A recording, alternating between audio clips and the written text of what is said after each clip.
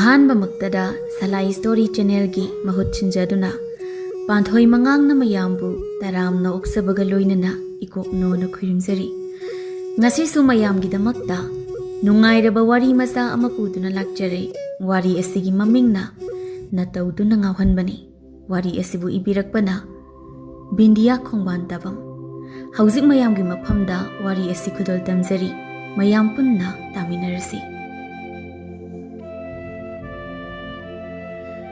ꯅꯣꯡꯅ ꯐꯨꯗꯤꯠ ꯐꯨꯕ ꯃꯈꯩ ꯇꯥꯔꯤꯕꯗꯨꯅ ꯆꯨꯡꯗ ꯉꯥꯟꯕ ꯏꯆꯣꯠ ꯆꯣꯠꯄ ꯃꯈꯩ ꯂꯨꯝꯊꯔꯕ ꯋꯥꯈꯜ ꯑꯗꯨꯒ ꯂꯣꯏꯅꯅ ꯇꯞꯂꯤ ꯇꯞꯂꯤ ꯂꯝꯕꯤ ꯃꯇꯥꯏ ꯑꯣꯏꯔꯞꯅ ꯆꯠꯂꯤ꯫ ꯉꯥꯏꯍꯥꯛꯀꯤ ꯃꯇꯨꯡ ꯅꯣꯡ ꯑꯗꯨꯁꯨ ꯈꯖꯤꯛ ꯇꯞꯊꯔꯛꯂꯤ꯫ ꯃꯥꯅ ꯑꯗꯨꯝꯅ ꯆꯠꯂꯤꯉꯩ ꯂꯥꯞꯇꯛꯅ ꯅꯨꯄꯤ ꯑꯅꯤꯈꯛ ꯂꯥꯛꯄꯗꯨ ꯎꯏ꯫ ꯎꯅ ꯎꯅ ꯅꯛꯁꯤꯜꯂꯛꯂꯤ ꯅꯨꯄꯤ ꯑꯅꯤꯗꯣ꯫ ꯉꯥꯟꯕ ꯅꯨꯄꯤ ꯑꯅꯤꯗꯨꯗ ꯍꯥꯏꯐꯦꯠꯇꯃꯛ ꯌꯦꯡꯉꯤ, ꯑꯗꯨꯒ ꯃꯥꯒꯤ ꯆꯠꯐꯝ ꯊꯣꯛꯄ ꯑꯗꯨꯝ ꯆꯠꯂꯤ꯫ ꯅꯨꯄꯤ ꯑꯅꯤꯗꯨꯁꯨ ꯉꯥꯟꯕꯒꯤ ꯃꯅꯥꯛ ꯈꯔ ꯆꯪꯁꯤꯟꯗꯨꯅ ꯍꯥꯏꯔꯛꯏ, ꯀꯩꯅꯣꯝꯇ ꯍꯪꯖꯒꯦ, ꯁ꯭ꯋꯥꯏꯗ ꯁꯅꯥ ꯁꯥꯐꯝ ꯑꯃ ꯂꯩꯕꯗꯣ ꯁꯤꯗꯒꯤ ꯀꯌꯥꯝ ꯋꯥꯠꯂꯤꯒꯦ?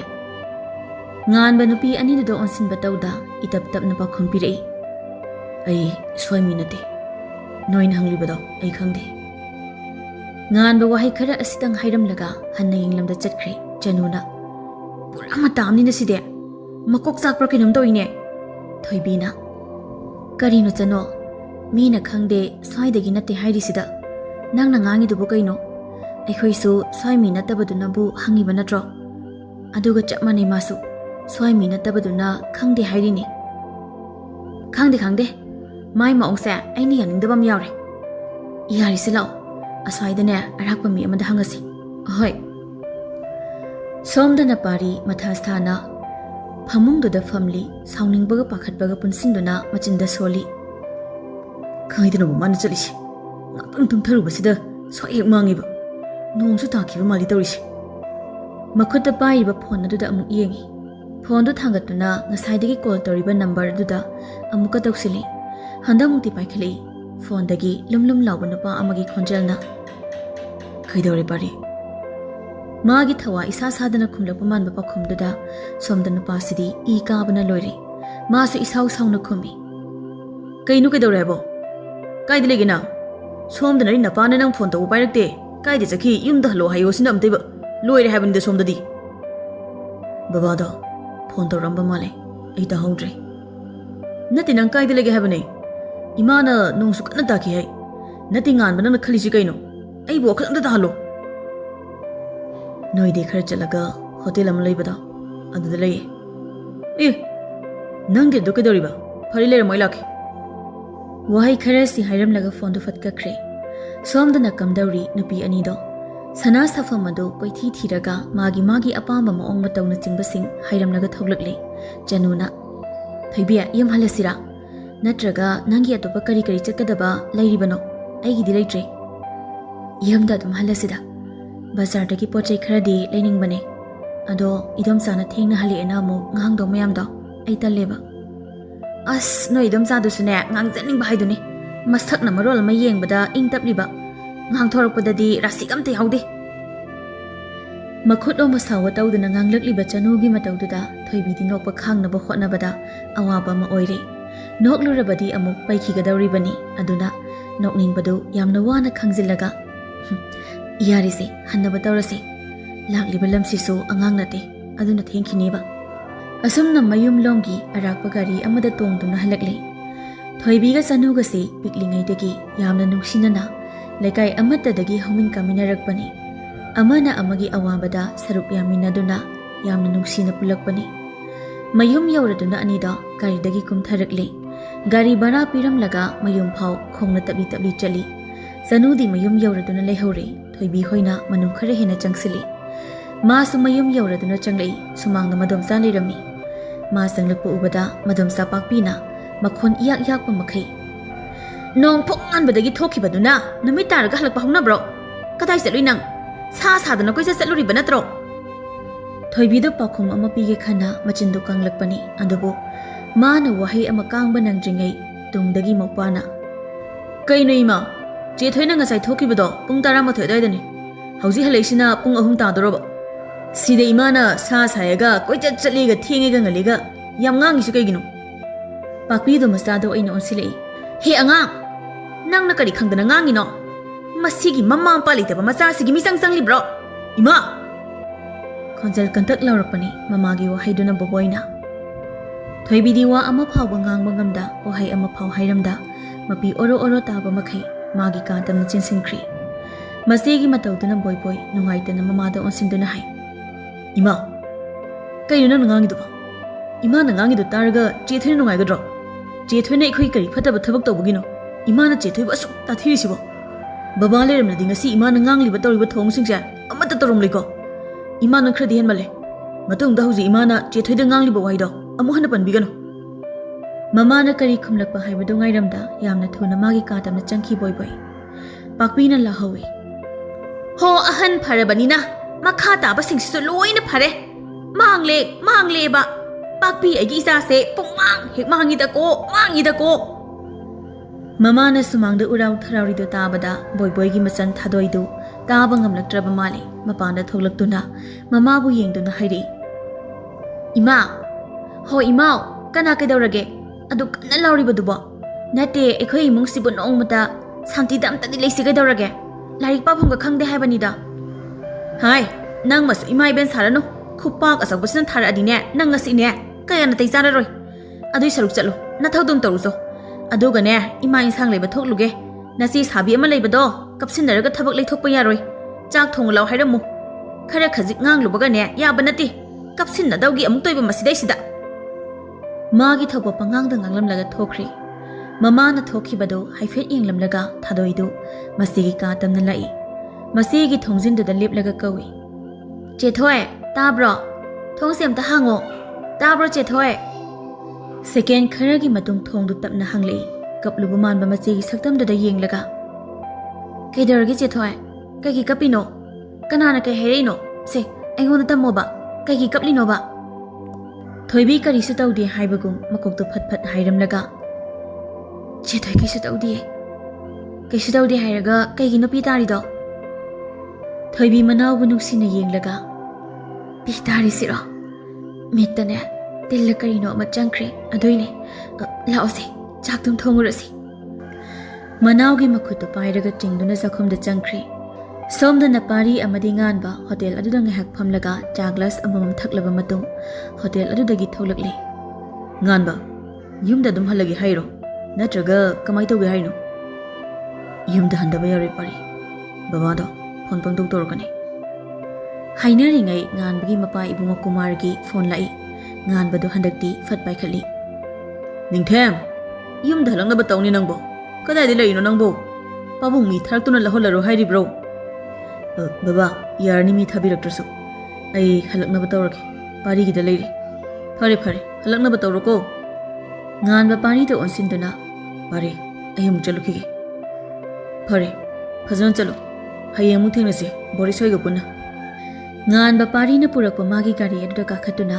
pari da haife englamlaga thaukhre gari ado marup na chatkhiba adu ngahak englamlaga pari mayum lamda halakle mayum gi geta boris leplami sangsinduna hai pari na ai mina engdi aduda kadoriba nate kari huran gi na mi ge sile pinoba chomali bungo nang chomali ko sel na thige pa aduda kari watna huran gi torinoba khumle I borisu nok tuna hey mayang chu hingon ba thiri bana saktu de hendokdana afabo khal amta su khanba ngamdrabani ne kari watna huran dorige nabo noi de lakpani ningthem su lai haiduda changgen tawda nang lakpo budu dangai ningthem di madugi mido mayumda laini khang thai ba paw masum taba faragam ta mayumda langjin ge tawni ne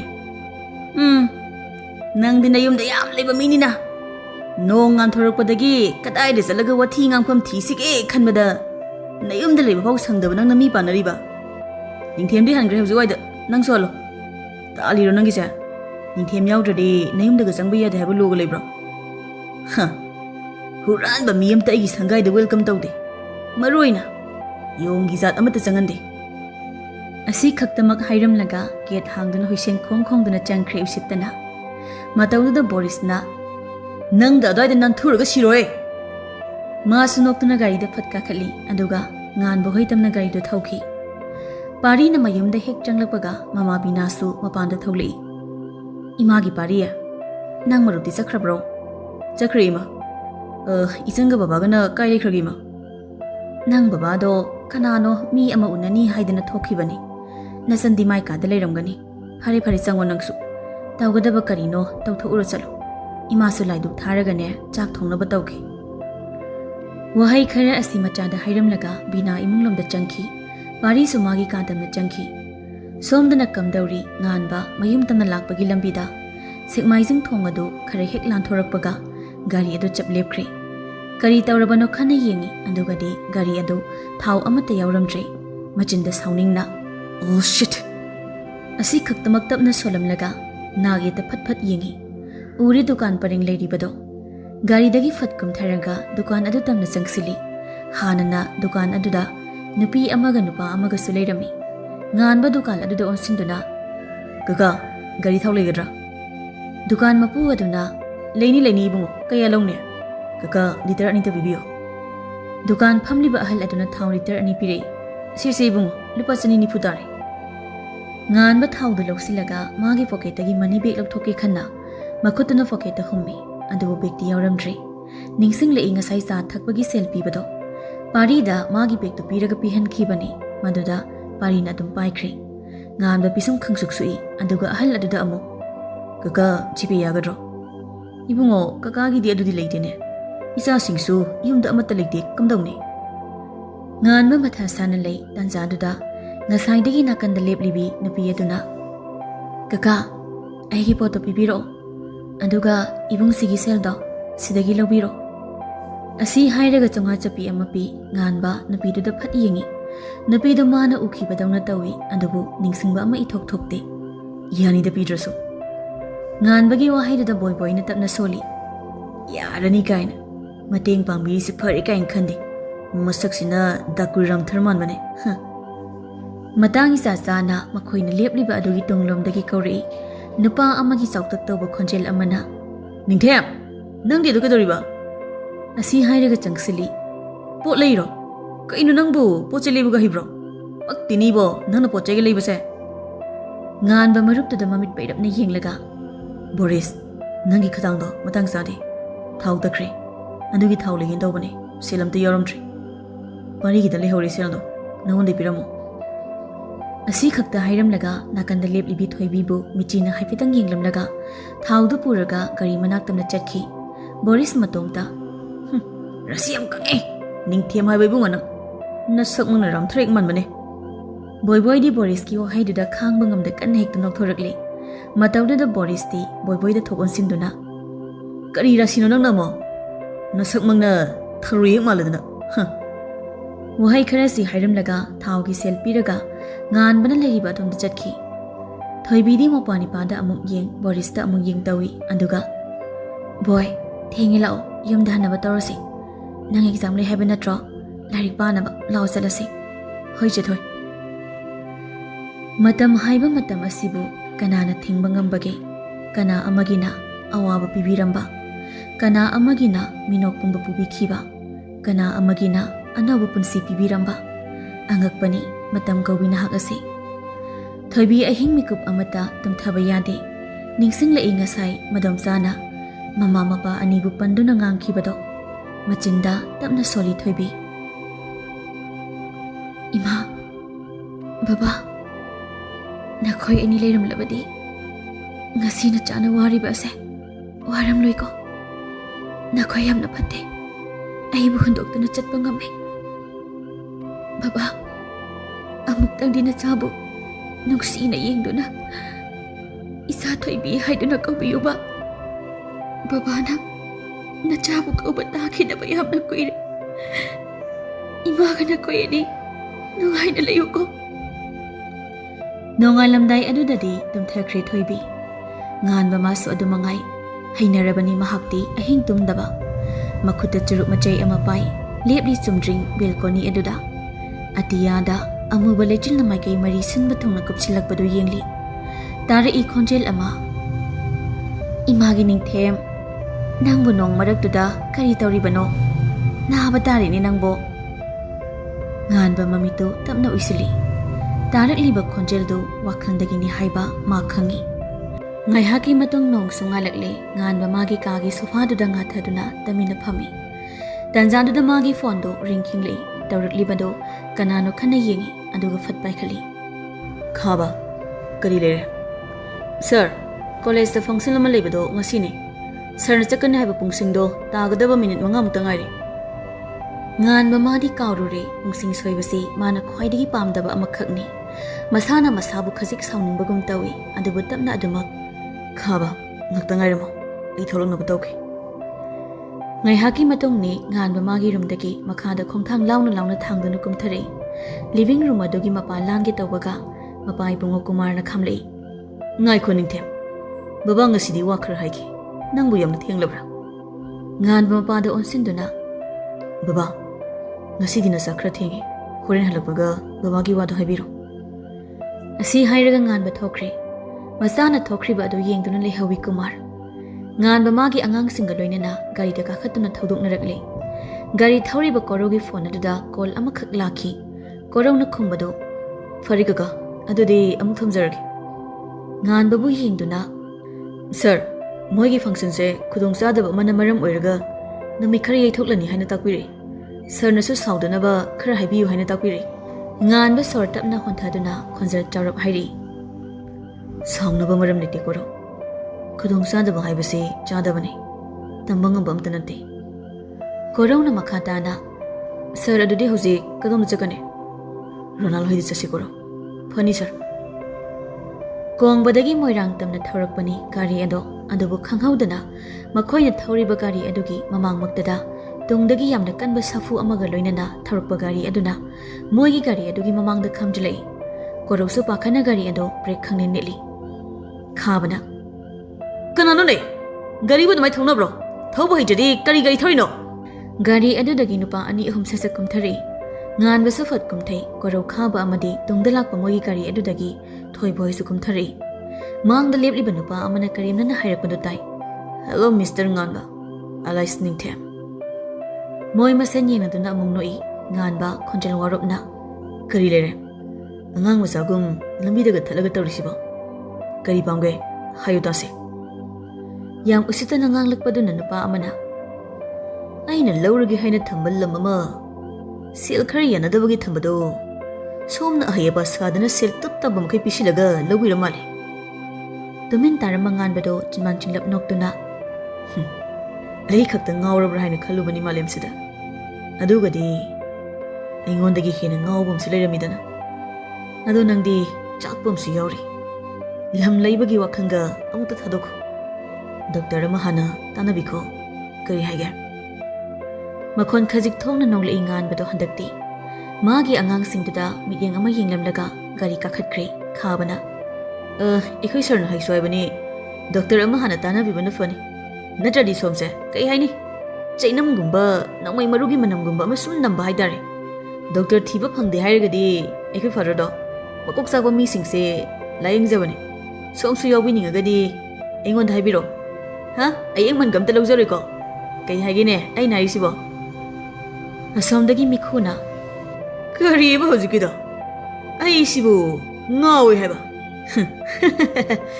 ꯍꯨꯏ ꯑꯁꯤꯒꯤ ꯁꯦꯕꯣꯛꯅꯤ ꯍꯥꯏꯕꯗ ꯃꯇꯤꯛ ꯆꯥꯏ ꯅꯈꯣꯏ ꯅꯨꯡꯕꯨ ꯅꯨꯡꯉꯥꯏꯔꯤꯅꯤ ꯃꯇꯥꯎ ꯃꯈꯣꯏꯒꯤ ꯋꯥꯔꯤꯁꯦ ꯃꯃꯥꯟꯅꯕꯁꯤꯡꯗꯨꯒ ꯑꯃꯨꯛ ꯄꯨꯟꯅ ꯅꯣꯛꯃꯤꯟꯅꯩ ꯊꯣꯏꯕꯅ ꯌꯥꯔꯦ ꯈꯔ ꯃꯥꯜꯂꯤꯉꯩꯗꯨꯗ ꯇꯣꯛꯍꯧꯕꯅ ꯐꯅꯤ ꯑꯗꯨꯒ ꯅꯣꯏꯒꯤ ꯂꯥꯏꯕꯛ ꯐꯕ ꯑꯃꯅ ꯁꯔ ꯅꯈꯣꯏꯗ ꯀꯔꯤꯁꯨ ꯇꯧꯔꯝꯗ꯭ꯔꯤꯁꯦ ꯅꯈꯣꯏꯒꯤ ꯂꯥꯏꯕꯛ ꯐꯕꯅꯤ ꯉꯁꯤꯒꯤ ꯑꯁꯨꯝꯅ ꯑꯃꯨꯛ ꯍꯟꯅ ꯇꯧꯒꯦ ꯈꯟꯗꯕꯅ ꯐꯩ ꯋꯥꯍꯩ ꯈꯔ ꯑꯁꯤ ꯍꯥꯏꯔꯝꯂꯒ ꯑꯍꯨꯝꯗꯨ ꯒꯥꯔꯤ ꯇꯝꯅ ꯆꯪꯁꯤꯜꯂꯤ ꯃꯤꯀꯨꯞ ꯐꯥꯗꯤ ꯒꯥꯔꯤꯁꯤꯡ ꯑꯗꯨ ꯊꯧꯗꯨꯅ ꯆꯠꯈ꯭ꯔꯦ ꯑꯍꯨꯝꯗꯨꯁꯨ ꯆꯠꯈꯤꯕꯁꯤꯡ ꯑꯗꯨꯕꯨ ꯃꯃꯤꯠ ꯈꯥꯅ ꯌꯦꯡꯗꯨꯅ ꯂꯦꯞꯍꯧꯏ ꯇꯥꯏꯕꯪꯒꯤ ꯑꯋꯥ ꯅꯨꯡꯉꯥꯏ ꯁꯔꯨꯛ ꯌꯥꯅꯕꯒꯤꯗꯃꯛ ꯀꯣꯔꯧ ꯏꯄꯥꯁꯨ ꯂꯦꯡꯊꯣꯔꯛꯂꯤ ꯊꯣꯏꯕꯤ ꯅꯣꯡꯉꯥꯜꯂꯝꯗꯥꯏꯗ ꯇꯨꯝꯊꯈꯤꯕꯅꯔ ꯊꯦꯡꯂꯐꯥꯎ ꯃꯤꯀꯞ ꯊꯣꯛꯂꯛꯇꯦ ꯊꯥꯗꯣꯏꯁꯨ ꯃꯁꯤ ꯑꯁꯤꯅ ꯍꯧꯒꯠꯂꯛꯇꯕꯅ ꯃꯁꯥ ꯉꯝꯗ꯭ꯔꯕ꯭ꯔꯥ ꯈꯟ ꯃꯁꯤꯒꯤ ꯀꯥꯗ ꯆꯪꯂꯝꯂꯕꯅꯤ ꯑꯗꯨꯕꯨ ꯀꯧꯕ ꯇꯥꯗꯕ ꯃꯈꯩ ꯅꯨꯡꯉꯥꯏꯅ ꯇꯨꯝꯕꯗꯨꯗ ꯍꯧꯗꯣꯛꯂꯝꯗ꯭ꯔꯦ ꯃꯃꯥ ꯏꯕꯦꯝꯃ ꯄꯥꯛꯄꯤꯁꯨ ꯉꯟꯅ ꯊꯕꯛ ꯑꯃ ꯂꯩ ꯍꯥꯏꯗꯨꯅ ꯊꯣꯛꯈꯤꯕꯅꯤ ꯄꯨꯡ 9 ꯇꯥꯔꯐꯥꯎ ꯃꯆꯦꯅ ꯍꯧꯒꯠꯂꯛꯇꯕꯗꯨꯗꯗꯤ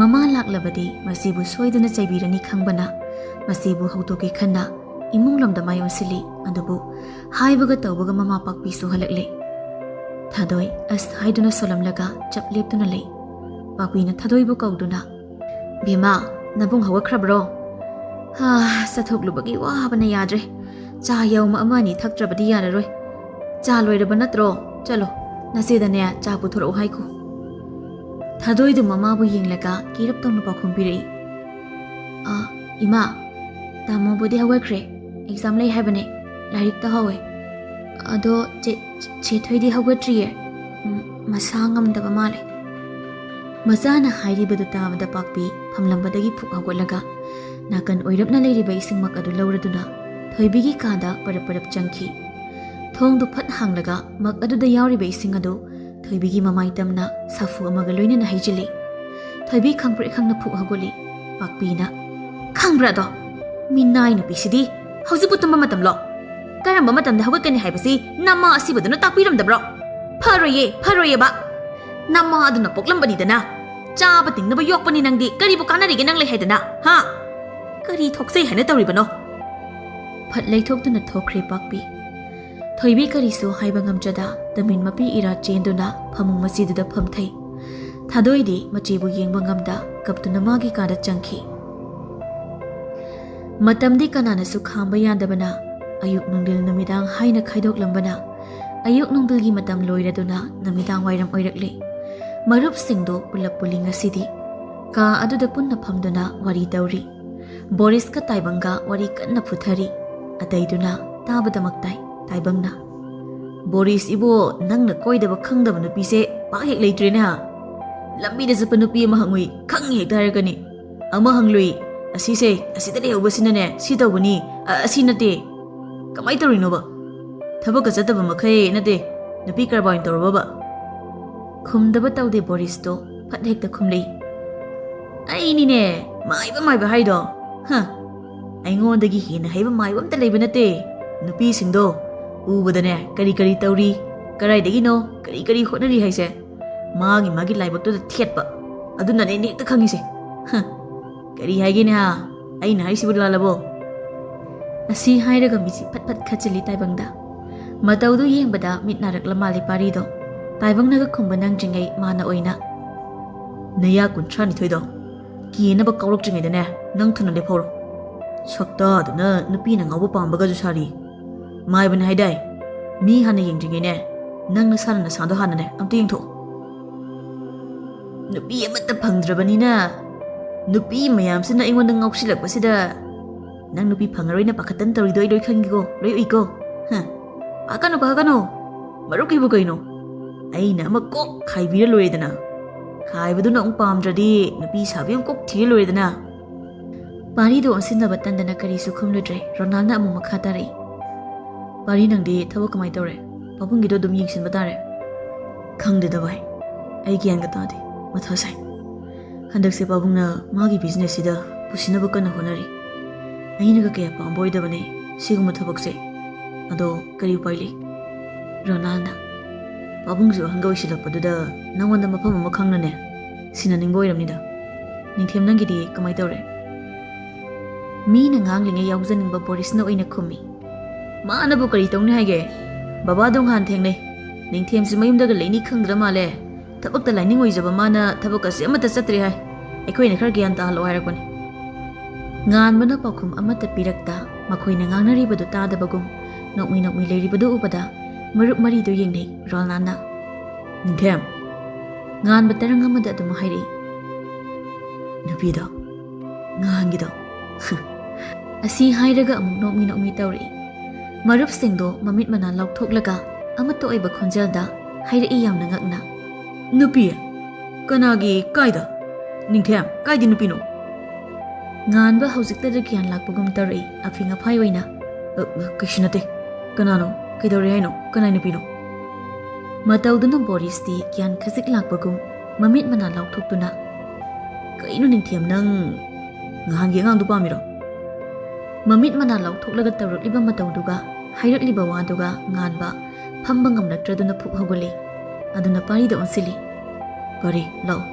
ꯑꯩ ꯅꯣꯏꯗ ꯆꯠꯀꯗꯕꯅꯤ ꯔꯣꯅꯥꯜꯗ ꯑꯃꯨꯛ ꯔꯣꯅꯥꯜ ꯑꯩ ꯊꯣꯛꯈꯤꯒꯦ ꯀꯣꯟꯅ ꯑꯃꯨꯛ ꯊꯦꯡꯅꯔꯁꯤ ꯄꯥꯔꯤꯗ ꯑꯃꯨꯛꯇꯪ ꯌꯦꯡꯂꯝꯂꯒ ꯇꯍꯥ ꯊꯣꯛꯈ꯭ꯔꯦ ꯄꯥꯔꯤꯁꯨ ꯒ꯭ꯌꯥꯟ ꯏꯉꯥꯎ ꯉꯥꯎꯅ ꯂꯩꯔꯤꯕꯁꯤꯡꯗꯨꯗ ꯆꯠꯂꯒꯦ ꯍꯥꯏꯔꯝꯂꯒ ꯃꯥꯁꯨ ꯇꯍꯥ ꯊꯣꯛꯂꯛꯏ ꯕꯣꯔꯤꯁꯁꯨ ꯏꯟꯅꯔꯛꯂꯤ ꯉꯥꯟꯕ ꯒꯥꯔꯤ ꯃꯅꯥꯛꯇ ꯂꯦꯞꯂꯤꯕ ꯃꯥꯒꯤ ꯑꯉꯥꯡꯁꯤꯡꯗꯨꯗ ꯌꯦꯡꯂꯒ ꯇꯞꯂꯞꯅ ꯍꯥꯏꯔꯝꯃꯤ ꯅꯌꯨꯝꯗ ꯍꯜꯂꯝꯃꯣ ꯕꯕꯥꯅ ꯍꯪꯉꯛꯑꯗꯤ ꯃꯥꯔꯤꯒꯤꯗ ꯂꯩꯍꯧꯋꯦ ꯍꯥꯏꯌꯣ ꯌꯥꯔꯦ ꯆꯠꯂꯣ ꯀꯣꯔꯧꯁꯨ ꯋꯥꯒ ꯉꯥꯡꯐꯝ ꯈꯪꯗ꯭ꯔꯗꯨꯅ ꯍꯣꯏꯇꯃꯛ ꯍꯥꯏꯔꯝꯂꯒ ꯒꯥꯔꯤꯗ ꯃꯊꯪ ꯃꯊꯪ ꯊꯧꯅꯈ꯭ꯔꯦ ꯅꯨꯃꯤꯗꯥꯡ ꯑꯗꯨ ꯉꯥꯟꯕ ꯃꯌꯨꯝꯗ ꯍꯜꯂꯨꯗ꯭ꯔꯦ ꯃꯄꯥꯅ ꯐꯣꯟ ꯇꯧꯔꯛꯂꯕꯁꯨ ꯄꯥꯔꯤꯗ ꯄꯥꯏꯍꯟꯗꯨꯅ ꯍꯌꯦꯡ ꯑꯣꯏꯅ ꯍꯜꯂꯛꯂꯅꯤ ꯍꯥꯏꯈ꯭ꯔꯦ ꯕꯣꯔꯤꯁꯁꯨ ꯃꯌꯨꯝꯗ ꯍꯜꯂꯨꯕ ꯇꯧꯗ꯭ꯔꯦ ꯅꯣꯡꯉꯥꯜꯂꯛꯄꯒ ꯊꯣꯏꯕꯤ ꯉꯟꯇꯥ ꯍꯧꯒꯠꯇꯨꯅ ꯏꯃꯨꯡꯒꯤ ꯇꯧꯒꯗꯕ ꯀꯔꯤ ꯀꯔꯤꯅꯣ ꯇꯧꯁꯤꯜꯂꯤ ꯂꯣꯏꯔꯗꯨꯅ ꯃꯅꯥꯎꯅꯨꯄꯤꯗ ꯊꯕꯛ ꯑꯃ ꯆꯠꯂꯨꯈꯤꯒꯦ ꯍꯥꯏꯔꯝꯂꯒ ꯊꯣꯏꯕꯤ ꯆꯅꯨ ꯑꯃꯗꯤ ꯃꯃꯥꯟꯅꯕꯤ ꯑꯅꯤ ꯑꯃꯒ ꯄꯨꯟꯅ ꯁꯅꯥ ꯁꯥꯔꯝꯕ ꯑꯗꯨ ꯂꯧꯅꯕꯒꯤ ꯂꯥꯛꯏ ꯂꯝꯕꯤꯗ ꯋꯥꯔꯤ ꯇꯧꯏ ꯍꯦꯂꯦꯅꯥꯅ ꯆꯅꯨ ꯁꯅꯥꯗꯨꯕꯨ ꯀꯃꯥꯏ ꯇꯧꯒꯦ ꯍꯥꯏꯗꯤ ꯌꯥꯝꯅ ꯊꯨꯏ ꯍꯥꯏꯕ ꯅꯣꯏꯕꯨ ꯉꯔꯥꯡ ꯅꯍꯥꯟꯗ ꯅꯠꯇ꯭ꯔꯣ ꯁꯥꯕꯅꯦ ꯍꯥꯏꯗꯅ ꯆꯠꯈꯤꯕꯗꯨꯕꯣ ꯁꯅꯥꯗꯤ ꯐꯖꯩꯗ ꯑꯗꯨꯝ ꯊꯣꯏꯕꯤꯒꯤꯅ ꯍꯦꯟꯅ ꯐꯖꯕꯅꯦ ꯀ꯭ꯔꯤꯄꯥꯅ ꯑꯃꯨꯛ ꯃꯈꯥ ꯇꯥꯔꯛꯏ ꯊꯣꯏꯕꯤꯒꯤꯕꯨ ꯐꯖꯗꯦ ꯍꯥꯏꯕ꯭ꯔꯣ ꯁꯛꯇ ꯌꯦꯡꯉꯦ ꯀꯔꯤ ꯋꯥꯠꯀꯦ ꯁꯕꯥꯟꯗ ꯌꯦꯡꯂꯦ ꯀꯔꯤꯕꯨ ꯋꯥꯠꯇꯅ ꯅꯠꯇ꯭ꯔꯅꯦ ꯍꯦꯂꯦꯟ ꯊꯣꯏꯕꯤꯗ ꯅꯣꯛꯄꯇ ꯃꯪꯅꯣꯛꯏ ꯈꯨꯝꯕꯗꯤ ꯈꯨꯝꯂꯛꯇ꯭ꯔꯦ ꯃꯐꯝꯗꯨ ꯌꯧꯔꯗꯨꯅ ꯒꯥꯔꯤꯗꯒꯤ ꯀꯨꯝꯊꯔꯛꯂꯦ ꯗꯨꯀꯥꯟ ꯑꯗꯨꯗ ꯆꯪꯁꯤꯟꯗꯨꯅ ꯁꯅꯥ ꯑꯗꯨ ꯂꯧꯔꯒ ꯑꯃꯨꯛ ꯊꯣꯛꯂꯛꯏ ꯈꯔ ꯆꯠꯂꯒ ꯂꯩꯔꯤꯕ ꯍꯣꯇꯦꯜ ꯑꯗꯨꯗ ꯑꯃꯨꯛ ꯆꯪꯉꯛꯏ ꯆꯅꯨꯅ ꯀꯔꯤ ꯆꯥꯁꯦ ꯍꯥꯏꯅꯣ ꯄꯨꯡꯁꯨ ꯐꯅ ꯉꯜꯂꯤ ꯀꯔꯤꯕꯨ ꯂꯩꯔꯝꯗꯣꯏꯅꯣ ꯊꯣꯏꯕꯤ ꯍꯣꯇꯦꯜ ꯐꯝꯂꯤꯕ ꯑꯍꯜ ꯑꯗꯨꯗ ꯑꯣꯟꯁꯤꯟꯗꯨꯅ ꯅꯦꯅꯦ ꯀꯔꯤ ꯀꯔꯤ ꯂꯩꯒꯦ ꯏꯕꯦꯝꯃ ꯆꯥ ꯀꯥꯡꯉꯧ ꯄꯔꯥꯊꯥ ꯂꯩ ꯑꯇꯩꯗꯤ ꯁꯦꯝꯗ꯭ꯔꯤꯅꯦ ꯍꯦꯂꯦꯅꯥꯅ ꯑꯣꯏꯅ ꯈꯨꯝꯃꯛꯏ ꯅꯦꯅꯦ ꯑꯌꯥꯎꯕꯈꯩꯗꯣ ꯈꯔ ꯈꯔ ꯄꯤꯕꯤꯔꯛꯑꯣ ꯄꯤꯔꯛꯑꯒꯦ ꯁꯤ ꯂꯧꯔꯣ ꯄꯤꯔꯛꯂꯤꯕ ꯆꯥꯅꯕ ꯑꯗꯨ ꯊꯣꯏꯕꯤꯅ ꯂꯧꯏ ꯑꯗꯨꯒ ꯇꯞꯂꯤ ꯇꯞꯂꯤ ꯆꯥꯕ ꯍꯧꯏ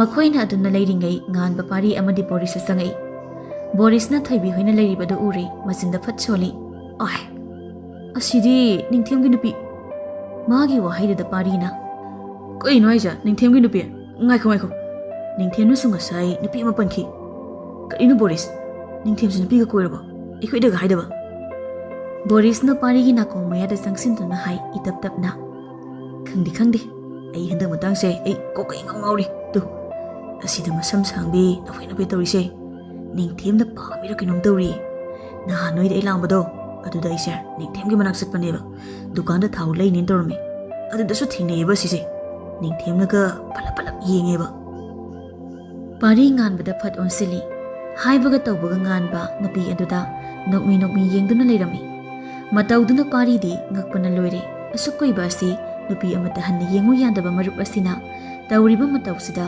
ꯃꯥꯀꯣꯛ ꯑꯃ ꯏꯉꯥꯎ ꯉꯥꯎꯔꯦ ꯅꯨꯄꯤ ꯃꯔꯤꯗꯨꯁꯨ ꯃꯈꯣꯏꯅ ꯆꯥꯕꯒꯤ ꯁꯦꯜꯗꯨ ꯄꯤꯔꯝꯂꯒ ꯊꯣꯛꯈ꯭ꯔꯤꯕ ꯅꯨꯄꯤ ꯑꯗꯨꯗ ꯃꯨꯟꯅ ꯌꯦꯡꯗꯨꯅ ꯂꯩꯍꯧꯏ ꯉꯥꯟꯕ ꯉꯥꯏꯍꯥꯛꯀꯤ ꯃꯇꯨꯡꯅꯤ ꯉꯥꯟꯕ ꯃꯌꯨꯝꯗ ꯍꯜꯂꯛꯂꯦ ꯃꯥꯒꯤ ꯀꯥ ꯇꯝꯅ ꯆꯪꯂꯛꯇꯨꯅ ꯐꯃꯨꯡꯗꯨꯗ ꯂꯣꯡꯅ ꯍꯤꯞꯊꯗꯨꯅ ꯃꯃꯤꯠꯇꯨ ꯇꯞꯅ ꯎꯏꯁꯤꯟꯗꯨꯅ ꯂꯩ ꯎꯔꯛꯏ ꯌꯥꯝꯅ ꯊꯥꯖꯗꯕ ꯁꯛꯇꯝ ꯑꯃ ꯊꯣꯏꯕꯤꯒꯤ ꯅꯣꯛꯃꯤ ꯇꯧꯕ ꯃꯥꯏꯊꯣꯡꯗꯨ ꯃꯥꯁꯨ ꯒ꯭ꯌꯥꯟ ꯏꯇꯥ ꯇꯥꯖꯗ ꯃꯉꯣꯟ ꯇꯧꯏ ꯊꯣꯏꯕꯤ ꯃꯥꯒꯤ ꯀꯥ ꯃꯆꯥ ꯑꯗꯨꯗ ꯊꯥꯔꯤꯕ ꯐꯃꯨꯡ ꯑꯗꯨꯗ ꯐꯝꯗꯨꯅ ꯐꯤ ꯂꯣꯏꯁꯤꯜꯂꯤꯉꯩ ꯃꯄꯥꯟꯗꯒꯤ ꯅꯨꯄꯥ ꯑꯃꯅ ꯀꯧꯔꯛꯄꯗꯨ ꯇꯥꯏ ꯏꯅꯦ ꯄꯥꯛꯄꯤ ꯑꯩ ꯂꯥꯛꯑꯦ ꯏꯅꯦ ꯑꯩꯅꯦ ꯃꯤꯈꯨꯅꯦ ꯊꯣꯏꯕꯤ ꯃꯥꯒꯤ ꯀꯥꯗꯒꯤ ꯊꯣꯛꯂꯛꯏ ꯑꯗꯨꯒ ꯅꯨꯄꯥꯁꯤꯡ ꯑꯗꯨꯗ ꯌꯦꯡꯗꯨꯅ ꯏꯗꯣꯝꯆꯥꯗꯤ ꯂꯩꯇꯦ ꯗꯨꯀꯥꯟꯗ ꯂꯩꯈꯤ ꯀꯔꯤ ꯍꯥꯏꯕꯤꯒꯗꯕꯅꯣ ꯑꯩꯉꯣꯟꯗ ꯑꯗꯨꯝ ꯍꯥꯏꯕꯤꯔꯝꯃꯣ ꯏꯗꯣꯝꯆꯥ ꯍꯜꯂꯛꯂꯒ ꯑꯩ ꯇꯝꯖꯒꯦ ꯃꯤꯈꯨ ꯃꯃꯤꯠ ꯀꯨꯞꯅꯤ ꯈꯪꯗ ꯊꯣꯏꯕꯤꯕꯨ ꯃꯨꯟꯅ ꯌꯦꯡꯗꯨꯅ ꯂꯩ ꯃꯇꯧꯗꯨ ꯍꯩꯅꯔꯛꯇ꯭ꯔꯗꯨꯅ ꯊꯣꯏꯕꯤ ꯏꯃꯨꯡꯂꯣꯝꯗ ꯆꯪꯒꯦ ꯍꯣꯠꯅꯩ ꯑꯗꯨꯕꯨ ꯃꯤꯈꯨꯅ ꯈꯨꯗꯥꯡ ꯑꯗꯨ ꯇꯥꯞ ꯐꯥꯗꯨꯅ ꯉꯥꯏꯈꯣꯅꯦ ꯀꯩꯒꯤꯅꯣ ꯇꯍꯥ ꯆꯪꯒꯦ ꯍꯣꯠꯅꯔꯤꯗꯦ ꯃꯤꯡꯗꯣ ꯑꯝꯇ ꯍꯥꯏꯕꯤꯔꯝꯃꯣ ꯊꯣꯏꯕꯤ ꯈꯨꯗꯥꯡ ꯐꯥꯔꯛꯄꯗꯨꯗ ꯁꯥꯎꯅꯤꯡꯂꯗꯨꯅ ꯃꯤꯈꯨꯒꯤ ꯃꯃꯥꯏꯗ ꯈꯨꯄꯥꯛ ꯑꯗꯨꯅ ꯁꯥꯐꯨ ꯀꯟꯅ ꯊꯥꯖꯤꯜꯂꯤ ꯏꯃꯨꯡꯗꯒꯤ ꯊꯣꯛꯂꯛꯄ ꯕꯣꯏꯕꯣꯏꯅꯁꯨ ꯇꯧꯔꯤꯕꯁꯤꯡꯗꯨ ꯎꯍꯧꯔꯗꯨꯅ ꯃꯤꯈꯨꯒꯤ ꯅꯥꯛꯇ ꯆꯪꯁꯤꯜꯂꯤ ꯍꯣꯏ ꯀꯩꯅꯣ ꯀꯅꯥꯅꯣ ꯀꯩꯗꯧ ꯂꯥꯛꯏꯅꯣ ꯃꯤꯒꯤ ꯌꯨꯝꯗ ꯍꯦꯛꯇ ꯆꯪꯉꯛꯑꯒ ꯇꯧꯔꯤꯗꯨꯕꯨ ꯌꯥꯝ ꯊꯨꯅ ꯊꯣꯛꯈ꯭ꯔ ꯆꯠꯂꯣ ꯃꯤꯈꯨꯒ ꯂꯥꯛꯃꯤꯟꯅꯕ ꯅꯨꯄꯥ ꯑꯅꯤꯗꯨ ꯋꯥ ꯉꯥꯡꯒꯦ ꯍꯦꯛ ꯇꯧꯕꯒ ꯃꯤꯈꯨꯅ ꯉꯥꯡꯉꯛꯀꯅꯨ ꯍꯥꯏꯅ ꯏꯪꯒꯤꯠ ꯑꯃ ꯇꯧꯏ ꯑꯗꯨꯒ ꯊꯣꯏꯕꯤꯗ ꯑꯃꯨꯛꯇꯪ ꯃꯔꯧ ꯂꯩꯅ ꯌꯦꯡꯂꯝꯂꯒ ꯆꯠꯈ꯭ꯔꯦ ꯃꯇꯥꯡꯗꯨꯗ ꯄꯥꯛꯄꯤꯁꯨ ꯆꯪꯉꯛꯄꯒ ꯃꯄꯥ ꯆꯥꯏ ꯃꯤꯈꯨ ꯄꯥꯛꯄꯤꯅ ꯀꯧꯕꯗꯨ ꯇꯥꯔꯕꯁꯨ ꯇꯥꯁꯤꯟꯅꯗꯅ ꯍꯟꯅ ꯌꯦꯡꯂꯝꯗ ꯊꯣꯛꯈ꯭ꯔꯦ ꯑꯁꯨꯝ ꯑꯔꯥꯟ ꯀꯔꯤꯁꯨ ꯊꯤꯗꯅ ꯊꯣꯏꯕꯤꯒꯤ ナꯛꯇ ꯆꯪꯁꯤꯟꯗꯨꯅ ꯈꯨꯄꯥꯛꯅ ꯑꯣꯟꯗꯨꯅ ꯊꯥꯖꯤꯜꯂꯤ ꯑꯗꯨꯒ ꯃꯊꯧ ꯃꯔꯝ ꯈꯪꯗꯕꯤ ꯅꯪꯒꯨꯝꯕꯅ ꯈꯨꯄꯥꯛꯅ ꯊꯥꯕ ꯌꯥꯕ ꯃꯤꯔꯣꯁꯦ ꯍꯥ ꯂꯝꯖꯥ ꯁꯔꯥ ꯃꯆꯥꯅꯤ ꯍꯥꯏꯕꯁꯤ ꯑꯇꯥ ꯑꯐꯣꯛꯅꯔꯤꯅꯤ ꯅꯪ ꯏꯗꯣꯝꯆꯥ ꯑꯩꯅ ꯂꯥꯟꯕ ꯅꯠꯇꯦ ꯃꯣꯏꯅ ꯋꯥ ꯃꯈꯥ ꯇꯥꯕ ꯅꯪꯗꯦ ꯑꯃꯨꯛꯀꯁꯨ ꯈꯨꯄꯥꯛꯇꯨꯅ ꯊꯥꯖꯤꯟꯗꯨꯅ ꯃꯤꯅꯥꯏ ꯅꯨꯄꯤꯁꯤꯗꯤ ꯑꯩꯒꯤ ꯁꯤꯟꯊꯛꯇꯒꯁꯨ ꯈꯨꯝꯕ ꯁꯥꯔꯗꯅ ꯑꯁꯤ ꯍꯥꯏꯔꯒ ꯑꯃꯨꯛꯀ ꯊꯥꯒꯦ ꯇꯧꯕꯅꯤ ꯑꯗꯨꯕꯨ ꯕꯣꯏꯕꯣꯏꯅ ꯃꯃꯥꯒꯤ ꯃꯈꯨꯠꯇꯨ ꯐꯥꯈ꯭ꯔꯦ ꯌꯥꯔꯦ ꯏꯃꯥ ꯑꯁꯨꯝ ꯃꯔꯥꯡ ꯀꯩꯅ ꯊꯤꯗꯅꯅꯦ ꯏꯃꯥꯒꯤ ꯍꯧꯅꯕꯤ ꯊꯕꯛ ꯇꯧꯕꯗꯣ ꯂꯦꯞꯄꯤꯌꯨ Mathong maram khangdana Chethoida imana som tainarisi kaigino. Nupasingduna Chethoida kari tawrami haibase imana uhobro. Matungdi sumai tawbigano. Masana nganglibado karisu lawsindi pakpi. Thoibibu amuktang yenglamnaga changkri. Thoibi su magi kada changi makhon thona kapsaba sungamda makhunna machin khumduna khangli. Ngaihak leiraga mamai mami taithokduna chakhumda changki. Ngasi hayeng hangsit haiduna mathang leirambana namit manga tara hokre. Ngan magi satkadaba thabaksing chatluraba matong pariga punna taibangi manakta lai. Pari pocket yariyok phone do lawthoklaga taibangda call tawi. Ring hak chatlaba matong phone do paikhalei. Phone dagi taibangna. Pari no yorabo. Yore ne ado karino laktaba kuibera kaino lambi singaw ngawre. Kai wai leino. Thong lerega nakanda lambi paring ama leibado aduda leire. Oh adumai haibuduna. Hausina ne lei haiba lambi do aduda chumtring lao. Aduga dukan ani thangna leiramni. Adugi mathangdane aikoi yum leire. Yare laagi leiram. Lambi du pikpana gari adu thousand ba yadraduna lambi matai oirapna khamduna thanamle aduga khongna oina lai.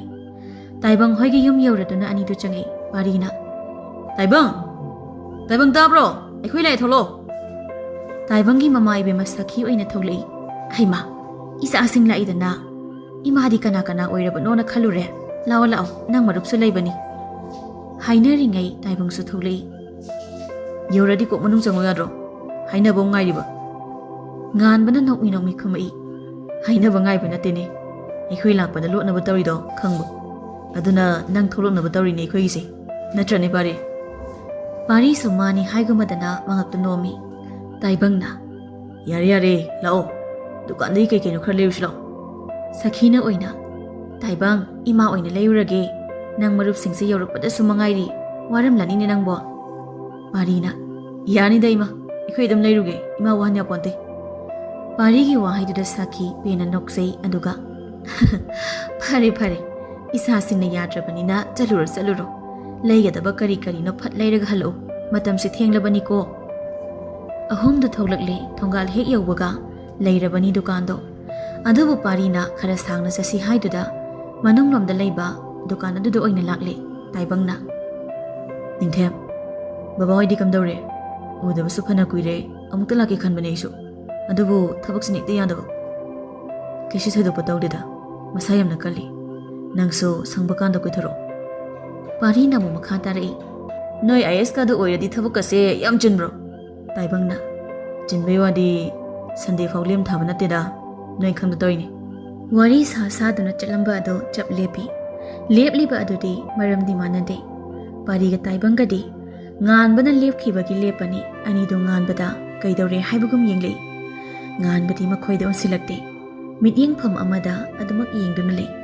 Mana yengliba adugi maikai duda yenglakpani ani dusu. Ure. Thoibiga chanuga nok tuna lambi da laklibado. Pari taibangi na kongmaya da sangsinduna hai. Karino singangsina ikhoina sabu khuting adum leiramsibo. Taibang asina pisini ningthiamna amomo gen ngaugi yengsi. Taibang pari gi wadu da ingangakna. Kariba ningthiamna bu nupi yengba ba. Karambano thoibiro chanuro. Kaino nangna moigi mingse kamaina mung khangiba. Ha boris tadi hairiye. IS oyu hairaga nupi karbain torbo nangso. Karina noibo lekai jan singne. Asigi masam khara hena sangbisina ne thoibi amasina chanu ningthiamna tawrisina karambano. Oh noi saidi oira samsang bisa asini mana ngauriji. Somdana thoibi amadi chanu wari tawduna chatlingai tongdagi angang khara chenduna lakpaduna grong hek thingsilei. Hanna yinglamda chenkhre angang singdo. Thoibi tugi taramba masado kanagumba amana phakre. Thoibi kanano khanna mukoktuno khatuna yenglakpani. Hanadagi nganbana mangonda yengduna leirambana anido michanei. Taunariba matawduna marupsing adudi tawhom khangda chap leptuna le. Chanuna khon yak pa makhai. Yare khara yengnaradi thadoknaro. Aikoi yengba ngamdre. Wahaiduda anido ikhang-khangna phat handokne. Thoibi ikaibana chatpa sungamde leithaba sungamda mamai ingangang sinduna makok non thaduna tumile. Nganba madi karisu tawkitabagum nokmi lepli. Matawduda parina nganbagi mana khara naksinduna yarakta ngangladuna hai. Ningthiam haibu rasikang. Kaino iduba. Mi angangsi ikaire. No idu thuna lepo. Nganba nokmi tarambadu chap lepi. Taibangna nupi ani do onsinduna. Chano, Thoibi, no any di kind is a lugano. Ta Taibang, imanabi ama laktauba. Adugi lambida ngairugina tholopane. Oh, Fari Saluro. Thoibi say, I know a woman bolakadore. Wahai the Thoibi Kaimandana, Janogi Makudo Chinglaga, Paraparap Chatkri. Mataudu Nganba Mangondadi, Haifam Kang the Ihul Ama Power Pugum Tauri. He and a Charang Hanbugum Tokri. Taibang, Ngan Bada Yengduna. Ningtem, the same Nang Thoibi Sinushirabo. Nang Nabupami Hardy, a hit the Hinagini. Bye, Nushire. Mase, the same in Nushire. Isa the Power River, Haifam Kang the Ihul say. Nukshiba Haibado, Oibatai. Pari di Hairakani Haiba Sungta Tazadaba, Maruki wa Haida on talk to the Nokpa Kankri. Taibangna, Yarisi, a Hainabiraki. I don't hike. Yarak Drabaso, Mani and Abai Honaki. Yari Lao, Zakla, Bania Drabane. Aine, Noigi Kari, Nukshiba Nushida, I came Kangde, Laose, Lawani. Parina Hairakbani. Somtana Sanuna, Irang Pubawangang Amada, Thoibibo Yengduna. Thoibia. Da Taibangi Marup Ama, Nanga Husimi Bada. Nangonda, Kinong Kanmale. Haidi, Magimi Yeng the Yadiba. Nusiga Haira Adi, Toya Toxico. Masak Haira, Nupama Napaze. As, Jano. No, I kid it. Something I want to see the consider. Karan Yamangano. Karangiwana te, Jumbuzumdra. No pet, Nangonda got them Yang a lady, no hodra. Yari Minamba, do, the hidden guy lady. As is how a rabbit and Imana Langam do say, Law, the parapropsasi. As he Hairaga Anido, Lambilan Toklaga Somnakanda, Moibu Young Duna Libi, Helen Gimanata Sangsili. Manang Hekyobaga, Lactar e hecta. See Robono Enya. I like a ninga Mohabana Traba. Kayam Quidena, no any I say. Yum Kang the night of the Zankan have a sunate. Nasiko, sounding at the name the one kiniko. Toibina. Sauranese, Yada Darini, Laosangase. Januna. Karigi Yadabano, Heleni Bima, what am lay? Kayway Nazano. Januna Toibida, Falafalap Yingduna, not me. Oh, ne, I could Toibi say. Mean a hooky dore, queeroi, mean a hooby cranny, Nang Ainagane, Cambiaroi. Helen Ingangna Toibida Yingi. Kaino Toibia, Nangi boyfriend Galibra. Kaino Kaidi no bak, Kayam Quiraba. I could get them to hide in Nangdia. Is Lona, Yam Dormizan in Nangdia. Toibi, Jano the Mamit Payzani Yinglaga. Kaidi boyfriend, Januna Karangangaga, Nana Tazariba. Helen, Karanatiko, Ain Haido, Mani Kai Baini, Hoi, Nababudi Koijiba, Quirani. Yarisila Salasi. Helen, Nang Sanu Hoido in a lero. I could labada, Yabadi Yaba. Ada, Janu Hagidi, Misuyam the Banina, Moido in a lero. Hoi Haidana Marido, Lambi Lantoki Hecto Baga, Dumdagi Mikuna. Oi, Sayanbi, Amtangaiko. Napi ahum the sub lip like on Tori. Lip lam liba misak to uba that Hoibidi, Hinadaduna, Mamai Tokri. Januni Hecta Ikakak Nakumi. Ganano, Karibam ge, Hayutasi. Mikuga lak minaba apuina. Wanda Sidi one tongue how kidda. Ado, Nasati Yaine. A Koibu Kamlis Adu Haina bra. Matam say, Yam Chocolabani. The Pilak Naba Butchanari bra. Mikuna. Yare Shakti Binupi. Aduk Nasin Kanmanambu, Kanana Konge. As he hired a no pet tawi, Aduga Toibi the young lady. Yang Makatari. Aidi, I wish again Bibu Company. Not Ranis again be. Kari Habiga Dabano. Idom Saga Unaga the boy Ragadi. Yum do in a sapio. Nangu Neradi, no, you don't Saga Undress Yarida. Nangi Mindubu. The Milaram by Helena Pat Hari. Ha! How's it, Madame Sibo? No be the flat over Janariba. Sakut the Sing City. Jano, Tibia, just allow. Jet Bahoki no be a hondo. Nganglam libo haising do tabada, Mikudi, Sawana Mamit Mana Ingangangli. That creepy Toibi Muna Yingduna. Shita. Apui, Lao. Nasi de Shikanon Fiber, Takotari. Jet Baho Kraban no piecing do Dana Kimiku. Apui Wakanda Kalawi. No pin in a hing jabi after a human piece you palm the Nagasutauri. Sakta, Siga, Mamma Sakta bra, Natraga Maruko, Tarak Bram, running a sick. Khana khana masu mikhugi tung inakre. Mangda chaliba nupi singdudagi henkatlaga mamangda chap lipsili aduga. Nangi mingdo hairamo. Natari chappi yaroi. Handamukti sauri ithoibido. Karina songna pambirise. Migi likaisda laaga adu lemjadaba. Ikaiba karino khangdaba mikhudi adumu makhatari. Pakhang amana leisabi amada minghangba mafam matam haiba amamuk leibro. Leiragasu madu aingodadi chanade. Karisu khumlamda chatke tawi thoibido. Mikhuna magi khudang adu taphai aduga. Ming hairamdadi chatpa yaroi. Kaino thado. Ai chatke. Nanguma mathomaram khangdaba mi amada aigi mi hekta haigadaba nate. Makhutu mu oga nanthokna bokhone adubu ngamde.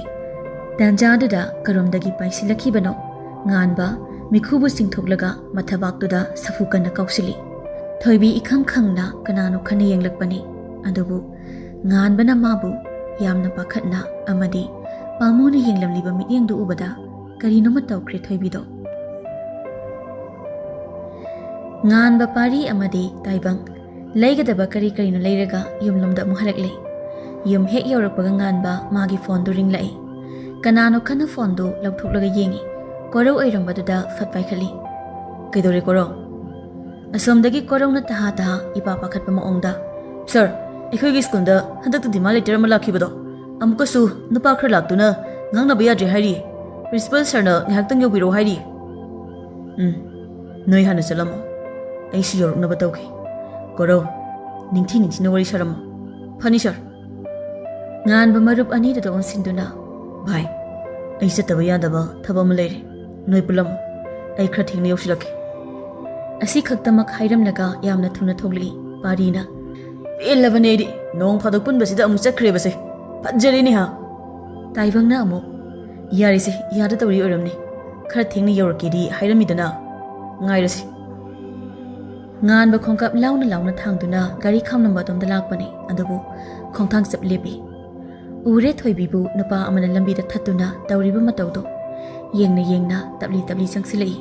Thoibigi khudang phakhibaduda nganba karino matawkre. Yamna thuna changsilaktuna mikhubu chingthoktuna khongpangna safu amada kawki. Aduga yenglei. Mipaiba mityeng amana nupi adubu. Nupi aduna mabu tingak yenglakpaduda nganba nafet tawri. Mikhu masu apuina hugatpiduna thuna makchatkre. Matang isachada Januna Helengi. Nakong mayada sangsinduna tirol tawi. Helen bima tu. Ekhui thoibigi nupa oiraktuini asi. Kaino haise asengbro. Asigi nupa si ai ukhibagum tawri. Urakini ngahanmok sanaluba chatpado aduda sa thengnari dudi. Helen du Janu da tumina layu haibagum ingit tawri. Nganba thoibigi manakta changsinduna. Kishi tawdiko. Kishi tawdre. Nganba makhamuk tari. Nangi mingdi kari kowa. Thoibi nganbada phat yenglei aduga thoibi kawi. Helen parap changsinduna tamo nganba natro. Nganba Helen de yengi aduga hoi haibagum mangaknomai. Aduneba ai Helen thoibigi friend ne sina chanu kaino ne ai se tamo Ronalgi machan sing ne. Nganba o haibagum amuk sumak tamangnomai. Aduga thoibida onsilaga ikaiba sadana lukhamda makhutuna paiboi nanboi tawna. Thoibe nangi phone number piba yagadro. Nganba magi maongsida thoibi gyan ingong ngawi. Mana karino makhumnaba tawrakpani adubu Januna phat hairi. Tamo ai hairake thoibi se waki hangangandabane mana hairakpa ngairadi yaroi. Asi hairaga nganba mana pairiba phone do lakpoi munboi tawduna lawi aduga magi phone do amuk lauthoklaga thoibigi number yenglaga nganba magi phone da amuk nammi loiraduna. Setamo thoibigi number ne. Nganba nokmi phone da lausili aduga ai ngasidi khara thuri chataba yandaba thabam leire. Nongma phajana punsi. Thoibi mangonda amuk ansinduna. Thoibe ai horen call torke pairogo. Thoibi hoi tamak hairi. Kuina leitharamdre nganba korona haibagi matung inna mana lingkhatjaba school adu tamna chatkre. Janu noisidi phargam taida mina karino makhalamani. Anindudi tabibaga natte. Moidi nganba mabu thoibigi sapchari khanduna wakhal kanna nungairi. Asumna Helen madi Janugida oina lehore. ꯊꯣꯏꯕꯤ ꯃꯌꯨꯝꯗ ꯑꯗꯨꯃꯛ ꯍꯜꯂꯛꯏ꯫ ꯀꯤꯖꯕꯅꯤ ꯃꯍꯥꯛꯅ ꯃꯇꯥ ꯑꯁꯤꯕꯨ ꯃꯌꯨꯝꯗ ꯄꯨꯔꯛꯄꯗ ꯃꯗꯣꯝꯆꯥ ꯃꯥꯅ ꯀꯔꯤ ꯀꯔꯤ ꯑꯃꯨꯛ ꯇꯧꯕꯤꯅꯤ ꯈꯟꯕꯅ ꯃꯔꯝ ꯑꯁꯤꯅ ꯆꯅꯨꯒꯤꯗ ꯑꯣꯏꯅ ꯂꯩꯍꯟꯕꯅꯤ꯫ ꯉꯥꯟꯕ ꯃꯥꯁꯨ ꯃꯐꯝ ꯑꯗꯨ ꯌꯧꯔꯛꯂꯦ꯫ ꯒꯥꯔꯤꯗꯒꯤ ꯌꯥꯝꯅ ꯊꯨꯅ ꯀꯨꯝꯊꯔꯛꯇꯨꯅ ꯃꯅꯨꯡꯂꯣꯝꯗ ꯄꯔꯞ ꯄꯔꯞ ꯆꯪꯁꯤꯜꯂꯛꯄꯅꯤ꯫ ꯎꯔꯦ ꯃꯥꯒꯤ ꯑꯉꯥꯡꯁꯤꯡ ꯑꯃꯗꯤ ꯄ꯭ꯔꯤꯟꯁꯤꯄꯜꯒ ꯂꯣꯏꯅꯅ ꯅꯨꯄꯥ ꯈꯔꯒ ꯋꯥꯔꯤ ꯇꯧꯔꯤꯕꯗꯣ꯫ ꯃꯥꯁꯨ ꯆꯪꯁꯤꯟꯗꯨꯅ ꯋꯥꯔꯤ ꯑꯗꯨ ꯌꯥꯎꯔꯛꯏ꯫ ꯀꯀꯥ, ꯀꯩꯗꯧꯕ ꯌꯥꯎꯔꯒꯦ? ꯃꯌꯥꯝ ꯂꯥꯛꯄꯤꯔꯤꯁꯤꯅ ꯀꯩ ꯃꯇꯥꯡꯒꯤ? ꯄ꯭ꯔꯤꯟꯁꯤꯄꯜ ꯑꯗꯨꯅ ꯏꯕꯨꯡꯉꯣ, ꯃꯣꯏꯒꯤꯁꯤꯗꯤ ꯉꯍꯥꯟꯒꯤꯗꯨꯒꯤ ꯃꯇꯥꯡ ꯑꯣꯏꯔ ꯃꯥꯜꯂꯦ꯫ ꯉꯥꯡꯅ ꯁꯛꯅꯕ ꯑꯃ ꯏꯌꯥ ꯌꯥꯗꯦꯅꯤ ꯅꯪꯕꯣ꯫ ꯀꯝꯗꯧꯅꯤ ꯁꯤꯗꯤ? ꯉꯥꯟꯕ ꯅꯨꯄꯥꯁꯤꯡꯗꯨꯗ ꯌꯥꯝꯅ ꯃꯨꯟꯅ ꯌꯦꯡꯂꯛꯏ꯫ ꯂꯥꯛꯂꯤꯕꯗꯨ ꯅꯨꯄꯥ 5ꯅꯤ꯫ ꯑꯁꯨꯝ ꯌꯦꯡꯂꯛꯄꯗ ꯎꯔꯦ ꯃꯔꯛꯇꯨꯗ ꯉꯍꯥꯟ ꯂꯝꯕꯤꯗ ꯃꯔꯩ ꯇꯧꯅꯈꯤꯕ ꯅꯨꯄꯥꯁꯤꯡꯗꯨꯗꯒꯤ ꯑꯃ ꯌꯥꯎꯔꯝꯂꯦ꯫ ꯅꯨꯃꯤꯠꯇꯨꯗ ꯌꯦꯡꯈꯤꯕꯅꯤ ꯃꯍꯥꯛꯅ ꯅꯨꯄꯥꯁꯤꯡ ꯑꯗꯨꯕꯨ ꯑꯃꯃꯝꯇ ꯑꯣꯏꯕ ꯃꯤꯠꯌꯦꯡꯗ ꯌꯥꯝꯅ ꯃꯨꯟꯅ꯫ ꯉꯥꯟꯕ ꯅꯨꯄꯥꯁꯤꯡꯗꯨꯗ ꯈꯪꯑꯣꯟ ꯑꯣꯟꯁꯤꯟꯗꯨꯅ ꯃꯊꯣꯡ ꯃꯔꯝ ꯈꯪꯗꯕ ꯅꯣꯏꯅ ꯍꯥꯏꯔꯒ ꯑꯩꯅ ꯍꯦꯛꯇ ꯄꯤꯒꯗꯕ ꯅꯠꯇꯦ꯫ ꯆꯠꯂꯣ, ꯅꯣꯏꯒꯤ ꯕꯣꯁꯇꯨ ꯇꯝꯂꯁꯨ ꯉꯥꯟꯕꯅ ꯑꯁꯨꯝꯅ ꯍꯥꯏꯔꯛꯏ ꯍꯥꯏꯗꯨꯅ ꯃꯇꯨꯡꯗ ꯑꯁꯤꯒꯨꯝꯕ ꯊꯕꯛ ꯇꯧꯔꯛꯂꯕꯗꯤ ꯉꯥꯟꯕ ꯀꯅꯥꯅꯣ ꯍꯥꯏꯕꯁꯤ ꯃꯁꯛ ꯇꯥꯛꯀꯅꯤ꯫ ꯅꯨꯄꯥ ꯑꯃꯅ ꯌꯥꯝꯅ ꯀꯔꯦꯝꯅꯅ ꯄꯪꯃꯨꯛꯁꯨ ꯃꯨꯛꯅꯔꯨꯏꯁꯤꯗ ꯇꯨꯡꯗ ꯅꯣꯏꯒꯤ ꯃꯥꯡꯖꯕ ꯌꯥꯝ ꯂꯥꯛꯀꯅꯤ꯫ ꯑꯩꯈꯣꯏꯒꯤꯗꯤ ꯍꯥꯏꯐꯝ ꯊꯣꯛꯄ ꯍꯥꯏꯔꯤ, ꯁꯤꯗ ꯌꯥꯔꯛꯇ꯭ꯔꯕꯗꯤ ꯅꯣꯏ ꯀꯌꯥ ꯑꯐꯕ ꯑꯣꯏꯔꯣꯏ꯫ ꯃꯥꯡꯖꯕ ꯍꯥꯏꯕ ꯍꯧꯖꯤꯛꯀꯤꯗꯣ? ꯑꯁꯤ ꯍꯥꯏꯔꯒ ꯑꯁꯥꯎꯕ ꯈꯥꯡꯖꯤꯟꯕ ꯈꯣꯟꯖꯦꯜ ꯑꯃꯗ ꯈꯥꯕ, ꯃꯇꯨꯡꯗꯗꯤ ꯃꯊꯣꯡ ꯃꯔꯝ ꯈꯪꯗꯕ ꯃꯤ ꯃꯅꯨꯡꯗ ꯆꯪꯍꯜꯂꯛꯇꯅꯕ ꯒꯦꯠꯇ ꯂꯩꯔꯤꯕ ꯑꯍꯜ ꯑꯁꯤꯗ ꯍꯥꯏꯈꯣ꯫ ꯀꯣꯔꯧ, ꯁꯥꯔ ꯃꯤꯔ ꯈꯪꯗꯕꯁꯤꯡꯁꯦ ꯒꯦꯠꯀꯤ ꯃꯄꯥꯟꯗ ꯂꯪꯊꯣꯛꯎꯁꯨ꯫ ꯑꯅꯤꯗꯨ ꯑꯃꯠꯇ ꯑꯣꯏꯅ ꯈꯨꯝꯂꯛꯏ꯫ ꯐꯅꯤ ꯁꯥꯔ꯫ ꯀꯣꯔꯧ, ꯈꯥꯕ, ꯊꯣꯏꯕ ꯑꯃꯗꯤ ꯑꯇꯩ ꯑꯉꯥꯡꯁꯤꯡꯗꯨꯁꯨ ꯆꯪꯁꯤꯜꯂꯛꯇꯨꯅ ꯅꯨꯄꯥꯁꯤꯡꯗꯨ ꯇꯥꯞ ꯇꯥꯞ ꯄꯥꯏꯔꯒ ꯄꯨꯊꯣꯛꯈ꯭ꯔꯦ꯫ ꯉꯥꯟꯕ ꯁꯣꯔ ꯇꯞꯅ ꯍꯣꯟꯊꯗꯨꯅ ꯀꯀꯥ, ꯃꯊꯥ ꯁꯥꯕꯤꯔꯨꯔꯅꯨ, ꯅꯆꯥꯅ ꯐꯅꯕ ꯁꯤꯟꯖꯔꯒꯦ꯫ ꯏꯗꯣꯝꯆꯥ ꯍꯣꯏꯗꯤ ꯑꯅꯥ ꯑꯌꯦꯛ ꯌꯥꯎꯗꯦꯀꯣ? ꯌꯥꯎꯗꯦ, ꯀꯔꯤꯁꯨ ꯇꯧꯗꯦ꯫ ꯅꯤꯡꯊꯦꯝ, ꯅꯁꯥ ꯉꯝꯗꯕ꯭ꯔꯣ ꯅꯪꯕꯣ? ꯌꯥꯝꯅ ꯆꯣꯛꯊꯔ ꯎꯔꯦꯅꯦ꯫ ꯀꯀꯥꯒꯤꯗ ꯉꯥꯏꯍꯥꯛ ꯆꯪꯉꯨꯁꯤꯗꯅ꯫ ꯀꯀꯥ, ꯃꯊꯪ ꯂꯥꯛꯄꯗ ꯆꯪꯉꯒꯦ꯫ ꯉꯁꯤꯗꯣ ꯄꯥꯔꯤ ꯍꯣꯏꯒ ꯄꯨꯟꯁꯦꯅ ꯍꯥꯏꯅꯕ, ꯑꯗꯨꯅ ꯅꯆꯥ ꯈꯔ ꯍꯟꯖꯔꯝꯃꯒꯦ꯫ ꯐꯔꯦ, ꯊꯦꯡꯂꯅꯤ꯫ ꯅꯪ ꯆꯠꯅꯕ ꯇꯧꯔꯣ꯫ ꯁꯪꯕ ꯀꯥꯟꯗꯤ ꯍꯦꯛ ꯀꯣꯏꯔꯛꯎ, ꯏꯕꯥꯏꯒ ꯄꯨꯟꯅ꯫ ꯍꯣꯏ ꯀꯀꯥ, ꯑꯗꯨꯗꯤ ꯅꯆꯥ ꯑꯃꯨꯛ ꯆꯠꯆꯔꯨꯈꯤꯒꯦ꯫ ꯉꯥꯟꯕ ꯒꯦꯠꯂꯣꯝꯗ ꯆꯨꯝꯗ꯭ꯔꯤꯡ ꯊꯣꯛꯂꯛꯏ꯫ ꯒꯦꯠ ꯑꯗꯨ ꯍꯥꯡꯒꯦ ꯍꯦꯛ ꯇꯧꯕꯒ ꯃꯄꯥꯟꯗ ꯃꯥꯒꯤ ꯑꯉꯥꯡꯁꯤꯡ ꯑꯗꯨꯅ ꯉꯥꯡꯅꯔꯤꯕꯗꯨ ꯇꯥꯏ꯫ ꯊꯣꯏꯕꯅ ꯅꯨꯄꯥ ꯑꯃ ꯃꯉꯛ ꯆꯞꯁꯤꯜꯂꯒ ꯍꯥꯏꯔꯤꯕꯗꯨ ꯇꯥꯏ꯫ ꯁꯨꯗꯅ ꯅꯨꯡꯉꯥꯏꯕ ꯄꯥꯝꯕ ꯑꯩꯈꯣꯏꯅ ꯋꯥꯅ ꯍꯣꯠꯅꯔꯤꯁꯤ ꯅꯣꯏꯅ ꯅꯨꯡꯉꯥꯏ ꯂꯩꯇꯕꯤꯔꯛꯅꯕ꯭ꯔꯣ? ꯅꯨꯄꯥꯗꯨ ꯁꯣꯔ ꯋꯥꯅ ꯍꯣꯜꯂꯒ ꯑꯩꯈꯣꯏ ꯃꯇꯨꯡ ꯇꯧꯖꯔꯣꯏ, ꯑꯩꯈꯣꯏꯉꯣꯟꯗ ꯊꯥꯗꯣꯛꯄꯤꯌꯨ꯫ ꯅꯨꯄꯥꯗꯨꯒꯤ ꯋꯥꯗꯨ ꯇꯥꯕꯗ ꯀꯣꯔꯧꯅ ꯁꯦꯠꯂꯤ ꯌꯥꯝ ꯄꯥꯝꯂꯤꯗꯣ, ꯃꯃꯥꯏꯗꯨꯗ ꯂꯨꯄꯥ 5 ꯄꯤꯁꯜꯂꯨ꯫ ꯈꯥꯕꯅ ꯑꯃꯨꯛ ꯑꯗꯨꯅꯦ ꯃꯣꯏꯒꯨꯝꯕ ꯃꯤꯁꯤꯗꯤꯅꯦ ꯍꯤꯡꯕꯩ ꯀꯥꯟꯅꯗ꯭ꯔꯕꯅꯦ꯫ ꯉꯍꯥꯟꯁꯨ ꯁꯔꯅ ꯀꯩꯝ ꯍꯥꯏꯔꯛꯇꯕꯗꯨꯗꯅꯦ ꯆꯥꯛꯄꯅꯦ ꯑꯩꯁꯦ, ꯈꯨꯠ ꯁꯥꯒꯁꯦ ꯃꯔꯦꯡ ꯆꯞ ꯂꯦꯞꯈ꯭ꯔꯦ ꯈꯥꯕꯗꯣ꯫ ꯂꯦꯞꯂꯤꯕꯒꯤ ꯃꯔꯝꯅ ꯈꯥꯕ ꯋꯥ ꯉꯥꯡꯅ ꯃꯃꯥꯏꯗꯨ ꯒꯦꯠꯂꯣꯝꯗ ꯌꯦꯡꯉꯛꯄꯅꯤ꯫ ꯉꯥꯟꯕ ꯂꯦꯞꯂꯝꯕ ꯎꯕꯗ ꯋꯥꯍꯩ ꯃꯄꯨꯡ ꯐꯥꯈꯤꯗ꯭ꯔꯦ꯫ ꯑꯇꯩꯗꯨꯁꯨ ꯌꯦꯡꯉꯛꯏ꯫ ꯃꯣꯏꯁꯨ ꯉꯥꯟꯕ ꯂꯦꯞꯂꯝꯕ ꯎꯕꯗ ꯐꯥꯔꯝꯕ ꯅꯨꯄꯥꯁꯤꯡꯗꯨ ꯐꯠ ꯊꯥꯗꯣꯛꯏ꯫ ꯈꯥꯕꯅ ꯁꯔ, ꯀꯩꯅꯣꯅꯦ, ꯃꯣꯏꯁꯦ ꯁꯨꯝ ꯆꯥ ꯒ꯭ꯂꯥꯁ ꯑꯃꯃꯝ ꯊꯛꯈꯤꯁꯦꯅ ꯈꯥꯝꯕ꯫ ꯉꯥꯟꯕ ꯅꯣꯛꯅꯤꯡꯕ ꯈꯥꯡꯕ ꯁꯛꯇꯝ ꯑꯗꯨꯒ ꯂꯣꯏꯅꯅ ꯌꯥꯔꯦ, ꯆꯠꯂꯁꯤ ꯂꯥꯛꯑꯣ, ꯆꯥꯗꯣ ꯀꯣꯟꯅ ꯊꯛꯅꯔꯣ꯫ ꯈꯥꯕ ꯋꯥꯈꯟꯗ ꯃꯗꯣꯝ ꯈꯜꯂꯤ꯫ ꯑꯁ, ꯈꯔ ꯂꯥꯞꯅ ꯄꯨꯊꯣꯛꯑꯒ ꯇꯧꯔꯝꯗꯧꯅꯤꯅꯦ, ꯄꯦꯟꯈꯤꯗ꯭ꯔꯦꯗ ꯑꯩꯕꯣ꯫ ꯃꯥꯅ ꯑꯗꯨꯝꯅ ꯂꯩꯔꯤꯉꯩ ꯀꯣꯔꯧꯅ ꯈꯥꯕ, ꯊꯥꯗꯣꯛꯈ꯭ꯔꯣ ꯌꯥꯔꯦ, ꯁꯔ ꯒꯥꯔꯤ ꯀꯥꯈ꯭ꯔꯦ꯫ ꯈꯥꯕ ꯃꯥꯅ ꯐꯥꯖꯤꯜꯂꯤꯕ ꯅꯨꯄꯥꯗꯣ ꯊꯥꯗꯣꯛꯅꯤꯡꯗ ꯊꯥꯗꯣꯔꯛꯂꯦ꯫ ꯈꯔ ꯑꯃꯨꯛ ꯆꯪꯁꯤꯟꯗꯨꯅ ꯍꯥꯏꯔꯝꯃꯤ ꯆꯤꯔꯣꯟꯒꯨꯝ, ꯀꯔꯤꯒꯨꯝꯕ ꯂꯝꯕꯤ ꯂꯝꯈꯥꯡꯗ ꯆꯠꯂꯗꯤ ꯑꯩ ꯊꯦꯡꯅꯗꯅꯕ ꯂꯥꯏ ꯈꯨꯔꯨꯝꯃꯨ ꯅꯪ꯫ ꯒꯥꯔꯤꯗ ꯃꯊꯪ ꯀꯥꯈꯠꯇꯨꯅ ꯊꯧꯕ ꯍꯧꯈ꯭ꯔꯦ꯫ ꯑꯗꯨꯕꯨ ꯃꯅꯤꯡ ꯏꯊꯪ ꯊꯪꯅ ꯊꯧꯔꯤꯕ ꯒꯥꯔꯤ ꯑꯗꯨꯗꯒꯤ ꯊꯣꯏꯕ ꯃꯈꯥꯗ ꯇꯥꯗꯨꯅ ꯂꯩꯔꯤꯕ ꯅꯨꯄꯥ ꯑꯃꯗ ꯌꯥꯝꯅ ꯃꯔꯧ ꯂꯩꯕ ꯃꯤꯠꯌꯦꯡ ꯑꯃ ꯌꯦꯡꯂꯝꯃꯤ꯫ ꯕꯣꯔꯤꯁꯅ ꯕꯕꯥ, ꯅꯤꯡꯊꯦꯝꯗꯨꯕꯨ ꯀꯥꯏ ꯆꯠꯅꯤ ꯍꯥꯏꯔꯝꯒꯦ? ꯍꯣꯏ, ꯃꯥꯅꯕꯨ ꯀꯔꯥꯏ ꯆꯠꯅꯤ ꯍꯥꯏꯕꯒꯦ?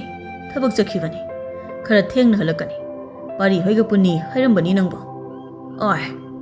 ꯑꯩ ꯌꯥꯎꯗꯣꯏ ꯄꯨꯜꯂꯤꯕ ꯈꯛꯅꯤ ꯃꯣꯏ, ꯑꯩ ꯂꯥꯟ ꯇꯧꯈꯤꯕ ꯉꯁꯤ ꯕꯕꯥ, ꯑꯩ ꯌꯥꯝ ꯄꯦꯟꯗꯦ ꯍꯥꯏꯁꯤꯅꯤ ꯕꯕꯥ꯫ ꯇꯨꯡꯗꯒꯤ ꯉꯥꯟꯕꯅ ꯀꯩꯅꯣ ꯄꯦꯟꯗ꯭ꯔꯤꯁꯤꯅ?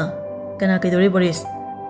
ꯕꯣꯔꯤꯁꯇꯨ ꯈꯪꯄ꯭ꯔꯦꯛ ꯍꯦꯛ ꯈꯪꯉꯤ꯫ ꯊꯪꯅꯕ ꯃꯤꯀꯨꯞꯇ ꯐꯠ ꯍꯥꯏꯔꯛꯏ, ꯅꯣꯏ ꯅꯄꯥꯗꯣ ꯇꯧꯔꯦ꯫ ꯍꯥꯏ, ꯅꯄꯥ ꯌꯥꯏꯃ ꯃꯆꯥ, ꯌꯦꯡꯉꯨꯅꯦ ꯃꯁꯦ, ꯑꯩ ꯂꯥꯏꯔꯤꯛ ꯑꯁꯤ ꯎꯗꯦꯅꯦ ꯅꯪ꯫ ꯏꯍꯦ ꯕꯕꯥ, ꯎꯍꯧꯗ꯭ꯔꯦ ꯑꯗꯨꯏꯅꯤ꯫ ꯉꯥꯟꯕ ꯃꯄꯥꯟꯗ ꯑꯣꯟꯁꯤꯜꯂꯤ꯫ ꯕꯕꯥ, ꯆꯥꯛ ꯆꯥꯊꯣꯛꯑꯝꯃꯣ, ꯑꯩ ꯉꯥꯏꯔꯝꯃꯅꯨ꯫ ꯏꯄꯥꯒꯤ ꯅꯤꯡꯊꯦꯝ, ꯑꯃꯨꯛ ꯊꯣꯛꯈꯤꯒꯦ ꯍꯥꯏꯔꯤꯕ꯭ꯔꯥ ꯅꯪꯕꯨ? ꯕꯕꯥ, ꯑꯩ ꯁ꯭ꯀꯨꯜꯗ ꯍꯥꯟꯅ ꯆꯠꯆꯔꯨꯕꯅꯤ, ꯄꯥꯔꯤ ꯍꯣꯏꯗ ꯆꯠꯂꯨꯗ꯭ꯔꯤ ꯐꯔꯦꯗ ꯅꯤꯡꯊꯦꯝ ꯄꯨꯟꯅ ꯆꯠꯃꯤꯟꯅꯔꯁꯤ ꯆꯠꯂꯨꯔꯣ ꯄꯪꯊꯦꯡ ꯊꯦꯡꯅꯗꯤ ꯍꯜꯂꯛꯀꯅꯨꯀꯣ ꯅꯤꯡꯊꯦꯝ ꯍꯣꯏ ꯕꯕꯥ ngan ba Boris anina taibang hoida yorakpado pung 8 makhai tarakadawri anido walang ingangang da imungda hekta grong changsili taibangi ka tamna changai Ronald leiramle ahumdu phamungdu da gorogoro na khoktuna tumlami matawdu da ngan ba nokmi yenglamlaga changsinduna haudoki hotnai andubu Boris na makhutu ta phai ngan ba karino haibagum yenglei Boris hoi mai haida changsinduna na yeta yengi ahumduda ngahaktang munna yenglamlaga bedside table aduda leiriba ising bottle adu tap lawi makhumdu phat hangdoklaga yaum ama ummi aduga tumliba ahumduda phulawna kamjili aduk mathong chadaba marupki matawduna nganba mami lauthorei tumlamba ahumdasu ikhang khangna phupu hogoli taibangna namai mat kanano pari tumlubagi gyan ingaw ngawna lepi masa phau gyan ida ta da hairi huran boiramni magi sumna huran dawdu huran da kai ising khiksi leisibu nate taibang karaino mak to leithigai tawriba matawduda anido khonjel khajik thongna noglei aduga Boris na mahanta ahum manglam du mikap thokpiro nanai khoi laksere pari sauningna Boris ki pambom du kinna thinjili aduga minnai sidi mi haudopu adumai haudopro marup sing du punna amung nokminei nga susasi hainaduna thongna bakana laknari ngan ba madi marup singna leiba adudagi khara lapthoklaga chair amada family aduga makhutta paiba phone aduda yengi number aduda munna yengduna tawsira tawroisira khanduna lei kari khalaklabano khangde number aduda namlaga call phat tawsili somda thoibi cha ising toklaba matung magi ka aduda novel ama parambani phamungda charge tawraga thamlamba magi mobile adu ring lakpaduda kanano yengi number save leitabaduda ngahak munna yengi aduga tatkadaba khajikta ngairaba kanduda paikhatli hello kana nganba khonjel da tabada thawaki mihuldu kana khangchong chonglakpagum phawi masu nupa manba khonjel aduga loinana itap tapna pakhumpirei aine tang khumlakpa pakhumoirabasu thaibi nupa do kanano haiba irai laina khangkri kai haibigadabano Boris masu nganba bu kaugi khana lakpani marup aduna tawribadu ubada masu khongthang makhon thoanda changsili thoibina khumlakpa pakhumdu mata hawi wakhanda madom tumina khanjai kori nupino sibo kai haibigadabano masi ithak irangam ta yawjadaba nupi oidinida fazarani ningthemgi mawongsiga masu ani duda yeningdraduna tumina tholakle parina kaina Boris ningthemdi kada horge mo o nupi ga bari sanauri yeningdraba aduna kem hairamtri ngaiko number ga sina kamai loramino noiko aina khangdaba thab yam toiko wari wakhong ama ikhang khangjadi ba Ronaldi makok ngauri korino noi ngawni dubo ningthem na nupi haiba koino kai di nupi no Boris na aduma khomlei kai dino di khangde masak pudi khangi pura laigi masani malis taibangna kai dino di khangde masak pudi khange pura laigi masani malis taibangna oh ikhoi saideni lekai salsingni asing beiro oh aina khalini number ga se thuna loromeba parina kaino taiba ngasai wai thengna badudadi number longna khidida ming phau haina khide Ronana makhunna mako adu gorogoro khotlaga gyan ngauna koroi chalak kadori dai parina chalakini nangdana te ai khoi sune chak to kui dram somda nganba thaibina khumlakpada tai khonjel du tabada awaba pumna makokpagum phauri amuksu hairei thoibina tabra hello ngan bhana mukti khumlei thoibe aise namonda kaino masum hainingba yani hekta haibiro thoibi kari hairakadabano khanbada mihuldo waton yokri napaduna itap tapna hairei yaragadi haying nungthalda amukta thengnase yaba natro noigi thong manaksida ainang bongairamge thoibi kari so hairamda phone du fatkai kari ehenba maribu leiribano nupa aduna wahai khara adu khak hairakpada nupi mana so pakhatliba ngan ba ma su nupi isna lana laukrabra khanna ꯃꯥꯅ ꯍꯥꯏꯔꯤꯕ ꯋꯥ ꯑꯗꯨꯕꯨ ꯌꯥꯝꯅ ꯂꯥꯜꯂꯕ꯭ꯔꯥ ꯃꯥꯕꯨ ꯌꯥꯝꯅ ꯏꯀꯥꯏꯕ ꯈꯪꯗꯕ ꯑꯃꯒꯨꯝ ꯎꯈ꯭ꯔꯕ꯭ꯔꯥ ꯈꯜꯂꯤ ꯑꯗꯨꯕꯨ ꯍꯌꯦꯡ ꯅꯨꯄꯤ ꯑꯁꯤꯅ ꯊꯣꯛꯂꯛꯄ ꯊꯣꯛꯂꯛꯇꯕ ꯃꯍꯥꯛ ꯉꯥꯏꯔꯒꯦ ꯍꯥꯏꯅ ꯆꯞ ꯌꯨꯡꯅ ꯈꯟꯈ꯭ꯔꯦ ꯑꯁꯨꯝꯅ ꯃꯔꯨꯞꯁꯤꯡ ꯑꯗꯨ ꯄꯨꯟꯅ ꯆꯥꯃꯤꯟ ꯊꯛꯃꯤꯟꯅꯔꯕ ꯃꯇꯨꯡ ꯃꯌꯨꯝ ꯃꯌꯨꯝꯗ ꯍꯟꯅꯔꯛꯂꯤ ꯄꯥꯔꯤꯗꯤ ꯃꯍꯤ ꯄꯥꯏꯕꯗ ꯈꯔ ꯍꯦꯟꯖꯤꯜꯈꯤꯗꯨꯅ ꯆꯠꯄ ꯐꯥꯎ ꯉꯝꯗ꯭ꯔꯦ ꯑꯗꯨꯅ ꯕꯣꯔꯤꯁꯅ ꯊꯤꯟꯕꯗ ꯇꯥꯏ ꯉꯥꯟꯕ ꯔꯣꯅꯥꯜ ꯃꯈꯣꯏ ꯑꯅꯤꯁꯨ ꯍꯟꯈ꯭ꯔꯦ ꯇꯥꯏꯕꯪꯅ ꯕꯣꯔꯤꯁ ꯅꯪꯕꯨ ꯌꯥꯕꯨ ꯌꯥꯗꯣꯔꯤꯕꯣ ꯌꯥꯅꯤ ꯚꯥꯏ ꯊꯣꯡꯒꯥꯜ ꯍꯦꯛ ꯌꯧꯕꯒ ꯀꯥꯎꯊꯔꯝꯃꯒꯦ ꯐꯔꯦ ꯆꯠꯅꯕ ꯇꯧꯔꯣ ꯄꯨꯡꯁꯤ ꯌꯥꯗ꯭ꯔꯕꯅꯤ ꯕꯣꯔꯤꯁ ꯇꯥꯏꯕꯪ ꯑꯅꯤꯅ ꯆꯠꯄ ꯐꯥꯎ ꯉꯝꯗ꯭ꯔꯕ ꯃꯇꯥꯎ ꯑꯗꯨ ꯒꯥꯔꯤꯗ ꯀꯥꯈꯠꯍꯜꯂꯤ ꯕꯣꯔꯤꯁꯇꯣ ꯃꯆꯤꯟꯗ ꯃꯨꯔꯨꯝ ꯃꯨꯔꯨꯝ ꯁꯣꯜꯂꯤ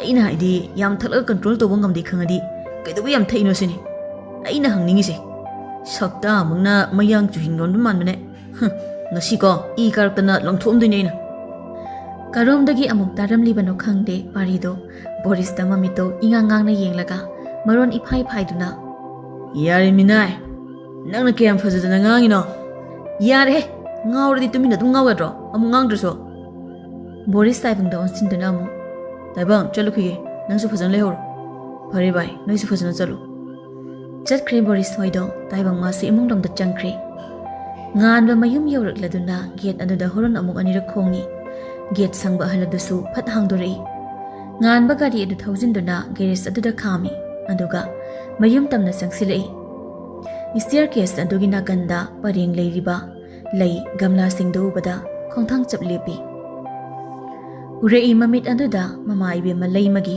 ꯅꯣꯛꯃꯤ ꯅꯣꯛꯃꯤ ꯇꯧꯕ ꯃꯥꯏꯊꯣꯡ ꯑꯗꯨ ꯂꯩ ꯑꯁꯤ ꯃꯃꯥ ꯏꯕꯦꯝꯃꯅ ꯍꯤꯡꯂꯤꯉꯩ ꯄꯦꯔꯦ ꯑꯃ ꯄꯥꯏꯗꯨꯅ ꯃꯥꯅ ꯊꯕꯛ ꯍꯜꯂꯛꯄꯗ ꯏꯁꯤꯡ ꯆꯥꯏꯗꯨꯅ ꯍꯦꯛ ꯍꯦꯛ ꯂꯩꯔꯝꯕꯗꯣ ꯉꯥꯟꯕ ꯂꯩꯁꯤꯡ ꯑꯗꯨꯗ ꯑꯃꯨꯛꯇꯪꯒ ꯌꯦꯡꯂꯝꯂꯒ ꯏꯃꯨꯡ ꯆꯪꯉꯛꯏ ꯂꯤꯚꯤꯡ ꯔꯨꯝ ꯑꯗꯨꯗ ꯃꯄꯥ ꯏꯕꯨꯡꯉꯣ ꯂꯩꯕ꯭ꯔꯥ ꯌꯦꯡꯂꯝꯃꯤ ꯂꯩꯔꯝꯗ꯭ꯔꯕꯗ ꯇꯨꯝꯕ ꯆꯪꯂꯝꯂꯅꯤ ꯈꯪꯉꯤ ꯃꯥꯁꯨ ꯃꯥꯒꯤ ꯀꯥ ꯇꯝꯅ ꯀꯥꯈꯤ ꯃꯊꯪꯒꯤ ꯑꯌꯨꯛꯅꯤ ꯉꯥꯟꯕ ꯉꯁꯤꯗꯤ ꯉꯍꯥꯟ ꯃꯈꯩ ꯍꯧꯒꯠꯄ ꯃꯇꯝ ꯑꯗꯨꯗꯒꯤ ꯈꯔ ꯉꯟꯈꯠꯅ ꯍꯧꯒꯠꯂꯤ ꯏꯔꯨ ꯃꯥꯏꯊ ꯂꯣꯏꯔꯒ ꯃꯈꯥꯗ ꯑꯃꯨꯛ ꯀꯨꯝꯃꯛꯏ ꯑꯗꯨꯒ ꯃꯥꯒꯤ ꯑꯉꯥꯡꯁꯤꯡ ꯑꯗꯨꯅ ꯂꯩꯔꯤꯕ ꯀꯥ ꯑꯗꯣꯝꯗ ꯂꯥꯛꯏ ꯌꯧꯔꯛꯄꯒ ꯊꯣꯡꯗꯨ ꯃꯈꯨꯠꯅ ꯀꯣꯛ ꯀꯣꯛ ꯊꯤꯟꯗꯨꯅ ꯀꯣꯔꯧ ꯇꯥꯕ꯭ꯔꯣ ꯊꯣꯡꯁꯦ ꯑꯝꯇ ꯍꯥꯡꯉꯣ ꯇꯥꯔ ꯃꯥꯜꯂꯦ ꯀꯣꯔꯧꯗꯨ ꯊꯣꯡ ꯐꯠ ꯍꯥꯡꯉꯛꯏ ꯀꯩꯅꯣ ꯁꯥꯔ ꯄꯨꯡ ꯀꯌꯥ ꯇꯥꯈ꯭ꯔꯒꯦ ꯄꯨꯡ 12 ꯇꯥꯔꯐꯥꯎ ꯅꯣꯏ ꯍꯧꯒꯠꯅꯤ ꯈꯪꯗꯦꯅꯦ ꯆꯩ ꯋꯥꯠꯂꯕꯅꯤ ꯅꯈꯣꯏ ꯉꯁꯤꯒꯤ ꯆꯠꯀꯗꯕ ꯊꯕꯛ ꯃꯈꯩꯗꯣ ꯅꯣꯏꯅ ꯐꯅꯕ ꯁꯤꯟꯈ꯭ꯔꯣ ꯑꯩꯗꯤ ꯌꯥꯎꯔꯔꯣꯏ ꯊꯕꯛ ꯑꯃ ꯂꯩꯔꯦ ꯉꯥꯟꯕ ꯃꯥꯅ ꯍꯥꯏꯒꯗꯕ ꯈꯔꯗꯣ ꯍꯥꯏꯔꯝꯂꯒ ꯃꯊꯛꯇ ꯑꯃꯨꯛ ꯀꯥꯈ꯭ꯔꯦ ꯀꯣꯔꯧ ꯀꯥꯗ ꯑꯃꯨꯛ ꯆꯪꯁꯤꯜꯂꯛꯏ ꯈꯥꯕꯅ ꯀꯩ ꯍꯥꯏꯔꯝꯃꯤꯅꯣ ꯁꯥꯔ ꯅꯠꯇ꯭ꯔꯣ ꯍꯧꯖꯤꯛꯀꯤꯗꯣ ꯑꯣ ꯉꯁꯤꯗꯤ ꯊꯕꯛꯁꯤꯡꯗꯣ ꯑꯩꯈꯣꯏꯅ ꯐꯅꯕ ꯇꯧꯔꯣꯏꯌꯦ ꯃꯥ ꯊꯕꯛ ꯑꯃ ꯂꯩꯔꯦ ꯑꯩꯈꯣꯏ ꯁꯥꯔꯁꯦ ꯍꯟꯗꯛꯁꯦ ꯏꯔꯥꯡ ꯃꯣꯏ ꯇꯧꯏꯀꯣ ꯌꯥꯔꯦ ꯅꯪꯃꯁꯨ ꯑꯍꯩꯄꯥ ꯁꯥꯔꯛꯑꯅꯨ ꯉꯥꯏꯈꯣ ꯄꯨꯡꯕꯨ ꯀꯌꯥ ꯇꯥꯈ꯭ꯔꯒꯦ ꯁꯥꯔꯅ ꯄꯨꯡ 12 ꯇꯥꯔꯦꯒ ꯍꯥꯏꯔꯝꯕꯅꯦ ꯐꯛꯂꯥꯡꯗ ꯊꯦꯠꯂꯤꯕ ꯋꯥꯜ ꯀ꯭ꯂꯣꯛ ꯑꯗꯨꯗ ꯑꯃꯨꯛ ꯌꯦꯡꯉꯤ ꯄꯨꯡꯗꯨ 4:30 ꯇꯥꯕꯗ ꯉꯥꯏꯔꯝꯂꯤ ꯃꯃꯤꯠ ꯃꯅꯥ ꯂꯥꯎꯊꯣꯛꯂꯒ ꯄꯨꯡ 5 ꯐꯥꯎ ꯇꯥꯗ꯭ꯔꯤ ꯑꯗꯨꯒ 12 ꯇꯥꯔꯤ ꯍꯥꯏꯒꯨꯝꯕꯗꯅ ꯁꯥꯔꯁꯦ ꯍꯟꯗꯛ ꯃꯑꯣꯡ ꯑꯃ ꯇꯧꯕꯅꯤꯀꯣ ꯏꯇꯩꯃ ꯑꯃ ꯄꯨꯁꯤꯜꯂꯛꯑꯗꯤ ꯅꯨꯡꯉꯥꯏꯈ꯭ꯔꯅꯤꯗ ꯈꯥꯕꯅ ꯅꯨꯄꯤꯕꯨ ꯀꯣꯏꯔꯝꯒꯗ꯭ꯔꯣ ꯑꯩꯈꯣꯏ ꯁꯥꯔꯁꯦ ꯃꯁꯛꯁꯦ ꯗꯀꯨꯔꯥꯝꯊꯔ ꯃꯥꯟꯕ ꯁꯛꯇꯥ ꯑꯃ ꯆꯦꯜꯂꯤꯅꯦ ꯀꯅꯥꯏ ꯅꯨꯄꯤꯅꯕꯨ ꯌꯥꯕꯤꯗꯣꯏꯅꯣ ꯅꯪꯅꯗꯤ ꯌꯥꯝ ꯐꯖꯕꯅꯤꯅ ꯃꯤ ꯅꯣꯛꯅꯔꯤꯕ ꯅꯁꯝ ꯑꯐꯥꯕꯗꯨꯒ ꯀꯤꯕꯨ ꯀꯤꯅꯩꯕꯣ ꯏꯁ ꯍꯥꯏꯕ ꯅꯪꯗꯤ ꯅꯌꯥ ꯑꯆꯧꯕꯗꯨꯒ ꯑꯅꯤꯗꯨ ꯃꯔꯩ ꯉꯥꯏꯍꯥꯛ ꯇꯧꯅꯔꯝꯂꯒ ꯃꯥꯅ ꯇꯧꯒꯗꯕ ꯀꯔꯤ ꯀꯔꯤꯅꯣ ꯇꯧꯅꯕ ꯍꯣꯠꯅꯈ꯭ꯔꯦ ꯉꯥꯟꯕ ꯃꯊꯛꯇ ꯑꯃꯨꯛ ꯀꯥꯈꯠ ꯃꯈꯥꯗ ꯑꯃꯨꯛ ꯀꯨꯝꯊꯥ ꯃꯄꯥꯒ ꯑꯃꯨꯛ ꯋꯥꯔꯤ ꯇꯧ ꯅꯨꯡꯊꯤꯜ ꯍꯥꯏꯕ ꯃꯇꯝꯁꯤꯡ ꯑꯁꯤꯗꯤ ꯁꯨꯡꯌꯧ ꯌꯧꯗꯕꯒꯨꯝ ꯇꯧꯔꯤ ꯀꯨꯃꯥꯔ ꯃꯆꯥꯒꯤ ꯉꯁꯤꯒꯤ ꯃꯇꯧꯁꯤꯗ ꯀꯔꯤꯅꯣꯅꯦ ꯍꯥꯏꯕꯒꯨꯝ ꯃꯊꯟꯇ ꯁꯣꯟꯖꯩ ꯄꯨꯡ 1ꯒ ꯇꯥꯔꯛꯄ ꯑꯗꯨꯋꯥꯏꯗ ꯌꯨꯝꯗꯒꯤ ꯊꯣꯛꯂꯛꯂꯦ ꯊꯣꯏꯕꯤ ꯍꯣꯏꯒꯤ ꯊꯣꯡ ꯃꯅꯥꯛ ꯌꯧꯔꯛꯄꯗ ꯄꯨꯡ 2 ꯈꯔ ꯍꯦꯜꯂꯝꯂꯦ ꯒꯥꯔꯤꯗꯒꯤ ꯀꯨꯝꯊꯔꯛꯇꯨꯅ ꯅꯥꯒꯦꯇ ꯀꯅꯥ ꯂꯩ ꯍꯥꯏꯕꯒꯨം ꯌꯦꯡꯉꯤ ꯂꯝꯕꯤꯗ ꯃꯤ ꯈꯔ ꯆꯠꯊꯣꯛ ꯆꯠꯁꯤꯟ ꯇꯧꯔꯤꯕꯗꯨ ꯅꯠꯇꯅ ꯃꯥꯅ ꯊꯤꯔꯤꯕ ꯃꯤꯁꯛ ꯑꯗꯨꯗꯤ ꯎꯕ ꯐꯪꯗꯦ ꯉꯥꯟꯕ ꯄꯨꯡꯁꯨ ꯐꯅ ꯉꯜꯂꯤ ꯈꯪꯗꯨꯅ ꯒꯥꯔꯤ ꯃꯃꯥꯡ ꯑꯗꯨꯗ ꯉꯥꯕꯣꯏ ꯂꯦꯞꯄꯣꯏ ꯇꯧꯅ ꯂꯩ ꯐꯅꯗꯤ ꯀꯨꯏꯔꯦ ꯃꯥꯅ ꯊꯣꯏꯕꯤꯕꯨ ꯉꯥꯏꯔꯛꯄꯗꯣ ꯉꯥꯏꯅ ꯉꯥꯏꯅ ꯄꯨꯡꯗꯨꯁꯨ ꯐꯅꯌꯥꯝ ꯍꯧꯖꯤꯟꯈ꯭ꯔꯦ ꯉꯥꯟꯕ ꯃꯈꯨꯠꯇ ꯁꯤꯔꯤꯕ ꯘꯔꯤ ꯑꯗꯨ ꯊꯥꯡꯒꯠꯇꯨꯅ ꯑꯃꯨꯛ ꯌꯦꯡꯉꯤ ꯄꯨꯡ 4 ꯈꯔ ꯍꯦꯜꯂꯛꯂꯦ ꯊꯣꯏꯕꯤ ꯍꯣꯏꯒꯤ ꯂꯩꯔꯛ ꯑꯗꯣꯝꯗ ꯑꯃꯨꯛ ꯌꯦꯡꯉꯤ ꯌꯦꯡꯖꯕ ꯈꯛꯇꯅꯤ ꯊꯣꯛꯂꯛꯄꯒꯤ ꯃꯃꯤꯗꯤ ꯎꯗꯦ ꯉꯥꯟꯕ ꯃꯌꯨꯝ ꯍꯜꯂꯒꯦ ꯈꯟꯗꯨꯅ ꯒꯥꯔꯤꯒꯤ ꯊꯣꯡ ꯍꯥꯡꯒꯦ ꯍꯣꯠꯅꯩ ꯑꯗꯨꯕꯨ ꯈꯣꯟꯖꯦꯜ ꯑꯃꯅ ꯃꯥꯕꯨ ꯀꯧꯔꯛꯑꯝꯃꯤ ꯏꯇꯩ ꯊꯣꯏꯕꯤ ꯉꯥꯟꯕꯅ ꯍꯥꯏꯔꯛꯄ ꯑꯗꯨ ꯊꯣꯛꯁꯤꯔꯥ ꯊꯣꯛꯀꯨꯝꯁꯤꯔꯥ ꯈꯟꯗꯨꯅ ꯂꯩ ꯊꯣꯛꯂꯨꯔꯒꯅ ꯀꯔꯤꯕꯨ ꯍꯥꯏꯔꯛꯀꯗꯧꯔꯤꯕ ꯊꯣꯛꯇ꯭ꯔꯒꯅ ꯅꯨꯄꯥ ꯑꯗꯨꯅ ꯃꯥꯕꯨ ꯑꯁꯨꯝ ꯉꯥꯏꯔꯝꯂꯕꯗꯤ ꯅꯨꯄꯥ ꯑꯗꯨꯒꯤ ꯄꯥꯞ ꯄꯨꯔꯣꯏꯗ꯭ꯔꯥ?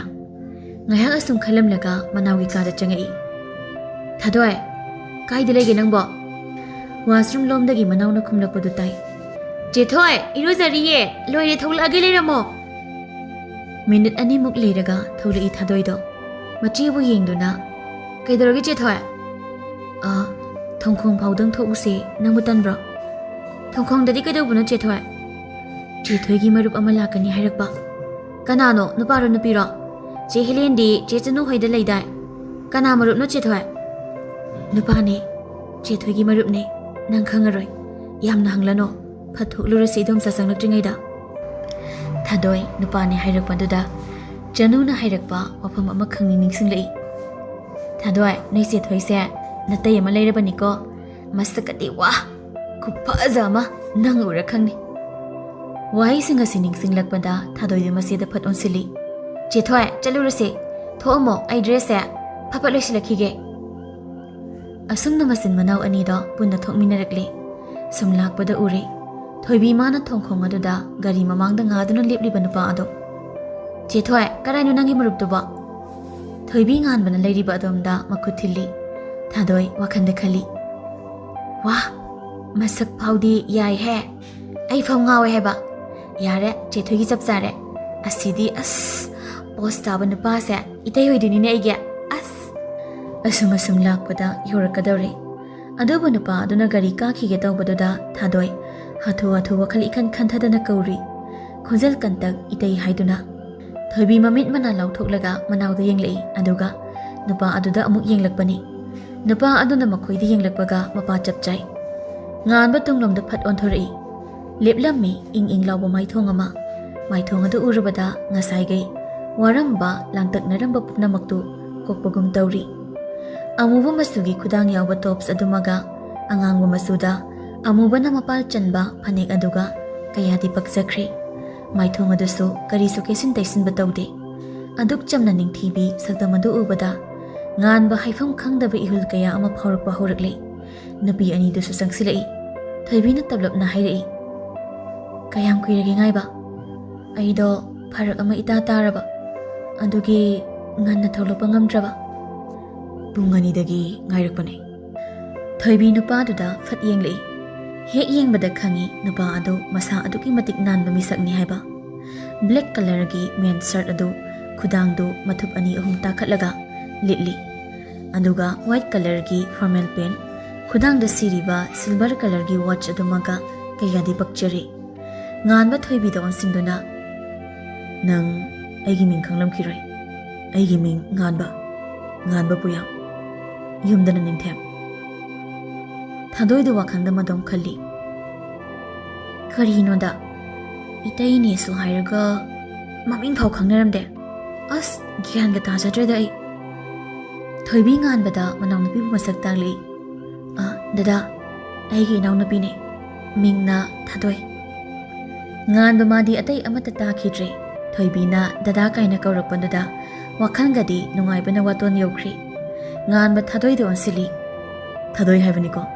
ꯍꯣꯏ ꯃꯥꯅꯤ ꯏꯇꯩ꯫ ꯊꯣꯏꯕꯤ ꯃꯅꯥꯎꯄꯤꯗ ꯈꯨꯖꯤꯟꯅ ꯁꯤꯛꯏ꯫ ꯀꯩꯅꯣ ꯆꯦꯊꯣꯏ, ꯅꯥꯏꯌꯦ꯫ ꯃꯆꯤꯟ ꯃꯅꯥꯎꯒꯤ ꯃꯇꯧꯗꯨꯗ ꯉꯥꯟꯕ ꯃꯈꯨꯟ ꯄꯤꯁꯨꯝ ꯑꯗꯨꯗ ꯈꯣꯠꯂꯒ ꯅꯣꯛꯄ ꯈꯥꯡꯉꯤ꯫ ꯊꯥꯗꯣꯏ, ꯅꯪꯗꯤ ꯀ꯭ꯂꯥꯁ ꯀꯌꯥ ꯀꯥꯔꯕ? ꯁ꯭ꯀꯨꯜꯅ ꯀꯥꯏꯗ ꯀꯥꯕ? ꯏꯇꯩ 10 ꯊꯥꯗꯣꯏꯅꯦ, ꯍꯟꯗꯛ ꯏꯔꯝꯗꯝ ꯃꯍꯩꯀꯣꯜꯗꯇꯝꯃꯦ, ꯆꯍꯤꯅ 13 ꯁꯨꯗꯣꯔꯦ꯫ ꯁ꯭ꯀꯨꯜ ꯃꯃꯤꯡꯗꯣ ꯇꯥꯕꯗ ꯉꯥꯟꯕ ꯊꯥꯗꯣꯏꯗ ꯉꯥꯏꯍꯥꯛ ꯃꯨꯟꯅ ꯌꯦꯡꯉꯤ, ꯑꯗꯨꯒ ꯅꯣꯛꯃꯤ ꯃꯈꯥ ꯇꯥꯔꯛꯏ꯫ ꯂꯥꯏꯔꯤꯛ ꯀꯟꯅ ꯄꯥꯎꯀꯣ, ꯑꯦꯛꯖꯥꯝꯁꯨ ꯀꯨꯏꯔꯝꯃꯔꯣꯏ꯫ ꯑꯍꯣꯏ ꯏꯇꯩ꯫ ꯊꯣꯏꯕꯤꯗꯤ ꯉꯁꯥꯏꯗꯒꯤ ꯃꯅꯥꯎꯅ ꯋꯥꯉꯥꯡ ꯈꯨꯗꯤꯡꯒꯤ ꯏꯇꯩ ꯄꯟꯗꯨꯅ ꯉꯥꯡꯂꯤꯗꯨ ꯇꯥꯕꯗ ꯏꯀꯥꯏꯕꯅ ꯂꯣꯏꯔꯤ꯫ ꯏꯇꯩ, ꯅꯪꯗꯤ ꯀꯥꯏꯗꯩꯅꯣ?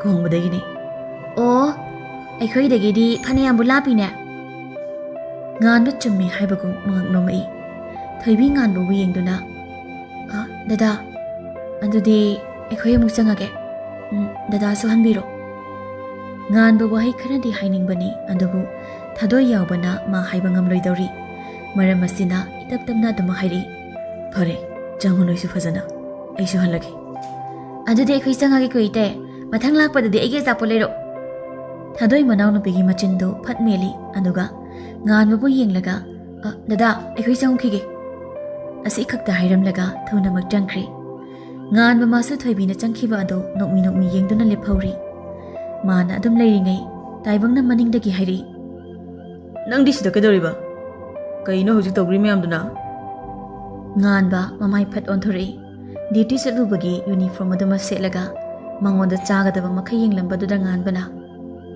ꯊꯤꯁꯨ ꯊꯤꯈ꯭ꯔꯦ ꯅꯪ ꯑꯃ ꯀꯔꯤ ꯃꯤꯠꯌꯦꯡꯅꯣ ꯑꯗꯨꯕꯣ ꯑꯩꯕꯨ ꯀꯔꯤ ꯇꯧꯔꯒꯦ ꯀꯩꯁꯨ ꯇꯧꯈꯤꯗꯕ ꯁꯥꯔꯒ ꯉꯥꯡꯂꯛꯂꯤꯗꯨ ꯇꯥꯕꯗ ꯇꯥꯏꯕꯪ ꯅꯥꯀꯣꯡ ꯏ ꯇꯥꯔꯛꯀꯗꯧꯔꯤ ꯍꯩ ꯌꯥꯝ ꯂꯟꯖꯗꯕ ꯁꯥꯔꯒ ꯂꯣꯟꯅ ꯂꯣꯟꯅ ꯅꯩꯕ ꯅꯠꯇꯦ ꯀꯩꯅꯣꯕ ꯍꯧꯖꯤꯛ ꯊꯣꯏꯕꯤꯒ ꯅꯣꯏ ꯑꯅꯤꯒꯤ ꯃꯇꯧꯗꯣ ꯈꯪꯗꯦꯁꯨ ꯆꯨꯝꯅ ꯁꯨꯝ ꯎꯅꯔꯝꯕꯅꯦ ꯀꯔꯤꯕ ꯍꯧꯖꯤꯛꯀꯤꯗꯣ ꯆꯨꯝꯅ ꯎꯅꯕ ꯍꯥꯏꯕ ꯑꯗꯨꯁꯨ ꯄꯥꯈꯪ ꯑꯃꯒ ꯂꯩꯁꯥꯕꯤ ꯑꯃꯒ ꯀꯅꯥ ꯊꯥꯖꯅꯤꯅ ꯉꯥꯡꯉꯤꯅꯣ ꯅꯪꯗꯨꯕꯣ ꯅꯪ ꯍꯥꯏꯁꯦ ꯊꯥꯖꯗꯤꯁꯤꯔꯣ ꯐꯔꯦ ꯀꯩꯅꯣ ꯊꯥꯖꯗ꯭ꯔꯒꯅ ꯇꯥꯏꯕꯪ ꯍꯟꯗꯛꯃꯨꯛꯇꯤ ꯈꯣꯟ ꯈꯖꯤꯛ ꯀꯟꯅ ꯅꯤꯡꯊꯦꯝ ꯍꯥꯏꯕ ꯔꯥꯁꯤꯀꯪ ꯅꯨꯡꯁꯤꯈꯤꯗ꯭ꯔꯗꯤ ꯏꯕꯣ ꯅꯪ ꯉꯁꯥꯏꯗꯒꯤ ꯇꯧꯅꯔꯤꯕ ꯃꯇꯧꯁꯤꯡ ꯑꯗꯣ ꯅꯨꯄꯥ ꯑꯃꯅ ꯂꯣꯟꯅ ꯌꯦꯡꯗꯨꯅ ꯂꯩꯔꯤ ꯃꯈꯨꯠꯇ ꯄꯥꯏꯔꯤꯕ ꯐꯣꯟ ꯑꯗꯨ ꯊꯥꯡꯒꯠꯇꯨꯅ ꯍꯥꯏꯈꯤ ꯁꯔ ꯅꯨꯄꯤ ꯑꯗꯨꯒ ꯎꯅꯈ꯭ꯔꯦ ꯅꯨꯄꯤ ꯑꯗꯨ ꯉꯥꯟꯕꯅ ꯄꯥꯝꯕꯒꯨꯝ ꯇꯧꯔꯤ ꯐꯣꯟꯗꯒꯤ ꯅꯨꯄꯥ ꯑꯗꯨꯅ ꯀꯔꯦꯝꯅꯅ ꯎꯅꯁꯅꯨ ꯍꯟꯗꯛꯀꯤ ꯃꯇꯥꯡꯁꯤꯗ ꯃꯥꯕꯨ ꯑꯩꯈꯣꯏꯅ ꯂꯣꯏꯁꯤꯟꯒꯗꯕꯅꯤ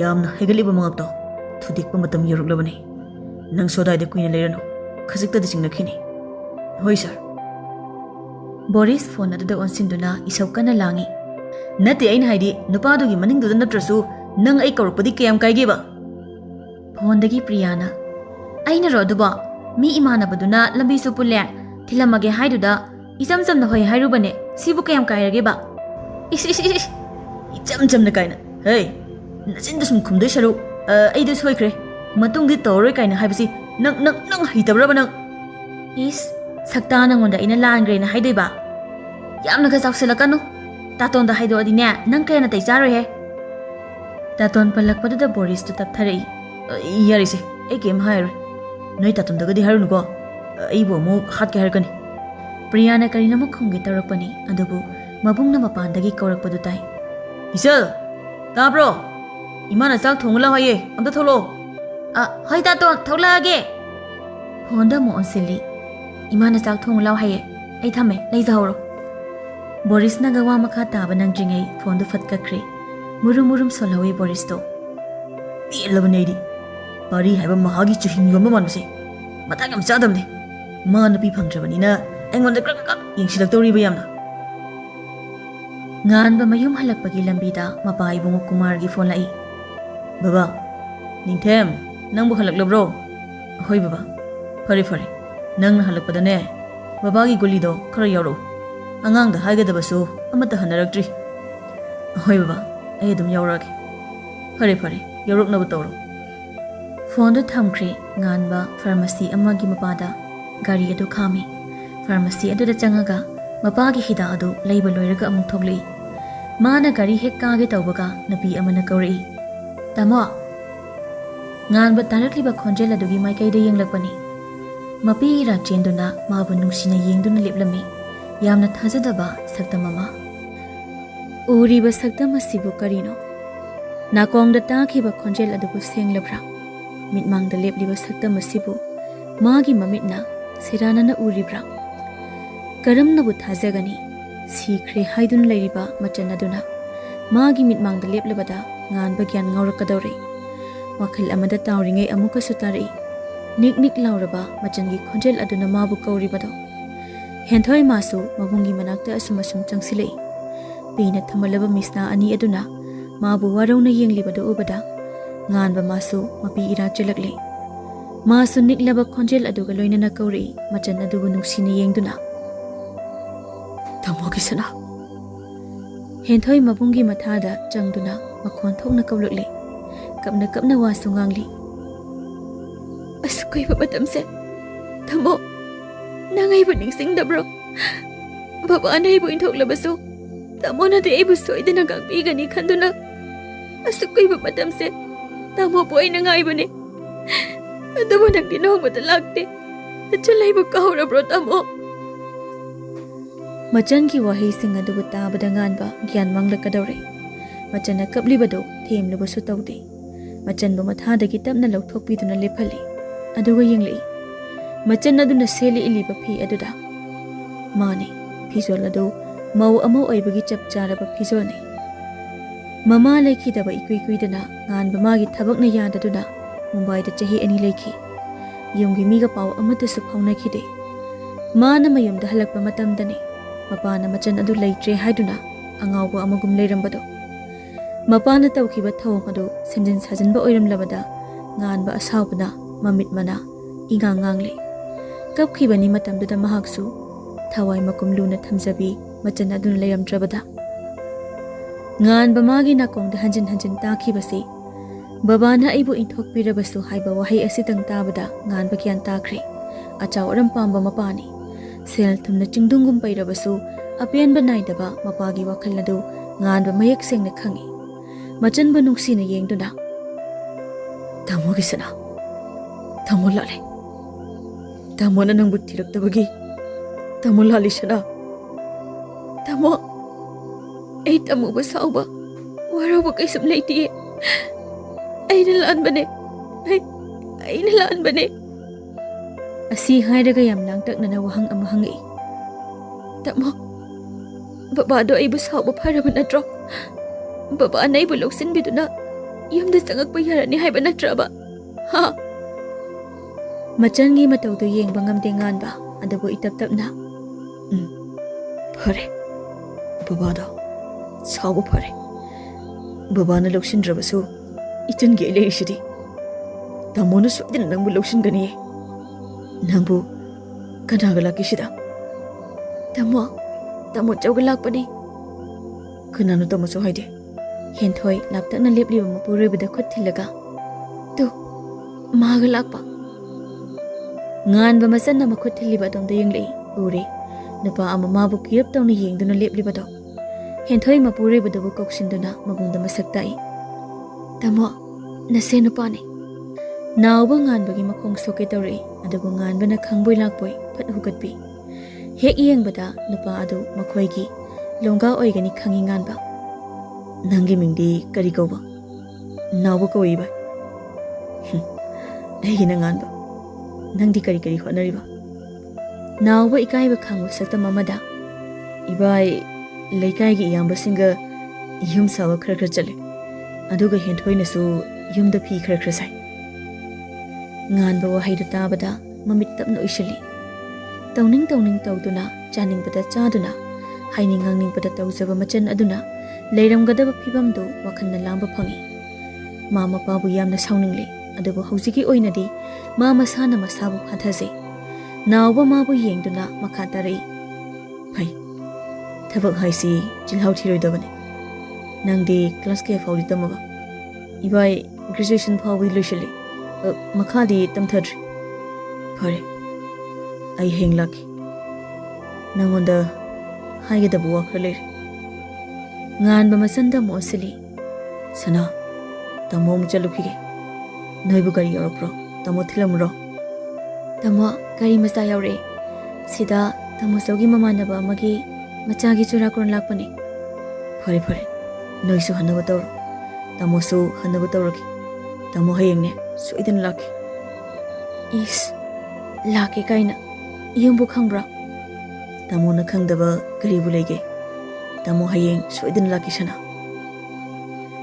ꯃꯆꯟꯒꯤ ꯃꯀꯣꯛꯇ ꯅꯨꯡꯁꯤꯅ ꯅꯟꯊꯕꯤꯔꯝꯂꯒ ꯆꯠꯈ꯭ꯔꯦ ꯉꯥꯟꯕꯗꯣ ꯍꯦꯟꯊꯣꯏ ꯃꯕꯨꯡꯅ ꯆꯠꯈꯤꯕꯗꯨ ꯂꯦꯞꯇꯨꯅ ꯌꯦꯡꯖꯍꯧꯏ ꯅꯥꯎꯕꯗꯨ ꯍꯧꯖꯤꯛꯇꯗ ꯅꯣꯛꯃꯤ ꯇꯧꯔꯒ ꯌꯥꯔꯦꯗ ꯀꯩꯗꯧꯒꯦ ꯈꯔ ꯌꯦꯡꯂꯗꯦ ꯏꯕꯥꯏꯁꯦ ꯌꯥꯝ ꯐꯕ ꯃꯥꯜꯂꯦ ꯑꯩꯗꯤ ꯉꯁꯤꯅꯕꯨ ꯑꯍꯥꯟꯕꯅꯤ ꯎꯔꯤꯁꯤ ꯁꯛꯁꯤꯗꯤ ꯕꯤꯂꯦꯟ ꯁꯛꯇ ꯏꯆꯦꯟ ꯆꯦꯜꯂꯤ ꯌꯥꯔꯦ ꯇꯥꯃꯣꯆꯧ ꯌꯥꯝ ꯄꯛꯁꯤꯜꯂꯛꯇ꯭ꯔꯦ ꯇꯥꯃꯣꯁꯦ ꯃꯆꯟ ꯑꯩꯕꯨꯗꯤ ꯌꯥꯝ ꯅꯨꯡꯁꯤꯖꯕꯅꯤ ꯅꯨꯡꯁꯤꯔꯒ ꯀꯩꯒꯤꯅꯣ ꯏꯕꯥꯏꯅ ꯅꯪꯒꯤ ꯅꯥꯛꯇ ꯅꯣꯡꯇ ꯂꯥꯛꯇ꯭ꯔꯤꯗꯦ ꯉꯁꯥꯏꯒꯤ ꯏꯕꯥꯏꯅ ꯅꯪ ꯎꯕꯗ ꯎꯠꯈꯤꯕ ꯃꯇꯧꯗꯣ ꯀꯔꯤ ꯍꯥꯏꯗꯣꯏꯅꯣ ꯑꯩ ꯒ꯭ꯌꯥꯟ ꯇꯥꯕ ꯉꯝꯗ꯭ꯔꯦ ꯌꯥꯔꯤꯁꯦ ꯀꯨꯏꯅ ꯎꯅꯔꯨꯗ꯭ꯔꯒ ꯈꯪꯍꯧꯗꯅ ꯊꯦꯡꯅꯕꯁꯤꯗ ꯇꯧꯔꯤ ꯑꯣꯏꯔꯝꯅꯤꯌꯦ ꯂꯥꯛꯑꯣ ꯑꯩꯈꯣꯏꯁꯨ ꯍꯟꯅꯕ ꯇꯧꯔꯁꯤ ꯊꯦꯡꯉꯗꯤ ꯏꯕꯣꯛꯁꯨ ꯑꯩꯈꯣই ꯍꯜꯂꯛꯄ ꯉꯥꯏꯕꯗ ꯋꯥꯔꯝꯃꯅꯤ ꯍꯣꯏ ꯍꯜꯂꯁꯨ ꯂꯥꯛꯑꯣ ꯉꯥꯟꯕ ꯃꯌꯨꯝ ꯍꯦꯛ ꯌꯧꯔꯛꯄꯒ ꯏꯃꯨꯡꯂꯣꯝꯗ ꯈꯣꯡꯊꯥꯡ ꯂꯥꯎꯅ ꯊꯥꯡꯗꯨꯅ ꯆꯪꯉꯛꯏ ꯀꯅꯥ ꯑꯃꯠꯇ ꯍꯟꯅ ꯌꯦꯡꯂꯝꯗ ꯃꯄꯥꯒꯤ ꯀꯥ ꯑꯗꯨ ꯇꯝꯅ ꯂꯥꯛꯏ ꯊꯣꯡꯖꯤꯟꯗꯨꯗ ꯆꯞ ꯂꯦꯞꯄꯤ ꯃꯇꯥꯡ ꯆꯥꯅ ꯀꯨꯃꯥꯔꯁꯨ ꯊꯣꯡ ꯐꯠ ꯍꯥꯡꯗꯣꯔꯛꯏ ꯅꯤꯡꯊꯦꯝ Kayam kuire lakpa. Laklabadi. Bababu kaurupa yadabrani nangba. Mapagi saktam adu ubada nganba machan na ngasai kaptuna haikhiba wahaising adu nakongda hanjin hanjin tari nungda phaurakliba asauba adu tapna phajilaga Baba. Yorpada ngari. makhutta pairiba mapagi pana leirakpa hidak guli adu mapada amukpi aduga Baba. Angang khaiga tawraga chakta chabiru. Aidi charoi. Hoi. Kari chasiluragene. Chara asu yumgi chak asabase chakhom ama toirisu chaune. Yumgi chak phok chadaba kuiramlani nangbu. Yarni baba. nganba mamai hut onthoklaga magi ka tamna kari ma mapagi manakta kuina sangna leithaningba phaude ma mapabu yamna waraure adubu kari wakhal kari waribu leiriba nganba magi asauba waroba mapada amata uthokte ka yauraduna masadu fresh oinaba washroom da changkhre thoibi manau aniga punna chakhom aduda wari tawi boyna Chithoi. Ibaidu kaidino. thoibi manau da karino haibugum yenglei thadoina pau tamkhrabani ngasaina matai unaba chetlui haina masena karisu khumlaktrabada thadoina oina khumlei tamo kongbadaini hairame as masakadine yam phajajani ado che thoina di hele thoibi manau no pigi wahaidudi momon tawi andabu tablapna hairi noigi wakhanda serana na khandore khanganu ko adumaina mado che thoigi marupni Khangida. Aikhoisu marupna haiba khangida. tamo aikhoigi exam di kuidre noigi di kyam walige Kuidre dai khoisu. Haina aigidi chumnagi exam ni. Nangdi tene thadoido. Lai kana pau thadoi. hoi tamo thoibi phamlambadagi tapna hogatuna thadoi boy chalo nangi kandane lairik ngaktang paru sa salo idam chatu kan thokhibada halaklani lairik paramtraga amuk ngangbini noi anida anidasu hoi haiduna magi kanda changnakhri thoibi masu phisa kol aduda kakhatuna phisa ba hawi matangduda magi phone do ringlai Helen oirambaduda paikhatuna Helen kaidorage is kaidorage kaina call taropaga siya da bribima thoibi nokmi tawna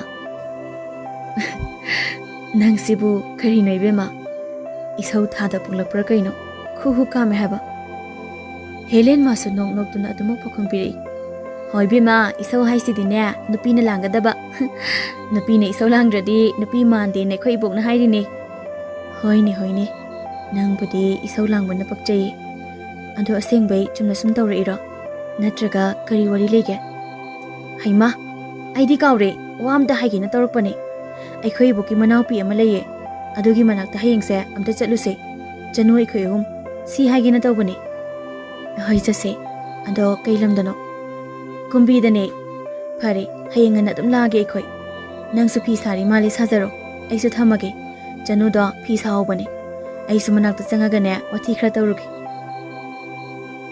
ngan ba magi ka aduda thariba safa adugi lamyang aduda nga thaduna mamit adu uisinduna lei ngasaidagi khaliba wakhal adu mari makhong ama isam samnadabugum tawri mapana karigi damakta machan nasibu sikre haiduna mangoda minamliba mamonda tawraga leibi mama aduna maram irei leita thori yanduna leiramba masigi mayam sikhalakpada nganba makok ngaure tanja aduda magi thong adu nok tawri masu famlambadagi hawalaga thong adu phat hangi korole tuna leirami manungda changao haibagum makok adu khajik nomlamlaga mana hana changkhre korau su nganbagi tung inaduna changlei korau nganbana famliba sofa adugi mamangda leiriba masananba table da che amani thamlei sir nupa adugi detail sida loina leijare nganba korau da makha tarau haibagum yenglei korau nganba magi maongdu khangladuna makhada leiriba che adudagi ama lokhatle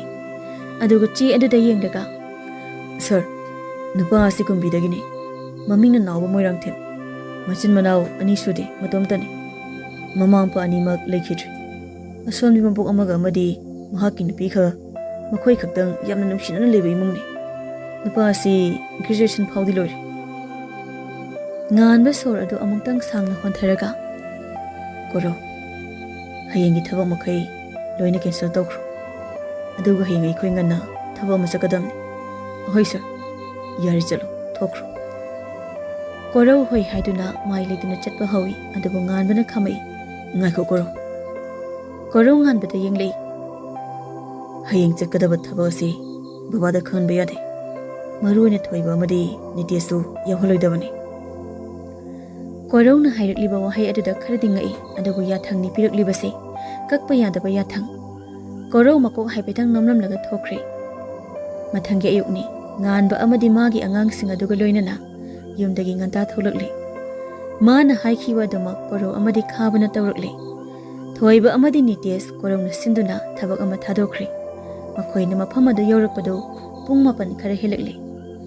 Piktakna nana lairiba yum adu ubada nganba mamit kuptaba makhai yengi. Yum adugi thongkanda gari adu khamlami. Aduga manungda changsilai. Korau na Mi sibu yum leibro. Khaba korau gi karanduda khupa aduna lukhamdu thajali. Kani karanu haibanida. Nang maibo naya adu Korau do nganba yaubana lukhamda nanduna khangle. Handamukti irenjana hairi. Yum sibu mi leibro. Kana kana leige. Nawadu mapanda kanano khana tholakpani.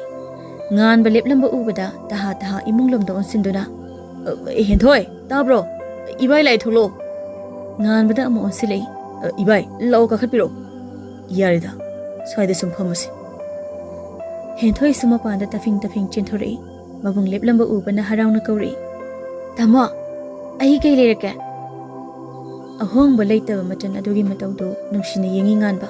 Aduga khabada onsili. Khaba. Gaidei hawa pochai singdo puro.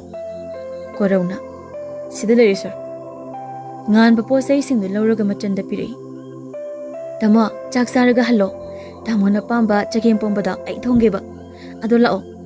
Ibok su leye. Ibok su masak khangnawaba ai kauge. Tamo chak ti charoige. Nangni hena khangi dune. Tamo gi thabak mayamdo. As khangde lao. Ibok ka wari sanaru lao ba. Piktakna leiriba sangoi aduda mayamdo pulap phami. Nawbagi mabok ibema tondombisu tholaktuna phamlari. Nganba tondombida khurumi. Yareda isudi. Isudi nungairi dana. Hoibo nungairi. Ibokdi anai yaudiko. Tondombi nokmi tauna adumuk pakhum pirei. Yaude. Ibok isa yahamna kalli. Nakhoibuna changi manakta khara toina lakpiyune. Sordo amuktang sangna hondaraga makha tarei. Nang baba nasu nachan siloksin bidre. Masibudi abok hoina lairaba oirubanani. Adubu nachanse aikhoida haidoktrabasu mathamoi asidana karamna pelamgani. Nganba khumpham khangda mama babu hena warurakli. Adubu ihul pumnamak phatharaga. Ibo, Athouba matamda Henthoi lakhanaba sem sajaraki. Mabunggi wahaiduda Henthoi haraubana mapi ira jelakle. Magi mataubu ngasaidagi yengliba khabadi kamdauri. Henthoi hek ukhibadagi khaba wala ngangkhidre. Nauba Henthoi anigi matau ubada khaba kaidunu leiraba thamoi aduda machin tumba posak amana thilakpagum chaina phaure. Magi matau khangba koraudi tafam khangde. Khabagi lingchumda makhut aduna popop thare. Asumna mayamdo wari watai taunari. Nganba mana haibadagi nauba sumagi business asida yaubu tare. Somdana nupi ahumdo haina khibagi matung inna yumdagi tholakli Januna. As Helen ibima aise khitang phajaba watpa maleme. Yare he ngasai phajai hairisida thiyega phajaba watlega ada tawega adu tawrega ibema nangamako tuka tugi thimali he nupa gamda phangoina. Janu saurang tauna. Noi mayam dei kuzu khitang leithabasida yam phajabaga sarakanu I karakani ai. Thoibi ani duda onsilei. Yare ko noi ani thengani ye chanaba tause. Idomchada nganna halakena hairambani. Khara khatna khara ngangna tawduna nupi ahumdo kumbi yoksilakle. Gari dagi kumtharaga mangda uriba yum aduda changlei. Yum adugi konthongda gari ahumari khamlibadu ui Januna. Helen, kaino noi boksa hoigise gari ga sandokpro.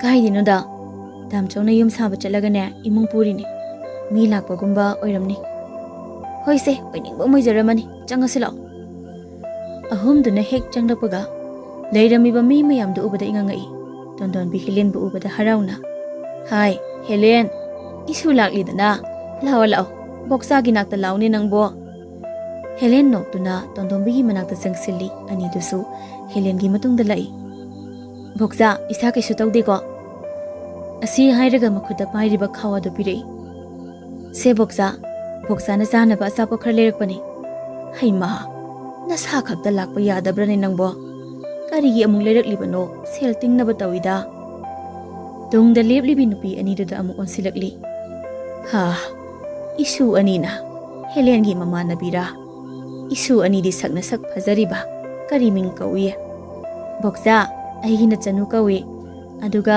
ꯃꯥꯒꯤꯅ ꯊꯣꯏꯕꯤ 이베ꯝꯃ ꯊꯣꯏꯕꯤꯁꯤꯗꯤ ꯑꯣꯟꯊꯣꯛꯅ ꯔꯥꯁꯤ ꯂꯩꯈ꯭ꯔꯦꯗ ꯍꯦꯟꯊꯣꯏ ꯏꯃꯨꯡ ꯆꯪꯂꯨꯕ ꯑꯗꯨ ꯑꯃꯨꯛ ꯄꯔꯞ ꯊꯣꯛꯂꯛꯇꯨꯅ ꯏꯕꯣꯛ ꯆꯥꯛ ꯊꯤꯕ ꯂꯣꯏꯔꯦ ꯆꯥꯊꯣꯛ ꯂꯥꯛꯑꯣ ꯒꯨꯂꯤ ꯆꯥꯕ ꯃꯇꯝ ꯌꯧꯔꯛꯀꯗꯧꯔꯦ ꯍꯦꯂꯦꯟ ꯍꯣꯏ ꯂꯦꯞꯂꯝꯕ ꯎꯕꯗ ꯍꯔꯥꯎꯅ ꯍꯥꯏꯔꯛꯏ ꯑꯦ ꯍꯦꯂꯦꯟ ꯅꯈꯣꯏ ꯂꯥꯛꯏꯔꯣ ꯍꯣꯏ ꯏꯅꯝꯃ ꯂꯥꯛꯏꯌꯦ ꯉꯥꯏꯍꯥꯛ ꯂꯩꯔꯝꯃꯨꯀꯣ ꯏꯕꯣꯛꯁꯦ ꯃꯅꯨꯡꯗ ꯆꯥꯛ ꯑꯝꯇ ꯄꯤꯖꯔꯨꯈꯤꯒꯦ ꯍꯣꯏ ꯏꯅꯝꯃ ꯉꯥꯟꯕ ꯃꯥꯗꯤ ꯊꯣꯏꯕꯤ ꯎꯕꯗ ꯏꯉꯛꯉꯛꯂꯨꯔꯦ ꯋꯥꯈꯜꯗꯁꯨ ꯃꯗꯣꯝ ꯈꯜꯂꯤ ꯀꯔꯤꯒꯤꯅꯣ ꯑꯩꯅ ꯆꯠꯄ ꯂꯩꯕ ꯃꯐꯝ ꯈꯨꯗꯤꯡ ꯍꯦꯛꯇ ꯂꯩꯔꯝꯃꯤꯕ ꯊꯣꯏꯕꯤ ꯃꯥꯁꯨ ꯑꯗꯨ ꯃꯉꯥꯏ ꯉꯥꯟꯕꯅ ꯂꯩꯔꯤꯕꯗꯣ ꯉꯁꯥꯏ ꯃꯈꯩ ꯎꯔꯨꯗꯦ ꯍꯧꯖꯤꯛꯇꯗ ꯎꯔꯛꯏ ꯅꯨꯄꯥ ꯑꯗꯨꯅ ꯃꯥꯕꯨ ꯌꯦꯡꯗꯨꯅ ꯂꯩꯔꯝꯕ ꯎꯕꯗ ꯃꯃꯥꯏ ꯐꯠ ꯂꯩꯊꯣꯛꯏ ꯉꯥꯟꯕ ꯅꯥꯎꯕꯗ ꯅꯥꯎꯕ ꯑꯩꯈꯣꯏ ꯑꯃꯨꯛ ꯍꯟꯅꯕ ꯇꯧꯔꯒꯦ ꯏꯕꯥꯏ ꯆꯥꯛ ꯆꯥꯔꯒ ꯑꯣꯏꯅ ꯍꯟꯕꯤꯈ꯭ꯔꯣ ꯃꯊꯪ ꯂꯥꯛꯄꯗ ꯑꯣꯏꯅ ꯆꯥꯔꯒꯦ ꯉꯁꯤꯒꯤꯗꯤ ꯊꯕꯛ ꯈꯔꯁꯨ ꯂꯩꯔꯤ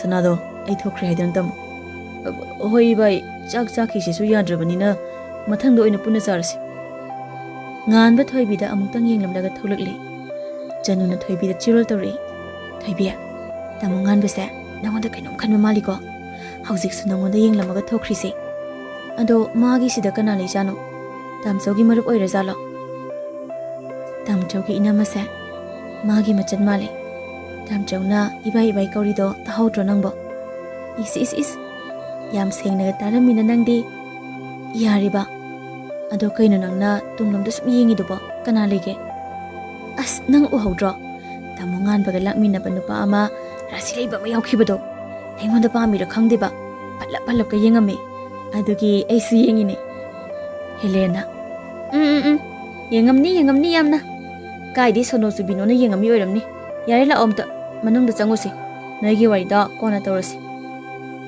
ꯁꯣꯝꯗꯅ ꯀꯨꯃꯥꯔ ꯐꯣꯟ ꯑꯗꯨꯗ ꯁꯥꯎꯅ ꯍꯩ ꯅꯪꯕꯨ ꯑꯉꯥꯡ ꯃꯆꯥꯔꯣ ꯑꯩꯅ ꯁꯤ ꯇꯧꯒꯅꯨ ꯍꯥꯏꯗꯅ ꯑꯃꯨꯛ ꯇꯥꯈꯤꯒꯗꯧꯔꯤꯕ꯭ꯔꯣ ꯐꯣꯟꯗꯒꯤ ꯅꯨꯄꯥ ꯑꯗꯨꯁꯨ ꯁꯥꯎꯅ ꯑꯩ ꯀꯔꯤꯁꯨ ꯈꯪꯗꯦ ꯑꯩꯒꯤ ꯍꯥꯏꯕꯕꯨ ꯑꯩꯅ ꯍꯥꯏꯔꯤꯕ ꯁꯦꯜꯗꯣ ꯕꯕꯥꯅ ꯄꯤꯕꯤꯔꯛꯄ ꯅꯠꯇ꯭ꯔꯒꯅ ꯉꯥꯟꯕꯗꯒꯤ ꯂꯧꯕ ꯃꯥꯅ ꯄꯤꯌꯨ ꯌꯥꯗ꯭ꯔꯒꯅ ꯃꯈꯜ ꯃꯈꯥ ꯀꯌꯥꯒꯤ ꯊꯕꯛ ꯇꯧꯕ ꯐꯔꯦ ꯏꯆꯥꯅ ꯐꯅꯤ ꯈꯟꯕꯗꯣ ꯑꯗꯨ ꯕꯕꯥꯒꯤꯗꯤ ꯀꯔꯤꯁꯨ ꯍꯥꯏꯔꯣꯏ ꯑꯗꯨꯕꯨ ꯍꯩꯅ ꯁꯤꯡꯅ ꯆꯠꯂꯨ ꯃꯃꯥ ꯑꯗꯨꯅ ꯄꯣꯛꯂꯝꯕꯅꯤ ꯍꯩ ꯁꯤꯡꯕꯤ ꯂꯧꯊꯣꯛ ꯂꯀꯣꯏ ꯂꯩꯇꯕꯤꯅꯤ ꯃꯃꯥ ꯏꯕꯦꯝꯃꯗꯣ ꯍꯣꯏ ꯕꯕꯥ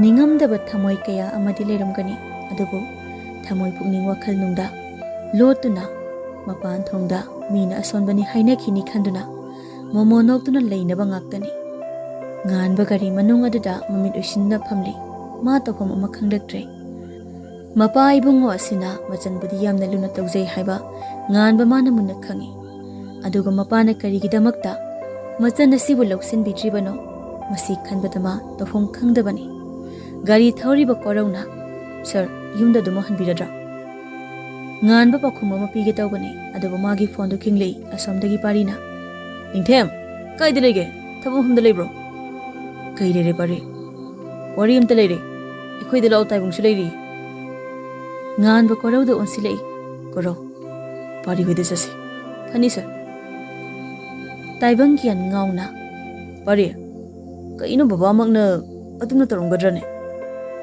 ꯑꯩꯁꯨ ꯊꯥꯖꯕ ꯈꯔ ꯋꯥꯠꯂꯤꯅꯦ ꯅꯠꯇꯦ ꯇꯥꯏꯕꯪ ꯆꯨꯝꯗꯤ ꯆꯨꯝꯃꯦꯀꯣ ꯅꯪ ꯎꯔꯛꯈꯤꯕꯗꯣ ꯍꯦꯟꯊꯣꯏꯒ ꯃꯁꯛ ꯃꯥꯟꯅꯕꯗꯤ ꯅꯠꯇꯦꯀꯣ ꯅꯠꯇꯦ ꯃꯥꯗꯣ ꯃꯥꯟꯕ ꯅꯠꯇꯦ ꯁꯦꯡꯅ ꯑꯩꯈꯣꯏ ꯍꯦꯟꯊꯣꯏꯅꯤ ꯇꯥꯟꯖꯥꯗꯨꯗ ꯉꯥꯟꯕꯁꯨ ꯌꯧꯁꯤꯜꯂꯛꯂꯤ ꯄꯔꯞ ꯆꯪꯁꯤꯜꯂꯛꯂꯒ ꯀꯩꯗꯧꯔꯦ ꯄꯥꯔꯤ Kay lere. Ningthem. Taibang na iko hintoy do Moirang bazar da urami hayine. Si boy thoku yagadrane. Chumi pari. Taibang na hayse chumi. Ikhoy sana hingli pari. Sana hingli pari. Pari ngan bada munna yenglei. Baba di wafam si khanglabro. Khangdi pari. Taibang na. Ngaiko wari siluri. Hingli ba misa ama bo sire hayri bana karige. Ada su hek puksa ba masa. Sibu itokpa yabrane. Aina urakhibadubu henthoi natabra. Ngan ba taibang da yenglakli. Taibang su hana mangon da yenglami. Ai sanagi manakta chaluri taibang. Ani do ngan ba da ngakni yenglei parina. Kaino ningthem nang di kamaina. Ngan ba itap tamna adamak khumlei. Ngarang babagi hidak lerga tholokpada sanaga thengnare. Pari taibangi wakhalsi khangphom khumri. Isel aduna le horiba phibamda mabung amoin ei yengba ngamde. Parina hena su khanjinganuda karina phagadagi habdo ikoi punna khanasi. Taibangna ai su karino ma haige kanna thabok mayamsin hekta kaw. Ani do karino haibagam yenglei. Ningthem ngahan thoibiga nanga unakhiba namituda nangi angangsing purakhibra. Ngan ba mityeng amana taibang de yenglei mityeng adu ubada taibang gyan takhre madudi namit aduda mana ukhiba takhiba adu ngan bana karisu khangdra haiba. Taibangna nangi de leiba angangsing mathong masak khangba angangna namna yobugum tawi. Nangi damak thawai phabu kathopa ngamgani haiba angangsu yarumgani. Adu ba ningthem loina phagani haibdi leitamni. Kayo nang nahiningisa. Taibang ngan bada yenglei. Nangi da thabak tawduna leiba thoiba. Criminal chawthoi gi manon pani. Sida leina haining bagi ningthem khara sekselo. Pari so taibang gi wafam do yaning bagum makhada rei. Taibang na haiba so haibana ningthem khara seksin ba pai. Adu busi madi sekna haigi. Koro madi khaba makhoi ani budi nangna su hena khangnamgani. Nangi damak siba kidabane mathau masa khang. Tanjadu da ngan ba magi phone adu khinglei masu ta pai khali. Asomdagi karibo hairakpa ngan ba nokmi leramo. Ikho yorukna ba tawki. Somdana Boris haiba khadangi nipado ngasidi yam gyan tabaga sadana kitchen duda mamai pem Lakshmi na isang semlibado masu yausili. Karino da isa singa sidi gyan onthokna takhreda. Wathi ngangpham leitrabrane nangbo. Karino deima isibo mina ga taraga kai khandorige. Matang chana changlakpa mapa ibung Rishikesna. Haima isagi khadang nompham leitrabrane. Leitragana pabung ga office to ina nomro siro ipa isa punna. Yaini pabung. Mapure baga masagana sanari bawari do tabada Lakshmi isau tori. Karino makhoi pabung. Nasa se ngang natrabani. Thaba ama kari ama tawsinabo haidi amata haidi wathi ngangna dana le. Mama ki isauda Boris mapada onsinduna babong ngahalwa ikhoi ma se loromdai daga kemta yenghodrobo. Machagi wahaida ha ha haiduna nokthoragli Rishikesh to. Lakshmi makhuda paiba thanga du thangatlaga machada onsili. Hai chalo ko nang yam thuna thorkhor chalo. Saida sam leidine apai pona thomaga hatpa soiroi. Boris nok tuna mapada hairami. Babong matam leiringe ima tolum purakpana faniko. Natradi imagi khutta natradi khoi imagi khutta baitrani torbal yoba soiroi khoi. Nang da hatlaga loire he ei.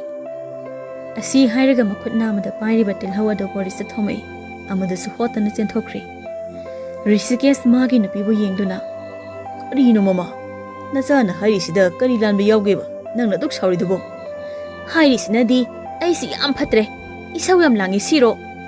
Haijade koi fare chak to loisilo mi ama ani lakani ayam ta kari no tawrukhige. Somdana thoibi hoido mayumda halakle mamanabi ani du sulai haure. Mana mayumda changlakpada geta gari ama khamhawi adugu thoina kari sukhanda manungda changle.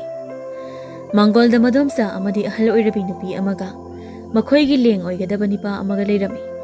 Thoibi samsum sangsilei mi leibanara ngasidi madomsa pakpi so afabi saduna ingna hairi. Nang halaklabro chango manungda aduga ne Nanauna sa lonkibani amukta puthorakamu. Thoibi madomchada falap yenglamlaga ahoi domcha. Thoibi manungda jangkhri bi thoibi bu yengduna hairi Lalita. Kanano ibema sidia. Sakna sak phajariba hai pakpiya. Masak sirasi yam lei haiwani nangbo. Pakpi thoibi bu thagalakpanduda mapukningdadi saunningbana karino matawre. Adubu noksinaduna Ije isa nupini itei ibungona thambiramba. Oh zitena thamlamba angang oire. Masak sisu mama manbagum tawrini nangbo. Makhoina adumna wari tawribado thoibi su sa puthokduna thoglei. Lao nene hoi nang tamu hoi da hana piyu sado. Thoibi sangsinduna sado amampi. Nupa ama yauribado ahal asigi macha oiramgani khali wakhanda. Nupa adasu thoibi na piribado tapna lawi aduga imunglomda thunamak changki thoibi. Somdana saba loisintriba dalal mathol ahum mari muk wangba. Yum adugi mamangda gari ani ahum chap khami. Nganba pari taibang amadi atei angangsing adusu phatphat kumtharei. Uriba building adugi khwai maton tamna kari. Uri biki amadi loyana nupa ama pullaga thamlibado. Anisi kana sunate nganbagi manunggi angangni. Nganbasu makhoina leiba adomda khongkap launa thangduna changsilei. Korauna nakanda leiba chair ama lauraga nganbagi mangda thami masu sangsinduna phamthai bigina. Sir, nupa si marolam isang singdi. Ngasaidagi hanglibasi pakhum amta phangthai. Polisi loktho. Loyana nupa adugi mamit pulido lokthoi. Nupa adu sumamit tapna panglei. Nganba phamduna leyamba ubada nupa adu maning khangan hali. Mataudu kari kharak labano nganba chimban chinglap noglei. Adubu nupa adu sumarau leina noglei. Taibang parigi manak khara nakna sangsinduna. Kurin dorsiu. Ai laundabani hena phobajani. Duty bu nga kadra murupna tawrisibu yengadra. Parina yariko lepomta ningthimgi maongda sikarino. Moine sanariba warida tara male koraudo. Tamu pari ekhoi sarse billion onbu kuirabani. Noi ngasida khangiro. Makhoina adumna wari tawringai khonthang yeiba makhai tari ahoba khonjel ama. Nganba nupa aduda munna yengi aduga Nang kanagi minu haibai khangde. Aduga khangde haiduna nangonda hangbasu tawroi. Adubu simadi pakhum piyo. Nang hinglibra. Nupa adasu karimna nakhumai. Aigi punsini hingbasi vaibase aigi apamani. Sidarangna ahiapa sabagi kari mathau tai. Nganba nupa aduda hena munna yengsali nupa adugi maithongda. Siba natraga hingba haibagi mami amata tade hena dum momon tawri nupado.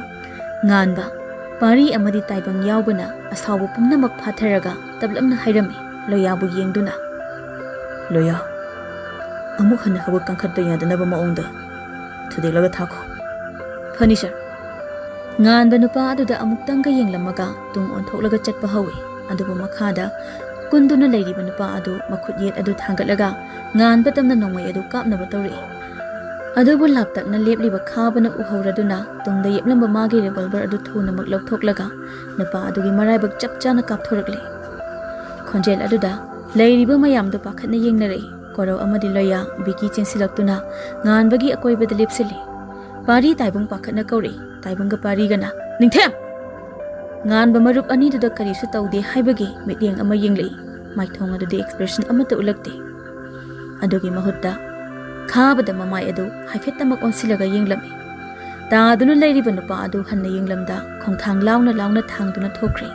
Mana thokrabada ataidusu mathang thoglakle. Hainaba naida garida phat kakhaduna thunamak mafam adudagi thoglakle. Loya amadi bikigi gari na mangthai. Aduga mayagi gari adudana taibangna thauraga nganba amadi parina maningda tongli. Adopa maning ithang thangba gari aduda khaba korau amadi ate angang kharaga tongi. Marup ani du wa nganglakte madugi mahutta nganba mangonda mityeng ama yenglei. Mityeng adu kari haininglibano haiba bhaptai nganba aduba masu karisu hairude. Asumna taibang parigida oina lehaure aduga nganba madi thoibi hoiromdo oina gari adu thauduna lakle.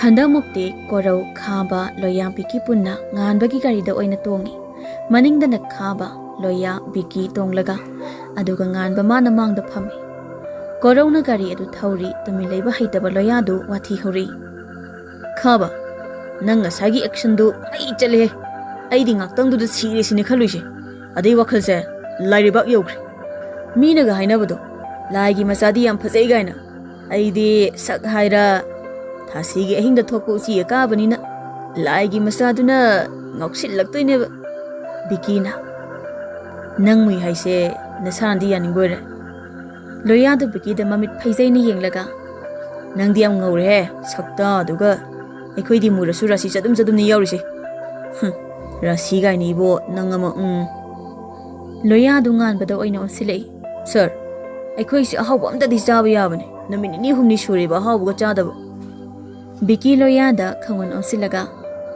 ꯀꯔꯤꯕ ꯍꯧꯖꯤꯛꯀꯤꯗꯣ ꯉꯔꯥꯡꯗ ꯅꯠꯇ꯭ꯔꯕ ꯃꯅꯥꯎꯄꯥꯒꯤ ꯕꯔꯗꯦꯅꯤꯅ ꯑꯣꯛꯇꯒꯤ ꯁꯟꯗꯒꯤ ꯊꯣꯡꯉꯤꯗꯨꯕꯣ ꯊꯣꯡꯉꯤ ꯀꯩꯅꯣ ꯊꯣꯡꯗꯦꯒ ꯍꯥꯏꯈꯤꯕ꯭ꯔꯥ ꯑꯩꯅ ꯑꯅꯤꯗꯨꯒꯤ ꯃꯔꯩꯗꯣ ꯇꯥꯅꯤꯡꯉꯛꯇ꯭ꯔ ꯃꯥꯜꯂꯦ ꯉꯥꯟꯕꯗꯣ ꯈꯣꯟꯖꯦꯜ contact ꯌꯥꯔꯦ ꯂꯦꯞꯄꯣ ꯅꯥꯀꯣꯡ ꯋꯥꯏ ꯆꯤꯜꯂꯦ ꯆꯥꯅꯤꯡꯂꯗꯤ ꯀꯣꯛ ꯂꯩꯔꯒ ꯆꯥꯕ ꯌꯥꯗꯕ꯭ꯔꯣ ꯑꯩꯉꯣꯟꯗ ꯑꯃꯨꯛ ꯍꯥꯏꯗ꯭ꯔꯁꯨ ꯈꯣꯟ ꯈꯔ ꯀꯟꯇꯛ ꯍꯥꯏꯔꯛꯄꯗꯨꯗ ꯃꯔꯤꯗꯣ ꯇꯨꯃꯤꯟ ꯂꯩꯈ꯭ꯔꯦ ꯁꯣꯝꯗꯅ ꯊꯣꯏꯕꯤ ꯁꯨꯃꯥꯡ ꯃꯇꯣꯜ ꯑꯗꯨꯗ ꯐꯤ ꯁꯨꯔꯤ ꯇꯟꯖꯥꯗꯨꯗ ꯃꯗꯣꯝꯆꯥ ꯄꯥꯛꯄꯤ ꯊꯣꯛꯂꯛꯇꯨꯅ ꯍꯥꯏ ꯗꯨꯀꯥꯟꯗꯒꯤꯅꯦ ꯊꯨꯝ ꯄꯦꯀꯦꯠ ꯑꯃꯠꯇ ꯂꯩꯔꯨꯁꯨ ꯆꯠꯂꯨ ꯏꯗꯣꯝꯆꯥ ꯐꯤ ꯁꯨꯕꯁꯤ ꯂꯣꯏꯗꯧꯔꯦ ꯁꯤ ꯂꯣꯏꯕꯒ ꯂꯩꯔꯨꯔꯒꯦ ꯍꯥꯏ ꯅꯨꯃꯤꯗꯥꯡ ꯋꯥꯏꯔꯝꯁꯤꯗ ꯅꯪꯉꯣꯟꯗ ꯀꯅꯥꯅ ꯐꯤ ꯁꯨ ꯍꯥꯏ ꯆꯠꯂꯣ ꯑꯩꯅ ꯍꯥꯏꯗꯣ ꯍꯥꯟꯅ ꯂꯩꯔꯨꯁꯨ ꯆꯠꯂꯨ ꯍꯣꯏ ꯏꯗꯣꯝꯆꯥ ꯃꯉꯣꯟꯗꯅ ꯑꯃꯨꯛ ꯂꯩꯔꯅꯨꯅꯦ ꯁꯠ ꯆꯠꯂꯨꯅꯦ ꯃꯤꯅꯥꯏ ꯅꯨꯄꯤꯁꯤꯗꯤ ꯊꯣꯏꯕꯤ ꯋꯥ ꯃꯈꯥ ꯇꯥꯔꯝꯗ ꯊꯣꯛꯂꯛꯂꯦ ꯗꯨꯀꯥꯟ ꯂꯩꯔꯤꯕ ꯑꯗꯣꯝꯗ ꯂꯥꯛꯏ ꯃꯥꯅ ꯑꯗꯨꯝꯅ ꯆꯠꯂꯤꯉꯩ ꯅꯥꯀꯟꯗꯒꯤ ꯅꯨꯄꯥ ꯑꯃꯅ ꯏꯆꯟ ꯊꯣꯏꯕꯤ ꯃꯃꯥꯏ ꯂꯩꯊꯣꯛꯇꯨꯅ ꯌꯦꯡꯂꯛꯏ ꯅꯨꯄꯥꯗꯨꯁꯨ ꯆꯪꯁꯤꯜꯂꯛꯇꯨꯅ ꯅꯦꯆꯥ ꯍꯣꯏꯗ ꯉꯔꯥꯡ ꯂꯩꯍꯧꯕ ꯏꯆꯟꯗꯨ ꯅꯠꯇ꯭ꯔꯣ ꯍꯣꯏ ꯃꯥꯅꯦ ꯑꯩꯒꯤ ꯃꯤꯡ ꯂꯤꯌꯣ ꯑꯗꯣ ꯏꯆꯟꯒꯤꯗꯤ ꯊꯣꯏꯕꯤ ꯀꯧꯋꯦ ꯁꯛꯀ ꯃꯤꯡꯒ ꯌꯥꯝ ꯆꯥꯟꯅꯔꯦ ꯊꯣꯏꯕꯤ ꯂꯤꯌꯣꯗ ꯍꯥꯏꯐꯦꯠ ꯌꯦꯡꯂꯒ ꯑꯗꯨꯗꯤ ꯑꯩ ꯑꯃꯨꯛ ꯑꯁꯤ ꯍꯥꯏꯔꯒ ꯆꯠꯄ ꯍꯧꯒꯦ ꯇꯧꯏ ꯂꯤꯌꯣꯅ ꯃꯃꯥꯡꯗ ꯑꯃꯨꯛ ꯂꯦꯞꯁꯤꯜꯂꯒ ꯍꯥꯏꯔꯛꯏ ꯑꯝꯇ ꯉꯥꯏꯈꯣ ꯊꯣꯏꯕꯤ ꯀꯔꯤꯅꯣ ꯍꯥꯏꯕꯒꯨꯝ ꯌꯦꯡꯂꯛꯏ ꯑꯩꯁꯦ ꯅꯉꯣꯟꯗ ꯀꯩꯅꯣꯝ ꯁꯨꯝ ꯍꯥꯏꯅꯤꯡꯕ ꯌꯥꯅꯤ ꯍꯦꯛꯇ ꯍꯥꯏꯕꯤꯔꯛꯑꯣ ꯅꯪꯒꯤ ꯈꯪꯅꯕ ꯂꯩꯕ꯭ꯔꯣ ꯊꯣꯏꯕꯤ ꯀꯩꯅꯣꯃ ꯈꯨꯝꯒꯦ ꯇꯧꯕꯅꯤ ꯑꯗꯨꯕꯨ ꯊꯠꯈ꯭ꯔꯦ ꯅꯨꯄꯥ ꯃꯥꯅ ꯆꯥꯎꯇꯛ ꯇꯧꯕ ꯈꯣꯟꯖꯦꯜ ꯑꯃꯅ ꯊꯣꯏ ꯑꯗꯨꯗ ꯀꯩꯗꯧꯔꯤꯅꯣ ꯑꯅꯤꯗꯣ ꯇꯥꯔꯛꯂꯤꯕ ꯈꯣꯟꯖꯦꯜ ꯑꯗꯨꯒꯤ ꯃꯥꯏꯀꯩꯗ ꯌꯦꯡꯂꯛꯏ ꯋꯥꯡꯗ꯭ꯔꯤꯡ ꯍꯦꯛ ꯋꯥꯡꯅ ꯃꯈꯣꯏ ꯑꯅꯤꯗ ꯆꯥꯗ ꯑꯩꯈꯣꯏ ꯌꯦꯡꯗꯨꯅ ꯂꯦꯞꯂꯝꯃꯤ ꯉꯥꯟꯕꯗꯣ ꯉꯥꯟꯕ ꯊꯣꯏꯕꯤꯒꯤ ꯃꯅꯥ ꯈꯔ ꯆꯪꯁꯤꯜꯂꯛꯇꯨꯅ ꯑꯃꯨꯛꯁꯨ ꯊꯣꯏ ꯀꯩꯗꯧꯔꯦ ꯀꯅꯥꯅꯣ ꯃꯥꯅ ꯊꯣꯏꯕꯤ ꯉꯥꯟꯕꯕꯨ ꯌꯦꯡꯂꯒ ꯗꯗꯥ ꯃꯥ ꯂꯤꯌꯣ ꯏꯗꯣꯝꯆꯥ ꯍꯣꯏꯒꯤ ꯃꯔꯤ ꯃꯇꯥꯅꯤ ꯉꯥꯟꯕ ꯂꯤꯌꯣꯗ ꯃꯨꯟꯅ ꯌꯦꯡꯉꯛꯏ ꯂꯤꯌꯣꯁꯨ ꯋꯥꯈꯟꯗ ꯃꯗꯣꯝ ꯈꯟꯖꯩ ꯑꯩꯅꯗꯤ ꯏꯆꯟ ꯀꯧꯁꯤꯜꯂꯨꯔꯒ ꯃꯤꯡꯒ ꯍꯦꯛꯇ ꯁꯦꯠꯀꯠꯂꯛꯏꯅꯦ ꯑꯃꯁꯤꯅ ꯀꯅꯥ ꯑꯣꯏꯔꯖꯥꯠꯅꯣ ꯉꯥꯟꯕ ꯊꯣꯏꯕꯤꯒꯤ ꯃꯈꯨꯠꯇ ꯇꯞꯅ ꯄꯥꯏꯁꯤꯜꯂꯛꯏ ꯊꯣꯏꯕꯤ ꯏꯈꯪ ꯈꯪꯅ ꯉꯥꯟꯕ ꯃꯉꯣꯟꯗ ꯌꯦꯡꯂꯛꯏ ꯂꯤꯌꯣꯁꯨ ꯉꯥꯟꯕꯗ ꯌꯦꯡꯂꯛꯏ ꯉꯥꯟꯕ ꯊꯋꯥꯏ ꯏꯁꯥ ꯁꯥꯗꯅ ꯂꯤꯌꯣꯕꯨ ꯌꯦꯡꯗꯨꯅ ꯂꯤꯌꯣ ꯍꯥꯏꯕꯅꯤꯀꯣ ꯃꯤꯡꯗꯣ ꯍꯣꯏ ꯂꯤꯌꯣ ꯍꯥꯏꯕꯅꯤ ꯐꯔꯦ ꯂꯤꯌꯣ ꯑꯗꯨꯗꯤ ꯂꯩꯕꯤꯍꯧꯈꯣ ꯑꯩꯈꯣꯏ ꯊꯣꯏꯒ ꯑꯩꯒ ꯋꯥꯔꯤ ꯑꯃ ꯁꯥꯗꯧ ꯂꯩꯔꯦ ꯃꯤꯇꯣꯞ ꯌꯥꯎꯕꯁꯦ ꯑꯩꯗꯤ ꯀꯌꯥ ꯍꯩꯅꯗꯕ ꯊꯣꯏꯕꯤꯗꯤ ꯋꯥ ꯂꯥꯡꯒ ꯑꯃꯠꯇ ꯉꯥꯡꯈꯤꯗ꯭ꯔꯦ ꯉꯥꯟꯕ ꯃꯥꯅ ꯇꯧꯔꯤꯕꯗꯨ ꯌꯥꯅꯤꯡꯉꯤ ꯌꯥꯅꯤꯡꯗꯦ ꯍꯥꯏꯕꯁꯨ ꯑꯃꯠꯇ ꯍꯥꯏꯔꯛꯇꯦ ꯇꯧꯅꯔꯤꯕ ꯃꯇꯧꯁꯤꯡꯗꯨꯗ ꯁꯣꯝꯗ ꯈꯥꯕ ꯍꯣꯏꯗꯤ ꯃꯃꯤꯠ ꯃꯅꯥ ꯂꯥꯎꯊꯣꯛꯂꯒ ꯌꯦꯡꯂꯤ ꯈꯥꯕꯅ ꯀꯣꯏꯅ ꯇꯧꯔꯤꯁꯤꯅ ꯂꯣꯌꯥꯅ ꯑꯃꯨꯛ ꯑꯩꯅ ꯂꯩꯔꯤꯁꯤꯕꯨ ꯃꯪꯂꯣ ꯕꯤꯀꯤꯅ ꯌꯥꯔꯦ ꯂꯦꯞꯄꯣ ꯑꯝꯇ ꯅꯣꯏ ꯑꯅꯤ ꯑꯗꯨꯏ ꯁꯔꯨꯛ ꯁꯔꯟ ꯇꯧꯔꯤꯁꯦ ꯇꯨꯃꯤꯟ ꯌꯦꯡꯉꯨ ꯀꯣꯔꯧꯁꯨ ꯍꯥꯏꯔꯛꯏ ꯑꯗꯨꯅꯦ ꯇꯨꯃꯤꯟ ꯌꯦꯡꯒꯦ ꯂꯩꯇꯦꯕ ꯉꯥꯡꯖꯅꯤꯡꯈ꯭ꯔꯕ ꯁꯣꯝꯗꯅ ꯀꯝꯗꯧꯔꯤ ꯉꯥꯟꯕ ꯊꯣꯏꯕꯤꯒꯤ ꯈꯨꯗꯥꯡ ꯑꯗꯨ ꯊꯥꯗꯣꯛꯄꯁꯨ ꯇꯧꯗꯦ ꯆꯤꯡꯗꯨꯅ ꯈꯣꯡꯅꯥꯡ ꯂꯩꯔꯤꯕ ꯑꯗꯣꯝꯗ ꯂꯥꯛꯏ ꯉꯥꯟꯕ ꯊꯣꯏꯕꯤꯒꯤ ꯃꯈꯨꯠ ꯑꯗꯨ ꯇꯞꯅ ꯊꯥꯗꯣꯛꯂꯒ ꯁꯧꯔꯪ ꯇꯧꯕ ꯈꯣꯟꯖꯦꯜ ꯑꯃꯗ ꯅꯨꯃꯤꯗꯥꯡ ꯋꯥꯏꯁꯤꯗ ꯌꯨꯝꯗ ꯂꯩꯕ ꯌꯥꯗꯕ꯭ꯔꯣ ꯅꯪ ꯊꯣꯏꯕꯤ ꯅꯨꯄꯥꯁꯤꯅ ꯇꯧꯔꯤꯕ ꯃꯑꯣꯡꯁꯤꯗ ꯃꯥ ꯅꯣꯛꯅꯤꯡꯕꯒꯨꯝ ꯇꯧꯔꯛꯏ ꯗꯨꯀꯥꯟꯗꯩ ꯄꯣꯠ ꯆꯩ ꯂꯩꯒꯦꯅ ꯊꯣꯛꯂꯛꯄꯅꯤ ꯗꯗꯥ ꯉꯥꯟꯕ ꯀꯔꯤꯅꯣꯃ ꯅꯤꯡꯁꯤꯡꯂꯛꯇꯨꯅ ꯐꯠ ꯍꯥꯏꯔꯛꯏ ꯅꯪ ꯉꯁꯥꯏ ꯀꯨꯝꯕꯤꯗ ꯂꯥꯛꯏꯗꯣ ꯀꯅꯥ ꯂꯩꯒꯦ ꯈꯪꯅ ꯈꯪꯅ ꯍꯪꯉꯤꯕꯅꯤ ꯅꯨꯄꯤ ꯑꯗꯨꯅ ꯀꯔꯤ ꯄꯥꯎꯈꯨꯝ ꯄꯤꯔꯛꯀꯦ ꯈꯟꯅ ꯗꯗꯥ ꯊꯕꯛ ꯑꯃꯒꯤ ꯂꯥꯛꯑꯝꯕꯅꯤ ꯑꯗꯨꯗꯤ ꯗꯗꯥ ꯑꯩꯁꯨ ꯊꯦꯡꯉꯅꯤꯌꯦ ꯗꯨꯀꯥꯟꯗꯒꯤ ꯄꯣꯠ ꯆꯩ ꯈꯔꯁꯨ ꯂꯩꯒꯗꯕ ꯍꯣꯏꯅꯦ ꯆꯠꯂꯣ ꯊꯦꯡꯉꯅꯤ ꯆꯪꯖꯔꯣ Thoibi nganbagi maongdu haifetamak yenglamlaga dukan leriba domda chatkhre. Nganba masu magi garina khamriba domda lai korona. Sir, itai mro. Loyana amu. Sir, itai masi sahi kya surage? Angang male. Nganba loyanda pisum isuk sukna yenglei. Yari yari. Chana badokse. Somda na mi ahum khak leiba yumdo mi naga taragadi angang na sau sakhai leiba yum malani. Chanu mamagi na kong maya da sinduna. Ima. Ho ima. Hai kari no. Ima na pang dine adu kana kauri du boibe ma. Nang nawa nai ba khangwai ko. Wahai khuding yum pan khangwai da haiba. Nate ima gi se khana ba tasek na hobai waro. Tombi masagi machin maya da manakong adu khara sinduna. Hai. Khara kana ngang ba yadabra ni nangbo ima se khara tagan de khanglabadi khara su kana ngangudana Helen di mama masagi mataududa kana hekta noglei januna ima gi sidi kale phu kanri phu haidoni ne lehoro nang tomta Helen bema lao mapanda leirse masigi sono su bisiga tum ledi ne ibani su ngawro pa soeroi januna Helen gi makhudu paiduna chinglaga thokri mama da sumachinda solhowi Aina hairi siniko mase mayung pan ba khangloi dawri masak ase thijarasu khara ingtapla di phadoba madudi nate thiringai sida mu machin ase kanbam yaurabanina masi sitlaroi namidang sa ising toklaga taibang magi ka da changlakpani hek changlakpaga charge tawduna thamiba magi mobile adu khinglei sangsinduna kanano yengi phone screen duda Helen haiduna isau sauna tharidu ubada taibang momon tawi thinthaba tawda phatpai khali Hello, kidorino? Is, hello kaina. Yam hello raba. Taibang nok tu na tumak hairi. Sumlak na banida. Kidorge dobo. Chaka charbo nangbo. Chare, nang di. Ay susare. Nang na da kayam ko nilaki doiba. Yom na nakaram kanda hangi khaliba. Hala daw ni, nong ni nileraga. Chanu hagi mo pa da hek tholak paga. Oh, antumay dawro. Asom da sunungay ramaroy. Ima ba kagliba do. Hoy. Taibang do handa mukti yam luba waga mana magi kariyeba bori saiba nungna saba man bado pari gi machan do koiri mali maya mati na salaga machan de tek tawri mali Helen do kan hekta noglei nokna waso hairi noi na mana ba khaisi yai ko nang su ta moro nang tinaraga masan aisi etek tawri na traba hai hai atumai ga de har kanu ai dine yam ba khangi de aduga ina nangon etek tawri ga haido Aina kadai tawriba nang na khai tawraga aina kari tawriba tawridudi nang na ai he ubaga na fe tawrawnina ai se nangi nungsilang thaga phari natro handa mukti na fe tawi na pi se ada nangati na ba ama tamongan bada ai khoi thoibi se nungsiba male chumi mana kanna lumi bane adu matang dai su wa khara hange tawrambane kai wano thoibi dubu magi khangnaba mi ga leibro Laitabane, mapun si inupam da koirak tribane. Mina haira asu mana yadabane. Januna su paniam khangna na basingrabane. Ado mana ngamda na amta yakide. Ado tamungan badi thoibini yaning bagum tawe. Farida, ekhoi ning themna su yam nuksi jabane. Ma su nabi ipta koirak tribne. Ado kai inoba tamungan bado arki sunatana ning them kaurido. Karino da arki khagdana ning them kongni haiba leibrane. Leite sum maram ama leibra haina khanba lei maram lei kai maram no hairo ai khangninge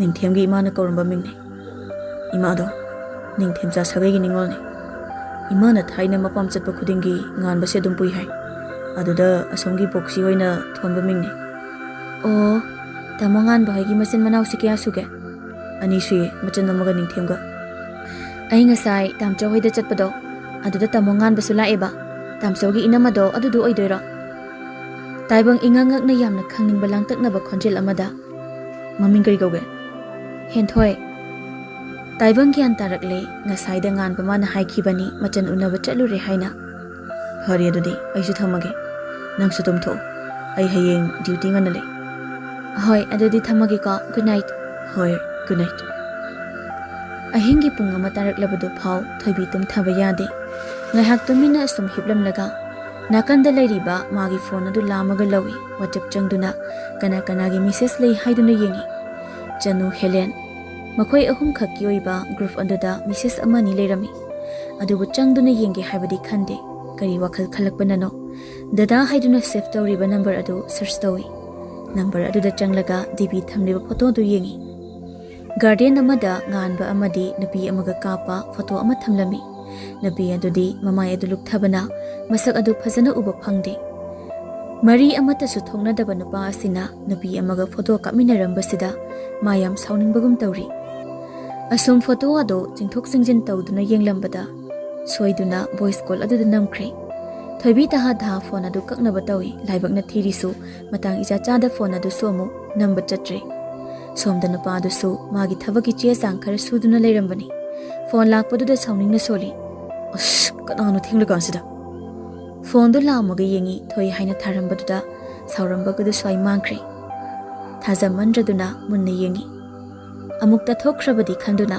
ꯄꯥꯈꯠꯅ ꯇꯍꯥ ꯄꯥꯏꯈꯠꯂꯤ hello ꯅꯨꯄꯤ ꯑꯗꯨꯁꯨ ꯄꯥꯏꯔꯛꯄꯗꯨꯗ ꯃꯤꯍꯨꯟ ꯁꯣꯛꯈꯤꯗ꯭ꯔꯦ ꯗꯗꯥ ꯉꯥꯟꯕ ꯀꯔꯤꯁꯨ ꯈꯟꯗ ꯅꯣꯛꯃꯤ ꯈꯨꯝꯃꯛꯏ ꯍꯥꯎꯅꯦ ꯑꯊꯦꯡꯕꯁꯤꯗ ꯀꯩꯗꯧꯔꯦ ꯀꯩꯁꯨ ꯇꯧꯗꯦ ꯁꯣꯏꯈꯤꯕꯅꯦ ꯊꯦꯡꯉꯐꯥꯎ ꯇꯨꯝꯗ꯭ꯔꯤꯗꯤ ꯅꯪꯗꯤ ꯀꯩꯗꯧ ꯂꯩꯔꯤꯕ ꯀꯩꯁꯨ ꯇꯧꯗꯦ ꯑꯩꯗꯤ ꯊꯦꯡꯅ ꯑꯗꯨꯝ ꯇꯨꯝꯃꯦ ꯊꯦꯡꯅ ꯇꯨꯝꯃꯗꯤ ꯏꯁꯥ ꯁꯣꯛꯄꯅꯦ ꯑꯗꯨꯅ ꯉꯟꯅ ꯇꯨꯝꯒꯗꯕ ꯍꯣꯏ ꯑꯗꯨꯗꯤ ꯑꯩ ꯊꯝꯃꯒꯦ ꯉꯥꯟꯕ ꯌꯥꯝ ꯂꯨꯊꯕ ꯈꯣꯟꯖꯦꯜꯗ ꯊꯣꯏ ꯍꯥꯏꯕ ꯅꯠꯇꯤꯌꯦ ꯊꯣꯏꯕꯤ ꯍꯥꯏꯕꯅꯦ ꯉꯥꯟꯕ ꯈꯣꯟꯖꯦꯜ ꯈꯖꯤꯛ ꯊꯣꯛꯅ ꯅꯣꯛꯂꯛꯏ ꯑꯗꯨꯒ ꯅꯪꯒꯤꯁꯦ ꯑꯩꯅ ꯅꯪꯒꯤ ꯃꯤꯡ ꯈꯪꯗ꯭ꯔꯤꯁꯤꯔꯣ ꯊꯣꯏꯕꯤꯗꯣ ꯁꯥꯡꯃꯜꯂꯦ ꯑꯗꯨꯒꯤ ꯊꯣꯏ ꯍꯥꯏꯅ ꯀꯧꯕꯅꯦ ꯗꯤꯄꯤ ꯊꯝꯃꯤ ꯅꯨꯄꯤꯁꯦ ꯗꯗꯥꯒꯤ ꯏꯅꯝꯃꯔꯣ ꯔꯦꯟꯗꯝ ꯑꯣꯏꯅ ꯍꯪꯉꯛꯄ ꯋꯥꯗꯨꯗ ꯉꯥꯟꯕ ꯏꯉꯛꯏ ꯑꯗꯨꯕꯨ ꯅꯨꯄꯤ ꯑꯁꯤꯅ ꯀꯔꯤ ꯈꯜꯂꯒ ꯍꯪꯉꯛꯄ ꯋꯥꯍꯪꯅꯣ ꯍꯥꯏꯕ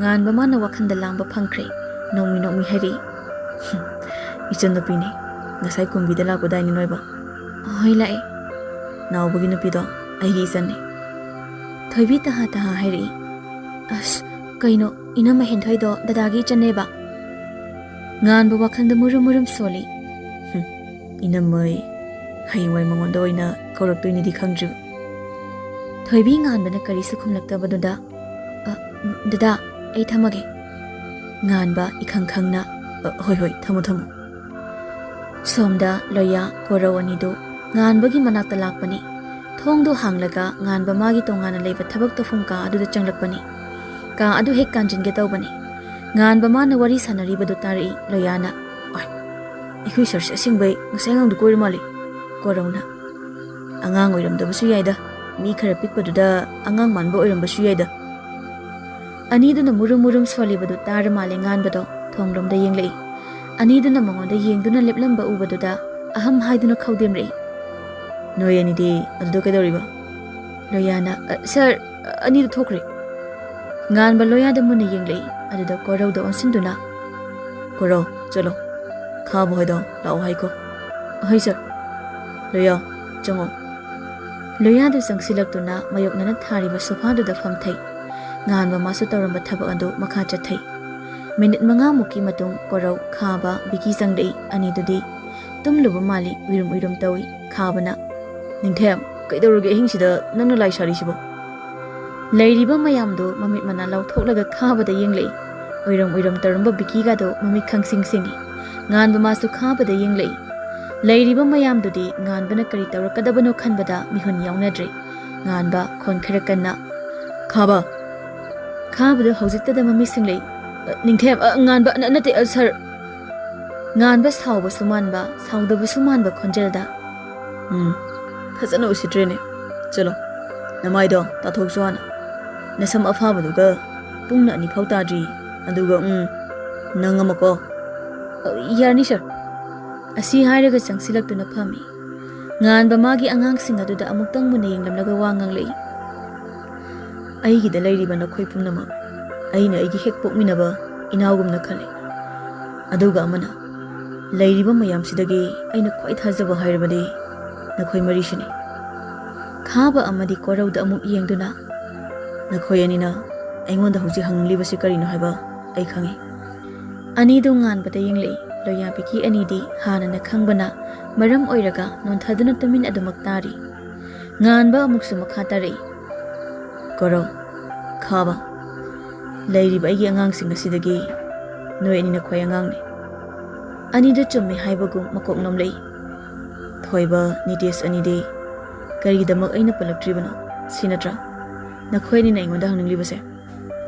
ꯑꯃꯨꯛꯁꯨ ꯍꯣꯏ ꯍꯥꯏꯕꯒꯨꯝ ꯃꯀꯣꯛ ꯅꯣꯝꯏ꯫ ꯉꯥꯟꯕ ꯁꯣꯔ ꯇꯞꯅ ꯍꯣꯟꯊꯔꯒ ꯊꯣꯏꯕ ꯀ꯭ꯔꯤꯃꯤꯅꯦꯜ ꯆꯥꯎꯊꯣꯏꯒꯤ ꯃꯅꯥꯎꯄꯥꯅꯤ, ꯑꯗꯨꯒ ꯅꯤꯇꯦꯁ ꯑꯩꯒ ꯇꯠꯇꯅ ꯃꯔꯤ ꯌꯦꯠꯅꯔꯤꯕ ꯊꯧꯉꯝꯕꯒꯤ ꯃꯆꯦꯒꯤ ꯃꯆꯥꯅꯤ꯫ ꯑꯅꯤꯗꯨ ꯉꯛꯅ ꯌꯦꯡꯂꯛꯏ, ꯉꯛꯐꯝꯁꯨ ꯊꯣꯛꯄꯅꯤ꯫ ꯑꯅꯤꯗꯨꯅ ꯊꯕꯛ ꯌꯥꯎꯖꯒꯦ ꯍꯥꯏꯗꯨꯅ ꯂꯥꯛꯈꯤꯕꯗ ꯃꯃꯥ ꯃꯄꯥ ꯂꯩꯇ꯭ꯔꯦ ꯍꯥꯏꯗꯨꯅ ꯑꯅꯤꯃꯛ ꯂꯣꯏꯅ ꯈꯨꯝꯈꯤꯕꯅꯤ ꯂꯣꯌꯥꯅ꯫ ꯑꯩꯈꯣꯏ ꯁꯔꯅ ꯍꯥꯏꯅꯤꯡꯂꯤꯁꯦ ꯀꯔꯤꯁꯨ ꯅꯠꯇꯦ, ꯃꯈꯣꯏ ꯑꯅꯤꯗꯒꯤ ꯂꯥꯞꯇꯤꯟ ꯇꯤꯟꯅꯒꯗꯕꯅꯤ, ꯑꯗꯨꯒ ꯑꯃꯅ ꯃꯈꯣꯏꯅ ꯊꯕꯛ ꯑꯃ ꯆꯠꯁꯤ ꯍꯥꯏꯔꯛꯄ ꯃꯇꯝꯗ ꯁꯔꯗ ꯍꯥꯟꯅ ꯍꯥꯏꯔꯝꯒꯗꯕꯅꯤ꯫ ꯃꯈꯣꯏ ꯑꯅꯤ ꯍꯧꯖꯤꯛ ꯂꯩꯇꯦ, ꯑꯩꯈꯣꯏ ꯇꯨꯝꯈ꯭ꯔꯦ ꯈꯟꯗꯨꯅ ꯃꯈꯣꯏ ꯑꯅꯤ ꯂꯣꯟꯅ ꯊꯣꯛꯈ꯭ꯔꯦ꯫ ꯑꯅꯤꯗꯨ ꯒ꯭ꯌꯥꯟ ꯇꯥꯔꯦ ꯍꯥꯏꯕꯒꯨꯝ ꯃꯀꯣꯛ ꯅꯣꯝꯂꯛꯏ ꯉꯥꯟꯕꯅ꯫ ꯌꯥꯔꯤ ꯆꯠꯈ꯭ꯔꯣ꯫ ꯍꯣꯏ ꯁꯔ꯫ ꯃꯊꯪꯒꯤ ꯑꯌꯨꯛꯅꯤ꯫ ꯊꯣꯏꯕꯤ ꯉꯟꯇꯥ ꯍꯧꯒꯠꯇꯨꯅ ꯏꯃꯨꯡꯒꯤ ꯇꯧꯒꯗꯕ ꯊꯕꯛꯁꯤꯡ ꯇꯧꯔꯝꯂꯕ ꯃꯇꯨꯡ ꯐꯤꯔꯣꯜ ꯂꯣꯏꯁꯤꯟꯗꯨꯅ ꯏꯃꯨꯡꯒꯤ ꯃꯤꯑꯣꯏ ꯑꯃꯠꯇꯗ ꯍꯥꯏꯔꯝꯗ ꯌꯨꯝꯗꯒꯤ ꯊꯣꯛꯂꯛꯂꯤ꯫ ꯑꯗꯨꯒ ꯆꯅꯨ ꯍꯣꯏꯗ ꯆꯪꯂꯛꯏ꯫ ꯃꯃꯥꯟꯅꯕꯤ ꯑꯅꯤꯗꯨ ꯃꯥꯡꯒꯣꯜ ꯑꯗꯨꯗ ꯐꯝꯗꯨꯅ ꯂꯩꯔꯝꯃꯤ꯫ ꯃꯥ ꯆꯪꯂꯛꯄ ꯎꯕꯗ ꯆꯅꯨꯅ, ꯊꯣꯏꯕꯤ ꯀꯩꯅꯣ ꯑꯌꯨꯛ ꯉꯟꯅ? ꯊꯣꯏꯕꯤ ꯄꯔꯞ ꯄꯔꯞ ꯆꯪꯁꯤꯟꯗꯨꯅ, ꯆꯅꯨ ꯅꯪꯒꯤ ꯒꯥꯔꯤꯁꯦ ꯑꯩ ꯑꯝꯇ ꯄꯨꯔꯨꯒꯦ꯫ ꯀꯩꯅꯣ ꯀꯥꯏ ꯆꯠꯀꯦ ꯍꯥꯏꯅꯣ? ꯍꯦꯂꯦꯟꯅ, ꯗꯦꯠꯀ ꯂꯩꯕ꯭ꯔꯥ ꯊꯣꯏꯕꯤ? ꯀꯥꯏꯗꯤ ꯗꯦꯠꯅꯣ, ꯑꯩ ꯊꯕꯛ ꯑꯃ ꯆꯠꯀꯦ ꯇꯧꯕꯅꯦ꯫ ꯆꯅꯨꯅ, ꯉꯥꯏꯍꯥꯛ ꯂꯩꯔꯝꯃꯣ, ꯑꯩ ꯒꯥꯔꯤꯁꯨ ꯂꯧꯔꯨꯒꯦ꯫ ꯍꯦꯂꯦꯟꯅ ꯑꯃꯨꯛ, ꯀꯩ ꯊꯕꯛꯅꯣ ꯊꯣꯏꯕꯤ? ꯅꯊꯟꯗ ꯆꯠꯄ ꯌꯥꯗꯣꯏꯔꯣ? ꯌꯥꯅꯤꯗ, ꯃꯤ ꯑꯃꯇ ꯎꯅꯔꯨꯒꯦ ꯇꯧꯕꯅꯦ꯫ ꯉꯁꯤꯒꯤ ꯊꯣꯏꯕꯤꯒꯤ ꯃꯇꯧꯁꯤ ꯀꯔꯤꯅꯣ ꯈꯜꯂꯤ ꯍꯦꯂꯦꯟ, ꯑꯗꯨꯕꯨ ꯇꯞꯅ ꯍꯥꯏꯔꯛꯏ, ꯐꯖ ꯐꯖꯅ ꯆꯠꯂꯣ꯫ ꯆꯅꯨꯁꯨ ꯊꯣꯛꯂꯛꯇꯨꯅ ꯄꯤꯔꯛꯏ ꯒꯥꯔꯤ ꯁꯣꯟꯗꯣ꯫ ꯊꯥꯎꯒꯗꯣ ꯐꯨꯜ ꯌꯥꯎꯔꯤꯕꯅꯤ, ꯍꯥꯟꯗ꯭ꯔꯁꯨ ꯌꯥꯅꯤ꯫ ꯊꯣꯏꯕꯤ ꯑꯅꯤꯗꯨꯗ ꯆꯠꯂꯨꯈꯤꯒꯦ ꯍꯥꯏꯔꯝꯂꯒ ꯊꯣꯛꯂꯛꯂꯤ꯫ ꯑꯁꯨꯝ ꯂꯥꯛꯄꯅ ꯃꯥꯅ ꯌꯧꯅꯤꯡꯂꯤꯕ ꯃꯐꯝ ꯑꯗꯨ ꯌꯧꯔꯛꯂꯤ꯫ ꯃꯐꯝ ꯑꯗꯨ ꯏꯆꯤꯛ ꯆꯤꯛꯏ, ꯌꯨꯝꯁꯤ ꯌꯥꯝꯅ ꯇꯥꯗꯦ, ꯈꯔ ꯇꯥꯔꯤꯕ ꯑꯗꯨꯁꯨ ꯂꯟꯇꯛ ꯂꯟꯇꯛ ꯇꯥꯏ꯫ ꯊꯣꯏꯕꯤ ꯌꯨꯝ ꯑꯃꯒꯤ ꯃꯄꯥꯗ ꯒꯥꯔꯤ ꯑꯗꯨ ꯈꯥꯝꯃꯤ, ꯑꯗꯨꯒ ꯆꯪꯂꯛꯏ꯫ ꯑꯕꯣꯛ, ꯇꯥꯕ꯭ꯔꯣ? ꯑꯩ ꯂꯥꯛꯏꯌꯦ ꯑꯕꯣꯛ꯫ ꯌꯨꯝ ꯃꯅꯨꯡꯗꯨꯗꯒꯤ ꯑꯍꯜ ꯑꯃ ꯊꯣꯛꯂꯛꯏ ꯀꯨꯁꯨꯝꯅ꯫ ꯍꯩꯃꯥ, ꯏꯁꯨ ꯊꯣꯏ ꯂꯥꯛꯏꯗꯅ꯫ ꯍꯣꯏ ꯑꯕꯣꯛ꯫ ꯂꯥꯛꯑꯣꯗꯅ, ꯑꯗꯨꯗ ꯁꯨꯝ ꯂꯦꯞꯂꯒ ꯂꯩꯗꯨꯕꯨ ꯀꯔꯤꯒꯤꯅꯣ? ꯊꯣꯏꯕꯤ ꯀꯥꯈꯠꯂꯛꯇꯨꯅ ꯃꯕꯣꯛꯄꯨ ꯁꯝꯕꯤꯔꯒ ꯏꯃꯨꯡꯗ ꯆꯪꯃꯤꯟꯅꯔꯛꯏ꯫ ꯑꯕꯣꯛ, ꯄꯨꯄꯨꯗꯤ? ꯂꯩꯕꯅꯤ, ꯃꯅꯤꯡꯒꯤ ꯏꯪꯈꯣꯜꯗꯣ ꯑꯗꯨꯗ ꯀꯔꯤ ꯀꯔꯤꯅꯣ ꯊꯥꯅꯤ ꯍꯥꯏꯗꯅ ꯇꯧꯍꯧꯕꯅꯤ꯫ ꯊꯣꯏꯕꯤ ꯃꯅꯤꯡ ꯊꯣꯡ ꯑꯗꯨ ꯍꯥꯡꯂꯒ ꯏꯪꯈꯣꯜ ꯂꯩꯔꯤꯕ ꯑꯗꯣꯝꯗ ꯂꯥꯛꯏ꯫ ꯄꯨꯄꯨ! ꯔꯥꯖꯦꯟ ꯃꯁꯨꯕꯨ ꯎꯕꯗ ꯍꯔꯥꯎꯅ, ꯏꯁꯨ ꯊꯣꯏ, ꯄꯨꯄꯨꯒꯤ ꯅꯥꯛꯇ ꯂꯥꯎꯅꯦ꯫ ꯊꯣꯏꯕꯤ ꯆꯪꯁꯤꯟꯗꯨꯅ ꯃꯄꯨꯕꯨ ꯀꯣꯜꯂꯤ꯫ ꯄꯨꯄꯨ ꯑꯕꯣꯛꯀꯤ ꯅꯥꯛꯇ ꯈꯔ ꯇꯣꯏꯅ ꯂꯥꯛꯎꯅꯦ ꯅꯪꯕꯣ, ꯏꯁꯨ ꯎꯗꯕꯁꯦ ꯄꯨꯄꯨ ꯅꯨꯡꯉꯥꯏꯇꯦꯅꯦ꯫ ꯍꯥꯏ, ꯃꯄꯨ ꯈꯛꯇ ꯅꯠꯇꯦꯀꯣ ꯅꯨꯡꯉꯥꯏꯇ꯭ꯔꯤꯕꯁꯦ, ꯃꯕꯣꯛ ꯑꯩꯁꯨ ꯌꯥꯎꯔꯤꯕꯅꯤ꯫ ꯍꯣꯏꯕ, ꯇꯣꯏꯅ ꯂꯥꯛꯀꯦ ꯇꯧꯕꯅꯦ ꯑꯩꯁꯨ꯫ ꯄꯨꯄꯨ ꯑꯕꯣꯛ ꯍꯣꯏ ꯌꯥꯝ ꯎꯅꯤꯡꯕꯖꯥꯠꯅꯦ ꯑꯩꯁꯨ꯫ ꯊꯕꯛꯅ ꯌꯥꯗ ꯇꯧꯔꯤꯅꯦ꯫ ꯄꯨꯄꯨ ꯑꯩ ꯊꯥꯒꯦ ꯊꯝꯃꯣ ꯄꯣꯠ ꯆꯩꯗꯣ, ꯆꯥꯛ ꯍꯥꯟꯅ ꯊꯣꯡꯒꯦ, ꯑꯗꯨꯒ ꯑꯩ ꯊꯥꯒꯦꯕ꯫ ꯍꯣꯏ, ꯅꯪꯕꯨ ꯑꯍꯤꯡ ꯂꯩꯗꯧꯔꯤꯕ꯭ꯔꯥꯅꯦ? ꯂꯩꯇ꯭ꯔꯕꯗꯤ ꯀꯔꯤꯅꯣꯅꯦ, ꯅꯣꯡ ꯐꯥꯗꯣꯛ ꯏꯁꯨꯅ ꯂꯥꯛꯄꯕꯣ꯫ ꯊꯣꯏꯕꯤ ꯃꯕꯣꯛꯄꯨ ꯌꯦꯡꯂꯒ, ꯑꯕꯣꯛ ꯉꯁꯤꯗꯤ ꯂꯦꯛꯄ ꯌꯥꯔꯣꯏꯌꯦ, ꯑꯩ ꯏꯃꯥꯟꯅꯕꯤꯒꯤ ꯒꯥꯔꯤ ꯄꯨꯔꯛꯑꯦ, ꯑꯗꯨꯒ ꯏꯗꯣꯝꯆꯥ ꯍꯣꯏꯗꯁꯨ ꯑꯩ ꯁꯤꯗ ꯆꯠꯀꯅꯤꯅ ꯍꯥꯏꯔꯝꯗꯤꯌꯦ꯫ ꯍꯩꯃꯥ, ꯀꯣꯛ ꯍꯥꯏꯔꯝꯕ ꯌꯥꯗꯕ꯭ꯔꯥꯅꯦ ꯅꯪꯕꯣ? ꯏꯁꯨ ꯑꯅꯤꯗꯨꯁꯨ ꯆꯥꯎꯔꯝꯂꯅꯤꯗ꯫ ꯆꯥꯎꯔꯦ ꯑꯕꯣꯛ, ꯄꯥꯈꯪ ꯐꯥꯔꯦ ꯕꯣꯏꯗꯤ, ꯊꯥꯗꯣꯏꯁꯨ ꯌꯥꯝ ꯆꯥꯎꯔꯦ, ꯑꯩꯒꯕꯨ ꯃꯥꯟꯅꯔꯦꯗ꯫ ꯆꯠꯂꯣ, ꯆꯥꯛ ꯍꯥꯟꯅ ꯊꯣꯡꯂꯨꯔꯣ, ꯋꯥꯔꯤꯅ ꯀꯣꯟꯁꯤ, ꯏꯁꯨꯒ ꯆꯥꯛ ꯆꯥꯃꯤꯟꯅꯗꯕꯁꯨ ꯀꯨꯏꯔꯦ꯫ ꯍꯣꯏ ꯄꯨꯄꯨ, ꯑꯗꯣ ꯀꯔꯤ ꯆꯥꯅꯤꯡꯒꯦ? ꯉꯔꯥꯡꯅꯦ ꯊꯪꯅꯕꯒꯤ ꯅꯅꯦ ꯑꯁꯤꯅꯅꯦ ꯉꯥ ꯄꯤꯔꯝꯕꯅꯤ, ꯑꯕꯣꯛꯅ ꯌꯣꯛꯂꯒ ꯊꯝꯕꯅꯤ, ꯑꯗꯨ ꯍꯦꯛꯇ ꯊꯣꯡꯂꯁꯤ꯫ ꯍꯣꯏ ꯑꯕꯣꯛ, ꯑꯩ ꯊꯣꯡꯅꯕ ꯇꯧꯒꯦ꯫ ꯊꯣꯏꯕꯤ ꯃꯕꯣꯛ ꯃꯄꯨꯒ ꯄꯨꯟꯅ ꯍꯔꯥꯎ ꯆꯥꯛ ꯊꯣꯡꯂꯒ ꯆꯥꯃꯤꯟꯅꯔꯦ꯫ ꯂꯣꯏꯔꯗꯨꯅ ꯏꯃꯨꯡ ꯃꯥꯡꯒꯣꯜ ꯑꯗꯨ ꯑꯃꯨꯛ ꯁꯦꯡꯗꯣꯛꯏ꯫ ꯏꯁꯨ ꯊꯣꯏ, ꯅꯪꯕꯨ ꯋꯥꯔꯅꯤꯅꯦ, ꯇꯣꯛꯂꯣꯅꯦ꯫ ꯋꯥꯗꯦꯗ ꯑꯕꯣꯛ, ꯁꯤ ꯈꯛ ꯇꯧꯕꯕꯨ꯫ ꯍꯣꯏꯅꯦ ꯑꯗꯨꯕꯣꯕꯥ, ꯌꯥꯔꯦ, ꯂꯥꯛꯑꯣ ꯑꯕꯣꯛꯀ ꯋꯥꯔꯤ ꯁꯥꯁꯤ꯫ ꯊꯣꯏꯕꯤ ꯃꯕꯣꯛꯀꯤ ꯃꯅꯥꯛꯇ ꯆꯪꯁꯤꯟꯗꯨꯅ ꯐꯝꯊꯩ꯫ ꯀꯨꯁꯨꯝꯁꯨ ꯊꯣꯏꯕꯤꯒꯤ ꯃꯀꯣꯛꯇ ꯅꯟꯊꯕꯤꯗꯨꯅ, ꯏꯁꯨꯕꯨ ꯑꯥꯗ ꯅꯗꯣꯝꯆꯥꯒꯤꯗ ꯂꯩꯕꯗꯨꯕꯨ ꯋꯥꯕ꯭ꯔꯥꯅꯦ? ꯋꯥꯗꯦꯗ ꯑꯕꯣꯛ, ꯀꯩꯒꯤ ꯋꯥꯗꯣꯏꯅꯣ? ꯏꯗꯣꯝꯆꯥꯅ ꯂꯨꯅ ꯇꯧꯕꯤꯌꯦ꯫ ꯄꯨꯄꯨꯗꯨꯕꯨ ꯀꯥꯏꯗ ꯑꯃꯨꯛ ꯊꯣꯛꯈ꯭ꯔꯒꯦ? ꯏꯁꯨꯅ ꯄꯨꯅꯕ ꯍꯩ ꯍꯦꯛꯅꯤ ꯍꯥꯏꯗꯨꯅ ꯊꯣꯛꯈꯤꯕꯅꯤ꯫ ꯊꯣꯏꯕꯤ ꯃꯥꯒꯤ ꯕꯦꯒ ꯑꯗꯨ ꯂꯧꯔꯒ ꯁꯦꯜ ꯈꯔ ꯂꯧꯊꯣꯔꯛꯏ꯫ ꯑꯕꯣꯛ, ꯁꯦ, ꯏꯃꯨꯡꯒꯤ ꯀꯔꯤ ꯀꯔꯤꯅꯣ ꯑꯋꯥꯠ ꯑꯄꯥ ꯂꯩꯔꯗꯤ ꯂꯩꯁꯤꯜꯂꯣ, ꯑꯩꯁꯨ ꯍꯥꯊꯨ ꯂꯥꯛꯄꯅꯤꯅ ꯀꯔꯤꯁꯨ ꯄꯨꯔꯛꯇꯦ꯫ ꯍꯥꯏ, ꯀꯔꯤꯒꯤ ꯁꯦꯜꯅꯣ? ꯏꯁꯨꯒꯤ ꯑꯗꯨꯝ ꯊꯝꯖꯧꯅꯦ, ꯑꯕꯣꯛ ꯍꯣꯏꯒꯤ ꯀꯔꯤꯁꯨ ꯋꯥꯠꯇꯦꯅꯦ ꯅꯪꯕꯣ꯫ Thoibi maboki makhut adu lamaga seldo paiheli. Awat palatrasune adum thamjaloba. Tanjadu da Rajensu makutta hei khara pairaga changli. Pupua yamale heido. Yamde isugi bukari no. Nanau singa punna chamino ko. Ahoi pupu. Lao hannabu tor. Pung sisu mari taramlani. Yum yobada thenglani ni nangbo. Thoibi mabok mapu anibu nungsina konsili aduga. Abo pupu ai amuk chalukhige. Isa khara nungairaktradi nene da hairaga phone tawrauko. Hoi. Ningthina chaluko. Isu thoi. Gari do yengla thauko. Thoibi mabok mapu anida nuksina amuktang yenglamlaga tholakle. Gari du sum thorakpada mi khralatpa dawaida gari adu lepkhre. Kaidarabano khanna yengi gari adu start hau haiba yadre. Thoibi nak yeta kanalei haiduna yengi. Adubu mamsilakpaga lambi du mi ama chatte. Phone da lauthokluga pung kaya tare haiduna yengi pung adu manga khar helamle. As gari tauna dorisiba. Tanjadu da gari ama khamle. Thoibi asa ama urakpagum yengle adubu gari tudagi Mikhu Nites apui kumthari Mikhuna. Sagenbi. Gari adrabo. Nites namu Ekoi thilamagedana. apui du wakanda khali. Oi. Asidi ngahangi hingsabi singdunina. Fazarni nangasi. Thoibi hainadana gari adu illaga chatpa hawi. Nupa singdusu nupi adugi tunga duda adumak ine Mikhuna. Sagenbi. Ai thilamage. Yarani. Mikhu Thoibigi gari adugi mamangda lepsili. Phagi dagi Thoibi do kapninglakle nupa sing asigi maong matau singsiga hena pakhalakle. Mikhu na magi khudanga du paigi hek tawrakpaga Thoibi gari adu inthoklamlaga chilakle. Thoibana Nites. Kaino yengalai dubo. Turidu jin khalo. Apui chalo. Nupi se tanaruso. Nitesu taha Mikhu bu hogale. Mikhu na sauna. Kishuli tabi nupi mana. Nang na ibu singnaba. Phai. Ngasina nangi numit surabane. Asi hairaga Thoibi na chenkriba atomda tanarakle. Thoibi mapi tarakle. Ma hauzik kari tawgani khanglaktre. Lambi adu su imam mami. Tung olaga amuk yengi. Laptak na mabu tanare ibadu ubada Thoibi taha magi phone adu lauthoi. Mapa nupada call tawi adubu pairakte. Hanjin call adu tawrabasu pairaktre. Thoibi ngahaki upai thirakpada nganbabu ningsinglei. Nganbagi number adu da call tawi. Achum selakpa nama chenbasu ngamlaktre. Nganba masu call do pairi. Hoi. Kaidaroge. Ai lambi dalai. Yum yorga toroge. Thoibi taha khonjal nik na nganba kauri. Dada ai hum takan biyo. Nganba wahidu koksaw bi kakre. Hoi. Kainu kaidaroge. Nang hoji kai dalege. Location tharo. Dada lake. Thoibi location du thona mak thakre. Nganba masu korau do ansili.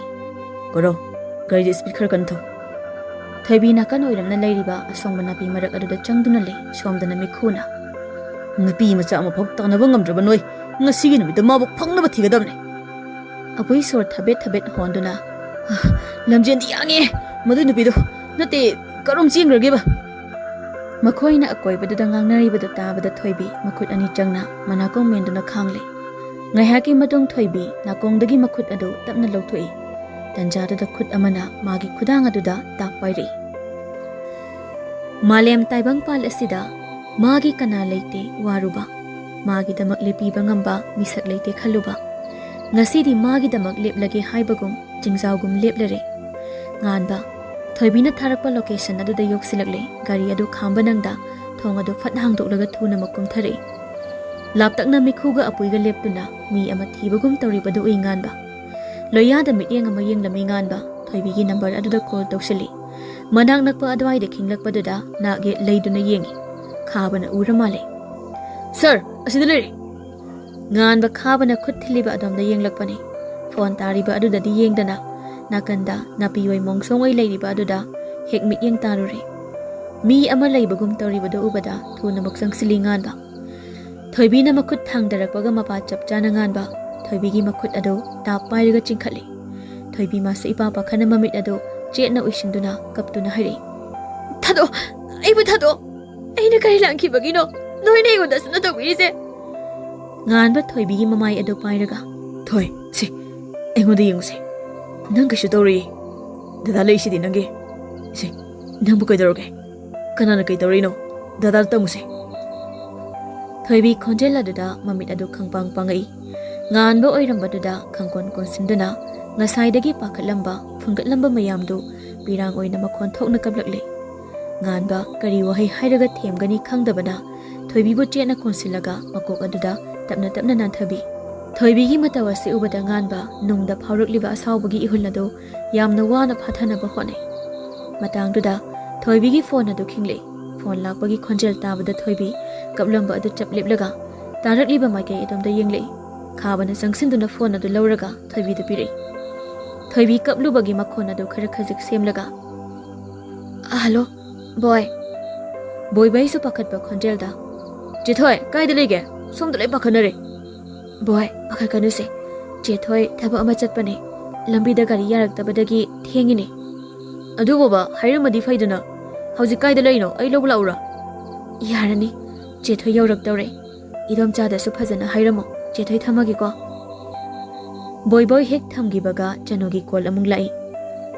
Thoibia, kaino nang kaida laino? Thadoido nang thibani na laame.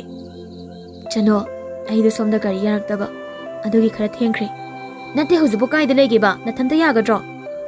Yarani ye. Dada su laye. Ai thame ko. Kaino kana dada. Pakhom piramda ka khre koldo. Thoibi haujiktada masado gyan lakpagum tawi nganbada konkhiba adusu haujiktada ikairakle.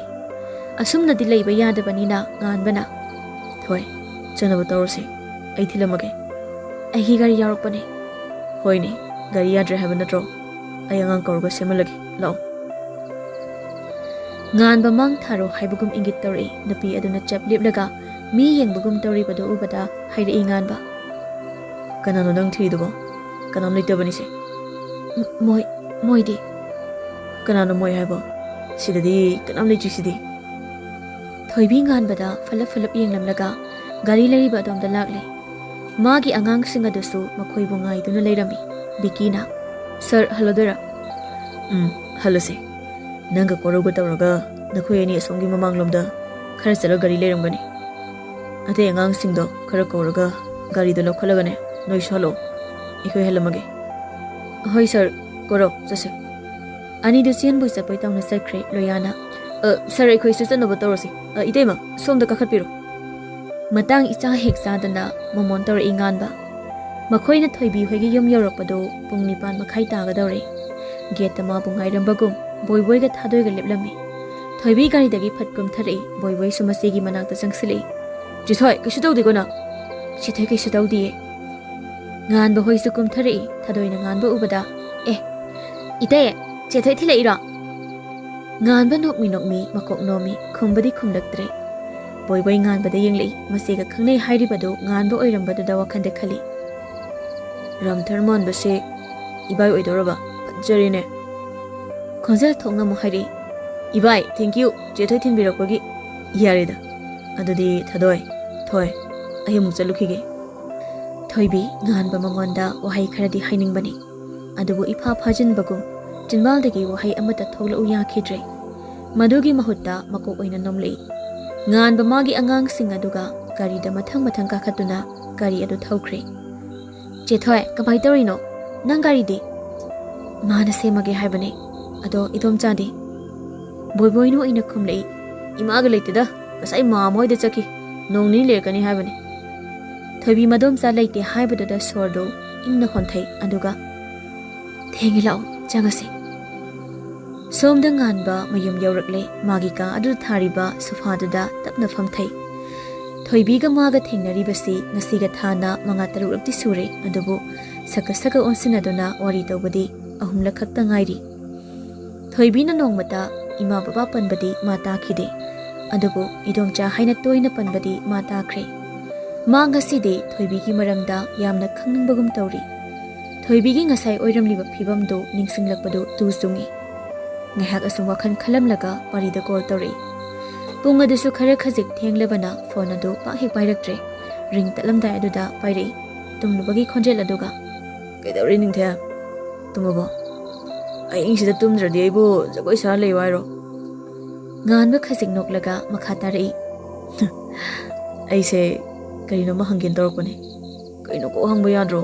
Nupigi tap dom ko thalei jojo. Nganba phat hek hangba sungamda ngahak asum tumina leiramlaga Thaibi hoi family se mi kiyam lege pari da tumlambadagi phuk hawalaga ingangakna hairi Kariba Thoibi ge nate ngai ko ai sibu prithvi da leriba mi makhai gi family details khangba mi oina uraba bana hangge har chu taibong da hangba yai moi di lekai su puliba adu natraga nupi gi maiba boris da hangba su yai yare ko khangde halore makha dam sangdri du kaino ai ai na gyam sangda ning bugam ta liba nayum da la hing phum phum ni na ngasi yare yare thamo taibong dam da tawra hange si hairamlaga phone ado kakre maruki amukta tawdaba matawduda pari di ingangakle walik dan likna ngangba mana handak tawriba matawsi makok ama ingaw ngawre makok ado naget phat phat hairamlaga machinda tapna soli nungsiba haibase masi wara male amuksu nokningdana nokphet taramlaga tumlambadagi hawali aduga thongnaw maya aduda changsinduna tapna hangi thongnaw ado aduga atiyada tarang tarang thokliba thawan misak sing aduda yengi mitta ira chelakle amuksu penthokpagi minok ama noklamlaga kana amata haningdabagum tablop chirolgumna hai namit khuding thawan misak marakta nangbu yaubra haiduna yengluba lakhide nangdi ukide nangi saktamdi nomata asumda asum thabalna pingo oi ahing mamai lomkiba ahing masing kaya di hauki asumda asum ahangba malangda tinkraba nang egi haukiba wari kaya ningsing milu iput kangda ngasisu idom hingliyabe handaki mapok asida nang ay kuina loina kidrabasu mathangi mapok haibuduna leiramlabadi mapok khuding nang budi aitagi oijaki haina haina nganba taibangda amuk call tawri amadusu theng tumbagi hainabi leibana phatpari karinoda ngasisibu kainamino Thursday taibang noktuna hairi nate kailege hingsida nganba wa koithok koisin hainaba mi oidabana phat hairi Thoibi hogi imungse mi kya lege koino mi gi family details khanga kaido gainuna phagina te na hairi sitaibang aini yam chamamnaba leire adugine nganba mana handak tawriba maongsida marup singsidi ingangakle mi amagi wa hangbadi lairadana masana masagi maramda phau khangjadaba mana tawrisi karino Thoibi sa isam samna hairabada marai ba yam thijarabai chan wada sum koithoklaga leibada danganba khon kankhali karino taibang saja haiba yadabro khangi nei sakta thiye lama kaur kani na adum haidu lerabsida nangarwe nang sumwa thi tawle ko hairo ngai re taibangdo yararoi khana Thoibi gi masim mana ani sude matom tani mama pa ani mak leikhitri madom chagi masa ani amga lemine madom chana kaisu phajana loina bide thina ngangbi chaibi tatana taw adubo angangani dadi yamna phai hek pukminaba machi makumna khanjabani nganba wala ngang khitre asumna oiramgani haibadi ma khaludabani Thoibigi maram khanglakpasidana hena mana thoibibu nungsiba asi mayek singdapugum tawre mana tumi lekhiba adada taibangna Ningtheng tabro ima babadi kaidawbuda lekhidabana mamagidi ai fajana khangawdri matamdo ai training mafamda leiri aduga inedi naraga lekhidabane ado kaino nangna migi maramda dam khangninguidina chamna sum khangningba yare bo nagun khangi ngaiko Boris phone tawre conference biraki Boris na imai midi leijaba gaise hing phawlem thadine nanguma malro boisa ningthem bai bane kaino haija nang helenga toknaraga ningthem goin koinara waija kaino ge olaba noyene Hare Krishna nganbana Boris yam taning deko asum hairak pasida taning akti oiramni ni yari thame nangi khadang do taibang doina nom horo phone do fat kakre taibang so hairi lehau khidrona nanai su thamjarage hayeng ayuk yenda angan bada sintha panga daba otte nasak to 1920 gi mi gi type da ngang thori duga na thawli tin nang kana na pairoge thamoyare managa asum sadana nganglamlaga thamkre taibang masinda sauningna solawi minnoi sidi Matam kawi masu sumasum haukibana namit nini humni hausingkri. Mi amana phatloi khana phalaktrabadi upai leite haibaduni thongamba swing chair aduda phamlaga magi mamangda lepliba nupa masa sing aduda yamna sauna ngangli. Aini kari hena koida tanjabu phanglabadi hato haiba natro nupa amana kina khumlei sir mirakta oibududi mi atai sokadra haidana khut thajadabane.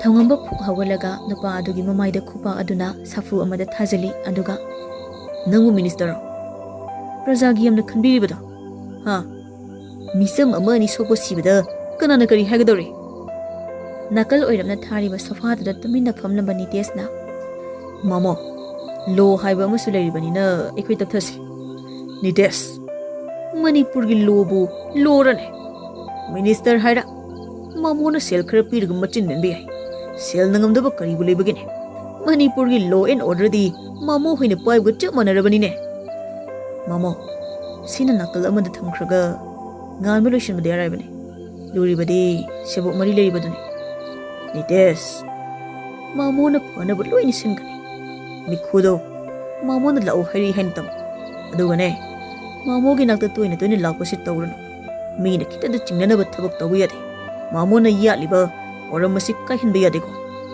hoi mamo adudi na cham chaluki chalo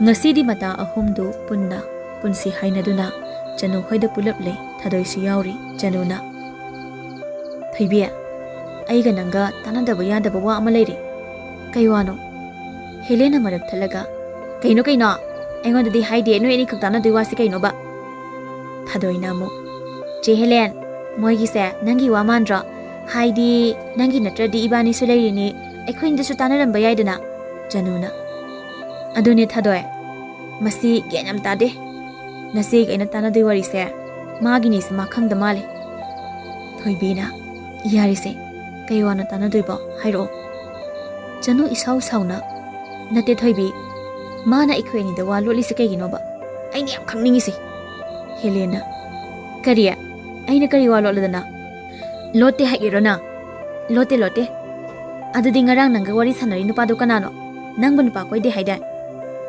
Marai torama nupi do chap lepi thoibi diwaga amata ngangjadre khumanga mamarai ne hazikte nate kaidi nupa no banang khangnai do adu ei khoide haidok tobi maramna karige ha maram biro Janu Helen gi mana khara sangsilaga masam chatlamba samphabi adu phat chatoklaga Helen gi makhut nama adu ta pairaga asengba hyderabadi ki helakani haibagum yenglei Tauriba mataududa thadoidi makhunna machin khumduna nokpa khangi Thoibidi pakhana ani duda yengi Helen masu mana wa lotluba oibana Janogi masing khangbana khara khawtak jai adubu haidaba yararoi khangbana itaptapna hairi Asigi noile kai gi taibangse magane ngarang wari sanarido Lairiba singdu mami lauthori thajamanraduna hairi thadoina Kaina che Helen ngahalibani asigi mamangi dukan da chatpadadi da taibanga thengnabadda kawpha kongna dadaine Januna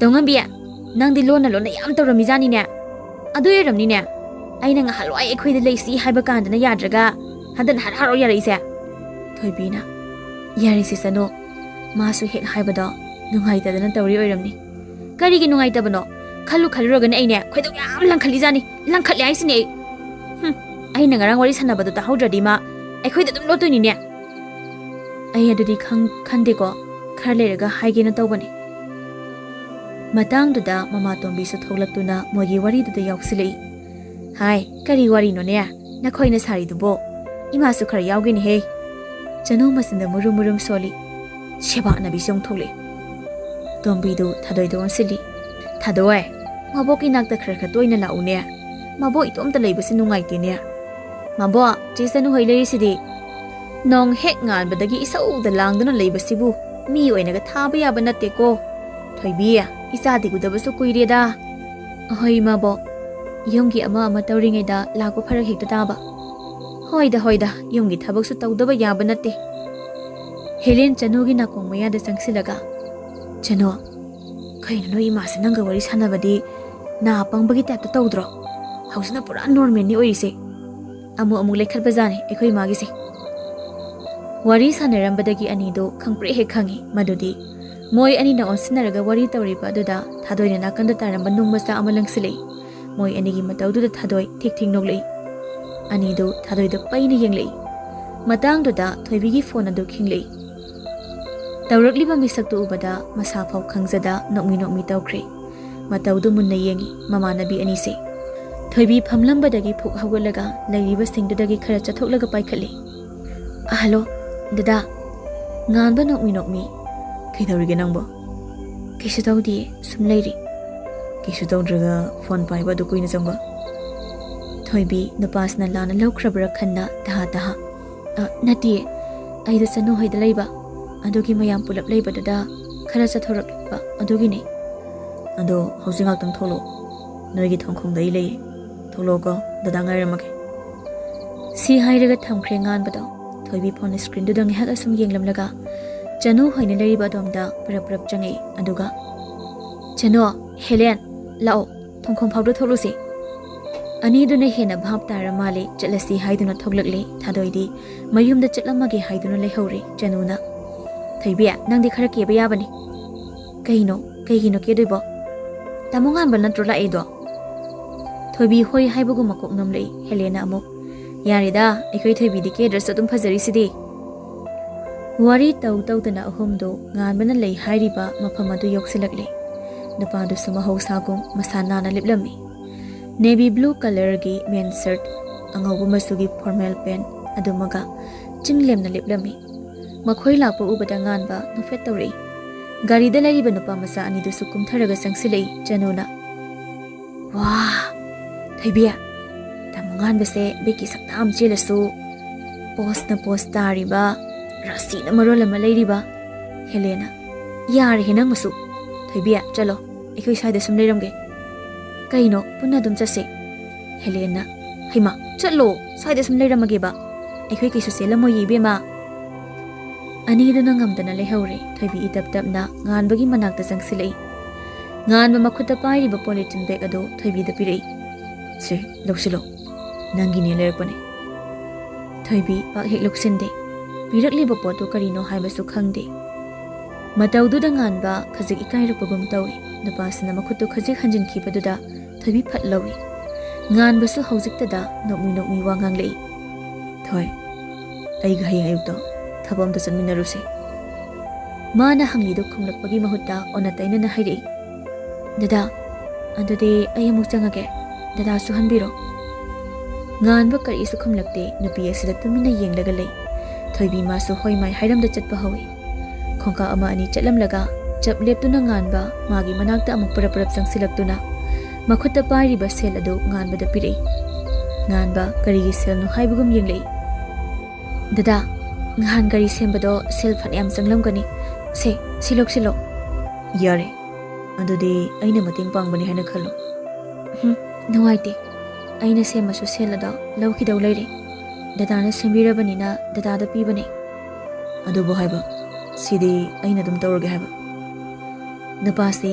mariam kalli haiba thoibi hausikta da khanglakpagum tawi adubo masu hande dadana sel sulo haiba yadrabani na dadana engonda piriba pose ubikro handa mukti napasi bisum sukre marai kanbada maming chatliba mahaksi ngasidi thoibi na henkre upai leita thoibi na pirakliba sel du tapna lawi thoibi sel adu lawki baga karisu hayamda chakki amuksa sab leplaga ngan batana ba maongda hayeng mafam asida ngaibiramo somda suloya mina taningi taningde khangde pangangda ngangli magi maongduda ikaira malik korowdo nupi ani du onsinduna hai isan noi ani saunugo ma se wati khra pamane chanu di korowda phalap yengba lepte helena kisu kaideda ado keki min kauge aigina korow aduga magina loya o aikhoi gi so hairake magina chanu aduga aigina helen korow chanu da haife yenglei mangonda yengduna leirambadуда ikhang khangna nakal amada leithui loyana helen nangdi aina ukhibagum dawre korona uramani nangam kana dam taidu kaigino ukreme aibo kadaiduno ma ningsinglakla male loyado phat hairi moirangdune aina nang ukhibado tamoro na loida ꯑꯩꯈꯣꯏ ꯇꯥꯃꯣꯒ ꯇꯤꯟꯅꯕ꯭ꯔꯣ? ꯈꯪꯅꯩꯌꯦ. ꯃꯇꯥꯡꯗꯨꯗ ꯇꯨꯡꯗꯒꯤ ꯊꯣꯏꯕꯤꯅ ꯆꯅꯨ, Helen, ꯂꯥꯛꯑꯣ ꯍꯜꯂꯁꯤ. ꯑꯅꯤꯗꯨ ꯇꯨꯡ ꯑꯣꯜꯂꯒ ꯌꯦꯡꯂꯛꯏ ꯆꯅꯨꯅ. ꯂꯣꯏꯔꯕ ꯊꯣꯏꯕꯤ? ꯆꯅꯨꯅ ꯂꯣꯏꯔꯕ ꯊꯣꯏꯕꯤ?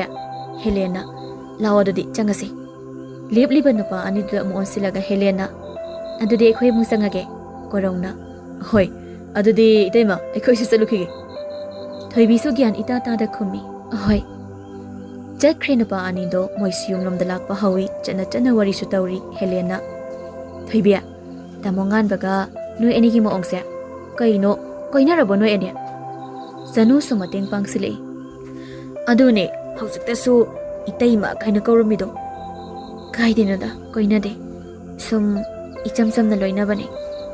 ꯆꯅꯨꯅ ꯌꯥꯝ ꯆꯝꯃꯝꯅꯤ ꯅꯪ. ꯆꯅꯨꯒ ꯍꯦꯂꯦꯟꯒ ꯂꯩꯍꯧꯔꯦ. ꯊꯣꯏꯕꯤ ꯃꯥꯁꯨ ꯃꯌꯨꯝꯗ ꯑꯗꯨ ꯍꯟꯈ꯭ꯔꯦ. ꯁꯣꯝꯗ ꯒꯥꯔꯤ ꯃꯅꯨꯡꯗꯅꯤ ꯂꯣꯌꯥꯅ ꯁꯥꯔ, ꯏꯇꯩꯃꯁꯦ ꯃꯁꯛ ꯌꯥꯝ ꯐꯖꯩꯀꯣ. ꯁꯥꯔꯒꯗꯤ ꯁꯨꯛꯆꯥꯟ ꯆꯥꯟꯅꯗ꯭ꯔꯦ. ꯉꯥꯟꯕ ꯂꯣꯌꯥꯒꯤ ꯂꯨꯈꯝ ꯑꯗꯨ ꯊꯥꯖꯤꯜꯂꯤ ꯇꯨꯃꯤꯟꯅꯌꯨ ꯍꯥꯏꯕꯒꯨꯝ. ꯑꯌꯣ, ꯀꯩꯅꯣ ꯁꯥꯔ, ꯑꯁꯦꯡꯕ ꯍꯥꯏꯕꯒꯤꯔꯣ ꯑꯩꯕꯨ ꯐꯨꯔꯤꯁꯦ? ꯅꯪ ꯋꯥꯊꯤ ꯌꯥꯝ ꯉꯥꯡꯅꯤꯡꯕ꯭ꯔꯣ? ꯑꯃꯨꯛꯀ ꯊꯥꯔꯛꯇ꯭ꯔꯤꯉꯩꯗ ꯂꯦꯞꯍꯧꯔꯣ ꯅꯪ. ꯍꯟꯗꯛꯇꯤ ꯀꯣꯔꯧꯁꯨ ꯍꯥꯏꯁꯨ ꯍꯥꯏꯕꯅꯤ ꯁꯥꯔ, ꯏꯇꯩꯃꯁꯤ ꯌꯨꯝꯗ ꯄꯨꯔꯛꯇꯧ ꯀꯌꯥꯝ ꯋꯥꯠꯂꯤꯒꯦ? ꯈꯨꯝꯂꯛꯏ ꯍꯟꯗꯛꯇꯤ ꯁꯨꯡꯊꯥ ꯍꯦꯛ ꯊꯥꯖꯗꯅ. ꯀꯣꯔꯧ, ꯌꯥꯝ ꯉꯥꯡꯒꯅꯨ. ꯅꯨꯄꯤ ꯃꯁꯥꯅ ꯌꯥꯗꯅ ꯀꯃꯥꯏꯅ ꯄꯨꯔꯛꯀꯅꯤ? ꯑꯅꯤꯗꯨ ꯃꯌꯥ ꯀꯥꯔꯦ. ꯂꯣꯌꯥꯅ ꯀꯩꯅꯣ ꯁꯥꯔ, ꯏꯇꯩꯃ ꯀꯣꯏꯅꯗ꯭ꯔꯤꯕꯣ? ꯑꯗꯣ ꯍꯧꯖꯤꯛ ꯀꯣꯔꯧꯅ ꯏꯇꯩꯃ ꯀꯧꯕꯗ ꯈꯨꯝꯃꯛꯏꯗꯨꯅ ꯀꯩꯒꯤ? ꯉꯥꯟꯕ ꯂꯣꯌꯥꯗ ꯌꯦꯡꯂꯛꯏ. ꯑꯁꯨꯝꯅ ꯃꯌꯨꯝ ꯍꯦꯛ ꯌꯧꯔꯛꯄꯒ ꯒꯥꯔꯤꯗꯒꯤ ꯀꯨꯝꯊꯔꯛꯏ. ꯏꯃꯨꯡꯂꯣꯝꯗ ꯈꯣꯡꯀꯥꯞ ꯂꯥꯎꯅ ꯊꯥꯡꯗꯨꯅ ꯆꯪꯉꯛꯄꯅꯤ.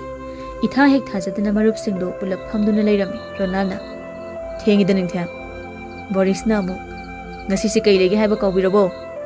ꯉꯥꯟꯕ ꯄꯥꯔꯤꯗ ꯌꯦꯡꯂꯛꯏ. ꯑꯗꯨꯒ ꯇꯞꯂꯞ ꯍꯥꯏꯔꯛꯏ ꯍꯦꯄꯤ ꯕꯔꯊꯗꯦ. ꯄꯥꯔꯤꯅ ꯊꯦꯡꯛꯌꯨ. ꯀꯥꯎꯕ ꯐꯥꯎꯗꯤ ꯀꯥꯎꯕꯤꯔꯝꯗ꯭ꯔꯤ. ꯉꯥꯟꯕ ꯃꯥꯁꯨ ꯆꯪꯁꯤꯟꯗꯨꯅ ꯐꯝꯃꯤ. ꯃꯔꯨꯞꯀꯤꯕꯨ ꯀꯥꯎꯕ ꯌꯥꯕ꯭ꯔꯣ? ꯇꯥꯏꯕꯪꯅ ꯄꯥꯔꯤ ꯍꯣꯏꯗ ꯑꯗꯨꯝ ꯇꯧꯕ ꯌꯥꯕꯅꯦ. ꯑꯗꯨꯗ ꯅꯪ ꯂꯥꯛꯇꯧ ꯃꯥꯟꯗ꯭ꯔꯕ. ꯑꯗꯨꯏ ꯁꯣꯝꯗ ꯑꯣꯏꯅ ꯄꯨꯂꯞ ꯍꯦꯛꯇ ꯂꯥꯛꯑꯕ. ꯍꯧꯖꯤꯛꯀꯥꯟꯁꯤ ꯅꯪ ꯊꯕꯛ ꯌꯥꯝ ꯆꯤꯜꯂꯤꯗꯅ, ꯑꯩꯈꯣꯏ ꯂꯩꯀꯥꯏ ꯉꯥꯛꯅꯕ ꯍꯣꯠꯅꯕꯗ. ꯉꯥꯟꯕ ꯄꯥꯔꯤꯗ ꯏꯁꯨꯛ ꯁꯨꯛꯅ ꯌꯦꯡꯂꯛꯏ. ꯃꯈꯣꯏꯅ ꯂꯩꯔꯤꯕ ꯑꯗꯣꯝꯗ ꯂꯣꯌꯥ ꯀꯣꯔꯧ ꯑꯅꯤꯁꯨ ꯆꯪꯉꯛꯏ. ꯀꯣꯔꯧꯅ ꯍꯦꯄꯤ ꯄꯣꯛꯄ ꯗꯦ ꯇꯥꯃꯣ ꯄꯥꯔꯤ. ꯄꯥꯔꯤꯁꯨ ꯅꯣꯛꯃꯤ ꯇꯧꯔꯛꯏ. ꯂꯣꯌꯥꯅ ꯀꯩꯅꯣ, ꯀꯦꯛ ꯑꯃꯇ ꯀꯛꯑꯔꯣꯏꯗ꯭ꯔꯣ? ꯄꯥꯔꯤꯅ ꯍꯧꯖꯤꯛꯄꯨ ꯑꯉꯥꯡ ꯃꯆꯥꯗꯧꯅ ꯀꯦꯛꯀ ꯏꯟꯅꯈꯤꯗ꯭ꯔꯅꯦ ꯑꯩꯕꯣ. ꯆꯥꯛ ꯑꯣꯏꯅ ꯆꯥꯔꯁꯦ. ꯑꯁꯣꯝꯗ ꯕꯤꯀꯤ ꯍꯣꯏ, ꯈꯥꯕ ꯍꯣꯏ, ꯅꯤꯇꯦꯁ ꯍꯣꯏ ꯇꯧꯔꯒ ꯀꯟꯅ ꯊꯣꯡꯍꯧꯔꯤꯕꯅꯤ. ꯂꯣꯌꯥꯅ ꯊꯨꯝ ꯃꯣꯔꯣꯛ ꯆꯥꯡ ꯑꯝꯇ ꯌꯦꯡꯈꯤꯒꯦ ꯑꯗꯨꯗꯤ. ꯃꯣꯏꯗꯤ ꯑꯉꯥꯡꯅꯤꯅ ꯈꯪꯉꯝꯃꯔꯣꯏꯕ. ꯀꯣꯔꯧ, ꯂꯩꯍꯧꯈꯤꯗ꯭ꯔꯣ? ꯉꯥꯏꯈꯣꯏ, ꯑꯩꯁꯨ ꯂꯥꯛꯀꯦ. ꯉꯥꯟꯕ ꯃꯔꯨꯞꯁꯤꯡꯗꯨꯗ ꯑꯣꯟꯁꯤꯜꯂꯛꯏ.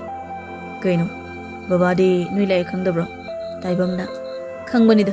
ꯉꯁꯥꯏꯗꯩ ꯋꯥꯔꯤ ꯁꯥꯟꯅꯔꯝꯃꯕꯅꯦ. ꯉꯥꯏꯍꯥꯛ ꯄꯣꯊꯥꯒꯦꯅ ꯆꯪꯈꯤꯕꯅꯦ. ꯑꯁꯨꯝꯅ ꯃꯔꯨꯞꯁꯤꯡ ꯑꯗꯨ ꯍꯔꯥꯎ ꯄꯨꯂꯞ ꯄꯨꯟꯅ ꯆꯥꯛ ꯏꯁꯤꯡ ꯆꯥꯃꯤꯟꯅꯔꯕ ꯃꯇꯨꯡꯗ ꯍꯟꯅꯈ꯭ꯔꯦ. ꯃꯊꯪꯒꯤ ꯑꯌꯨꯛꯅꯤ. ꯉꯥꯟꯕ ꯉꯟꯇꯥ ꯍꯧꯒꯠꯂꯒ ꯃꯁꯥ ꯐ꯭ꯔꯦꯁ ꯑꯣꯏꯊꯣꯛꯂꯨꯔꯦ. ꯂꯣꯏꯔꯗꯨꯅ ꯀꯕꯣꯔꯠ ꯂꯩꯔꯤꯕ ꯑꯗꯣꯝꯗ ꯆꯪꯁꯤꯜꯂꯤ. ꯉꯥꯏꯍꯥꯛ ꯑꯁꯨꯝ ꯂꯩꯔꯝꯃꯒ ꯐꯤꯔꯣꯜ ꯁꯦꯠꯆꯤꯜꯂꯤ.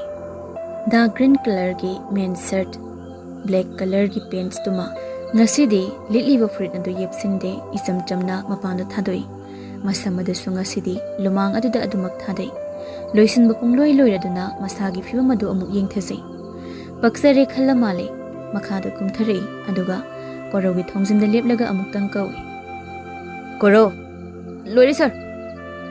ꯊꯣꯡ ꯑꯗꯨ ꯐꯠ ꯍꯥꯡꯗꯣꯛꯂꯒ ꯊꯣꯛꯂꯛꯏ. ꯈꯥꯕ ꯑꯃꯗꯤ ꯀꯣꯔꯧ. ꯉꯥꯟꯕꯗ ꯑꯣꯟꯁꯤꯜꯂꯒ ꯀꯣꯔꯧꯅ ꯁꯥꯔ, ꯂꯣꯌꯥ ꯍꯣꯏꯗꯣ. ꯆꯞ ꯂꯦꯞꯄꯤ.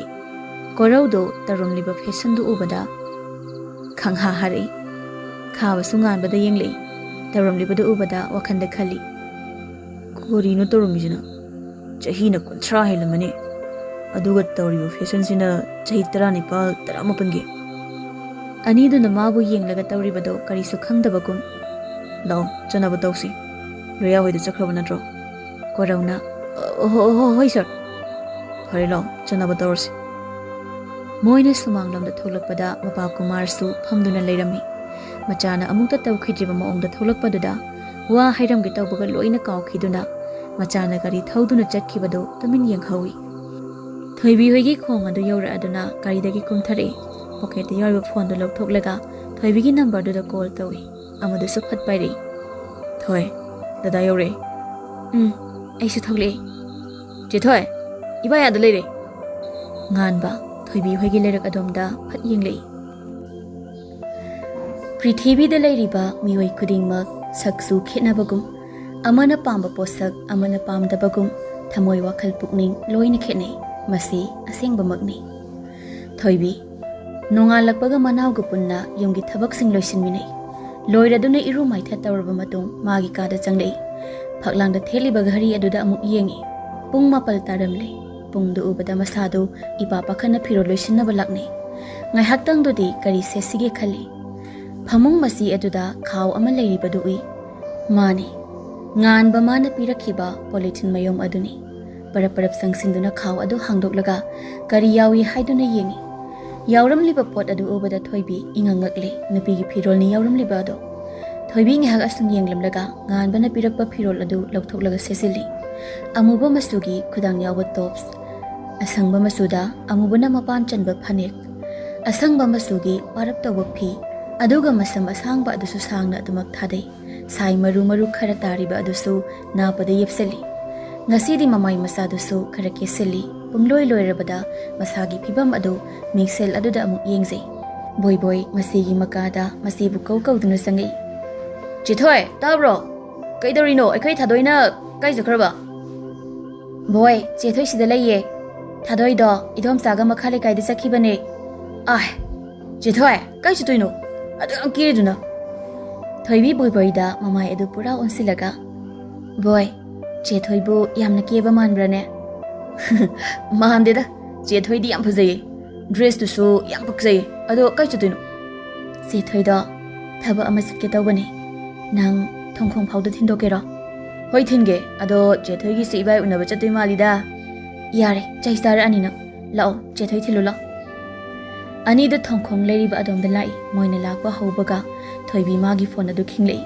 asomdagi nganbana thoi nada yori thoibi satlamba khongthang adudagi khara kankhatlaga khumi aisa thokle boy ngan bohoi leiriba du ubada masida chethoi ibai leiriada phone adu kaktabana boy na hairibadu ngan batai aduna mamai adu thoibi hoigi lerak adomda phat yengai yengna ani do naksilakle boy ngan bagi fibam du ubada masinda tapna soli ekhoi ibai gi luksidi nai he ram thermal ambadai hero malakador thoibi manaw do sinduna boy chalo sangona che thoi su sakrage idam sa halaklaga I hangadi nang phajana khumuko hoi che thoi phajana chalo nangsu boy ngan bada amu onsili ibai che thoi se ngana thilauko ngan ba makok nomlei ma wa ngang baga thokhidre ngahan makhai thoibi na keba amukta uzadri banina ahan ba oina ubada ma ungau hek ngaukhre thoibi su ngan bana mangonda adumna hek yengaga leibaduda kari soirabanu khanna masagi phiba madu yengse mataudu yaroi khaladuna khaba gari dagi para kumtharaklaga sir chanoba torosira pungse sum thingthakhrani ngan be ikhang khangna hoi chalosi thoi law chalosi khaba gari doi thorke asumna ngan ba mana gari adu thawi magi nakal adudana thoibi phami maningdana khaba amadi korau phami thoibi ma sunupa asida michina amuk yengi dress masu adusu manarambaduna hena yenghanningbani aduga nupa asina ngasi tarotliba maong asida ma nokning bagum su tawri tungda phami ba korona wari hori itaima ngasi diam phasei ko ngahan kai jadum phasei ado ngasi ne hele cha kadi jarabo thoibi ngahan makhai taima haina kaurakpa adudi ma kaisu khangdabani adugo ngasi di khaji ikairak bagum tawi ngan ban nakang da phambadunara charaktrida korona adudi lamjibo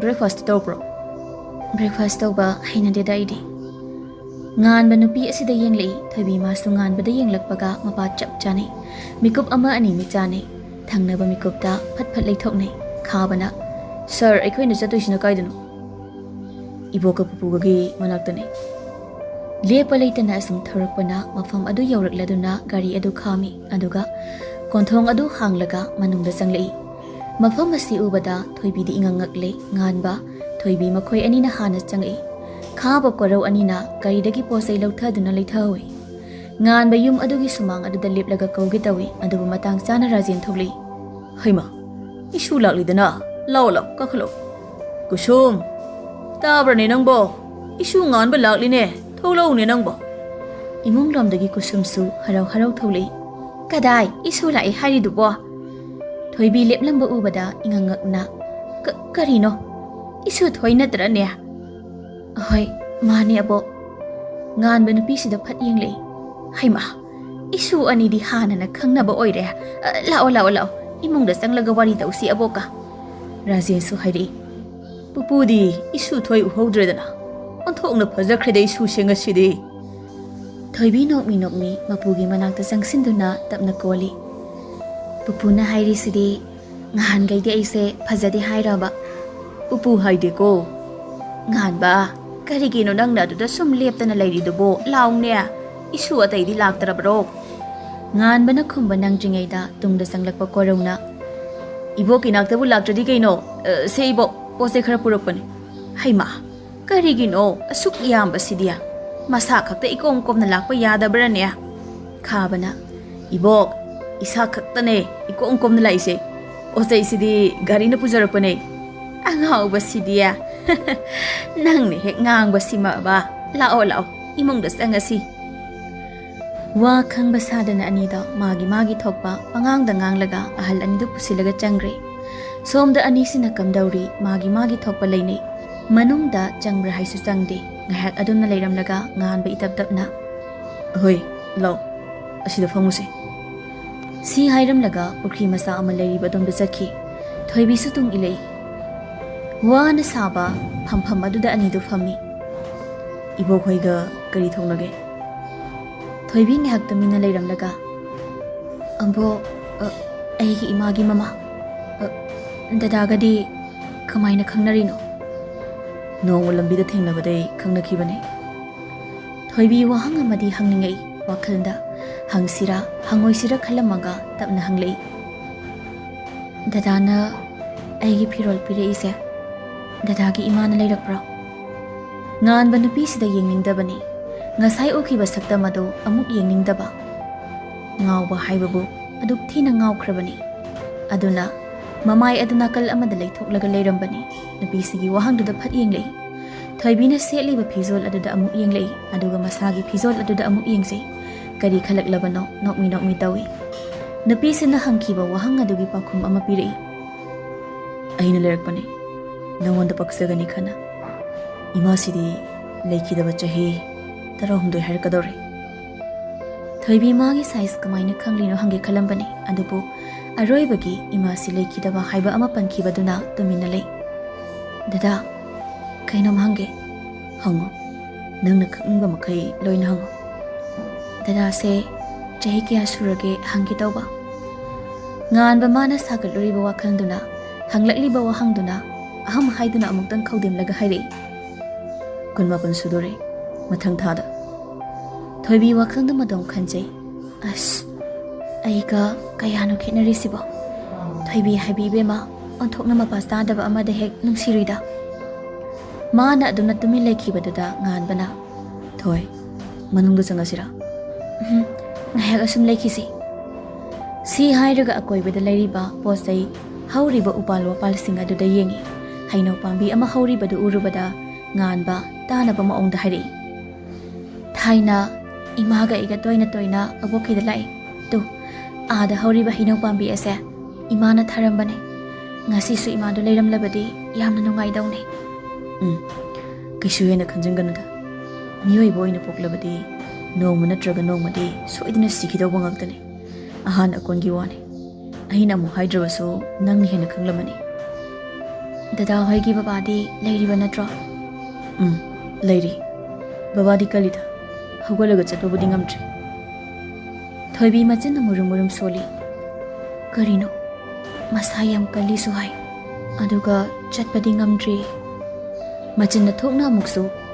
Babado yam phabra. Phai, yam phai. Somda korau makhuta sakap ani puraga tholakpani. Sumangda lehauba ani duna leiramdabaduda nage leiduna yengi. Pukri leiriba adomda phamlibadu uraduna sangsilei. Korona. Sir, itaima, cha thakse, aina lo leini. Phambam madugi ahangwa jaga khara leiriba aduda thamai. Itaima, breakfast tauba hainadrasu cha sidi tho. Thoibi sakap ama lawi, nganba masu ama lawi, nganba sadu khajik thakpa hawi. Hek thakpaga pisum suglei, maduda yenglaga. Koro, chini lehaudraba. Kaino sir, chini hablo hairo.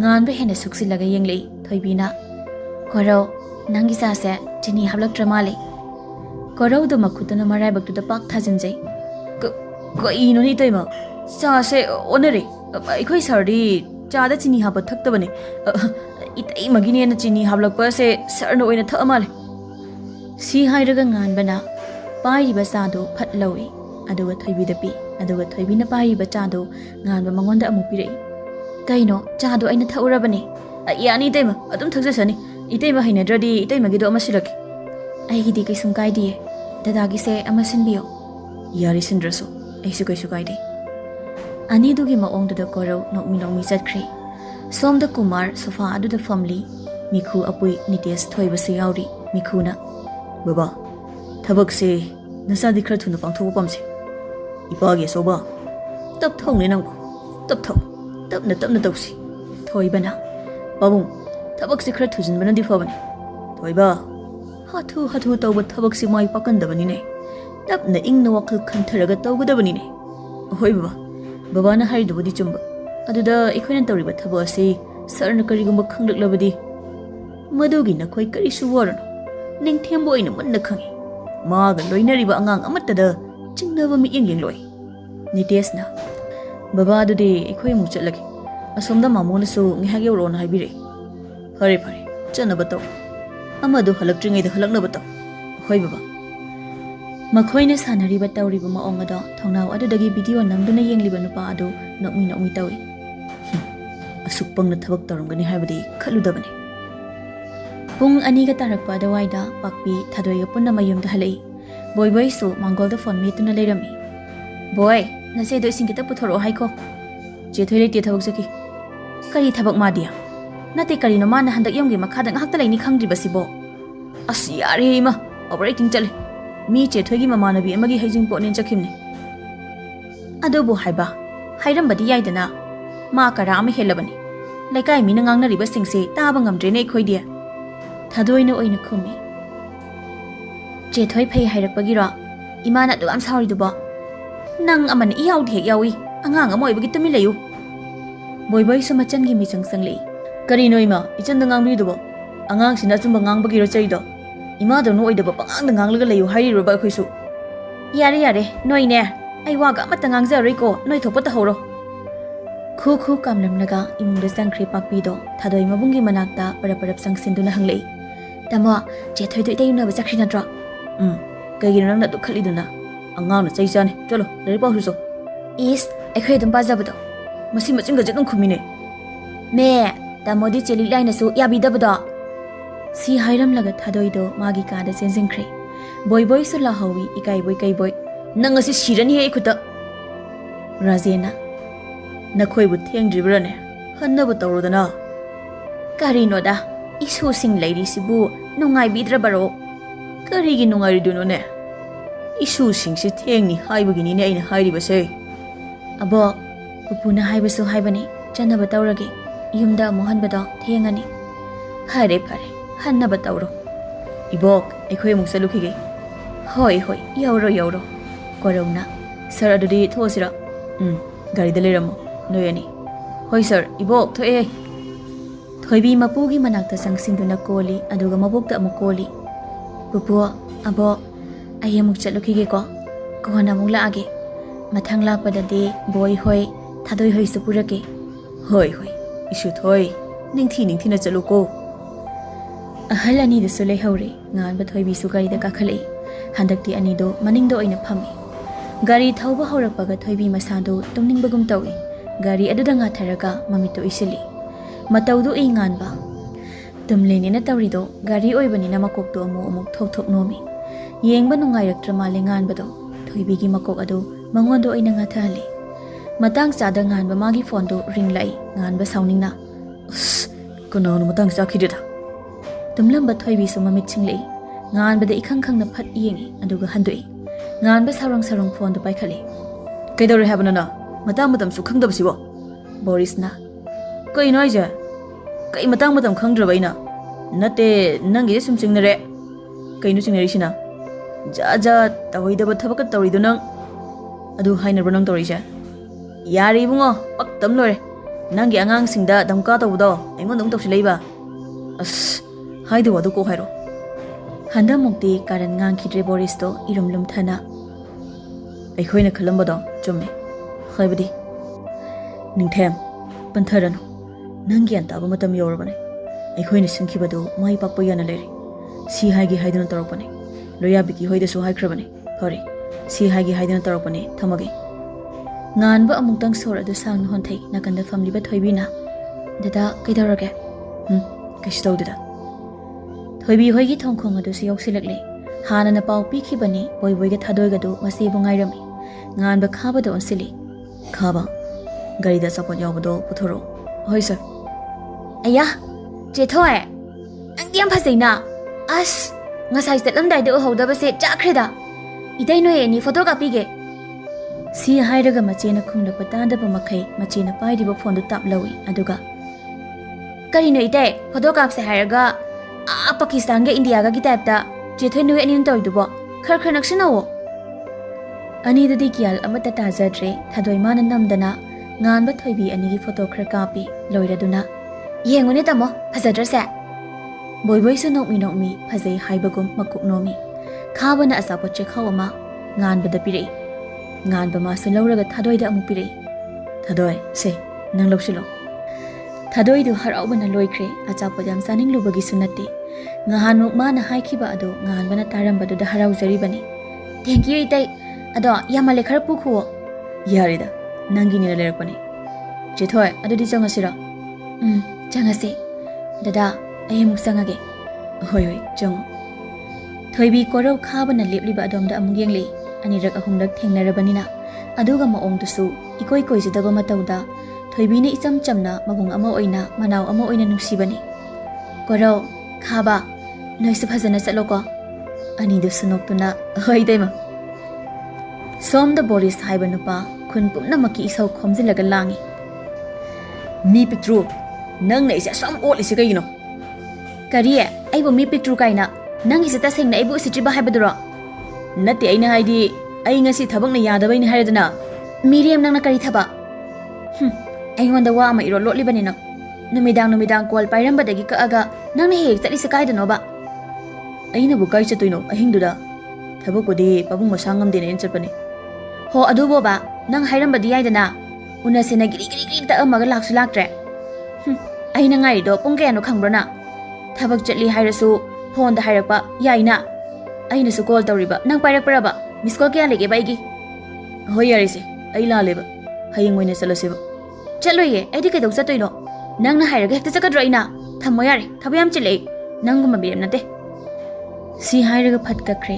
ꯕꯣꯔꯤꯁꯇꯣ ꯃꯊꯥ ꯁꯥꯅ ꯃꯀꯣꯛꯇꯣ ꯄꯥꯏꯔꯒ ꯂꯩ ꯂꯛꯁꯃꯤꯅ ꯏꯆꯥꯗꯤ ꯍꯌꯦꯡꯋꯥꯏ ꯅꯨꯄꯤ ꯂꯨꯅ ꯇꯧꯗꯧꯔꯤꯗꯅ ꯕꯣꯔꯤꯁ ꯈꯪꯄ꯭ꯔꯦꯛ ꯍꯦꯛ ꯈꯪꯉꯤ ꯀꯔꯤꯅꯣ ꯏꯃꯥ ꯃꯄꯨ ꯇꯥꯛꯇꯅ ꯃꯤꯒꯤ ꯀꯥꯁꯦ ꯆꯪꯂꯛꯏꯁꯤꯕꯣ ꯀꯔꯤ ꯍꯨꯔꯥꯟꯒꯦ ꯍꯥꯏꯔꯤꯅꯣ ꯀꯔꯤ ꯌꯨꯝꯅꯤꯅꯦꯍꯦ ꯃꯁꯤ ꯅꯄꯥꯒ ꯑꯩꯅ ꯋꯥꯅ ꯁꯥꯔꯤꯕ ꯌꯨꯝꯅꯤꯅꯦꯁꯦ ꯍꯣꯏ ꯑꯗꯨꯕꯨ ꯍꯥꯏꯕ ꯄꯥꯕꯨꯡꯒ ꯏꯃꯥꯒꯅ ꯁꯥꯔꯤꯕ ꯌꯨꯝꯁꯦ ꯑꯩꯒꯤ ꯅꯠꯇ꯭ꯔꯗꯤ ꯀꯅꯥꯒꯤꯅꯣꯕ ꯂꯩꯔꯤꯕ ꯄ꯭ꯔꯣꯄꯔꯇꯤ ꯃꯌꯥꯝꯁꯤꯁꯨ ꯑꯩꯒꯤ ꯅꯠꯇ꯭ꯔꯕ ꯍꯥꯏ ꯇꯥꯅꯤꯡꯗꯦꯀꯣ ꯏꯆꯥꯒ ꯈꯪꯅꯔꯤꯗꯨꯕꯨ ꯀꯗꯥꯏꯗꯒꯤꯅꯣꯅꯦ ꯏꯃꯥꯁꯨ ꯈꯔ ꯈꯪꯖꯒꯦꯗꯅ ꯀꯣꯟꯅ ꯑꯗꯨꯝ ꯈꯪꯗꯧ ꯂꯩꯔꯦ ꯏꯃꯥ ꯑꯗꯣ ꯑꯩ ꯄꯥꯔꯤ ꯍꯣꯏꯗ ꯆꯠꯇꯣꯏꯅꯦ ꯆꯥꯛꯀ ꯍꯥꯞꯄꯨꯔꯅꯨ ꯏꯃꯥꯒꯤ ꯊꯣꯏꯕ ꯏꯃꯥ ꯋꯥ ꯈꯔ ꯍꯪꯒꯦ ꯁꯦꯡꯅ ꯈꯨꯝꯂꯛꯎ ꯀꯩ ꯋꯥꯅꯣ ꯏꯃꯥ ꯅꯪꯅ ꯑꯍꯤꯡ ꯒꯥꯔꯤ ꯊꯧꯗꯨꯅ ꯍꯦꯛ ꯆꯠꯂꯤꯕꯁꯤ ꯀꯗꯥꯏꯗꯅꯣ ꯕꯣꯔꯤꯁ ꯃꯃꯥꯗ ꯃꯨꯟꯅ ꯌꯦꯡꯂꯛꯏ ꯃꯃꯥꯕꯨ ꯃꯨꯟꯅ ꯈꯪꯏ ꯑꯃꯨꯛꯇꯪꯕꯨ ꯆꯤꯡꯅꯈ꯭ꯔꯕꯗꯤ ꯆꯤꯡꯅꯔꯤꯕ ꯑꯗꯨ ꯀꯔꯤꯅꯣ ꯈꯪꯗ꯭ꯔꯤꯕ ꯐꯥꯎꯕ ꯋꯥꯍꯪ ꯂꯦꯞꯂꯣꯏ ꯍꯥꯏꯕ ꯑꯗꯨꯕꯨ ꯍꯧꯖꯤꯛꯃꯛ ꯍꯥꯏꯗꯣꯛꯄ ꯌꯥꯗꯕ ꯋꯥꯐꯝ ꯑꯣꯏꯕꯅ ꯍꯩꯅ ꯁꯤꯡꯅ ꯈꯨꯝꯃꯛꯏ ꯑꯩꯅꯕꯨ ꯀꯗꯥꯏ ꯆꯠꯇꯣꯏꯅꯣ ꯏꯃꯥ ꯏꯇꯨ ꯁꯪꯕ ꯆꯠꯂꯤꯅꯦ ꯃꯣꯏ ꯂꯩꯀꯥꯏꯗ ꯑꯩ ꯗ꯭ꯌꯨꯇꯤ ꯀꯟꯅ ꯇꯥꯔꯤ ꯍꯟꯗꯛꯁꯦ ꯃꯁꯤꯅ ꯍꯦꯛ ꯉꯥꯡꯕꯁꯤꯃ ꯐꯔꯦ ꯄꯥꯔꯤ ꯍꯣꯏꯗ ꯆꯠꯅꯤ ꯍꯥꯏꯕꯗꯣ ꯆꯠꯊꯣꯛꯂꯨꯔꯣ ꯊꯦꯡꯅ ꯍꯜꯂꯛꯀꯅꯨ ꯍꯣꯏ ꯏꯃꯥ ꯃꯃꯥ ꯍꯦꯛ ꯊꯣꯛꯈꯤꯕꯒ ꯕꯣꯔꯤꯁ ꯁꯣꯔ ꯁꯥꯡꯅ ꯍꯣꯟꯊꯩ ꯇꯧꯐꯝ ꯈꯪꯗ꯭ꯔꯕ ꯋꯥꯈꯜ ꯑꯗꯨ ꯐꯥꯊꯖꯩ ꯃꯊꯟꯇ ꯑꯃꯨꯛꯁꯨ ꯍꯥꯏ ꯏꯃꯥ ꯃꯔꯨꯞ ꯑꯃꯒꯤꯗꯃꯛ ꯃꯔꯨꯞ ꯑꯃꯕꯨ ꯍꯥꯠꯄ ꯅꯆꯥ ꯉꯝꯒꯗꯕ ꯃꯥꯟꯗꯦ ꯏꯃꯥ ꯑꯃꯅ ꯂꯝꯈꯥꯡꯗ ꯊꯦꯡꯅꯕ ꯃꯔꯨꯞꯅꯤ ꯑꯃꯅ ꯄꯤꯛꯂꯤꯉꯩꯗꯒꯤ ꯂꯣꯏꯅꯔꯛꯄ ꯃꯔꯨꯞꯅꯤ ꯑꯅꯤ ꯑꯁꯤꯗꯒꯤ ꯑꯃ ꯈꯜꯂꯣ ꯍꯥꯏꯔꯕꯗꯤ ꯂꯝꯈꯥꯡꯗ ꯊꯦꯡꯅꯕ ꯑꯉꯥꯎꯕ ꯃꯔꯨꯞ ꯑꯁꯤ ꯑꯣꯏꯅ ꯈꯟꯒꯅꯤ ꯃꯔꯨꯞꯀꯤꯗꯃꯛ ꯊꯋꯥꯏ ꯀꯠꯊꯣꯛꯂꯣ ꯍꯥꯏꯔꯕꯁꯨ ꯃꯗꯨ ꯑꯩ ꯆꯤꯡꯅꯗꯦ ꯃꯇꯥꯡꯗꯨꯗ ꯃꯥꯒꯤ ꯐꯣꯟ ꯑꯗꯨ ꯔꯤꯡ ꯂꯥꯛꯏ ꯐꯠ ꯄꯥꯏꯈꯠꯇꯨꯅ ꯍꯥꯏ Kay paulay. Asomdagi nupadusu khumlay. Sir, ngahangi nupadu gi leifam khangjari. Leima hotel gi room number 106. Boris hotel mamingda tabada karinone haina khali adubu phare ayirok na batawge. Hoi sir. Nupadu su thamkre Boris taha phamlambadagi phuk hagoli aduga nakanda yanduna laiba jacket adu phatli sili. Aduga thuna mak tholakli. Makhutta pairiba phone adusu kanadana tawi. Duty loreba natrona. Location am tharke aduda lo. Somda ngan yum hek yarapaga mapaga kari no khara hainaramnaga amuk tholai. Ngan bana. Loya.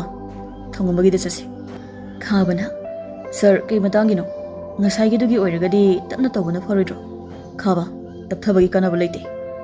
Bigi koraugi nakong mayada jangsilaga. Koro. Ngasidi naidorine. Kut sagase. Maring chatpadi yadrabani. Korona. Yar lepomda. Sir singa saidi nokfet tawro lebado. Yum hek yorupadai nokfet ka saikramne. Yengo. Bisumani se. Thengjin nakibadagi lapthok no yadaba nungna masa Mahadev mangi phamise. Kui haude thangambagi yum yaukiba. Gate aduda gari ani ahumdo chap khami. Hoi mai haidangan ba hana kumthakre. Parap sangsinduna gate adu khongpangna khangkaw kawi. Leikha taba punsi amabu kanana pamnabage. Oiningduna oirakhiba kana sunate. Punsi amagi nungaiba asa kaya thamkiba ngaktani. Tabi ningai wakat pham leitraba wari kaya. Losinduna maithongda asemba minok nokli. Ngaihaki mamangni. Nganba thoibi thilamlaba matung mayumda halakle. Mani yum hek yorapaga. Loya taha parap sangsinduna pau tamlari. Sir, chekonda bumpo khaire. Manager na pau pirupane. Poste khara mangle atai thudupata hogdre. Korau khaba ani do ipa pakhana. Koino bumpo khai hairaga noi sila kedoriba. Khabana. Chekonda ngasi kana chaluge. Doyana. Thoibuga ni tiska moide dum leiri habane. Tumin leiramba nganbado sor sangna amuktang hontharaga. Gari thodoma. Ei tholage. Asi hairam laga imungda mapagi katamna changki khabana. Fazadori ngasidi. Lao loya. Korong nangna sarga thongminaro. Bikina kai legre. Loyana. Babagi nakta legimne. Khabana. Hari adudi pulap thongminaro. Ani da sugari khamle ba dom chatkre. Korau su ngan bana chakhi ba dom dalai. Ngan ba mapaga wari tawrami. Halakpada mungairi. Nangbu yungi makhadang akta su layune. Ningthem. Thabakta sum lining oiganune. Ngan mapa pakhatkani khanbana bompo khaibagi thodo adu tamladre. Baba, chattaba yare. Ngahak yorukhige. Fazana lebiram. Machana thokriba adu yenglaga Kumar akhaba minok ama noglei. Sangsara sida. Nangondagi hina pangbu amamuk leiramlaroi. Ipagi ningthem. Nahak po ayna isya ama oyna pang nungsiba ngamoy. Adawa jamjarbi isya sanabadi ayna nungsi. Nungsi haiduna su mahak lam heli. Aigi mayokta lepe. Nasanbu hingli natraga sikre haiba pau khangdaba apangba lam huini nangdi. Somda nangan ba gari du thauduna magi angang singa loinana thangamba hoitamna lai. Mafam adu yauraduna garidagi phatkum thai. Hoi mai hairamda gate manak aduda thuna maksang sinduna sabtra amada makhongna khangkaw kawi. Sumangda phamduna leiramba thangamba mikhu apui ikhang na gate lomda yenglakpani. Ngan ba leplamba ubada apui di mihul yaudre. Apuina. Aina haijabane ba. Manungda oina phamsina kari sare hujikte. Masigi nupa asina aine ubaga kawbagi thabak ngakta. Thangambadi famlambadagi phuk hawale. Ngan ba su sangsilai aduga ahangba chair ama leirido chingthoklaga phami mikhuna. Karino gate ka sikawdana nati. Lon ga thopidabro. Ngan ba kari su khumlakte madugi mahut thangambada adumak yengduna lei. Thangamba sortapna honthaduna phamthare. Kari lere hayu tanasi. Ngan ba amuktang nofet tawramlaga. Karigi bom no ngasigido. Karino ibungon hairise. Ai kiana ma taba ngamdre. Ngan ba adumak nokmi tawna khumbi. Pokhai hani haina silade mi ama ani da social lamudana. Aisu sel khar khomnaba. Ngasi somna pokhai halamliba chikonda. Aigi marup amagini. Aigasu kaya yanadaba. Somna ngasi tawriba thongase. Aina su tawge haidana plan sinbane. Aduba somna hanbikre. Masigidamak ꯁꯣꯝꯗ ꯊꯥꯒꯠ ꯋꯥꯍꯩ ꯈꯔ ꯊꯝꯖꯒꯦ ꯍꯥꯏꯗꯨꯅ ꯑꯩ ꯂꯥꯛꯄꯅꯦ ꯃꯤꯅꯒ ꯑꯗꯨꯝꯅ ꯍꯥꯏꯔꯛꯄꯗꯨꯗ ꯊꯧꯉꯝꯕ ꯄꯥꯈꯠꯂꯝꯕꯒ ꯁ꯭ꯋꯥꯏ ꯃꯥꯡꯈ꯭ꯔꯒ ꯄꯣꯡꯅ ꯍꯥꯏꯔꯛꯏ ꯑꯗꯨꯅꯤ ꯏꯕꯨꯡꯉꯣ ꯅꯣꯏ ꯑꯩꯈꯣꯏꯗ ꯌꯦꯜꯂꯛꯄ ꯍꯥꯏꯕꯁꯤꯃꯛꯇꯕꯨ ꯅꯨꯡꯉꯥꯏꯕ ꯍꯧꯅꯗꯦ ꯃꯈꯣꯏꯁꯤꯗ ꯍꯦꯛꯇ ꯂꯣꯏꯁꯤꯟꯒꯗꯕꯅꯤ ꯉꯁꯤꯒꯤꯗꯨꯅ ꯑꯍꯥꯟꯕꯅꯤ ꯃꯇꯨꯡꯒ ꯑꯩꯒꯤ ꯂꯝꯕꯤꯗ ꯈꯨꯔꯨ ꯊꯪꯂꯕꯗꯤ ꯊꯋꯥꯏ ꯑꯣꯏꯅ ꯁꯠꯄ ꯇꯥꯕꯅꯤ ꯉꯥꯟꯕꯅ ꯍꯥꯏꯈꯤꯕ ꯋꯥꯗꯨ ꯇꯥꯕꯗ ꯃꯥꯒꯤ ꯑꯉꯥꯡꯁꯤꯡ ꯑꯁꯤ ꯀꯔꯤꯅꯣꯅꯦ ꯈꯜꯂꯤ ꯃꯁꯤꯒꯤ ꯃꯊꯛꯇ ꯊꯧꯉꯝꯕꯅ ꯈꯨꯝꯗꯣꯔꯛꯂꯤꯕ ꯋꯥꯍꯩ ꯑꯗꯨꯒ ꯃꯈꯨꯠ ꯃꯁꯥ ꯄ꯭ꯔꯦꯛ ꯄ꯭ꯔꯦꯛ ꯊꯦꯛꯇꯨꯅ ꯈꯪꯅꯔꯦ ꯃꯣꯏ ꯃꯁꯦꯟ ꯃꯨꯔꯨꯝ ꯃꯨꯔꯨꯝ ꯉꯪꯅꯩ ꯂꯣꯌꯥꯅ ꯀꯔꯤꯅꯣ ꯇꯧꯔꯤꯁꯦ ꯑꯩꯗꯤꯕ ꯃꯁꯤꯒꯤ ꯊꯣꯡꯉꯝꯕ ꯍꯥꯏꯕ ꯑꯍꯜ ꯑꯃ ꯑꯣꯏꯔꯒ ꯑꯍꯟꯒꯤ ꯋꯥꯈꯜ ꯆꯦꯟꯗꯕꯁꯤ ꯎꯕꯗꯅꯦ ꯈꯨꯠ ꯁꯥꯒꯁꯦ ꯆꯠꯂꯕꯅꯤ ꯀꯣꯔꯧꯅ ꯅꯪꯗ ꯅꯠꯇꯦ ꯑꯩꯈꯣꯏꯁꯨꯅꯦ ꯁꯔꯅ ꯇꯧꯔꯤꯁꯤꯅ ꯀꯩꯅꯣ ꯒ꯭ꯌꯥꯟꯒ ꯇꯥꯗ꯭ꯔꯤ ꯀꯣꯔꯧꯅ ꯈꯨꯝꯂꯛꯄꯅꯤ ꯉꯥꯟꯕꯁꯨ ꯊꯧꯉꯝꯕꯒꯤ ꯋꯥ ꯇꯥꯔꯕꯗ ꯉꯁꯥꯏꯗꯒꯤ ꯐꯥꯊꯔꯝꯕ ꯑꯁꯥꯎꯕ ꯏꯍꯨꯜ ꯑꯗꯨ ꯍꯧꯖꯤꯛꯇꯗ ꯈꯥꯡꯕ ꯉꯝꯂꯛꯇ꯭ꯔ ꯃꯥꯜꯂꯦ ꯐꯝꯂꯝꯕꯗꯒꯤ ꯐꯨꯛ ꯍꯧꯒꯠꯂꯒ ꯊꯧꯉꯝꯕꯒꯤ ꯐꯨꯔꯤꯠ ꯀꯣꯂꯔ ꯑꯗꯨ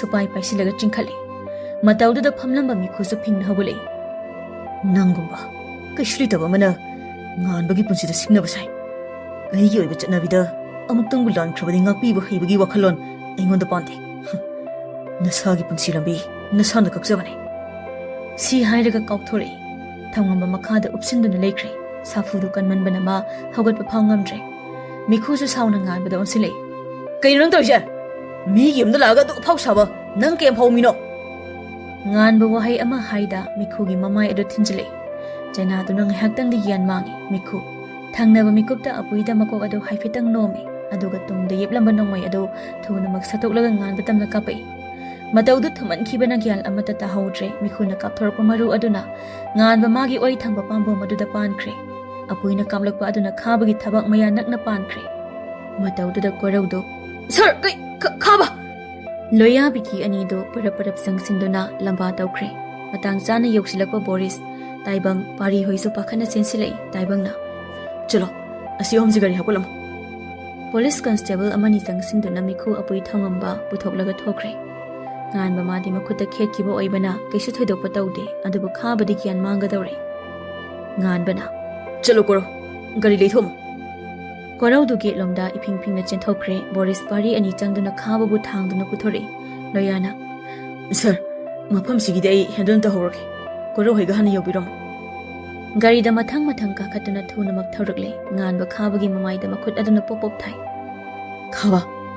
ꯈꯥꯕ ꯁꯦ ꯑꯩꯅ ꯍꯥꯏꯔꯤꯁꯤ ꯇꯥꯕ꯭ꯔꯣ ꯅꯪ ꯒ꯭ꯌꯥꯟ ꯃꯥꯡꯕ ꯌꯥꯗꯦ ꯅꯪ ꯒ꯭ꯌꯥꯟ ꯃꯥꯡꯕ ꯁꯨꯡꯌꯥ ꯌꯥꯗꯦ ꯅꯪ ꯀꯩꯁꯨ ꯇꯧꯔꯣꯏꯌꯦ ꯍꯥꯏꯕꯒꯤ ꯋꯥꯅꯤ ꯉꯥꯟꯕ ꯀꯔꯤꯅꯣꯃ ꯇꯧꯔꯦ ꯈꯥꯕꯗꯨ ꯒ꯭ꯌꯥꯟ ꯃꯥꯡꯂꯛꯀꯗꯧꯔꯦ ꯑꯗꯨꯕꯨ ꯉꯥꯟꯕꯅ ꯃꯃꯥꯏ ꯑꯗꯨꯗ ꯄꯣꯞ ꯄꯣꯞ ꯊꯥꯏ ꯉꯥꯟꯕ ꯃꯁꯥꯗꯨ ꯀꯔꯤꯅꯣꯃ ꯇꯧꯔꯦ ꯃꯈꯨꯠ ꯃꯁꯥ ꯊꯛ ꯊꯛ ꯅꯤꯛꯂꯛꯏ ꯑꯅꯛꯄ ꯍꯣꯁꯄꯤꯇꯥꯜ ꯑꯃꯗ ꯊꯨꯅꯃꯛ ꯂꯥꯛꯏ ꯍꯣꯁꯄꯤꯇꯥꯜ ꯍꯦꯛ ꯌꯧꯕꯒ ꯈꯥꯕ ꯃꯅꯨꯡꯗ ꯄꯨꯁꯤꯟꯈ꯭ꯔꯦ ꯀꯣꯔꯧꯁꯨ ꯀꯣꯏꯆꯦꯟ ꯆꯦꯟꯗꯨꯅ ꯀꯔꯤ ꯀꯔꯤ ꯑꯋꯥꯠ ꯑꯄꯥ ꯌꯦꯡꯈ꯭ꯔꯦ ꯉꯥꯟꯕ ꯃꯥꯗꯤ ꯀꯝꯗꯧꯔꯤ ꯃꯥ ꯃꯁꯥꯅ ꯃꯁꯥꯕꯨ ꯒ꯭ꯌꯥꯟ ꯇꯥꯔꯤꯕ꯭ꯔꯥ ꯈꯪꯖꯗ꯭ꯔꯦ ꯃꯃꯥꯡꯃꯛꯇꯗ ꯃꯆꯥ ꯃꯅꯥꯎ ꯑꯃ ꯀꯟꯕ ꯉꯝꯂꯔꯣꯏꯗ꯭ꯔꯥ ꯈꯟꯕꯗ ꯃꯈꯨꯠ ꯃꯁꯥ ꯊꯛ ꯊꯛ ꯅꯤꯛꯂꯦ ꯕꯣꯔꯤꯁꯅ ꯅꯤꯡꯊꯦꯝ ꯅꯈꯨꯠꯇꯨ ꯏ ꯌꯥꯝꯅ ꯊꯣꯛꯂꯦ ꯐꯥꯔꯁ ꯑꯦꯗ ꯄꯤꯅꯕ ꯇꯧꯁꯤ ꯕꯣꯔꯤꯁꯅ ꯅꯝꯗꯅ ꯆꯤꯡꯂꯒ ꯃꯅꯨꯡꯗ ꯄꯨꯁꯤꯜꯂꯛꯏ ꯑꯗꯨꯒ ꯃꯈꯨꯠ ꯑꯁꯣꯛꯄ ꯑꯗꯨ ꯅꯔꯁ ꯑꯃ ꯀꯧꯔꯒ ꯌꯦꯡꯍꯜꯂꯤ ꯇꯥꯏꯕꯪꯅ ꯄꯥꯔꯤ ꯑꯩ ꯁ꯭ꯇꯦꯁꯟ ꯐꯥꯎꯗ ꯌꯧꯔꯨꯈꯤꯒꯦ ꯕꯣꯔꯤꯁꯀ ꯀꯔꯤ ꯀꯔꯤꯅೋ ꯐꯒꯗꯕ ꯌꯦꯡꯂꯝꯃꯨ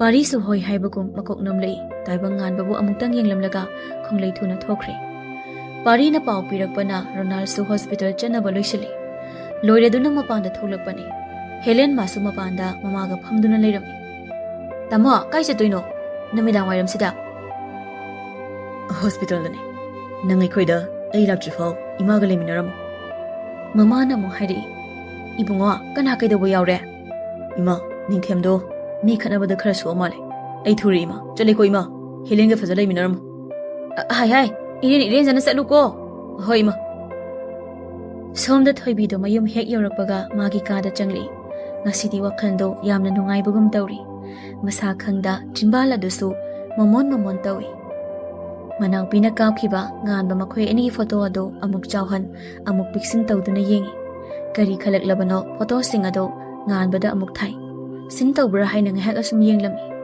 ꯌꯦꯡꯗꯕꯗꯨꯗ ꯌꯨꯝ ꯌꯧꯔꯝꯈꯤꯔꯣꯏ ꯈꯜꯂꯒ ꯐꯣꯟꯗꯨ ꯆꯥꯔꯖ ꯇꯧꯗꯨꯅ ꯊꯝꯂꯝꯃꯤ ꯑꯗꯨꯒ ꯏꯃꯨꯡꯒꯤ ꯇꯧꯒꯗꯕ ꯀꯔꯤꯅꯣ ꯇꯧꯈ꯭ꯔꯦ ꯁꯣꯝꯗ ꯀꯨꯃꯥꯔꯁꯨ ꯃꯆꯥꯒꯤ ꯄꯥꯎ ꯇꯥꯔꯦ ꯑꯗꯨꯕꯨ ꯄꯥꯈꯠꯄꯒꯤ ꯃꯃꯤ ꯎꯗꯦ Vicky laktuna hospital chatkadaba oirabadi maga chasi hairibani adubu masa ngamdre kona chatlasi hairi mataudu khangba Vicky Kumar bo khatokningba haibado yaure masu oiraroi khanduna hospital lomda chatkre nawo su nganbagi thabak khara khara pairaklabani na ngasidi thogdoktu ma khangi aduna hospital dange hak yoksilusi haiduna henthoi ga puna lakle henthoi di mabung sokle haiba khaktani khangkhiba khabasu yawe haiba ma khangde hospital yorakladuna Vicky da phone tawduna room number hanglaba matung changle mabung na hospital gi bed aduda hiplibado ubada henthoi taha taha chinsilei tamo tabro kai soke kamai toino khutta khaktaraba mamit usinduna leiramba nganba machangi khonjal tabada mamit tapna pangle wadi nganglakte nakanda lepiba police na oina hairi sana kashi thoido ko soktida khutta khara khetki be wani pakhalanu nawbana mu hangai iyamba khabadi kamai tawre khabagi wa pusilakpada leiriba mayamdo maithong hanjali parina oina itap tapna nawba ngasi hayeng gyala kani haiba ngamte lai khurumse ikhoi kashi tawrida isor khurumse wahaida da henthoido parida khangwan onsili kaina tamo pari khaba kai dawrage ngan be hiplambadagi phu hagolei matawdu da pari ipa pakhana ningthem kai dawrage kai si kaino pari doctor singa wari fasana saram khabada kaishu to hanbe yade changning basel sangsana upay amana tra upay matawduna khaba kal hogadabane khaba kashu to holoidabane sikhak hairamlaga wa makha taramda leiriba kana hanna yinglamda thokre lehoriba singdo ipa pakhanare Borisna pare nang themi tungiluso yare Boris yaroi tungiluba yaroi matomda pothaning manani thokhribase jase Boris khabagi phim yusi somda nganbado gari thauraga thoibigi manakta lakle sokliba makhut adugi chaina khajikta phawdubugum tawri mafamdo yorakpaga gari dagi kumtharaga khongnang leiba adom bisangsilei ma thoibi bu kokthokpasu tawde ngahak asum leiramlaga ima nang leiramlabadi nachagi awase khajiktam oirambasu koklumgadabane nachada tawbi changeng mayam sibu kaino ima na changeng tawbi ge hairabasu nachada dumak tawbi nachana gamdaba honasaki adabu ngasigi changeng asimadi nachak khangba ngamtre siguma changeng asidi matang da bukan tawbi kana nachak khangba ngamtre ima aduga ngasigi sisu wa makha taba ngamda nganba makhon khajik thokna kapthorakle tanjadu tunglomdagi tapna kauri dada nganba tungda phat yengle ipa pakhatpa maongda mabu yengduna leplamliba misaktu ubada nganba piranglakta momon tawre dada nang kai tawrage nganba phamlambadagi hawalaga lepi kishu tawdida nangde isida lei haba kamaina khangiba boido tuition chatle aduda dada sida lehawe haiduna tholakpani thoibi hawjiktada nganbagi makhutta yeliba bandage adu ure ipa pakhana dada khutto kaidarage nganba makhutta tunglomda phatlo sili matawduna hena pakhatkre thoibido nganbagi mana khara nakna changsinduna makhutta paina bahonare thoi dada kishu tawdi khutsidinga sai khara khajik khetkibanani khajik khakelaga kaino bandage tuna aduk section yelide nganba yare khanduna asengbudo adumak hairi ngasai hankibada miga khut khara thongnakre maduda nomoina khajik khetkibanani dadaga heg lakminaba khabada gyala hodri chalo chang namidane mini uraga fajate matam se thengle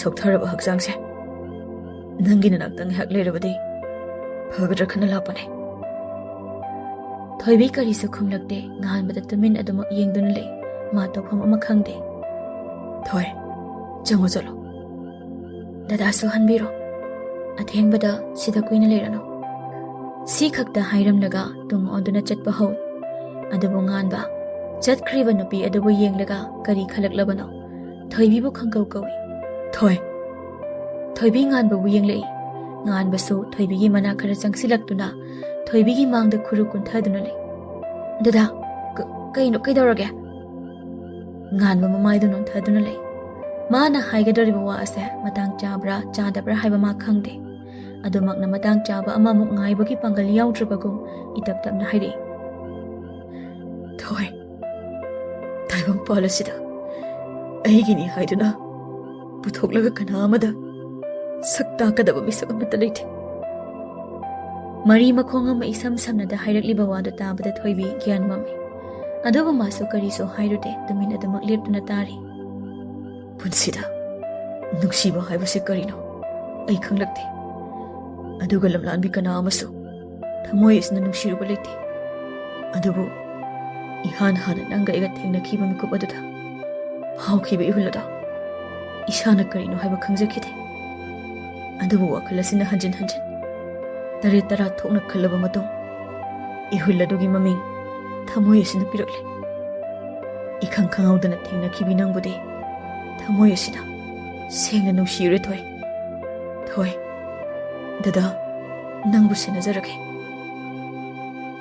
aroibagi wahaida thoibi mihul yaukhitre ningol maithong adusu khajik ngangsilaklabagum tawi thabal mangalakta ui ningol magi maithong ado kari hainaba saithagani u thamba leinam chawbi magunna yomlabi leirang adugabu changdamna sira ningol magi taying ba maithongsi hanjin yenglabasu pen banaidida saktambase nupa asina pakhong ngaibagum langtaknana mangonda yenglibada ubada thoibi mihulgi khongjelsu khamba yada mathong maram khangda chonglakle mahaksu thamoigi kachil amada nganbagi mami takhibana nupa asina hairakliba wahidu tabada ikaiba pokpani araiba thona khomjilaga itaptapna makhut chena tasin karigi adu magul lehenbana khankibani isu nahaka thengna khiba mikup adada phaurakhiba ihuladubu karino haina ahing kaya tumda pakhong madudabu phanglabadi khana ithanta wahang lising hangkhibani amuksu khalui nahakpu kaukthoknagi haina hotnare adubu hotnaruba mikuptana hele nangbu asumasum ningsingliba matik nangbu jab amuk lepi thoibi thamoi wakhal ani nadi pakhong pikro hairi adubu chinbanda ipan panbugum tawri magi matawdu ngai ngamdraba nganbadi langtaknana yengai thamoi wakhal anigi wa laukhra male thoibidu araiba thona khomjilaga tanik hairi ipang pangjabi thamoi asina dadagu nungsiure karama matamdagino haiba ai khangde adubu thamoi asinadi dadabu thamoi sengna nungsi punsi ase angakpani dago awaba nungaiba kaya waraba suwai haiba yandaba wakhalgina manglal ama thamoigina ningai kaya hairi isilnadi chirolgum karigidi ngamloi taibang semiba mapuna haksu yenglibra changyeng kaya iphamda karamba makhalgi pumnamak mayokna batabani punsigi awa nungai marakta ngasidi thamoi anisi mathum marang hawi pakhum phangkhrabada langtaknaramba wakhal mipairamba wakhal pukning kokre pakhum madu khaktamak piramlaga thunamak changkhre nupido ngan ba maso damak leptuna nupi aduna changkhiba adu yengduna lei nungaiba manglal amada ngahak luplurabasu thangnaba mikupta wakhal adu warakle thoibina manakta leiringai awaba kokpugum tawi adubu nupi asi leitrabada wakhal pukning adu amuk lum tharakle nakongda tari khabana sir aidigo hayengwai matam amada sarna saurini gaina thabuk to ola anuga hairadi aidigo lumma naurin kapagadamni ado sir se sakpudi phajaibu amuk nungna saba mahadev malakpai wan amuk sutari sir do usilaktaba miga lerdi engon tek tairo mang to thalaga chapu chathoke tarakliba wahai sing asina nganba mami to tapna uisali masadu tawpham khangde magi damak siba ki daba manawda magi damak mipum khuding thengnaba ngamlani haina mamangda izau zauna leplamba manawda ngasidi warabra mabu senabada masu pantharamda hospital tamna chatkhi asomda na makhoi ahum mari punsinduna nungaiba phongdoknai thoibana si mangai ri kaino ama tuba hore sidedi matang satpa yarani nitesna amu thamoi se pileda magi ngan ba haiba adum tanga siramlabadi pengadam magi mapado adu angakpani masa fawbu nungsiba ngamdi Nupa ama yauriba aduna su makha tarai. Mikhu su masani kaino. Adusu atombi masa. Nitesna. Ngan di mikhu si mayam bani haibase khangjapo nate. Aduga ina chamamnaba ma hayu hairagana atombi masa anina karamna nganbadagi halibano. Aduga atombi leiragana karigi nganbana khangde. Thoibana. Ngai khoni tes. Madugi wari kon tawse. Ngasagi wari do adu dum liro. Nites nokmi. Aina nangonda haidana nang hana thomo ai mi unagadaba layana. Nang hek thokibaga bum du langjin banaina. Moigi laibu phabana mi amta songtri. Aina su langbagi maike wonakri. Mi ubra haina amuk yengba. Adai manager minai amaduna amuk asomda kaushilakpada akhatbe kaibu hekta karomdano khangdana langkhibe wanida. Adu fari kaino. Hauzik khabana hingba siba ani gi marakta leire. Doctor ama neklaga ma lushinbadi araibanina. Thoibana. Yari sanaba tawse. Mamona haidusu lokthoknaba plan tawsi. Nupa aduna. Sir, lokthokpadi laina thokani. Mi kapluba ani duni ludorisi. Namidang pung tara taradu phau Hinthoi mayumda hansi haiba yatri. Ma khababu amuktang uningli. Ma nangamdana doctor da hainaraga mathanda changle. Nawbusuwa amata hairakte. Tapna samsangsilakpana ure vet aduda oxygen mask haplaga gyan tada asiba amugum leiribado. Changsilaktuna bedsheet adugi machida tapna phamthai. Meetei ira chalei khonjel tablab. Warawe hetman khibana. Nuksirabasu. Chinbala sidagi. Nangbu nuksi haiba ngamkhidabane. Maboksi magi pongleroi khankibane. Karigino nangna adum tumlaga leidubo. Nangdi tumdabi tamo po dum senaduna leibadai. Nangna adum tumlabadi tamodi kanana ngapigani. Ayakpudi tamo ni heli haiduna ay pumiray kiba natra. Tamlano hogulo nungsidra. Ibanigi haukiba matamto. Asam na uirkani haibadi kalute. Nomata kalute.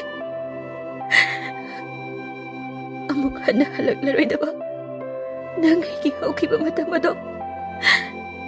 Wari na adamang lehauragan ko. Ay nambo saurarig. Nangbo ibong amoy na paukan bang amoy haikiba do. Ay lali. Ngasidi, natyan ba magtakaw biyo ba? Kana amagi mitta matawdu isam chamna urabasu, koraw amadi nawbagi mitta di ukidre. Nawba masado ningamdabagi mayri na chaklapagum tawre. Aduba ningamde haiduna karidi upayle, haukrabadi haukre. Koraw nupa maanda mitlu anidagi pirang sintharakle. Marupki matawdu yengba ngamjadabani. Khaba makoy ani nang hakle tachin khumnaduna khatnaba. Karanta nganglaga leizaba marup asina leiba phibamsi tawkhong khanglaktre. Hinthoigi mataw asibu yengba ngamda karisu hairamda mamai leithoktuna thokre. Nawbasu adumangai machi amada adumak leptuna lei. Mahai hospital aduda yana sinsinduna leinai. Ngayhaki matungda nawba hinthoi su hankre Borisna. Ronald, nang su hannaba tawrodana. Ima matanda ada leibanina nungairamaroi. Hoi, ai su hannaba tawge. Ningthemse khara themlaga chawi aba karino khara pijo. Barina. Anga musara mabo. Marai maraga tawradi makuta sopasidane. Thumurok tola taigidam. Borisna. Nangna taibra mana taibram di tawrani. Handa mukti yam luthana hairei Boris. Bari. Taibang. Noishuta. Aikhoina siliba plan asina. Karigumba mai paklabadi fai. Pakani haibagi thajabasu lei. Amuksu nganbana laptak phamliba domda yengi. Sanariba waridu taramloi khangi. Hingliba masa amabu karigi sikre haduna minamliba. Aduga nganbana karigidamak masan hingli khangapau luksindriba. Masi khanaba yabo wafam natabrani. Taibangna. Chumi Boris. Madu khanaba yai. Aduba ningthemgi wakhangda kari khalibano haibase hana khangdoba phai. Ngasi hayeng hangba yabo wafam oide. Ma hauji kari khalibano ikhoi khangde. Wakhangda wa ngang pamisakni madi. Mapa saba namit amada ikhoina khanglubagi wani. ꯋꯥꯔꯤꯁꯨ ꯃꯈꯥ ꯇꯥꯏ꯫ ꯋꯥꯍꯪꯗꯤ ꯂꯤꯁꯤꯡ ꯊꯣꯛꯂꯛꯀꯅꯤ, ꯄꯥꯈꯨꯝ ꯐꯪꯂꯣꯏꯗꯕꯒꯤ ꯋꯥꯅꯤ꯫ ꯈꯥꯕꯒꯤ ꯐꯤꯕꯝ ꯑꯁꯤꯅ ꯀꯔꯤ ꯑꯣꯏꯔꯛꯀꯗꯧꯔꯤꯕ?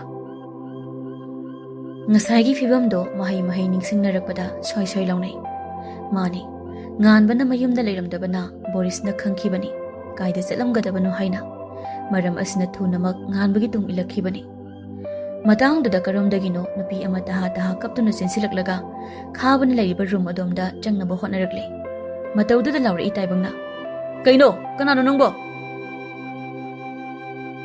ꯅꯤꯡꯊꯤꯕ ꯑꯍꯤꯡꯒꯤ ꯃꯇꯝꯗ ꯅꯥꯏꯇꯣꯝ ꯊꯣꯛꯄꯤ ꯅꯣꯡꯃꯗꯣꯜ ꯊꯥꯖ, ꯅꯨꯃꯤꯠꯀꯤ ꯃꯁꯦꯛ ꯃꯉꯥꯜ ꯎꯗ꯭ꯔ ꯃꯇꯝꯗ ꯊꯣꯏꯅ ꯍꯦꯟꯅ ꯃꯒꯨꯜ ꯍꯦꯜꯂꯛꯄꯤ ꯑꯃꯝꯕ ꯑꯍꯤꯡ ꯂꯩꯔꯝꯕꯅ ꯃꯁꯦꯛ ꯃꯉꯥꯜ ꯊꯣꯛꯅ ꯊꯥꯖ ꯃꯍꯥꯛꯅ ꯉꯥꯟꯖꯕꯅꯤ꯫ ꯑꯍꯤꯡꯗ ꯆꯥꯛꯇꯥꯕ ꯖꯤꯕ ꯀꯌꯥꯁꯨ ꯅꯪꯒꯤ ꯅꯉꯥꯜꯅ ꯊꯧꯅꯥ ꯑꯣꯏꯗꯨꯅ ꯂꯝꯖꯤꯡꯂꯤꯕꯅꯤ꯫ ꯃꯥꯂꯦꯝ ꯑꯁꯤꯗ ꯇꯥꯏꯕꯪ ꯃꯄꯨꯅ ꯊꯝꯕꯤꯔꯝꯕ ꯈꯨꯗꯣꯜ ꯄꯣꯠꯁꯛ ꯈꯨꯗꯤꯡ ꯑꯃꯒ ꯑꯃꯒꯒꯤ ꯃꯔꯛꯇ ꯃꯇꯦꯡ ꯇꯧꯅꯕ, ꯑꯃꯅ ꯑꯃꯒꯤ ꯑꯋꯥꯕꯗ ꯁꯔꯨꯛ ꯌꯥꯃꯤꯟꯅꯕ ꯍꯥꯏꯕꯁꯤ ꯇꯥꯏꯕꯪꯒꯤ ꯃꯆꯠ ꯅꯠꯇꯕ꯭ꯔꯅꯤ?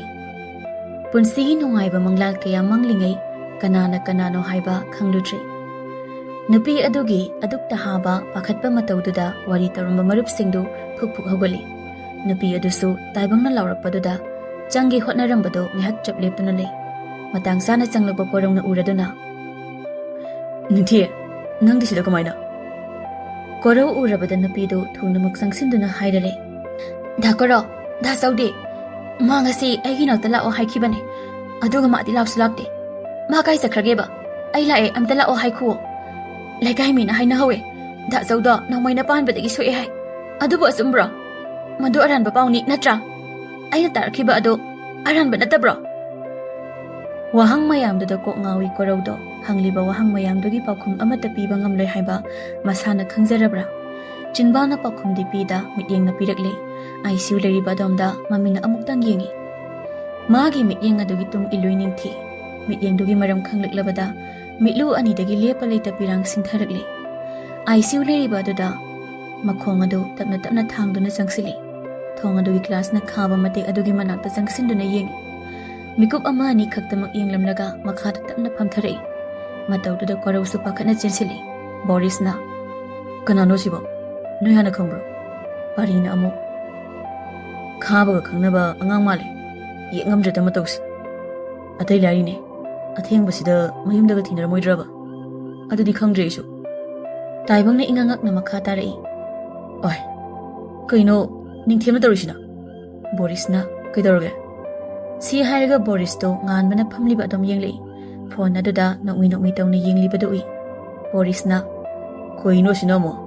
ꯉꯁꯥꯏꯗꯤ ꯁꯦꯠ ꯑꯣꯏꯕ ꯌꯥꯕ ꯑꯣꯏꯔꯝꯃꯒ ꯍꯧꯖꯤꯛꯅ ꯑꯃꯨꯛ ꯅꯣꯐꯦꯠ ꯇꯧꯔꯤꯁꯤꯅ?" ꯄꯥꯔꯤꯗꯣ ꯈꯣꯟ ꯈꯖꯤꯛ ꯀꯜꯂꯒ, "ꯌꯥꯔꯦ ꯅꯪꯃꯁꯨ ꯈꯨꯍꯥꯏꯒꯗꯤ, ꯏꯁ, ꯅꯨꯄꯤ ꯀꯥꯏꯅꯕꯗꯤ ꯁꯦꯠ ꯑꯣꯏꯕꯒ ꯃꯥꯜꯂꯦ." ꯕꯣꯔꯤꯁꯅ, "ꯈꯪꯉꯤꯅꯦ ꯃꯌꯥꯡ ꯃꯥꯟꯕ, ꯅꯁꯛꯇꯨꯒ." ꯇꯥꯏꯕꯪꯅ, "ꯅꯣꯏ ꯑꯅꯤ ꯋꯥꯊꯤ ꯇꯧꯕ ꯆꯪꯉꯤꯕ꯭ꯔꯣ? ꯁꯣꯏꯏꯁꯤ ꯌꯦꯡꯒꯤꯗꯤ ꯂꯩꯇꯦ, ꯂꯩꯍꯧꯔꯣ ꯅꯣꯏ." ꯑꯁꯤ ꯍꯥꯏꯔꯝꯂꯒ ꯀꯣꯔꯧ ꯍꯩꯅ ꯂꯩꯔꯤꯕ ꯑꯗꯣꯝꯗ ꯆꯠꯈꯤ꯫ ꯇꯥꯏꯕꯪꯅ, "ꯀꯣꯔꯧ, ꯀꯅꯥꯅꯣ ꯃꯥꯅ?" ꯀꯣꯔꯧ ꯇꯥꯏꯕꯪꯗ ꯌꯦꯡꯂꯛꯇꯨꯅ ꯍꯥꯏ, "ꯈꯥꯕ ꯍꯣꯏ ꯂꯩꯀꯥꯏꯒꯤ ꯃꯆꯟꯁꯤꯡꯅꯤ, ꯃꯅꯨꯡ ꯆꯪꯒꯦꯅ ꯉꯁꯥꯏꯗꯩ ꯃꯔꯩ ꯇꯧꯔꯤꯁꯦ ꯀꯃꯥꯏ ꯇꯧꯅꯤ?" ꯇꯥꯏꯕꯪ ꯅꯨꯄꯤꯗꯨꯗ ꯃꯨꯟꯅ ꯌꯦꯡꯉꯤ꯫ "ꯈꯥꯕꯒꯤ ꯃꯆꯟꯅꯦ ꯍꯥꯏꯔꯕꯅꯤꯅ ꯑꯩꯒꯤꯁꯨ ꯏꯆꯟ ꯇꯥꯔꯦ꯫ ꯏꯆꯟ, ꯃꯤ ꯂꯥꯡꯕ ꯌꯥꯗꯦ, ꯑꯗꯨꯅ ꯃꯅꯨꯡꯗ ꯆꯪꯕꯁꯤ ꯈꯔ ꯅꯨꯡꯉꯥꯏꯗꯧ ꯃꯥꯟꯗ꯭ꯔꯦ꯫ ꯍꯌꯦꯡ ꯑꯣꯏꯅ..." ꯋꯥꯗꯨ ꯃꯈꯥ ꯇꯥꯕ ꯅꯪꯗꯦ ꯅꯤꯡꯊꯤꯅ ꯐꯠꯊꯗꯨꯅ, "ꯏꯕꯨꯡ, ꯑꯩ ꯀꯩꯁꯨ ꯂꯥꯡꯉꯣꯏꯌꯦ, ꯁꯨꯞꯅꯇꯒꯤ ꯃꯥꯒꯤ ꯃꯅꯥꯛꯇ ꯈꯛ ꯆꯪꯍꯟꯕꯤꯌꯣ꯫ ꯑꯩ ꯃꯥꯕꯨ ꯌꯥꯝ ꯎꯅꯤꯡꯉꯦ." ꯇꯥꯏꯕꯪ ꯋꯥ ꯉꯥꯡꯐꯝ ꯈꯪꯂꯛꯇ꯭ꯔꯦ꯫ ꯅꯤꯡꯊꯤꯒꯤ ꯃꯇꯧꯗꯨꯁꯨ ꯑꯃꯨꯛ ꯅꯨꯡꯉꯥꯏꯔꯛꯇ꯭ꯔꯗꯨꯅ ꯀꯣꯔꯧꯗ ꯑꯣꯟꯁꯤꯟꯗꯨꯅ ꯍꯥꯏꯔꯝꯃꯤ, "ꯀꯣꯔꯧ, ꯀꯨꯏꯍꯟꯒꯅꯨ." ꯋꯥꯍꯩꯗꯨꯗ ꯅꯤꯡꯊꯤ ꯃꯅꯨꯡꯗ ꯇꯍꯥ ꯆꯪꯂꯛꯏ꯫ ꯈꯥꯕ ꯍꯦꯛ ꯎꯕꯒ ꯃꯤꯂꯨ ꯑꯅꯤꯗꯨꯁꯨ ꯍꯧꯅꯔꯨꯕ ꯂꯩꯇ ꯃꯄꯤ ꯇꯥꯔꯛꯂꯦ꯫ ꯈꯥꯕꯒꯤ ꯃꯅꯥꯛ ꯑꯗꯨꯗ ꯇꯞꯅ ꯐꯝꯊꯩ꯫ ꯃꯈꯨꯠ ꯑꯗꯨꯅ ꯈꯥꯕꯒꯤ ꯃꯈꯨꯠ ꯑꯗꯨ ꯂꯥꯝꯗꯨꯅ ꯄꯥꯏ꯫ "ꯗꯥꯆꯥꯎ, ꯇꯥꯕ꯭ꯔꯣ? ꯑꯩ ꯂꯥꯛꯑꯦ, ꯍꯧꯒꯠꯂꯣ꯫ ꯀꯩꯒꯤꯅꯣ ꯅꯪꯅ ꯑꯗꯨꯝ ꯇꯨꯝꯗꯨꯅ ꯂꯩꯗꯨꯕꯣ? ꯁꯦ, ꯍꯧꯒꯠꯂꯣ. ꯅꯪꯗꯤ ꯅꯕꯨꯛ ꯐꯠꯇꯦ. ꯑꯩ ꯅꯥꯛꯇ ꯂꯥꯛꯄꯤꯌꯣ ꯍꯥꯏꯔꯒ ꯅꯪꯗꯤ ꯂꯥꯛꯄꯤꯗꯦ. ꯑꯩꯅ ꯅꯅꯥꯛꯇ ꯂꯥꯛꯇꯨꯅ ꯐꯝꯂꯁꯤꯐꯥꯎ ꯅꯪꯗꯤ ꯑꯗꯨꯝ ꯇꯨꯝꯗꯨꯅ ꯂꯩ. ꯍꯧꯒꯠꯂꯣꯕ ꯅꯪꯕꯣ. ꯅꯪꯅ ꯑꯗꯨꯝꯅ ꯂꯩꯕ ꯎꯔꯒ ꯑꯩꯒꯤ ꯊꯃꯣꯏꯁꯦ ꯄꯨꯕ ꯉꯝꯗꯤꯌꯦ." ꯍꯥꯏꯖꯕꯇꯅꯤ ꯄꯥꯎꯈꯨꯝꯗꯤ ꯐꯪꯗꯦ꯫ ꯀꯔꯝꯅꯕꯨ ꯐꯪꯒꯅꯤ ꯈꯪꯕꯤꯔꯛꯇꯕ ꯃꯍꯥꯛꯅꯗꯤ ꯑꯁꯤꯕ ꯑꯃꯒꯨꯝ ꯇꯥꯗꯨꯅ ꯂꯩꯔꯒ ꯃꯥꯅ ꯍꯥꯏꯔꯤꯕ ꯑꯗꯨ ꯇꯥꯕꯒꯨꯝ ꯈꯥꯕ ꯌꯦꯠꯂꯣꯝ ꯊꯪꯕ ꯃꯤꯠꯂꯨ ꯑꯗꯨꯗꯒꯤ ꯄꯤꯔꯥꯡ ꯃꯔꯤꯛ ꯑꯃ ꯁꯤꯟꯊꯔꯛꯏ꯫ ꯃꯊꯪꯒꯤ ꯑꯌꯨꯛꯅꯤ ꯉꯟꯇꯥ ꯍꯧꯒꯠꯇꯨꯅ ꯉꯁꯤꯗꯤ ꯊꯣꯏꯕꯤꯗꯨ ꯊꯕꯛ ꯑꯃ ꯇꯧꯕꯗ ꯍꯥꯊꯨ ꯍꯥꯊꯨ ꯇꯧꯅꯕ ꯂꯥꯛꯂꯦ꯫ ꯋꯥꯏꯔꯝ ꯁꯤꯠ ꯁꯦꯡꯕ ꯂꯣꯏꯔꯗꯨꯅ ꯏꯔꯨꯖꯔꯒ ꯗꯨꯛ ꯑꯃꯨꯛ ꯊꯥꯏ꯫ ꯂꯣꯏꯔꯗꯨꯅ ꯆꯥꯛꯈꯨꯝꯗ ꯆꯪꯂꯒ ꯃꯅꯥꯎꯁꯤꯡꯒꯤ ꯆꯥꯅꯕ ꯑꯃꯨꯛ ꯁꯦꯝꯃꯤ꯫ ꯊꯥꯗꯣꯏꯅ "ꯆꯦꯊꯣꯏ, ꯇꯥꯃꯣꯗꯤ ꯆꯥꯔꯔꯣꯏ ꯍꯥꯏꯕꯅꯦ, ꯕꯣꯜ ꯇꯨꯔꯅꯥꯃꯦꯟ ꯂꯩꯌꯦꯅ ꯍꯧꯖꯤꯛꯇ ꯊꯣꯛꯈ꯭ꯔꯦ." "ꯀꯩꯅꯣ ꯃꯁꯤ ꯑꯉꯥꯡꯁꯤꯕꯣ? ꯀꯩꯅꯣ ꯈꯔ ꯆꯥꯗ꯭ꯔꯗꯤ ꯍꯣꯔꯦꯟ ꯃꯁꯥꯗꯣ ꯌꯥꯔꯣꯏꯅꯦ꯫ ꯐꯔꯦ ꯂꯥꯛꯑꯣ, ꯅꯪ ꯆꯥꯕ ꯍꯧꯔꯣ ꯂꯥꯛꯑꯣ, ꯏꯗꯣꯝꯆꯥꯗꯤ?" ꯊꯥꯗꯣꯏꯗꯨ ꯏꯇꯟ ꯇꯟꯅ "ꯆꯦꯊꯣꯏ ꯇꯥꯍꯧꯗ꯭ꯔꯕꯣ? ꯏꯁꯧ ꯑꯔꯩꯕ ꯃꯈꯩ ꯂꯥꯡꯉꯝꯃꯒ ꯊꯣꯛꯈ꯭ꯔꯤꯗꯣ? ꯀꯥꯏꯗꯅꯣ ꯐꯤ ꯐꯅꯦꯛ ꯂꯧꯕ ꯆꯠꯅꯤ ꯍꯥꯏꯕꯅꯦ." "ꯐꯔꯦ ꯂꯥꯛꯑꯣ, ꯅꯪ ꯆꯥꯔꯣ ꯂꯥꯛꯑꯣ, ꯑꯗꯨꯒꯅꯦ ꯅꯪ ꯁꯤ ꯆꯥꯕ ꯂꯣꯏꯔꯒ ꯊꯕꯤꯁꯦ ꯈꯣꯛꯂꯛꯑꯣ." "ꯀꯩꯅꯣ ꯆꯦꯊꯣꯏ, ꯆꯥꯛ ꯊꯣꯡꯕ ꯌꯥꯝ ꯉꯟꯗ꯭ꯔꯣ?" "ꯍꯣꯁꯄꯤꯇꯥꯜꯗ ꯄꯨꯅꯕꯅꯦ, ꯉꯥꯡꯗꯅ ꯂꯩꯔꯅꯨꯁꯦ, ꯁꯠ ꯁꯠ ꯇꯧꯁꯦꯕ." "ꯇꯧꯕꯗꯤ ꯇꯧꯔꯛꯀꯦ ꯆꯦꯊꯣꯏ, ꯑꯗꯣ ꯍꯣꯁꯄꯤꯇꯥꯜꯗ ꯀꯅꯥ ꯂꯩꯒꯦ?" "ꯑꯁ ꯊꯥꯗꯣꯏ, ꯍꯪꯉꯤꯗꯀꯣ ꯅꯪꯒꯤ ꯋꯥꯍꯪꯁꯦ꯫ ꯌꯥꯔꯦ, ꯀꯩꯝꯇꯒ ꯍꯪꯖꯔꯔꯣꯏ꯫ ꯑꯗꯣ ꯀꯩꯅꯣ ꯊꯣꯡꯗꯣꯏꯁꯤꯅ? ꯃꯤꯒꯤ ꯄꯤꯗꯧꯅꯤꯅ ꯈꯔ ꯐꯖꯅ ꯁꯦꯝꯁꯦꯕ." ꯃꯅꯥꯎꯒꯤ ꯃꯇꯧꯗꯨ ꯅꯣꯛꯂꯛꯏ ꯊꯣꯏꯕꯤ꯫ "ꯀꯥꯡꯁꯣꯏ ꯑꯃꯅꯦ, ꯆꯝꯐꯨꯠꯅꯦ, ꯀꯥꯡꯍꯧ ꯑꯃꯒ ꯇꯧꯔꯁꯤ, ꯑꯗꯨꯒ ꯉꯔꯥꯡ ꯂꯩꯔꯛꯄ ꯉꯥꯗꯣ ꯈꯔ ꯇꯥꯎꯔꯁꯤ." ꯊꯥꯗꯣꯏꯗꯨ ꯁꯨꯒꯠꯂꯒ "ꯑꯁ ꯀꯩꯅꯣ ꯆꯦꯊꯣꯏ, ꯃꯤ ꯑꯝꯇ ꯆꯥꯕ ꯌꯥꯔꯔꯣꯏꯌꯦ, ꯉꯥꯗꯣ ꯌꯥꯝ ꯌꯥꯝꯕꯅꯦ, ꯈꯔ ꯊꯣꯡꯉꯒ ꯑꯃ ꯑꯅꯤ ꯇꯥꯎꯁꯦ." "ꯍꯣꯏꯁꯦ ꯇꯧꯔꯁꯦ, ꯅꯪ ꯑꯗꯨ ꯈꯔ ꯊꯨꯅ ꯆꯥꯁꯤꯜꯂꯣ, ꯆꯦꯊꯣꯏ ꯐꯣꯟ ꯑꯝꯇ ꯇꯧꯔꯨꯈꯤꯒꯦ." ꯁꯤ ꯍꯥꯏꯔꯝꯂꯒ ꯃꯥꯒꯤ ꯀꯥꯗ ꯑꯃꯨꯛ ꯆꯪꯂꯛꯏ꯫ ꯇꯦꯕꯜꯗ ꯂꯩꯔꯤꯕ ꯐꯣꯟꯗꯨ ꯑꯃꯨꯛ ꯂꯥꯝꯃꯤ꯫ ꯉꯥꯟꯕꯒꯤ ꯃꯤꯁ ꯀꯣꯜ 5 ꯂꯩꯔꯝꯃꯤ꯫ ꯑꯗꯨ ꯎꯕꯗ ꯊꯣꯏꯕꯤ ꯁꯨꯒꯠꯂꯤ꯫ ꯍꯜꯂꯒ ꯑꯃꯨꯛ ꯇꯧꯏ, ꯔꯤꯡ ꯑꯃ ꯑꯅꯤ ꯆꯠꯂꯒ ꯄꯥꯏꯔꯛꯏ꯫ "ꯊꯣꯏ, ꯐꯣꯟ ꯄꯥꯏꯗꯦꯅ, ꯊꯕꯛ ꯆꯤꯟꯕ꯭ꯔꯣ ꯅꯪꯕꯣ?" ꯊꯣꯏꯕꯤ ꯅꯣꯛꯐꯦꯠ ꯇꯧꯏ, ꯑꯃꯨꯛꯁꯨ ꯏꯀꯥꯏꯕꯒꯨꯝ ꯇꯧꯔꯤ꯫ "ꯗꯗꯥ, ꯏꯃꯨꯡꯒꯤ ꯊꯕꯛ ꯈꯔ ꯇꯧꯔꯤꯀꯥꯟꯗ ꯇꯥꯍꯧꯗ꯭ꯔꯦ, ꯁꯥꯎꯅꯨꯀꯣ." "ꯁꯥꯎꯗꯦꯅ, ꯀꯩꯒꯤ ꯁꯥꯎꯗꯣꯏꯅꯣ? ꯅꯪꯕꯨ ꯀꯩꯗꯧꯔꯤꯅꯣ?" "ꯆꯥꯛ ꯊꯣꯡꯅꯕ ꯀꯩꯅꯣ ꯌꯦꯡꯉꯝꯕꯅꯦ." ꯉꯥꯟꯕ ꯀꯔꯤꯅꯣꯃ ꯅꯤꯡꯁꯤꯡꯂꯛꯇꯨꯅ "ꯊꯣꯏ, ꯅꯪ ꯂꯥꯛꯀꯦ ꯍꯥꯏꯕꯗꯨꯕꯨ ꯂꯥꯛꯇꯧꯔꯤꯕꯣ? ꯂꯥꯛꯇꯣꯏꯔꯗꯤ ꯗꯗꯥ ꯃꯤ ꯊꯥꯔꯛꯀꯦ." "ꯂꯥꯛꯇꯣꯏꯅꯦ, ꯆꯥꯛꯇꯣ ꯑꯩ ꯄꯨꯔꯛꯀꯦ꯫ ꯗꯗꯥ ꯍꯣꯏ ꯃꯤ ꯀꯌꯥ ꯂꯩꯒꯦ?" "ꯑꯩ ꯈꯤꯇꯪ ꯄꯨꯔꯛꯎꯗ, ꯃꯤꯕꯨꯗꯤ ꯑꯩꯈꯣꯏ 5 ꯂꯩ." "ꯀꯩꯒꯤꯅꯣ ꯃꯤ 5 ꯂꯩꯔꯒ ꯗꯗꯥ ꯈꯛꯀꯤ ꯄꯨꯔꯛꯑꯣ ꯍꯥꯏꯔꯤꯗꯤ?" "ꯑꯇꯩꯗꯤ ꯌꯨꯝꯗꯒꯤ ꯄꯨꯔꯛꯑꯅꯤꯌꯦ, ꯑꯗꯨꯒꯤ ꯂꯧꯕ ꯆꯠꯈꯤꯗ ꯉꯥꯏꯔꯤ." "ꯍꯣꯏ, ꯑꯗꯨꯗꯤ ꯗꯗꯥ ꯑꯩ ꯊꯝꯃꯒꯦ, ꯍꯣꯔꯦꯟ ꯂꯥꯛꯑꯒ ꯍꯥꯏꯔꯛꯀꯦ." "ꯍꯣꯏ, ꯊꯝꯖꯔꯣ." ꯇꯥꯏꯕꯪꯅ "ꯀꯅꯥꯅꯣ ꯋꯥꯔꯤ ꯁꯥꯟꯅꯩꯗꯨꯅ?" ꯉꯥꯟꯕ ꯈꯪꯕ꯭ꯔꯥ ꯍꯦꯛ ꯈꯪꯉꯤ꯫ "ꯀꯩꯅꯣꯝ ꯈꯪꯉꯤꯗꯨꯅ? ꯅꯠꯇꯦ, ꯀꯔꯤ ꯑꯔꯣꯟ ꯑꯊꯨꯞꯀꯤ ꯋꯥꯔꯤ ꯁꯥꯟꯅꯔꯝꯃꯤꯅꯣꯕ?" "ꯀꯩꯁꯨ ꯁꯥꯟꯅꯗꯦ, ꯅꯪꯉꯣꯟꯗ ꯀꯅꯥꯅ ꯇꯨꯃꯤꯟꯅ ꯆꯪꯉꯣ ꯍꯥꯏꯒꯦ? ꯁꯛꯇꯥꯗꯨꯒ ꯉꯥꯡꯉꯛꯏꯗꯨꯒ ꯑꯅꯥꯕꯗꯨ ꯅꯦꯠꯁꯜꯂꯛꯀꯅꯤ."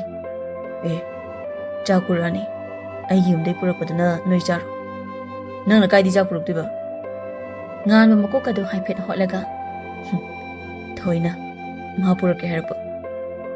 ꯃꯇꯧꯗꯨꯗ ꯅꯣꯛꯂꯛꯏ ꯇꯥꯏꯕꯪꯗꯣ꯫ ꯇꯥꯍꯧꯔꯤꯕꯅꯤ ꯃꯥꯁꯨ, ꯇꯥꯅ ꯈꯪꯗ ꯁꯥꯔꯤꯕꯅꯤ꯫ "ꯃꯥꯏꯁꯦ ꯍꯥꯏꯐꯦꯠꯇꯤ ꯊꯥꯏꯅꯦꯀꯣ ꯅꯤꯡꯊꯦꯝ ꯏꯕꯨꯡꯉꯣ, ꯅꯊꯧ ꯅꯠꯇꯦ, ꯇꯨꯃꯤꯟ ꯂꯩꯌꯨ꯫ ꯃꯤꯈꯩꯁꯦ ꯃꯥꯏꯒꯗꯣ ꯂꯩꯈ꯭ꯔꯕꯅꯤꯅ ꯍꯥꯏꯍꯩꯗꯕ ꯋꯥꯒ ꯌꯥꯝ ꯍꯥꯏꯔꯦꯗ꯫ ꯑꯇꯩ ꯂꯥꯏꯔꯤ, ꯈꯥꯕꯒꯤ ꯗꯣꯛꯇꯔꯗꯣ ꯋꯥꯔꯤ ꯁꯥꯟꯅꯔꯦ, ꯍꯌꯦꯡ ꯅꯠꯇ꯭ꯔꯒ ꯍꯌꯦꯡꯒꯤ ꯃꯊꯪ ꯒ꯭ꯌꯥꯟ ꯂꯥꯛꯄ ꯌꯥꯅ ꯂꯩꯔꯤ꯫ ꯃꯆꯟꯅꯦ ꯍꯥꯏꯕ꯭ꯔꯥ, ꯃꯥꯒ ꯈꯪꯅꯕꯅꯦ ꯍꯥꯏꯕ꯭ꯔꯥ, ꯑꯉꯥꯡ ꯑꯃ ꯉꯔꯥꯡ ꯂꯥꯛꯄꯗꯣ ꯍꯧꯖꯤꯛꯁꯨ ꯂꯥꯛꯍꯧꯔꯤ."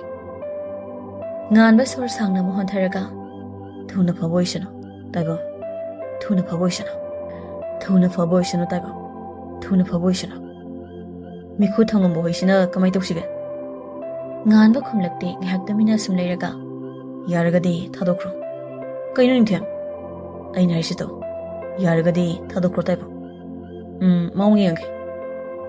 ꯁꯣꯝꯗ ꯕꯣꯔꯤꯁ ꯃꯌꯨꯝꯗ ꯉꯥꯏꯍꯥꯛ ꯌꯧꯁꯤꯜꯂꯨꯒꯦ, ꯑꯗꯨꯒ ꯑꯃꯨꯛ ꯂꯥꯛꯀꯦ ꯍꯥꯏꯔꯝꯂꯒ ꯃꯌꯨꯝꯗ ꯂꯥꯛꯂꯦ꯫ ꯒꯦꯠꯇ ꯒꯥꯔꯤ ꯈꯥꯝꯂꯝꯂꯒ ꯆꯪꯂꯛꯏ꯫ ꯃꯃꯥꯒ ꯃꯄꯥꯒ ꯄꯨꯟꯅ ꯐꯝꯗꯨꯅ ꯂꯩꯔꯝꯃꯤ꯫ ꯃꯥ ꯆꯪꯂꯛꯄ ꯎꯕꯗ ꯃꯃꯥꯅ ꯀꯧꯔꯛꯏ꯫ "ꯏꯃꯥꯒꯤ ꯊꯣꯏꯕ, ꯅꯪ ꯍꯜꯂꯛꯂꯕ꯭ꯔꯥ? ꯏꯆꯥ ꯅꯤꯡꯊꯦꯝꯗꯤ ꯀꯝꯗꯧꯍꯧꯔꯦ?" "ꯏꯃꯥ, ꯅꯤꯡꯊꯦꯝꯗꯤ ꯀꯩꯁꯨ ꯇꯧꯗꯦꯗ, ꯈꯥꯕꯒꯤ ꯐꯤꯕꯝ ꯈꯔ ꯂꯨꯕꯒꯤ ꯋꯥꯅꯤ, ꯑꯗꯨ ꯗꯣꯛꯇꯔꯅꯕꯨꯗꯤ ꯒ꯭ꯌꯥꯟ ꯂꯥꯛꯑꯅꯤ ꯍꯥꯏꯔꯕꯅꯤ." ꯋꯥꯔꯤ ꯇꯥꯔꯝꯕ ꯔꯤꯁꯤꯀꯦꯁ ꯃꯆꯥꯗ ꯑꯣꯟꯁꯤꯟꯗꯨꯅ "ꯀꯔꯝ ꯍꯥꯏꯅ ꯇꯧꯔꯤꯕꯅꯣ? ꯏꯆꯥ ꯈꯥꯕꯗꯨ ꯅꯨꯡꯉꯥꯏꯇꯦꯗ. ꯄꯥꯕꯨꯡꯁꯨ ꯅꯤꯡꯊꯦꯝ ꯍꯣꯏꯗ ꯉꯥꯏꯍꯥꯛ ꯑꯁꯨꯝ ꯌꯧꯔꯨꯁꯤꯔꯅ ꯈꯜꯂꯝꯂꯤꯕꯅꯤ. ꯃꯔꯨꯞꯇꯨꯁꯨ ꯎꯅꯈꯤꯗꯕ ꯀꯨꯏꯔꯦ." "ꯉꯥꯏꯍꯥꯛ ꯁꯨꯝ ꯌꯧꯕꯤꯌꯨꯔꯣ, ꯅꯆꯥꯅ ꯌꯨꯝꯗ ꯂꯩꯔꯤꯉꯩꯁꯤꯗ." ꯔꯤꯁꯤꯀꯦꯁ ꯐꯝꯂꯝꯕꯗꯒꯤ ꯇꯞꯅ ꯍꯧꯒꯠꯇꯨꯅ ꯐꯔꯦ, ꯏꯄꯥꯒꯤ ꯁꯛ ꯐꯖꯕ, Ipa laktri faudi yumda leiramu. Chawba yum asidane nama mathanda lebado nungairamoroi. Boris Kumargi maong aduga mapabu chalhaningdabani. Adubu mapadadi karisu tawrakloida haibasina karisu hena khanjaludre. Hoi babung, chekhina chatpiyo. Gari thaudokuna satkri mapasu. Nangbu kari charakrage ne. Khemchari deima. Chawoina charage, chalojibo. Loire lao. Changasi imaga charasi. Pung taraga tarakpa dawaida thoibi mafi mara loisinaga hospital tamna lagli. Hospital du yaurabada changlei. Korongna mabu ngaiduna leirambagum ma lakba ubada changsilei. Idema, somda changsi. Hoi. Ani do nganbana leiriba ka adomda changlei. Makhuda sokpa oirabasu China di phangbana hospital bed aduda ngaboi phamboi tawna leirami. Sir, idema lai. Nganba thoibida yenglakti adugi mahut korongda wansinduna. Chalo koro. Noisu kai kaino tongdobu tawro. Taibanga parigado asom kada leiramgani. Hoi sir. Korau hek thokibaga thoibido nganbagi manakta changsilei aduga si hospital se dada hoigiro. Natida. Ikhui kaka hoigine. Kaigino do hangide. Sum dada hoigi manba. Anaba ama leiradi leiriba kado khakta pinagum tawbane. Aduga dada na hauzik asom ka haibadada dada hoigi manba. Nganba bisum isuk na hairi. Aisa chak lamlabane. Kaino na sumle paga leidubo. Thoibi taha table ama leiribadugi manakta changsilaga mana purakpa cha insangdu plate amada hapi. Insang singaduna machi masida hapi aduga nganbada piri. Pirakli do laude napase. Matawduda thoibi kari soirabano khanna cha aduda yengi. Aduga nganbada amu hangi. Kai tharagi dada. Aina puraklise amta chaningdraba. Nate. Soglise. Khongda nati khutane. Sidabo ibu cha kamai sadino. Khut soktaba namaduna chaba yadabra. Nganba nupidada ngahak sum yenglamnaga phat hairi. Se, nangwini lo. Khutse na tawbaniba. Wahaidada thoibidu khazik ikai. Nada korau gausira. Nganba isaw sawa maongda. Yarito char. Nang adum pujaru yumda. Thoibidu kari nungi haizarubano yawi bet machi aduda phamthari aduga chaktu khazik kotharaga nganbada hanglei. Dada karamba chane. Insang mayamdada nganba mamit laukthori. Kaino thoy. Kana chanabano asam puri sibo. Nate nang loina semiro sibo. Champut sina thadoina sembane. Atei sina aina. Ado karamba hana chane. Kangsoi do hana chage. Thoibi kangsoi thongbado khara tolaga nganbada ilei. Thamoi anina yanabadi khara khazik kuire adubu thamoi anina tasengna pukningi apamba phongdokna khibadi ahing amakhak ngairi. Aduga tawriba maong matawsida akhangba minagadi kari khalamgani haiba ngamde natra. Nganba nokmi hairi. Yam hawe. Chang isang thongba yam hairi. Hayam wai khuida leirkanda sumai sum pijaradi phifam machado mandre mathoi. Wahaiduda pak hek nokandabi nupisi makhon khazik thokna nolei. Nganbadi ngasina ahanba uzabani mamika kupni khangda yamna nungsina yengi. Kaino thoy. Mi halage hairo. Kaino haise. Aina kaidarage. Nganba nokphet tawri pakhumdi pirakti. Chakto asum saringai pari sanglei. Hare. Kain torshina. Ai ude haisine aina. Yare, mityam nai ko. Changapoi maram hairamo. Pari do nganbadadi yenglakta. Yumda haipe yorukhige. Boris yumda sakhi taibongbodi thabak suti laure habane. Angang kaisu leibanina aisu ngaktang yoruge. Hoini, chalurone. Khawadi kamdo hore. Hayeng gya lakpo yai hairi ngairase. Phare nangsu phajana leiramo. Si hairaga thoibida mo anseli. Thoibi, upai ma tawraga adu nupado chaktu khar pijaram. Ngarangdagi angang musa sadana kemta chawgadamne. Yadragana makhut asokpaduda hek morokta shilam. Hoi. Thokre parido. Thoibi su nganbada chakto amu ilei. Nganbana mangonda suklaga yengambadada karino haibagum yenglei. Min ai khutsida morokta shilo hairaga nangna hoi kaina harido nangi jaisu sitiraba. Kaina dada tamosina sum hairambadada ichamchamna haibane. Ichamchamna haiba. Phai. Somda Rishikesh nganba hoigi yum yorakladuna geta gari khamnamnaga changlei. Leiramba mi amada hanglaga living room adomda changlei. ꯑꯗꯨꯕꯨ ꯀꯥꯗꯨ ꯍꯦꯛ ꯆꯪꯒꯦ ꯇꯧꯕꯗ ꯃꯅꯨꯡꯗ ꯁꯥꯟꯅꯔꯤꯕ ꯋꯥꯔꯤꯗꯨ ꯇꯥꯔꯛꯏ ꯅꯤꯇꯦꯁꯅ꯫ ꯕꯕꯥ, ꯈꯥꯕꯁꯤ ꯀꯃꯥꯏ ꯇꯧꯁꯤꯒꯦ? ꯍꯣꯏ, ꯑꯗꯨꯕꯨ ꯑꯩꯉꯣꯟꯗ ꯑꯃꯨꯛ ꯍꯪꯂꯤꯕꯗꯨꯕꯨ ꯀꯔꯤꯒꯤꯅꯣ? ꯅꯣꯏꯅ ꯐꯅꯕ ꯇꯧꯈ꯭ꯔꯣ, ꯍꯥꯠꯀꯦꯔꯥ ꯀꯩꯗꯧꯒꯦ? ꯕꯕꯥ, ꯗꯣꯛꯇꯔ ꯑꯃ ꯅꯦꯛꯂꯒ ꯑꯩꯅ ꯐꯅꯕ ꯁꯤꯜꯂꯒꯦ. ꯃꯤꯈꯨ ꯑꯣꯏꯁꯨ ꯊꯣꯛꯂꯕꯅꯤꯅ ꯀꯔꯤꯅ ꯐꯒꯗꯒꯦ ꯍꯥꯏꯕ ꯌꯦꯡꯉꯁꯤ. ꯐꯔꯦ ꯐꯔꯦ, ꯏꯄꯥꯒꯤ ꯑꯆꯧꯕ, ꯅꯪꯅ ꯏꯄꯥꯗ ꯋꯥ ꯑꯃ ꯍꯥꯏꯅꯤ ꯍꯥꯏꯕꯗꯨꯅ ꯀꯝꯗꯧꯕꯅꯣ? ꯃꯤꯈꯨꯗꯨ ꯊꯣꯡꯂꯣꯝꯗ ꯚꯥꯞ ꯑꯣꯏꯗ ꯌꯦꯡꯂꯨꯕꯅꯤ꯫ ꯔꯤꯁꯤꯀꯦꯁꯅ ꯂꯦꯞꯇꯨꯅ ꯃꯣꯏꯒꯤ ꯋꯥꯔꯤ ꯇꯥꯗꯨꯅ ꯂꯩꯔꯝꯕꯗꯨꯗ ꯐꯨꯛ ꯍꯧꯒꯠꯂꯒ ꯂꯥꯎꯔꯛꯏ꯫ ꯅꯤꯇꯦꯁ, ꯍꯧꯒꯠꯂꯣ! ꯀꯅꯥꯅꯣꯝꯃ ꯑꯩꯈꯣꯏꯅ ꯁꯥꯟꯅꯔꯤꯕ ꯋꯥꯔꯤꯁꯤ ꯇꯥꯔꯦ꯫ ꯅꯤꯇꯦꯁ ꯐꯝꯂꯝꯕꯗꯒꯤ ꯊꯨꯅ ꯍꯧꯒꯠꯇꯨꯅ ꯊꯣꯡꯂꯣꯝꯗ ꯆꯦꯟꯊꯣꯔꯛꯏ꯫ ꯔꯤꯁꯤꯀꯦꯁꯁꯨ ꯑꯍꯟ ꯃꯇꯝ ꯑꯣꯏꯁꯤꯜꯂꯛꯄꯅ ꯃꯁꯥꯗꯨ ꯀꯟꯅ ꯍꯦꯛ ꯀꯟꯕꯗꯨꯗꯤ ꯑꯣꯏꯗ꯭ꯔꯕꯅꯤ꯫ ꯃꯥꯅ ꯆꯦꯟꯅꯕ ꯍꯣꯠꯅꯔꯛꯄꯗ ꯃꯄꯥꯟꯂꯣꯝꯗꯒꯤ ꯆꯪꯂꯛꯄ ꯊꯣꯏꯕꯅ ꯎꯔꯦ ꯑꯃꯗꯤ ꯃꯅꯤꯡꯗ ꯅꯤꯇꯦꯁꯅ ꯇꯥꯟꯅꯔꯛꯄꯗꯨꯗ ꯔꯤꯁꯤꯀꯦꯁꯀꯤ ꯊꯕꯥꯛ ꯑꯗꯨꯗ ꯑꯃꯨꯛꯇꯪ ꯀꯥꯎꯈꯤ꯫ ꯔꯤꯁꯤꯀꯦꯁ ꯁꯥꯐꯨꯗꯨ ꯀꯟꯃꯟꯈꯤꯕꯅ ꯉꯥꯛꯄ ꯉꯝꯗ ꯍꯥꯏꯊꯔꯛꯂꯦ꯫ ꯃꯌꯥꯝꯗꯨ ꯂꯣꯏꯅ ꯆꯪꯁꯤꯜꯂꯛꯏ꯫ ꯅꯤꯇꯦꯁꯅ ꯍꯨꯏ ꯑꯗꯨꯒꯤ ꯄꯟꯊꯧꯅꯤꯗꯅ ꯁꯤꯗꯤ꯫ ꯔꯤꯁꯤꯀꯦꯁ ꯋꯥ ꯉꯥꯡꯅꯕ ꯍꯣꯠꯅꯩ ꯑꯗꯨꯕꯨ ꯃꯥ ꯉꯝꯗ꯭ꯔꯦ꯫ ꯀꯨꯃꯥꯔꯁꯨ ꯃꯔꯨꯞ ꯑꯗꯨꯕꯨ ꯃꯤꯅꯨꯡꯁꯤ ꯑꯃꯠꯇ ꯄꯣꯛꯇꯕꯒꯨꯝ꯫ ꯆꯠꯂꯣꯏ ꯁꯥꯁꯥ, ꯁꯥꯟꯅꯔꯤꯕ ꯋꯥꯔꯤꯁꯨ ꯂꯣꯏꯅ ꯇꯥꯔꯝꯃꯅꯤ. ꯃꯥꯕꯨ ꯍꯤꯡꯅ ꯊꯥꯗꯣꯛꯈꯤꯕ ꯍꯥꯏꯕꯁꯤ ꯑꯩꯈꯣꯏꯒꯤ ꯑꯐꯕ ꯑꯣꯏꯔꯣꯏ꯫ ꯃꯤꯈꯨꯗꯨ ꯄꯔꯞ ꯄꯔꯞ ꯆꯪꯁꯤꯜꯂꯛꯂꯒ ꯇꯥꯗꯨꯅ ꯂꯩꯔꯤꯕ ꯔꯤꯁꯤꯀꯦꯁꯄꯨ ꯆꯤꯡꯈꯠꯂꯤ꯫ ꯁꯦꯜ, ꯂꯟ ꯊꯨꯝꯒꯤ ꯃꯩꯔꯤꯅ ꯀꯅꯥ ꯑꯃ ꯅꯨꯡꯁꯤꯕ ꯉꯝꯗ꯭ꯔꯕ ꯊꯃꯣꯏ ꯑꯗꯨ ꯉꯁꯤꯗꯤ ꯈꯖꯤꯛ ꯃꯤꯅꯨꯡꯁꯤ ꯄꯣꯛꯄꯒꯨꯝ ꯇꯧꯏ꯫ ꯎꯔꯛꯏ ꯃꯃꯤꯠꯇ ꯕꯣꯔꯤꯁꯄꯨ꯫ ꯑꯉꯥꯡ ꯑꯣꯏꯔꯤꯉꯩ ꯔꯤꯁꯤꯀꯦꯁꯅ ꯃꯈꯣꯏ ꯑꯅꯤꯕꯨ ꯀꯣꯏꯕ ꯄꯨꯕꯤꯈꯤꯕ, ꯁꯥꯟꯅꯃꯤꯟꯅꯕ, ꯍꯧꯈꯤꯕꯁꯤꯡ ꯑꯗꯣ, ꯑꯗꯨꯕꯨ ꯊꯪꯅꯕ ꯃꯤꯀꯨꯞꯇ ꯔꯤꯁꯤꯀꯦꯁꯄꯨ ꯂꯥꯛꯇꯅ ꯏꯟꯊꯣꯔꯛꯏ꯫ ꯃꯇꯧ ꯑꯗꯨ ꯈꯪꯕ ꯅꯤꯇꯦꯁ ꯊꯣꯏꯕ ꯑꯅꯤꯅ ꯔꯤꯁꯤꯀꯦꯁꯄꯨ ꯆꯤꯡꯗꯨꯅ ꯄꯨꯊꯣꯛꯈ꯭ꯔꯦ꯫ ꯉꯥꯟꯕ ꯑꯃꯗꯤ ꯃꯥꯒꯤ ꯃꯤꯆꯪꯗ ꯂꯩꯕ ꯑꯉꯥꯡ ꯑꯃꯠꯇ ꯃꯐꯝ ꯑꯁꯤꯗ ꯂꯩꯇꯕꯅ ꯃꯈꯣꯏꯅ ꯏꯔꯥꯏ ꯂꯥꯏꯅ ꯊꯕꯛ ꯑꯁꯤ ꯇꯧꯕꯅꯤ꯫ ꯃꯤꯈꯨꯅ ꯕꯕꯥ, ꯑꯩ ꯑꯃꯨꯛ ꯆꯠꯂꯒꯦ, ꯆꯦꯛꯁꯤꯟꯅ ꯂꯩꯕꯤꯍꯧꯔꯣ꯫ ꯋꯥꯍꯩ ꯈꯔ ꯃꯄꯥꯗ ꯁꯤꯟꯅꯔꯝꯂꯒ ꯊꯣꯛꯈ꯭ꯔꯦ꯫ ꯁꯣꯝꯗꯅ ꯊꯣꯏꯕ, ꯅꯤꯇꯦꯁ ꯑꯅꯤꯅ ꯂꯝꯍꯥꯡ ꯑꯃꯗ ꯔꯤꯁꯤꯀꯦꯁꯄꯨ ꯄꯨꯗꯨꯅ ꯂꯥꯛꯂꯤ꯫ ꯒꯥꯔꯤꯗꯒꯤ ꯌꯥꯝꯅ ꯊꯨꯅ ꯀꯨꯝꯊꯔꯛꯂꯒ ꯃꯤ ꯂꯩꯕ꯭ꯔꯥ ꯍꯥꯏꯅ ꯅꯥꯛ ꯌꯦꯠ ꯂꯩꯗꯨꯅ ꯌꯦꯡꯏ꯫ ꯃꯤ ꯂꯩꯕꯒꯤ ꯃꯃꯤ ꯎꯗ꯭ꯔꯕꯗ ꯔꯤꯁꯤꯀꯦꯁ ꯃꯃꯤꯠ ꯄꯨꯟꯁꯤꯟꯗꯨꯅ ꯈꯨꯔꯨ ꯀꯨꯜꯍꯜꯂꯒ ꯊꯝꯃꯤ꯫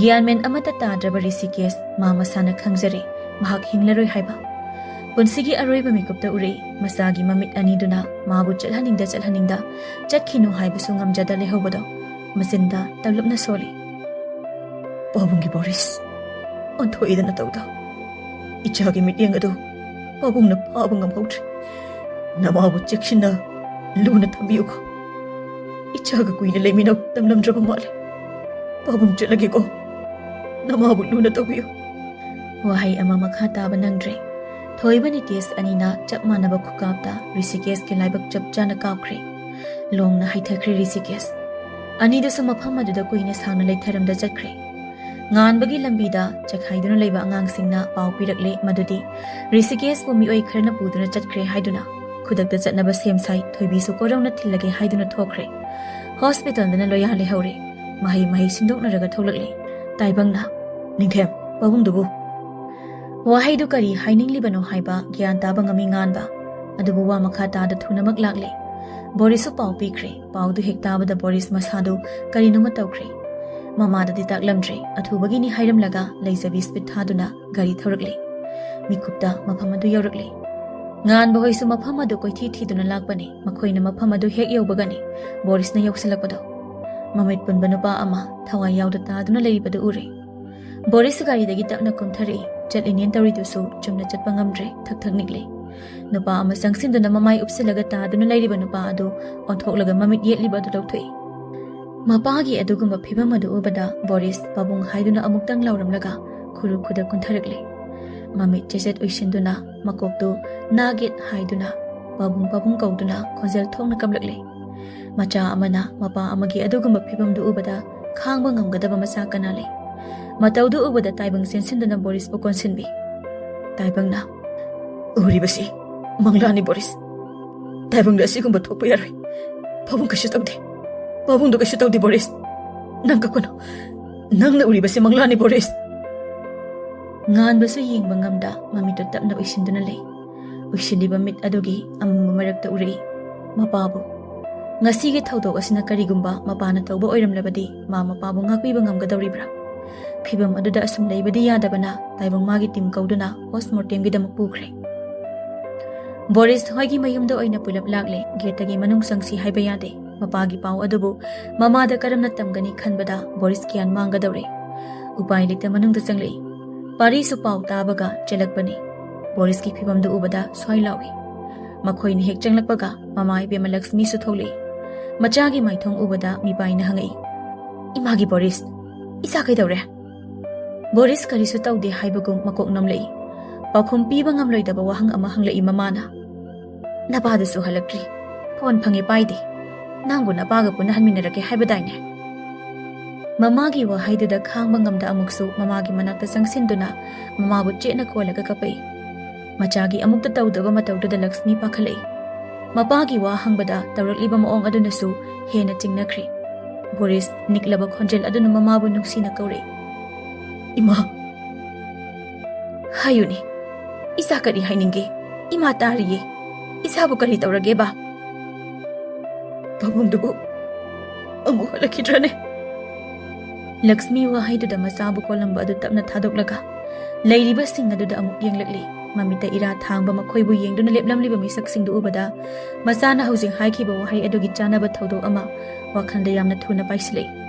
Phamlangbadagi phuk hagotuna nganbagi manakta changsili. Imagi ningthe nang marupna tawrisi karino nang pabungdubu kaidawragene.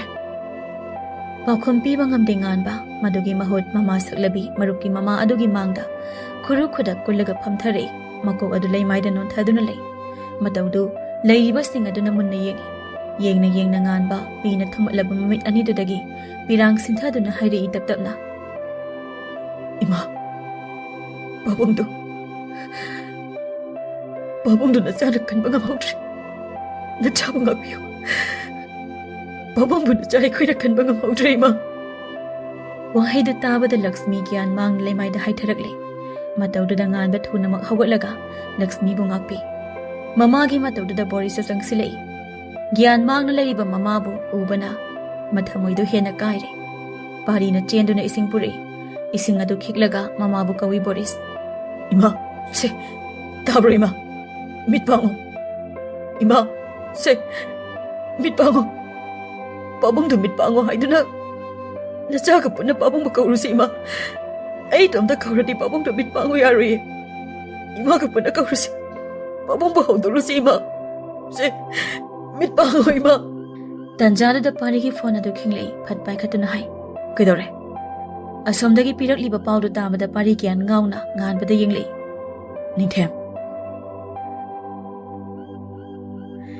manglani nahaki manglan mangningduna taleiba manglan adubu mioibo oina pokluba ikhoidi manglal asida asum tawduna leiba yaramdre. Mangningbadi phauri makhatana adubu awaba kayana mangda taduna leirabada nangbu ngamkhigadoribra. Khaba nungdil pung ani makhaiga tarakpa dwaida masadu khazik lenglakpani. Mabu sangduna leirambi ningthi matawdu uraduna phamlambadagi phuk hogoli. Khaba su mamit adu tapna pangakpani. Ningthi leptuna leirambaduda mamon tawrei. Matawdu nungsina yengjai ningthi. Khaba na phamu haibagum makok tapna nomlei. Masu panthada phat phamthai. Aduga Tacho isadu kaidawge ai doctor kauruge. Khaba kaugano haibagum makok hai masado kanbo oidabana wadu hek ngangbu sungamjade adubu phazillaga. Ningthi nangna lao haibado daso lakpa ngamhaudre nang saurano. Ningthi saude haibagum makok nomlei. Tanjaduda doctor napa ama changli. Excuse me. Ningthi du famlambadagi hagolei. Doctor adusu mangonda haife yenglaga mapandang hek lebiyo. Asokpase kya lakpada ngairibanina waka na ngangjinba yaroi. Aduga I check amta tawjage. Ningthi su wa makha taramdre khabada amuktang noklami. Napa asisu pisum suktak mabu yenglei. Matawduna hena nokningkhri ningthi loya makhoi anisu dukandagi kari kari no chabiyaba khra leirusi haina tholei. Khara sum tholakpada korau thengnei korongna. Loya khabadi kanaga lehorge. Ningthi na oina dakoro da saudu gyan lai. Doctor amalak laga check amta tawge haiduna lehobani. Korau du harauna. Ai saktu gyan laga engonda ga haktine khangni mama. Wa phawng bangamjibaduna paw yam pirani na. Yari changamujo. Amado doctor satlamadi matan nungairamroi. Ekhoi ju kai kaino khari yenglaga chaba yaba amani ler changlage. Hoi ꯑꯩꯈꯣꯏ ꯁꯔꯗꯕꯨ ꯍꯥꯟꯅ ꯑꯝꯇ ꯄꯥꯎ ꯄꯤꯔꯨꯈꯤꯒꯦ꯫ ꯃꯔꯨꯞ ꯒ꯭ꯌꯥꯟ ꯂꯥꯛꯂꯦ ꯇꯥꯕꯗ ꯍꯔꯥꯎ ꯍꯔꯥꯎ ꯃꯔꯨꯞꯅ ꯂꯩꯍꯧꯔꯤꯕ ꯀꯥ ꯑꯗꯨ ꯇꯝꯅ ꯂꯥꯛꯏ꯫ ꯃꯅꯨꯡꯗ ꯍꯦꯛꯇ ꯒꯝ ꯆꯪꯁꯤꯜꯂꯛꯏ ꯑꯗꯨꯒ ꯁꯛ ꯐꯖꯕ ꯏꯇꯥꯎ, ꯐꯖꯔꯝꯃꯅꯤ꯫ ꯅꯁꯥꯗꯣ ꯏꯔꯨꯖꯗꯕ ꯅꯨꯃꯤꯠ ꯀꯌꯥꯅꯤ ꯁꯨꯔꯦ, ꯅꯣꯡꯃꯗ ꯄꯨꯡ 3-4ꯈꯛ ꯇꯨꯝꯕ ꯅꯪꯅ ꯍꯟꯗꯛ ꯇꯨꯝꯃꯤꯁꯦ ꯄꯨꯡ ꯀꯌꯥꯅꯣ? ꯀꯤꯕꯨ ꯀꯤꯅꯩꯗꯦ꯫ ꯑꯗꯩ ꯑꯩꯈꯣꯏ ꯁꯔ ꯅꯣꯏ ꯑꯅꯤ ꯁꯣꯛꯂꯤꯅꯦꯅ ꯇꯧꯔꯤꯁꯦ ꯀꯔꯤ ꯍꯥꯏꯌꯦ, ꯀꯨꯃꯥꯔ ꯍꯥꯏꯕ ꯃꯍꯥ ꯀꯩꯅꯣꯒꯤ ꯑꯍꯟ ꯃꯥꯟꯕꯗꯣ ꯅꯣꯡꯃꯇ ꯂꯥꯛꯄꯤꯕꯖꯥ ꯅꯠꯇꯦ꯫ ꯃꯥꯒꯤ ꯊꯣꯛꯄ ꯑꯃ ꯆꯕꯦꯡ ꯉꯥꯡꯂꯝꯕ ꯀꯣꯔꯧꯗꯣ ꯍꯧꯖꯤꯛꯇꯗ ꯎꯔꯛꯂꯤ꯫ ꯑꯣꯛꯁꯤꯖꯦꯟ ꯃꯥꯛꯁ ꯂꯧꯊꯣꯛꯂꯒ ꯃꯌꯥꯗꯣ ꯀꯣꯡꯒꯣꯟ ꯀꯥꯗꯨꯅ ꯂꯩꯔꯤꯕ ꯐꯤꯕꯝꯗꯨ ꯎꯕꯗ ꯂꯋꯥꯏ ꯂꯨꯇꯣꯟ ꯁꯥꯠꯈ꯭ꯔꯦ꯫ ꯄꯔꯞ ꯆꯪꯁꯤꯟꯗꯨꯅ ꯃꯔꯨꯞꯄꯨ ꯀꯧꯏ꯫ ꯈꯥꯕ, ꯀꯩꯅꯣ ꯇꯧꯔꯤꯁꯦ? ꯁꯦ ꯉꯥꯛꯇꯪ ꯂꯩꯔꯝꯃꯣ, ꯑꯩ ꯗꯣꯛꯇꯔ ꯀꯧꯔꯨꯒꯦꯀꯣ꯫ ꯃꯁꯥꯗꯨ ꯒ꯭ꯌꯥꯟ ꯃꯦꯟ ꯇꯥꯗ ꯆꯦꯜꯂꯛꯂꯒ ꯗꯣꯛꯇꯔ ꯀꯧꯔꯛꯂꯤ꯫ ꯗꯣꯛꯇꯔꯗꯨꯁꯨ ꯇꯍꯥ ꯂꯥꯛꯇꯨꯅ ꯈꯥꯕꯒꯤ ꯐꯤꯕꯝꯗꯨ ꯌꯦꯡꯉꯤ꯫ ꯐꯤꯕꯝꯗꯨ ꯎꯕꯗ ꯗꯣꯛꯇꯔ ꯑꯗꯨ ꯉꯛꯄꯅ ꯂꯣꯏꯔꯦ꯫ ꯄꯣꯏꯖꯟ! ꯋꯥꯍꯩꯗꯨ ꯇꯥꯗꯨꯅ ꯒ꯭ꯌꯥꯟ ꯉꯥꯎꯅ ꯌꯦꯡꯂꯛꯏ꯫ ꯗꯣꯛꯇꯔ, ꯈꯥꯕꯁꯤ ꯀꯩꯗꯧꯔꯒꯦ? ꯀꯩꯅꯣ ꯃꯥꯒꯤ ꯐꯤꯕꯝꯁꯤꯕꯣ? ꯃꯐꯝꯁꯤꯗ ꯀꯅꯥ ꯆꯪꯂꯛꯑꯝꯃꯤ? ꯄꯦꯁꯦꯟ ꯒ꯭ꯌꯥꯟ ꯂꯥꯛꯂꯒ ꯑꯩꯈꯣꯏꯗ ꯍꯥꯏꯕꯤꯔꯛꯇ꯭ꯔꯤꯕ ꯀꯩꯒꯤꯅꯣ? ꯂꯣꯌꯥꯒ ꯅꯤꯡꯊꯤꯒꯁꯨ ꯌꯧꯁꯤꯜꯂꯛꯏ꯫ ꯑꯣꯏꯔꯝꯃꯤꯕ ꯐꯤꯕꯝꯗꯨꯗ ꯑꯅꯤꯗꯨ ꯄꯥꯈꯠꯅ ꯆꯦꯟꯁꯤꯜꯂꯛꯏ꯫ ꯂꯣꯌꯥꯅ ꯀꯩꯅꯣ ꯀꯣꯔꯧ, ꯈꯥꯕꯁꯤ ꯀꯩꯗꯧꯔꯒꯦ? ꯗꯣꯛꯇꯔ, ꯈꯥꯕꯒꯤ ꯐꯤꯕꯝꯁꯤꯕꯨ? ꯗꯣꯛꯇꯔꯗ ꯅꯨꯡꯉꯥꯏꯇꯕ ꯁꯛꯐꯝꯗ I'm sorry, sir. He is no more. ꯋꯥꯍꯩ ꯑꯗꯨꯅ ꯄꯤꯈꯤꯕ ꯆꯩꯅꯥꯗꯤ ꯀꯔꯝꯅ ꯈꯥꯡꯒꯅꯤ? ꯅꯤꯡꯊꯤ ꯃꯈꯨꯠ ꯑꯅꯤ ꯆꯪꯅ ꯃꯃꯥꯏ ꯑꯗꯨ ꯈꯨꯝꯂꯒ ꯍꯤ ꯂꯥꯎꯅ ꯀꯞꯂꯛꯂꯤ꯫ ꯎꯄꯥꯏ ꯂꯩꯇ꯭ꯔꯕ ꯃꯤꯀꯨꯞꯇꯨꯗ ꯗꯣꯛꯇꯔ ꯑꯗꯨꯁꯨ ꯀꯔꯤꯁꯨ ꯍꯥꯏꯔꯝꯗ ꯊꯣꯛꯈ꯭ꯔꯦ꯫ ꯀꯣꯔꯧ ꯒ꯭ꯌꯥꯟ ꯉꯥꯎꯅ ꯊꯋꯥꯏ ꯌꯥꯎꯗ ꯇꯥꯗꯨꯅ ꯂꯩꯔꯤꯕ ꯃꯔꯨꯞ ꯑꯗꯨꯗ ꯑꯗꯨꯃꯛ ꯇꯨꯃꯤꯟ ꯌꯦꯡꯗꯨꯅ ꯂꯩ꯫ ꯂꯣꯌꯥꯗꯤ ꯌꯦꯡꯕ ꯉꯝꯂꯛꯇ꯭ꯔꯗꯨꯅ ꯃꯄꯥꯟꯗ ꯈꯣꯡꯀꯥꯞ ꯂꯥꯎꯅ ꯊꯥꯡꯗꯨꯅ ꯊꯣꯛꯈ꯭ꯔꯦ꯫ ꯍꯦꯛ ꯊꯣꯛꯂꯛꯄꯒ ꯂꯣꯌꯥ ꯉꯥꯟꯕꯗ ꯍꯟꯖꯤꯟ ꯀꯣꯜ ꯇꯧꯏ, ꯑꯗꯨꯕꯨ ꯄꯥꯏꯔꯛꯄ ꯀꯧꯕ ꯂꯩꯇ꯭ꯔꯦ꯫ ꯄꯥꯏꯃꯜꯂꯛꯇ꯭ꯔꯕꯗꯨꯗ ꯄꯥꯔꯤꯗ ꯑꯃꯨꯛ ꯇꯧꯔꯛꯏ꯫ ꯑꯁꯣꯝꯗꯒꯤ ꯄꯥꯔꯤꯁꯨ ꯐꯠ ꯄꯥꯏꯔꯛꯏ꯫ ꯀꯩꯗꯧꯔꯦ? ꯂꯣꯌꯥꯁꯨ ꯃꯈꯣꯟ ꯊꯛ ꯅꯤꯛꯅ ꯈꯥꯕꯒꯤ ꯄꯥꯎꯗꯨ ꯇꯝꯃꯛꯏ꯫ ꯄꯥꯔꯤꯁꯨ ꯀꯔꯤꯅꯣꯃ ꯍꯥꯏꯒꯦ ꯇꯧꯕꯅꯤ, ꯑꯗꯨꯕꯨ ꯐꯣꯟꯗꯨ ꯂꯣꯌꯥꯅ ꯑꯣꯏꯅ ꯐꯠ ꯀꯛꯈ꯭ꯔꯦ꯫ ꯀꯔꯤꯅꯣꯅꯦ ꯍꯥꯏꯅ ꯐꯣꯟ ꯁꯀ꯭ꯔꯤꯟꯗꯨꯗ ꯌꯦꯡꯂꯨꯕꯅꯤ꯫ ꯐꯣꯇꯣ ꯑꯃ ꯊꯥꯔꯛꯑꯝꯃꯤ꯫ ꯑꯅꯣꯟ ꯅꯝꯕꯔ ꯑꯃꯗꯒꯤ ꯄꯥꯔꯤꯁꯨ ꯀꯔꯤꯅꯣ ꯈꯟꯅ ꯆꯪꯗꯨꯅ ꯌꯦꯡꯉꯤ꯫ ꯈꯥꯕꯒꯤ ꯊꯋꯥꯏ ꯌꯥꯎꯗ ꯂꯩꯔꯤꯕ ꯐꯤꯕꯝ ꯑꯗꯨꯒꯤ ꯐꯣꯇꯣꯅꯤ꯫ ꯃꯈꯥꯗꯅ ꯑꯁꯨꯝꯅ ꯏꯔꯛꯂꯤ: ꯉꯁꯤꯒꯤꯁꯤꯅ ꯑꯍꯥꯟꯕ ꯈꯨꯍꯥꯠꯅꯤ꯫ ꯄꯥꯔꯤꯗꯣ ꯉꯥꯟꯕꯕꯨ ꯀꯧꯔꯛꯏ꯫ ꯅꯤꯡꯊꯦꯝ! ꯉꯥꯟꯕꯁꯨ ꯌꯦꯡꯂꯛꯄꯅꯤ, ꯑꯗꯨꯕꯨ ꯃꯃꯤꯠ ꯑꯗꯨ ꯈꯨꯖꯤꯜꯂꯞ ꯄꯥꯔꯤꯒꯤ ꯃꯈꯨꯠꯅ ꯊꯥꯡꯒꯠꯇꯨꯅ ꯎꯠꯂꯛꯂꯤꯕ ꯐꯣꯇꯣ ꯑꯗꯨ ꯎꯔꯦ꯫ ꯇꯧꯔꯤꯕ ꯊꯧꯗꯣꯛꯁꯤꯡ ꯑꯁꯤꯕꯨ ꯀꯔꯤꯅꯣ?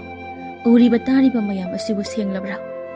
ꯑꯋꯥꯕ ꯑꯃ ꯂꯣꯏꯗ꯭ꯔꯤꯉꯩ ꯑꯋꯥꯕ ꯑꯃ ꯑꯃꯨꯛ ꯍꯥꯞꯆꯤꯜꯂꯛꯄ, ꯆꯩꯅꯥ ꯑꯃ ꯈꯥꯡꯕ ꯉꯝꯗ꯭ꯔꯤꯉꯩ ꯆꯩꯅꯥ ꯑꯃ ꯍꯥꯞꯆꯤꯜꯂꯛꯄ꯫ ꯃꯁꯤꯔꯥ ꯇꯥꯏꯕꯪꯒꯤ ꯃꯆꯠ? ꯏꯁꯣꯔ ꯅꯍꯥꯛꯁꯨ ꯐꯠꯃꯟꯗꯦꯗ, ꯀꯔꯝꯕ ꯆꯥꯡꯌꯦꯡꯅꯣ ꯇꯧꯕꯤꯔꯤꯕ? ꯕꯣꯔꯤꯁꯀꯤ ꯃꯃꯥꯁꯨ ꯇꯞꯅ ꯒ꯭ꯌꯥꯟ ꯂꯥꯛꯂꯤ꯫ ꯒ꯭ꯌꯥꯟ ꯍꯦꯛ ꯂꯥꯛꯄꯗꯒꯤ ꯀꯞꯄꯗ ꯃꯁꯥꯗꯣ ꯌꯥꯝꯅ ꯆꯣꯛꯊꯔꯦ꯫ ꯉꯥꯟꯕ ꯃꯥꯗꯤ ꯀꯝꯗꯧꯔꯤ? ꯃꯥꯒꯤ ꯆꯦꯛꯁꯤꯜꯍꯧꯗꯕ ꯃꯤꯀꯨꯞ ꯑꯃꯗ ꯃꯅꯥꯎꯒꯤ ꯊꯋꯥꯏ ꯃꯥꯡꯈ꯭ꯔꯦ꯫ ꯄꯥꯔꯤ ꯊꯝꯂꯝꯂꯒ ꯕꯤꯀꯤꯒ ꯂꯣꯏꯅꯅ ꯉꯥꯟꯕ ꯍꯣꯁꯄꯤꯇꯥꯜꯗ ꯌꯧꯁꯤꯜꯂꯛꯂꯤ꯫ ꯃꯅꯨꯡꯗ ꯄꯔꯞ ꯆꯪꯁꯤꯜꯂꯛꯏ꯫ ꯋꯥ ꯂꯥꯡꯉꯥꯡꯗ ꯍꯣꯁꯄꯤꯇꯥꯜꯒꯤ CCTV ꯀꯦꯃꯦꯔꯥ ꯊꯝꯂꯤꯕ ꯑꯗꯣꯝꯗ ꯂꯥꯛꯏ꯫ ꯅꯨꯄꯥ ꯑꯃꯁꯨ ꯐꯣꯟ ꯃꯦꯠꯇꯨꯅ ꯂꯩꯔꯝꯃꯤ꯫ ꯃꯇꯧꯗꯨꯅ ꯍꯦꯟꯅ ꯁꯥꯎꯅꯤꯡꯈ꯭ꯔꯦ ꯉꯥꯟꯕ꯫ ꯆꯪꯁꯤꯟꯗꯨꯅ ꯌꯦꯡꯉꯤ꯫ ꯌꯦꯡꯂꯨꯕꯗ ꯎꯔꯦ ꯉꯁꯥꯏ ꯒ꯭ꯌꯥꯟ ꯂꯥꯛꯄꯗ ꯅꯤꯡꯊꯤꯒ ꯋꯥꯔꯤ ꯇꯧꯔꯤꯉꯩ ꯗꯣꯛꯇꯔ ꯁꯥꯗꯨꯅ ꯅꯨꯄꯥ ꯑꯃ ꯆꯪꯂꯛꯂꯒ ꯅꯤꯡꯊꯤ ꯍꯦꯛ ꯊꯣꯛꯈꯤꯕꯒ ꯑꯣꯛꯁꯤꯖꯦꯟ ꯃꯥꯛꯁ ꯂꯧꯊꯣꯛꯂꯒ ꯂꯤꯛꯂꯤ ꯃꯆꯥ ꯑꯃ ꯄꯨꯊꯣꯔꯛꯂꯒ ꯈꯥꯕꯗ ꯅꯝꯗꯅ ꯄꯤꯊꯛꯂꯤꯕꯗꯣ꯫ ꯈꯥꯕꯅ ꯐꯤꯕꯝ ꯈꯖꯤꯛ ꯂꯨꯅ ꯂꯩꯕꯅ, ꯂꯦꯡꯕ ꯑꯣꯠꯄ ꯉꯝꯗꯕꯅ ꯃꯔꯝ ꯑꯣꯏꯔꯒ ꯅꯨꯄꯥ ꯑꯁꯤꯅ ꯂꯥꯏꯅ ꯊꯕꯛ ꯑꯁꯤ ꯄꯥꯡꯊꯣꯛꯈꯤꯕꯅꯤ꯫ ꯇꯨꯡꯗ ꯂꯦꯞꯂꯤꯕ ꯕꯤꯀꯤꯁꯨ ꯎꯏ꯫ ꯃꯥꯗꯤ ꯍꯥꯏꯐꯦꯠꯇꯃꯛ ꯌꯦꯡꯂꯝꯂꯒ ꯃꯃꯤꯠ ꯇꯞꯅ ꯎꯏꯁꯤꯟꯗꯨꯅ ꯂꯩꯈꯤ꯫ ꯁꯣꯝꯗꯅ ꯊꯣꯏꯕꯤ ꯉꯥꯟꯕꯅ ꯀꯔꯤꯁꯨ ꯍꯥꯏꯔꯛꯇꯕꯗꯨꯗ ꯃꯁꯥꯗꯣ ꯏꯅꯨꯡ ꯅꯨꯡꯉꯥꯏꯇꯕꯒꯨꯝ ꯐꯥꯎꯏ, ꯑꯗꯨꯕꯨ ꯊꯣꯏꯅ ꯍꯦꯟꯅꯗꯤ ꯈꯟꯖꯤꯜꯂꯨꯗ꯭ꯔꯤ꯫ ꯅꯛꯅꯔꯝꯕ ꯈꯨꯗꯤꯡꯃꯛ ꯑꯍꯦꯟꯕ ꯑꯃꯒꯤꯗꯃꯛ ꯑꯃꯨꯛ ꯂꯥꯞꯈꯤꯅꯤ, ꯆꯠꯈꯤꯅꯤ꯫ ꯑꯃꯨꯛꯅ ꯀꯥꯟꯅꯕ ꯑꯃꯒꯤꯗꯃꯛ ꯏꯅꯥꯛꯇ ꯂꯦꯞꯂꯔꯅꯤ꯫ ꯑꯍꯦꯟꯕ ꯑꯃꯒꯤꯗꯃꯛ ꯄꯨꯟꯁꯤꯒꯤ ꯍꯧꯒꯠꯄ ꯉꯝꯂꯣꯏꯗꯕ ꯀꯣꯝ ꯑꯃꯗ ꯑꯃꯨꯛ ꯏꯟꯊꯔꯝꯒꯅꯤ꯫ ꯃꯁꯤ ꯑꯣꯏꯔ ꯃꯥꯜꯂꯦ ꯃꯤꯑꯣꯏꯕꯒꯤ ꯂꯤꯆꯠ꯫ ꯃꯇꯝꯗꯤ ꯑꯁꯨꯝ ꯍꯧꯈꯤꯕꯅ ꯅꯨꯃꯤꯠ 5-10ꯅꯤ ꯍꯧꯈ꯭ꯔꯦ꯫ ꯈꯥꯕꯒꯤ ꯏꯃꯨꯡ ꯃꯅꯨꯡ ꯑꯃꯠꯇ ꯂꯩꯇꯕꯅ ꯉꯥꯟꯕꯅ ꯂꯣꯏꯅ ꯀꯣꯏꯆꯦꯟ ꯆꯦꯟꯗꯨꯅ ꯃꯊꯧ ꯃꯉꯝ ꯄꯥꯡꯊꯣꯛꯄꯤꯔꯦ꯫ ꯍꯦꯟꯊꯣꯏ ꯃꯥꯁꯨ ꯃꯌꯨꯝꯗ ꯆꯪꯕꯁꯨ ꯌꯥꯗ, ꯈꯥꯕꯒꯤ ꯑꯔꯣꯏꯕ ꯁꯛꯇꯝ ꯑꯗꯨꯁꯨ ꯌꯦꯡꯕ ꯐꯪꯍꯧꯗ ꯆꯥꯛꯅ ꯂꯩꯍꯧꯔꯦ꯫ ꯃꯗꯨꯒ ꯆꯞ ꯃꯥꯟꯅꯅ ꯔꯤꯁꯤꯀꯦꯁ ꯃꯍꯥꯛꯀꯤꯁꯨ ꯃꯊꯧ ꯃꯉꯝ ꯄꯨꯡꯕ ꯂꯣꯏꯈ꯭ꯔꯦ꯫ ꯄꯨꯂꯤꯁꯇ ꯀꯦꯁ ꯇꯧꯁꯤ ꯍꯥꯏꯅ ꯃꯃꯥꯅ ꯇꯠꯇꯅ ꯍꯥꯏ, ꯑꯗꯨꯕꯨ ꯕꯣꯔꯤꯁꯅ ꯇꯥꯕ ꯀꯧꯕ ꯂꯩꯇꯦ꯫ ꯉꯁꯤꯁꯨ ꯃꯍꯧꯁꯥꯒꯨꯝ ꯃꯔꯨꯞꯁꯤꯡꯗꯨ ꯄꯨꯂꯞ ꯄꯨꯜꯂꯤ꯫ ꯄꯥꯔꯤꯅ: ꯅꯤꯡꯊꯦꯝ, ꯅꯪꯅ ꯑꯁꯨꯝ ꯇꯨꯃꯤꯟ ꯂꯩꯁꯤꯟꯕꯒꯤ ꯃꯔꯝ ꯈꯪꯕ ꯄꯥꯝꯃꯤ꯫ ꯉꯥꯟꯕ ꯋꯥ ꯉꯥꯡꯂꯛꯇꯦ꯫ ꯋꯥꯐꯝ ꯑꯗꯨꯗ ꯃꯥ ꯈꯟꯅ ꯅꯩꯅꯕ ꯄꯥꯝꯗꯦ꯫ ꯑꯗꯨꯒꯤ ꯃꯍꯨꯠ ꯕꯣꯔꯤꯁꯇ ꯑꯣꯟꯁꯤꯜꯂꯤ꯫ ꯕꯣꯔꯤꯁ, ꯅꯪꯅ ꯍꯧꯖꯤꯛ ꯄꯥꯝꯃꯤꯁꯤ ꯀꯩꯅꯣ? Boris fana warabasu marup singi mangdadi utningdabana nokmi adumak hanagum hairi. Nupi ama pharaga luhonglesira khaliba noinasu mateng khara tawro Wari do laukhale. mina shidi oridaba angangi du kaigino na humdu napo adinang ima oi ka ko hargani Matangdada Boris ki phone lai khara handoklaga pai. hello Victor Nate kayo nang khalise. ahina kedoraba Ibani toknarase haramaktada aigi imanabida paw phorpagi maram piyo. Boris fingalei. nate nungsinarisi hekta kainarisi harga yarbo nungsinarisi sumaina kainarisi lapnarasi na yarba ba ha sumaina da hayar tokku yarba ba aina nungsiba si phagiro ha aduga ibani tokna doisigi maram piro Panthada khumlei Priyasu. Maram haibabu mihatpa mapa adugi machani na hak. Aduga pupang sidaba macha amaga. Aigi punsigi khongloi eminaba ai ngamoy. Riya nangmakna sengna ega loinaba pamdri haribadi phari yare nanga ega lapnarasi adubu nanga ngasi hairiba wahai aduna mi oyamagi punsida kayamuk yamna chaina piramgani habada hana khantharaga ngamgutam nangbu sengna nungsijarubagi nafumda adu haikiba tawkibai tawadubu aranba maram amada pusinduna aigi senglaba nungsiba adubu mangthokano Yare. Maram piro haiba natra pire haujikti. Ngasidagi nang amu hana paw phorkano. Aduga ibungi mingda aikhoida toina lakpasu tawno. Sengna hairabada ai nangbuta sengna hainade. Nangbu sengna tukuche. Masin thoraba wahai mayam ama hairamnaga thamkhre Boris mapi tarake tawi adubu khangzillaga marup singna leihoriba adamda changkhre. Hainabani do Manipur ima lebak asidagi henba leite. Saithanabani do Iramdam ima lebak asidagi karinabu helamgani. Isorgi leikol Sararil hainabadubu ima lebak asidagi helamgadrane. Hazaba. Namitna tamna kori chena nganglakpa asangba labukna malangi sahumda ipom naina haina humna sanazaba. Kaya di pukning huna phase mitpa pelhan mangamido. Namidang sa ising toklaba matong nganba mapaga wari tawi. Mapabu mana chingnaba miyang amatana yeng bangamde. Ningthem nangi thabang na kamdori baba adum dori ha isa khabagi wakhanda baba si pothafum khangdreni hagi ta tawraga leijaba isa do onthoida baba thoina khanjin birano pothana ba tawbiro mathangi plan na kamdoba haibado amu khanbiro Aroibagi wahaidumadi tablop sonkhibani. Hamlambadagi haugatuna mahagi katamna lai. Chatna chana tumlomda nokmi haifet yenglami. Ka hek yaurapaga nganba phamungda phat phamthai. Pocket yauriba phone adu logthoklaga korowda message ama thai. plan A Mikup phada korowsa message ama halai. Funny sir. Thoibigi number aduda call amuk tawi amadu sufat pairei. Dada. Kidorina nangbo chaka sarabo Chare. Phamungda laye. Fi sage tawbane ada mai mutkre. sukthengna sibo phi sage tawbane ba khubak sagirana nangoda kanana phi sawage Thoibi nganbagi damka dada nokmi hairei. Dada. Nang siam nokningi bo. kari aiba nokninge ba ha aigi saksibo nokningbo sakta tabrane Dade. Dada na wa ngangbase. Aidi hekta nokningi ado. hayune nangbu kari haininge Dada. Punsise hingba yamna luiko. Ngasina amuk wani. Hayengna amuk nungaini. Mathangna amuk kari oigani. thoy nangbu kaidoroge kaigino mari makhong sanadaba wangangide Thoibi no fet tawna duma khumlei. Kaisu tawdeda. Dada thengi tumlase. Tumnaba tawro dada su. Aisu tumage. kari yaro thambaga yaro Kaina dada tumage ai. tumbada phone do thamdradi yadabrona As dada. Nganba hujita na nonglei. hoise hagi tawbani se thamjaro tumnaba tawro dada so tumnaba tawrake Hi dada. Good night. good night Somdana ahingi pung ama tarakpa dawaida korobiki anido yumdagi tholei. Thoibani tes anisu khaba leitaba namit aduda lakhidre. Anidu gari thaudoklaga ofam amada lai. ꯃꯐꯝꯗꯣ ꯂꯧꯕꯨꯛꯅ ꯄꯥꯛꯇꯛꯅꯅ ꯂꯩꯕ ꯖꯒꯥꯅꯤ ꯁꯪ ꯃꯆꯥ ꯑꯃꯁꯨ ꯂꯩꯔꯤ ꯑꯅꯤꯗꯨ ꯁꯪ ꯂꯩꯔꯤꯕ ꯑꯗꯣꯝꯗ ꯇꯞꯅ ꯇꯞꯅ ꯆꯪꯁꯤꯜꯂꯛꯏ ꯑꯗꯨꯒ ꯁꯪ ꯑꯗꯨꯒꯤ ꯅꯥꯛꯌꯦꯠꯇ ꯇꯨꯃꯤꯟ ꯂꯦꯞꯇꯨꯅ ꯃꯅꯨꯡꯗ ꯁꯥꯟꯅꯔꯤꯕ ꯋꯥꯗꯨ ꯇꯥꯏ ꯊꯣꯏꯕꯅ ꯃꯁꯥ ꯑꯃ ꯁꯠꯄ ꯍꯧꯔꯕꯅꯤꯅ ꯑꯃ ꯑꯃꯨꯛ ꯁꯠꯄ ꯌꯥꯔꯦꯗꯅ ꯑꯄꯨꯏꯅ ꯑꯃꯨꯛ ꯈꯨꯝꯂꯛꯏ ꯊꯧꯅꯥ ꯂꯩꯕ ꯌꯥꯝ ꯁꯥꯔꯒ ꯁꯨꯞꯅꯇꯒꯤ ꯈꯨꯠꯊꯥ ꯑꯃꯗ ꯂꯣꯏꯈꯤꯗ ꯅꯨꯄꯥ ꯑꯃꯅ ꯑꯃꯨꯛ ꯅꯨꯃꯤꯠꯇꯨꯗ ꯃꯥꯒꯤ ꯃꯅꯥꯛꯇ ꯂꯩꯔꯤꯕ ꯅꯨꯄꯤꯗꯨꯅꯤ ꯑꯩꯅ ꯌꯥꯝ ꯉꯛꯏꯁꯦ ꯅꯠꯇꯦ ꯃꯥꯕꯨ ꯉꯥꯎꯕ꯭ꯔꯕ ꯑꯃꯨꯛꯇ ꯌꯦꯡꯗ꯭ꯔꯤꯕ ꯗꯣꯛꯇꯔ ꯑꯃ ꯆꯪꯂꯛꯂꯒ ꯃꯥꯅ ꯀꯔꯤꯁꯨ ꯍꯥꯏꯗ꯭ꯔꯤꯗꯣ ꯑꯩꯗꯤ ꯄꯥꯈꯠꯄꯅ ꯀꯩꯅꯣꯝꯗꯤ ꯇꯧꯕꯅꯦ ꯑꯄꯨꯏꯅ ꯈꯔ ꯄꯪꯕ ꯃꯤꯑꯣꯏꯕꯖꯥꯠꯅꯤ ꯃꯈꯣꯏꯗꯣ ꯋꯥꯍꯩꯗꯨ ꯂꯣꯏꯁꯤꯟꯕ ꯅꯪꯍꯧꯗ꯭ꯔꯦ ꯃꯇꯤꯛ ꯆꯥꯗ꯭ꯔꯕ ꯊꯣꯡ ꯑꯗꯨ ꯃꯄꯥꯟꯗꯒꯤ ꯈꯪꯀꯥꯎ ꯀꯧꯔꯛꯏ ꯀꯣꯔꯧ ꯕꯤꯀꯤ ꯑꯅꯤꯁꯨ ꯄꯔꯞ ꯄꯔꯞ ꯆꯪꯁꯤꯜꯂꯛꯏ ꯀꯣꯔꯧꯅ ꯍꯧꯖꯤꯛꯇ ꯄꯣꯡꯅ ꯋꯥ ꯉꯥꯡꯈꯤꯕ ꯅꯨꯄꯥ ꯑꯗꯨ ꯃꯈꯣꯏꯅ ꯄꯥꯏꯔꯤꯕ ꯅꯣꯡꯃꯩ ꯑꯗꯨꯅ ꯊꯨꯅꯃꯛ ꯋꯥ ꯑꯃꯠꯇ ꯉꯥꯡꯂꯝꯗ ꯑꯅꯤꯔꯛ ꯑꯍꯨꯝꯂꯛ ꯀꯥꯞꯁꯤꯜꯂꯤ ꯕꯤꯀꯤꯅ ꯍꯦꯜꯂꯣ ꯃꯤꯁꯇꯔ ꯑꯅꯤ ꯀꯝꯗꯧꯔꯤ ꯅꯨꯡꯉꯥꯏꯔꯤꯗꯅ ꯑꯅꯤꯗꯨꯗꯤ ꯈꯨꯠꯂꯥꯏ ꯑꯃꯠꯇ ꯌꯥꯎꯕ ꯅꯠꯇꯕꯅ ꯄꯥꯈꯠꯂꯛꯏ ꯊꯣꯏꯕꯅ ꯀꯣꯔꯧ ꯕꯤꯀꯤ ꯅꯣꯏ ꯑꯗꯨꯃꯥꯏꯅ ꯇꯧꯅꯣ ꯀꯩꯒꯤꯅ ꯅꯣꯏꯅ ꯁꯥꯒꯤ ꯂꯝꯆꯠ ꯆꯠꯂꯤꯕꯗꯤ ꯑꯩꯈꯣꯏꯅ ꯀꯔꯤ ꯂꯥꯟꯈꯤꯕꯒꯤꯅꯣ ꯀꯣꯔꯧꯗꯨ ꯍꯧꯖꯤꯛꯇ ꯅꯣꯛꯇꯨꯅ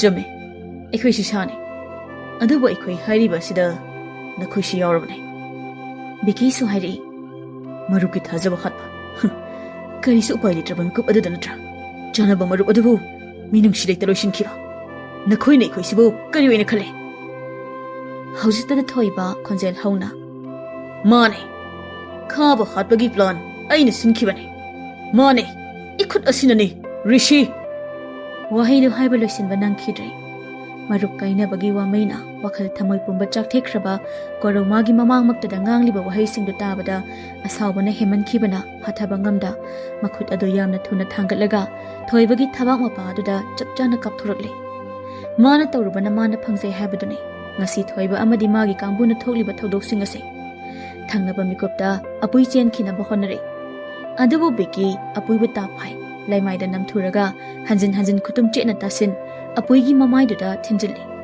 ꯑꯗꯨꯅꯁꯨ ꯄꯦꯜꯂꯛꯇ꯭ꯔꯗꯨꯅ ꯃꯈꯣꯡ ꯑꯗꯨꯅ ꯍꯟꯖꯤꯟ ꯍꯟꯖꯤꯟ ꯀꯥꯎꯁꯤꯜꯂꯤ ꯃꯃꯤꯠꯇꯁꯨ ꯇꯠꯇꯅ ꯎꯏ ꯈꯥꯕ ꯃꯈꯣꯏ ꯃꯌꯥꯝ ꯄꯨꯟꯅ ꯍꯔꯥꯎ ꯍꯔꯥꯎ ꯂꯩꯃꯤꯟꯅꯈꯤꯕ ꯃꯔꯨꯞ ꯑꯗꯨꯕꯨ ꯅꯤꯡꯁꯤꯡꯉꯛꯄ ꯃꯤꯀꯨꯞꯇ ꯍꯦꯜꯂꯤ ꯑꯎ ꯑꯎꯕ ꯄꯨꯝꯕ ꯍꯥꯠꯅꯤꯡꯕ ꯃꯈꯨꯠꯇ ꯄꯥꯏꯔꯕ ꯈꯨꯠꯂꯥꯏ ꯑꯗꯨꯅ ꯑꯄꯨꯏꯒꯤ ꯊꯋꯥꯏ ꯂꯧꯈ꯭ꯔꯦ ꯕꯤꯀꯤꯅ ꯀꯣꯔꯧ ꯁꯨꯃꯥꯏ ꯁꯨꯝ ꯊꯝꯃꯝꯒꯗ꯭ꯔꯥ ꯊꯋꯥꯏ ꯂꯧꯕ ꯑꯗꯨꯅ ꯐꯥꯎ ꯄꯦꯟꯗ꯭ꯔꯕꯅꯤ ꯀꯣꯔꯧ ꯑꯗꯨꯅ ꯁꯪ ꯃꯅꯨꯡ ꯑꯗꯨꯗ ꯂꯩꯔꯤꯕ ꯄꯣꯠꯆꯩꯁꯤꯡ ꯑꯗꯨꯗ ꯑꯃꯃꯝꯇ ꯑꯣꯏꯅ ꯌꯦꯡꯉꯤ ꯎꯔꯦ ꯀꯦꯔꯣꯁꯤꯟ ꯂꯩꯔꯤꯕꯗꯣ ꯕꯤꯀꯤꯗ ꯊꯣꯛꯈ꯭ꯔꯣ ꯍꯥꯏꯕꯒꯨꯝ ꯌꯦꯡꯂꯛꯏ ꯀꯩꯅꯣ ꯄꯨꯟꯅ ꯊꯣꯛꯈ꯭ꯔꯁꯦ ꯆꯠꯂꯣ ꯑꯩꯁꯨ ꯊꯣꯛꯂꯛꯑꯒꯦ ꯕꯤꯀꯤ ꯍꯦꯛ ꯊꯣꯛꯈꯤꯕꯒ ꯀꯣꯔꯧ ꯀꯦꯔꯣꯁꯤꯟꯗꯨ ꯇꯥꯞꯄꯥꯏ ꯁꯪꯗꯨꯒꯤ ꯑꯀꯣꯏꯕꯗꯨꯗ ꯍꯩꯖꯤꯜꯂꯤ ꯑꯗꯨꯒ ꯇꯥꯗꯨꯅ ꯂꯩꯔꯤꯕ ꯅꯨꯄꯥꯁꯤꯡ ꯑꯗꯨꯒꯤ ꯐꯣꯇꯣ ꯑꯃ ꯐꯠ ꯀꯥꯞꯄꯤ ꯑꯗꯨꯒ ꯃꯥꯁꯨ ꯃꯄꯥꯟꯗ ꯊꯣꯛꯂꯛꯂꯒ ꯄꯣꯀꯦꯠꯇ ꯌꯥꯎꯔꯤꯕ ꯃꯩꯈꯦꯠ ꯑꯗꯨ ꯐꯠ ꯂꯧꯊꯣꯛꯏ ꯃꯈꯣꯏꯁꯨ ꯈꯔ ꯆꯠꯊꯣꯛꯂꯒ ꯂꯪꯁꯤꯜꯂꯤ ꯃꯩꯈꯦꯠ ꯑꯗꯨ ꯃꯩꯔꯤ ꯑꯗꯨꯅ ꯍꯦꯛ ꯆꯨꯈꯤꯕꯒ ꯇꯞꯅ ꯇꯞꯅ ꯆꯥꯛꯄ ꯍꯧꯔꯛꯂꯦ ꯑꯅꯤꯗꯨ ꯆꯠꯄꯁꯨ ꯇꯧꯗꯦ ꯈꯔ ꯑꯗꯨ ꯆꯠꯊꯣꯛꯂꯒ ꯇꯨꯃꯤꯟꯅ ꯑꯗꯨꯝ ꯌꯦꯡꯗꯨꯅ ꯂꯩ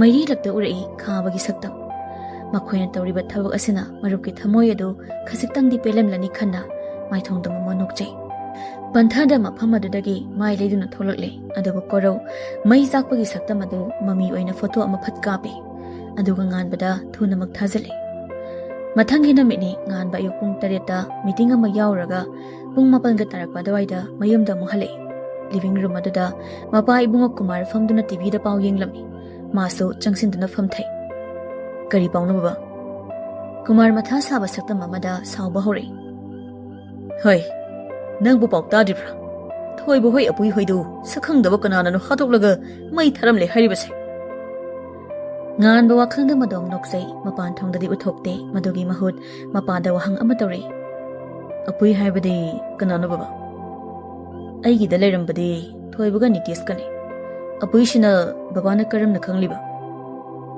ꯍꯥꯏꯒꯦ ꯍꯥꯏꯗꯣꯛꯂꯨꯔꯒ ꯀꯨꯃꯥꯔ ꯍꯧꯖꯤꯛꯇꯗ ꯒ꯭ꯌꯥꯟ ꯇꯥꯔꯛꯏ ꯑꯗꯨꯕꯨ ꯍꯩꯅꯁꯤꯡꯅ ꯈꯨꯝꯂꯛꯏ ꯀꯔꯤꯅꯣꯗꯣ ꯏꯄꯥꯒꯤ ꯅꯤꯡꯊꯦꯝ ꯄꯥꯎ ꯑꯁꯤꯗ ꯃꯌꯦꯛ ꯁꯦꯡꯅ ꯃꯃꯤꯡ ꯃꯊꯥꯅꯆꯤꯡꯕ ꯎꯠꯂꯤꯕꯁꯤ ꯅꯍꯥꯛꯄꯨ ꯈꯪꯗꯕ꯭ꯔꯥꯅꯦ ꯍꯨꯔꯥꯟꯕ ꯃꯤꯅ ꯃꯀꯣꯛꯇ ꯅꯥꯄꯤ ꯄꯛꯂꯦ ꯍꯥꯏꯕꯗꯨ ꯍꯦꯛ ꯊꯣꯛꯏ ꯃꯥꯅ ꯐꯅ ꯑꯁꯨꯝ ꯁꯥꯗꯅ ꯉꯥꯡꯂꯤꯕꯗꯨ ꯇꯥꯕꯗ ꯉꯥꯟꯕ ꯅꯣꯛꯅꯤꯡꯂꯛꯏ ꯐꯔꯦ ꯕꯕꯥ ꯂꯩꯕꯤꯍꯧꯔꯣ ꯅꯆꯥ ꯑꯃꯨꯛ ꯊꯣꯛꯈꯤ ꯍꯜꯂꯛꯄꯗ ꯃꯉꯥꯏꯔꯤ ꯑꯃꯨꯛ ꯊꯣꯛꯂꯒꯦꯔꯥ ꯆꯠꯂꯣ ꯅꯪ ꯎꯕꯁꯤ ꯏꯄꯥꯁꯤ ꯀꯔꯤꯅꯣꯃ ꯇꯧꯏꯅꯦ ꯉꯁꯤꯁꯦ ꯏꯄꯥꯒꯤ ꯃꯥꯡꯗ ꯀꯨꯏꯅ ꯂꯩꯔꯅꯨ ꯉꯥꯟꯕ ꯃꯄꯥꯕꯨ ꯍꯥꯏꯐꯦꯠ ꯌꯦꯡꯂꯝꯃꯤ ꯑꯗꯨꯒ ꯊꯣꯛꯂꯛꯂꯦ ꯃꯥ ꯄꯪꯅꯣꯛꯇ ꯅꯣꯛꯅꯤꯡꯈ꯭ꯔꯦ ꯒꯥꯔꯤꯗ ꯍꯦꯛ ꯀꯥꯈꯠꯈꯤꯕꯒ ꯂꯣꯌꯥꯅ Sir, karom sakane. Natay moida. Garida tongliba korau biki loya mamit lauthuri. Karino. Natay moirum da sa sabane. Nasak singduga karim yengno yengnaray dubo. Laida thado aso lawri da basak singduga kine. Waga amta ngangjatri ahomdo. Garido thauduna thoibi hoiramda chatkre. Somdana Boris mapana taramba thabak singado mana ngamnaba amada amuk chen amada amuk ngamnaba panai. Ngasidi masado khara sunungaite haiduna mayumda halakle. Mana imungda changlakpada mamabu kawi. Ima. Tabro ima. Kailige. Lai ima sida laini nangwa. Kaidari na ima. Nang babungi kase singdoklubani ne. Karino ngasidi ngalida isase. Boris mamagi mataudo nungsina yengse. Haksangse khajik choktabugum tawi ima. Adugi ngaktam pothagi na dum halaba. Haima. Kayam kana ngamjino ne. Imana hariduni. Thabak mayam sina thanta panabada. Isa wani haidana. Mi khara thamse haibasu nangna yaba kobo leite do. Ima. Kishu kana ngamdaba nateba. Ngayak sum potharaga fakhineba. Tumadawne. Horeng ngahak leraga ay hodoro ko ima. Thabak layaba. Ay kari ko ima nungsibe. Machana mathak kakhibado pirang piroinana mamon khajik noktuna yengzahawi. Somda nganba thabi hoigi lekai hek yobaga garidagi phatkum thai. Wakhangda khajik nungai maka lambu minok ama noklaga pocketagi phone logthui. Thawairudaba miyeng amada akoibado hafe yenglubani. Adubo noklambaga chaplep maikai amada yamna thuna yenglei. Chanuga thoibiga lioga wari tawribadoi. Miko amani yengnamlaga makhutta pariba phone do thangatlaga thoibida call tawi. Somda thoibisu phone lakpadada khara chatholaga pairei. Mataudu nganbana sui. Hello, dada. Nang kai leino. Chanu thaba amagi tholakpa. Ada ngahan mo thengnaba liwada. Mana wari sanakhisina leiriye. Ayubriyong. Thoibi ingangakna akoibadada yenglei. Uri thong leiriba dada gari mamangda lepliba nupado. Thoibi pisungada suklaga yenglei. Ngan wasumagi manak adwaida changsilakpani. Pisungga suklaga yenglakpadada noklambaga pungchai. Kaidore thoi. Aina leirise kaidano na khangaga thawaina call ga taraga nate dadagi sa iting nariro. Nate kaino nang udabane di. Ada kona urakpa. Uramoy ba. Ay khangi yare ba. Si hairaga phet haidolaga chatpa hokre. Thoibinaga isaw langbasi nganbadi ngasina ahanbani uba. Ngaksungakle aduga matawdu da stong ningle. Masu thoibi satkibado paraparap tanaraga mamangda saplepi. Haima kaino me. Nang nengonda sorry dubo nate aibu kari haikrage ba. Kaiso aide. Aina kaida saurage. Yare chalo nayumda hankro. Nganbadi pangnoktu nokningkre picture happy khai tawrido ubada. Isaw maza langbana marol ama hairiba. Nate nangbu kanan takpige. Dada su yawge ba. Nupasinu phagi tathorakpadada thoibi hena sauninglei. Chatlambadu sapleplaga nupasida munna yenglaga lei. Somda sukoraudo chanuna liyoga wari tawduna leibadada masado maram ikhang khangda sauningba kalakpa phawgum tawri. Matawdada loyana hangai. Kaidore koro. Koraudu khumlakte chanu hoina leibadomda adumak yengduna lei. Matawdu khangba bikina. Karino da loya. Korause nabi thiba napa natine pakhang ni kaino. Pakhang amana leisabida yengbabu kari yoini haige. Koraudu khidawga khara sauningbaga ngangnaraliba wadada khanglaw lawrei. Yare komta paktam lore taningde tumile yomta. Na tholi taba miya male. Thoibidu khu kamlan labga chanu hoina leiba adomda changki. Ngan basu matunga dama inei. Thoibia kaidaraga. Tamo ngan basu lairo. Hoi. Thoibia Nanatonduga chinduga samnadawre. Liwasu hairei. Thoibia kaidawre. Thoibidu hausiktada nokte yandabagum noklaga. Kaisi tawdida. Chano nangi chakadabado chalurasira. Hoine. Tamo ngan basu lairi nang wari sanararoidro. Panthada khumlei. Sanaroi. Maga sananaba wari galeitei. Ada yang ngang saila ani se. Khupaga sobasina pai tharadiko nang. Thoibidu handamukti kapninglakli. Ma nganbada wafam amadi hainingbani adugo haiba ngamgadawribra liona. Adudi mayam lebi hokoko. Chano thoibi. Adudi emu chalukhige. Chanuna. Hoi ekai sumle hore ko liwa.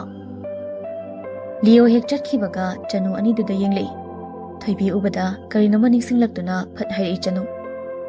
Thoibi, nang tamo nganbada haina habada haikro. Sum koitharadi matamse khanghoridori. Adaina idom sanaga amu tamo nganbaga nanga loinai habase khangkhradi nangondam chaibini. Nganba thoibida yenglei nupi aduna mabu yengduna mapi iraga chelaga leirambadada masadu ipapa khali. Chanu leiriga du kaukhei thoibigi makhutta pairaga chingi. Aduga khongnang leiriba adomda puri. Thoi, chanu naisi kaino. Kaiwano, kanana kidorino. Dada, hayu nei darini. Ngarang ikoida ahal kharla ame. Ahibu hainaba. Kai naise, hainaba haidi. Jingnana hangakpani thaibi so adumak khumlei. Ahibu mama oirage hai. Idom chanasu ahibu yumda lehaningdabanina. Aigi wa amata hanglamdana yathoklamme. Kana ahno, maming kari kawe. Aduga nupaduna kana. Mikhu. Nganba thoibina ahanba wa nganglakpagiduda pakhatlambani adubu mikhu palakpaduda nokphetawri. Thoibina pakhalibadusu phathabi. Thoi, se, dada wa hege. Punsigi asukluba khongthang amabu tarai hekta lawgadrane. Mana nangbu nungshiramba yai, nungshirandaba yai. Mado nangonda darka tadi. Mana adumna hairi haidana nangna karigi pakhalino. Nangi punsini, nangna apamado chatkadabani. Nangi apamba hayo, dada soidina thungange. Dada, mana hairida. Ai yaba ngamoy. Ai di mabu nungsidi. Ai di dada khakta nungsiye. Mana adumna hairi haiduna dada nangai bu arobra. Nangai bu nungsidraba. Dada warogdeda. Kari nungsiriduna. Nungsiba haiba wahisidagi atrawa mulana nungsi. Pumnamaki horakpamsu nahagni. Aigi mumon minoki horakpamsu nahagni. Nang haiba nangse aigini. Nang haiba nangse ningsingluba mikupta awaba pumnamak pupugum phawali haksangsida. Thoibidu haujiktada mamon tawri. Chango thoi. Chanugi thabak chakadaba walibra. Khangde. Chalo sangwanadi. Hoi changage. Dada su yumda haladu inatra. Hankiroi. Dada thabam chalukhini. Phare adadi. Aishu sangage. Adugane dadagi haunabi ngalli kandana call tarakte. Thengakan punghamani tarakana tarakpida adu tawno. Hoi hoi. Chanu kauraga anido puna changminakre. Nganbasu gari khamliba adamda lai. Mana hi yoksilakpaga Boris ki gari thausilei. Boris na Ningthem Plan B. Si hairaga photo ama ulei. Nganba makok namlei aduga tungda mangda gari anido thauduna satkre. Somdana pari machanbu yenglaga ngangli. Nana to ishikaino. Priya sumabungna ngangle haibagi karisuna sumda. Aina kedaroge tatwa. Aina kedaroge kaino. Nangrang kaisale. Ahing fabo halakta natro. Machin manawgi awai akhumduda mama su pakhatuna senselei. Binina. Kari tawre pariya. Nasanda ngangbiridubo. Asauba phatharamba parido mamana changlakpaduda phathaba ngamda. Natima. Mana tawrise. Aikhoi leri haiba kauthoku makhai. Lambi lamjau siman to ishikairo. Ngarang ahing su hanjilakte. Haidi hairaga na sida chalui. Aduda. Sibu kaino ba. Aigi apamba tawjabada tatona samni yingsinbi isikaigino. Lambi lamjauda aina kaidaroba. Mihatpa mapasing adugi masasing aduna hairaga hekpok minaba masal aina haiba wana thajadaba. Parido handamukti asawbane heman khibana machangi mamaida khupang aduna thajanki. Mabungna phurakpaduda kapngang taramlaga magi kada changki. Imagi pari. Nangbuna khutu karigi yauribano. Napabung laga wa thoklani ne nangbo. Nasansinda handak hongla iba moong matawse. Ima kari haigadabano khangtri. Asumai sum taholase hairo. Karam henmalabane. Aina masum angang ni nahanbasida masum henjarakadawri. Yarisi. Ima tapna themki. Chalo sangwa nangsu nangi kada. Priya suka hek yawbaga thongadu phatlon sili. Ngasaidagi wana khangatlamba pirang singado haujiktada maningtamna sintharakle. Mabungna mabu sauribado wakhalda thoina khanjilude. Mana tawriba asinani haina khandoi. Thamoi nungda omduna leiriba wamai adudi ꯀꯅꯥꯗꯁꯨ ꯍꯥꯏꯗꯣꯛꯄ ꯌꯥꯗꯕꯅ ꯑꯋꯥꯠꯇ꯭ꯔꯦꯅ ꯃꯊꯟꯇ ꯈꯪꯖꯩ꯫ ꯃꯤꯀꯨꯞ ꯈꯨꯗꯤꯡ ꯅꯤꯡꯁꯤꯡꯗꯨꯅꯇ ꯂꯩꯕ ꯃꯤꯁꯛꯇꯨ ꯃꯤꯀꯨꯞ ꯑꯁꯤꯗꯁꯨ ꯃꯤꯠꯃꯥꯡꯗ ꯃꯃꯤ ꯁꯥꯃꯤ ꯎꯔꯛꯏ꯫ ꯁꯛꯇꯝ ꯑꯗꯨ ꯎꯕꯗꯅ ꯍꯦꯜꯂꯤ ꯄꯤꯔꯥꯡꯒꯤ ꯈꯣꯡꯖꯦꯜꯁꯨ꯫ ꯀꯞꯂꯅꯨ ꯀꯩꯗꯧꯒꯦ ꯅꯪꯕꯨ? ꯄꯤꯔꯥꯡ ꯅꯪꯁꯨ ꯁꯤꯟꯊꯔꯅꯨ꯫ ꯈꯣꯡꯊꯥꯡ ꯑꯃ ꯁꯣꯏꯕꯗ ꯂꯣꯏꯕ ꯅꯨꯄꯤꯒꯤ ꯃꯄꯣꯛꯅꯤ ꯍꯥꯏꯕ ꯀꯔꯤꯒꯤ ꯅꯪꯅ ꯈꯜꯂꯨꯗꯦ? ꯂꯥꯟꯖꯗ꯭ꯔꯕ ꯊꯃꯣꯏ ꯑꯗꯨꯕꯨ ꯃꯤꯔꯥꯏꯕꯒꯤ ꯆꯩꯅꯥꯗꯤ ꯑꯩ ꯐꯪꯗꯅ ꯇꯣꯛꯂꯣꯏ꯫ ꯏꯆꯤꯟꯁꯤꯅꯁꯨ ꯍꯩꯍꯩꯗꯕ ꯀꯌꯥ ꯑꯃ ꯍꯥꯏꯈꯤꯕ꯫ ꯂꯦꯞꯂꯤꯕꯅ ꯎꯄꯥꯜꯅꯤ, ꯆꯠꯈꯤꯕꯅ ꯃꯇꯝꯅꯤ꯫ ꯏꯆꯦꯜꯒꯨꯝ ꯏꯅꯖꯩ ꯈꯣꯡꯊꯥꯡ ꯆꯦꯠꯅ, ꯑꯃꯨꯕ ꯂꯩꯆꯤꯟꯅ ꯋꯥꯈꯜꯕꯨ ꯈꯨꯗꯨꯝ ꯆꯟꯕꯒꯨꯝ꯫ ꯍꯪꯒꯠꯅ ꯌꯦꯡꯂꯨꯕꯗ ꯏꯃꯝ ꯃꯝꯁꯤꯟꯕ, ꯅꯤꯡꯁꯤꯡꯕꯗ ꯅꯨꯡꯉꯥꯏꯕ ꯃꯤꯀꯨꯞꯅ ꯂꯩꯔꯝꯗ꯭ꯔꯕꯗ ꯂꯩꯔꯔꯤ ꯊꯋꯥꯏ ꯀꯌꯥ ꯑꯃ꯫ ꯅꯤꯡꯉꯝꯗꯕ ꯀꯌꯥ ꯂꯣꯠꯁꯤꯟ, ꯃꯥꯏꯊꯣꯡ ꯃꯃꯣꯟ ꯇꯝꯗꯨꯅ, ꯄꯨꯟꯁꯤ ꯈꯣꯡꯆꯠ ꯁꯔꯨꯛ ꯌꯥꯗꯨꯅ꯫ ꯑꯁꯣꯝꯗꯅ ꯀꯝꯗꯧꯔꯤ ꯉꯥꯟꯕ ꯕꯣꯔꯤꯁ ꯍꯣꯏꯗꯨ ꯃꯐꯝ ꯑꯃꯗ ꯌꯧꯁꯤꯜꯂꯛꯏ꯫ ꯁꯥꯕ ꯂꯣꯏꯗ꯭ꯔꯤꯕ ꯕꯤꯜꯗꯤꯡ ꯑꯃꯈꯛꯅꯤ ꯂꯩꯔꯤꯕꯗꯣ꯫ ꯕꯤꯜꯗꯤꯡ ꯑꯗꯨꯒꯤ ꯃꯅꯥꯛ ꯅꯛꯅ ꯒꯥꯔꯤ ꯑꯃ ꯑꯅꯤ ꯈꯥꯝꯂꯤꯕꯗꯨ ꯎꯏ꯫ ꯃꯈꯣꯏꯁꯨ ꯒꯥꯔꯤꯗꯨ ꯈꯥꯝꯂꯝꯂꯒ ꯃꯅꯨꯡꯗ ꯆꯪꯂꯛꯏ꯫ ꯕꯣꯔꯤꯁꯅ, ꯅꯤꯡꯊꯦꯝ, ꯀꯟꯅ ꯆꯪꯁꯤꯟꯈꯤꯅꯣ, ꯃꯤ ꯌꯥꯝꯃꯤ ꯃꯣꯏꯁꯦ, ꯇꯞꯅ ꯇꯞꯅ ꯇꯧꯁꯤ꯫ ꯉꯥꯟꯕꯗꯨ ꯊꯋꯥꯏ ꯏꯁꯥ ꯁꯥꯗ ꯈꯨꯝꯂꯛꯏ꯫ ꯃꯤ ꯌꯥꯝꯃꯒ ꯀꯩꯗꯧꯔꯦ ꯍꯥꯏꯅꯣ ꯕꯣꯔꯤꯁ? ꯀꯣꯔꯧꯅ, ꯌꯥꯅꯤ ꯁꯔ, ꯑꯩꯈꯣꯏ ꯍꯥꯟꯅ ꯆꯪꯒꯦ꯫ ꯍꯥꯏꯔꯤꯕꯗꯨ ꯇꯥꯗ ꯉꯥꯟꯕ ꯒꯝꯒꯝ ꯆꯪꯈꯤ꯫ ꯕꯤꯜꯗꯤꯡ ꯑꯗꯨ ꯃꯊꯣꯟ 5 ꯋꯥꯡꯏ꯫ 3ꯁꯨꯕ ꯐ꯭ꯂꯣꯔ ꯑꯗꯨ ꯍꯦꯛ ꯌꯧꯕꯒ ꯈꯣꯡꯊꯥꯡ ꯆꯞ ꯂꯦꯞꯄꯤ꯫ ꯆꯥꯎꯔꯕ ꯀꯥ ꯑꯗꯨꯒꯤ ꯀꯥꯆꯤꯟ ꯑꯣꯏꯔꯞ ꯅꯨꯄꯥ ꯈꯔ ꯄꯨꯟꯗꯨꯅ ꯂꯩꯔꯤꯕ ꯑꯗꯨꯒꯤ ꯃꯔꯛꯇ ꯌꯥꯎꯔꯝꯃꯤ ꯃꯄꯥ ꯏꯕꯨꯡꯉꯣ ꯀꯨꯃꯥꯔ꯫ ꯆꯠꯄ ꯉꯝꯗ꯭ꯔꯦ ꯍꯥꯏꯗꯨꯅ ꯆꯩꯁꯨ ꯑꯃꯒ ꯉꯥꯛꯂꯧ ꯑꯣꯏ ꯆꯠꯄ ꯃꯄꯥ ꯑꯗꯨꯅ ꯂꯩꯔꯝꯃꯤꯕ ꯐꯤꯕꯝꯁꯤ ꯎꯕꯗ ꯈꯣꯡꯊꯥꯡ ꯐꯥꯈꯤꯕꯅꯤ꯫ ꯂꯩꯔꯤꯕꯁꯤꯡ ꯑꯗꯨ ꯃꯈꯣꯏꯅ ꯈꯪꯕ ꯍꯥꯏꯔꯕꯗꯤ ꯃꯄꯥꯒ ꯊꯧꯉꯝꯕꯒ ꯈꯛꯇꯅꯤ꯫ ꯑꯇꯩ ꯂꯩꯔꯤꯕꯁꯤꯡꯗꯨꯗꯤ ꯃꯈꯣꯏꯅ ꯃꯁꯛ ꯈꯪꯗꯦ꯫ ꯇꯨꯡꯗ ꯆꯪꯂꯛꯄ ꯀꯥꯡꯕꯨꯗꯨꯁꯨ ꯎꯔꯦ ꯀꯨꯃꯥꯔ ꯂꯩꯔꯤꯕꯗꯣ꯫ ꯉꯥꯟꯕ ꯀꯔꯤꯁꯨ ꯍꯥꯏꯔꯝꯗ ꯄꯔꯞ ꯄꯔꯞ ꯆꯪꯁꯤꯟꯈꯤ꯫ ꯃꯌꯥꯝ ꯄꯨꯟꯅ ꯂꯩꯕꯤꯔꯝꯃꯤ꯫ ꯂꯩꯔꯤꯕꯁꯤꯡꯗꯨ ꯐꯠ ꯐꯠ ꯌꯦꯡꯅꯔꯤ꯫ ꯀꯨꯃꯥꯔꯤ ꯃꯆꯥ ꯎꯕꯗ ꯂꯋꯥꯏ ꯁꯥꯠꯈ꯭ꯔꯦ꯫ ꯑꯗꯨꯒ ꯆꯞ ꯃꯥꯟꯅꯅ ꯊꯧꯉꯝꯕꯁꯨ ꯃꯤꯍꯨꯜ ꯁꯨꯗ꯭ꯔꯦ꯫ ꯉꯥꯟꯕꯅ ꯊꯕꯥꯛꯇ ꯀꯥꯎꯈꯤꯕꯗꯨ ꯃꯥ ꯀꯥꯎꯗꯦ꯫ ꯃꯁꯥꯅ ꯃꯁꯥꯒꯤ ꯊꯕꯥꯛ ꯑꯗꯨꯗ ꯄꯥꯏꯁꯤꯟꯖꯗꯨꯅ ꯂꯩ꯫ ꯉꯥꯟꯕ ꯅꯣꯛꯃꯤ ꯅꯣꯛꯃꯤ ꯈꯣꯟꯖꯦꯜꯗꯤ ꯏꯍꯥꯎ ꯍꯥꯎꯇ, ꯕꯕꯥꯁꯨ ꯂꯩꯕꯤꯔꯝꯃꯤ꯫ ꯀꯔꯤ ꯊꯕꯛꯀꯤ? ꯀꯨꯃꯥꯔꯗꯨ ꯅꯥꯀꯜ ꯑꯣꯏꯔꯞꯅ ꯂꯩꯔꯤꯕ ꯆꯩꯁꯨ ꯑꯗꯨ ꯂꯥꯝꯃꯒ ꯆꯠꯄ ꯉꯝꯕꯣꯏ ꯉꯝꯗꯕꯣꯏ ꯍꯧꯒꯠꯂꯒ, ꯅꯤꯡꯊꯦꯝ, ꯕꯕꯥꯁꯤ ꯊꯕꯛ ꯑꯃꯒꯤ ꯂꯥꯛꯄꯅꯤ, ꯍꯜꯂꯗꯕꯅꯤ, ꯏꯆꯥ ꯂꯩꯍꯧꯈꯣ꯫ ꯂꯩꯕꯤꯈꯣ ꯕꯕꯥ, ꯅꯆꯥ ꯉꯁꯤꯗꯤ ꯗ꯭ꯔꯃꯥ ꯃꯆꯥ ꯃꯆꯥ ꯈꯔ ꯁꯨꯝ ꯇꯧꯒꯦ, ꯄꯛꯆꯕ꯭ꯔꯥ ꯌꯦꯡꯉꯨ꯫ ꯕꯕꯥ ꯍꯜꯂꯝꯃꯒꯦꯅꯦ, ꯌꯨꯝꯗꯁꯨ ꯀꯅꯥꯝꯇ ꯂꯩꯔꯝꯃꯣꯏ꯫ ꯃꯗꯨꯒꯤ ꯋꯥꯕꯤꯔꯨꯅꯨ ꯕꯕꯥ, ꯃꯗꯨꯒꯤ ꯃꯍꯨꯠ ꯆꯪꯁꯤꯟꯗꯨꯅ ꯐꯝꯊꯕꯤꯌꯨ꯫ ꯀꯨꯃꯥꯔ ꯎꯄꯥꯏ ꯂꯩꯇ ꯃꯥꯅ ꯍꯥꯟꯅ ꯐꯝꯂꯝꯕ ꯆꯧꯀ꯭ꯔꯤ ꯑꯗꯨꯗ ꯑꯃꯨꯛ ꯐꯝꯊꯩ꯫ ꯉꯥꯟꯕ ꯃꯥꯁꯨ ꯆꯤꯌꯔ ꯑꯃꯗ ꯐꯝꯃꯤ꯫ ꯃꯥꯒꯤ ꯇꯨꯡꯗꯅ ꯕꯣꯔꯤꯁ ꯑꯃꯗꯤ ꯀꯣꯔꯧ ꯂꯣꯌꯥꯕꯤꯒꯤ ꯂꯦꯞꯂꯤ꯫ ꯉꯥꯟꯕꯅ, ꯕꯣꯔꯤꯁ, ꯍꯥꯏꯌꯨ ꯅꯤꯡꯊꯦꯝ꯫ ꯀꯔꯤꯅꯣ ꯑꯩꯈꯣꯏ ꯁꯅꯥꯗꯣ ꯑꯩꯕꯨ ꯉꯔꯥꯡ ꯎꯔꯝꯃꯤꯅꯦ꯫ ꯃꯁꯛ ꯃꯥꯟꯅꯕ ꯑꯣꯏꯗꯣꯏꯔꯥ? ꯕꯣꯔꯤꯁꯁꯨ ꯅꯣꯛꯂꯒ ꯈꯨꯝꯂꯛꯏ꯫ ꯑꯣꯏꯗꯣꯏꯅꯤ ꯑꯣꯏꯗꯣꯏꯅꯤ, ꯃꯗꯨ ꯑꯣꯏꯗ꯭ꯔꯕꯗꯤ ꯁꯤꯈꯤꯕ ꯃꯤ ꯑꯃꯕꯨ ꯀꯔꯝꯅ ꯎꯅꯤ ꯅꯠꯇ꯭ꯔꯥ? ꯁꯥꯟꯅꯔꯛꯂꯤꯕ ꯋꯥꯗꯨ ꯇꯥꯕꯗ ꯀꯨꯃꯥꯔꯗꯨ ꯐꯝꯕ ꯉꯝꯂꯛꯇ꯭ꯔꯕꯅꯤ꯫ ꯊꯧꯉꯝꯕꯁꯨ ꯍꯤꯔꯝ ꯑꯗꯨꯗ ꯃꯍꯥꯛꯀꯤ ꯈꯨꯠ ꯌꯥꯎꯈꯤꯕꯅ ꯃꯁꯥꯗꯨ ꯏꯄꯥ ꯄꯥꯈꯠꯂꯦ꯫ ꯍꯟꯗꯛꯃꯨꯛꯇꯤ ꯉꯥꯟꯕ ꯈꯣꯟ ꯈꯖꯤꯛ ꯀꯟꯅ ꯍꯥꯏꯔꯛꯏ꯫ ꯕꯕꯥꯅ ꯑꯩꯕꯨ ꯀꯔꯤ ꯑꯣꯏꯅ ꯈꯟꯕꯤꯕꯒꯦ? ꯏꯆꯜ ꯑꯃꯈꯛ ꯌꯥꯎꯖꯕꯗꯨꯕꯨ ꯕꯕꯥꯅ ꯃꯔꯝ ꯏꯈꯪ ꯈꯪꯗ ꯁꯤꯔꯦ ꯍꯥꯏꯔꯒ ꯑꯩꯅ ꯍꯦꯛꯇ ꯊꯥꯖꯒꯗꯕ ꯂꯩꯇꯦ꯫ ꯀꯨꯃꯥꯔꯗꯨ ꯃꯆꯥꯗ ꯉꯛꯅ ꯌꯦꯡꯂꯛꯏ꯫ ꯈꯪꯈꯤꯗꯕ ꯅꯠꯇꯦ ꯃꯇꯝ ꯑꯗꯨꯗ ꯉꯥꯟꯕ꯫ ꯃꯥꯅ ꯃꯆꯟ ꯁꯤꯗꯦ ꯍꯥꯏꯕ ꯀꯔꯤꯒꯤꯗꯤ ꯈꯪꯂꯣꯏ? ꯂꯝ ꯌꯧꯕ ꯃꯍꯥꯛꯅ ꯃꯥꯅ ꯈꯪꯗ ꯎꯗꯕ ꯃꯐꯝ ꯂꯩꯕ꯭ꯔꯥ? ꯑꯗꯨꯕꯨ ꯆꯤꯟꯕꯥꯟꯗꯒꯤ ꯋꯥꯍꯩ ꯑꯃ ꯀꯥꯡꯈꯤꯗꯕꯅꯤ꯫ ꯋꯥꯔꯤ ꯇꯥꯔꯝꯕ ꯅꯨꯄꯥ ꯑꯃꯅ, ꯀꯩꯅꯣ ꯁꯣꯝꯁꯤ ꯀꯣꯛꯇ ꯀꯔꯤ ꯈꯔ ꯆꯨꯕ꯭ꯔꯥ?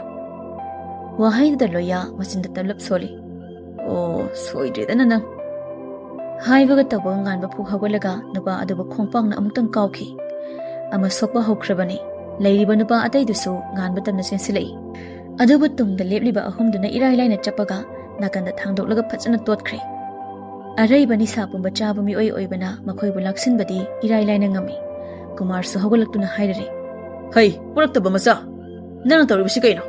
ꯑꯩ ꯂꯩꯔꯤ ꯍꯥꯏꯕꯁꯤ ꯅꯪ ꯎꯗꯕ꯭ꯔꯣ?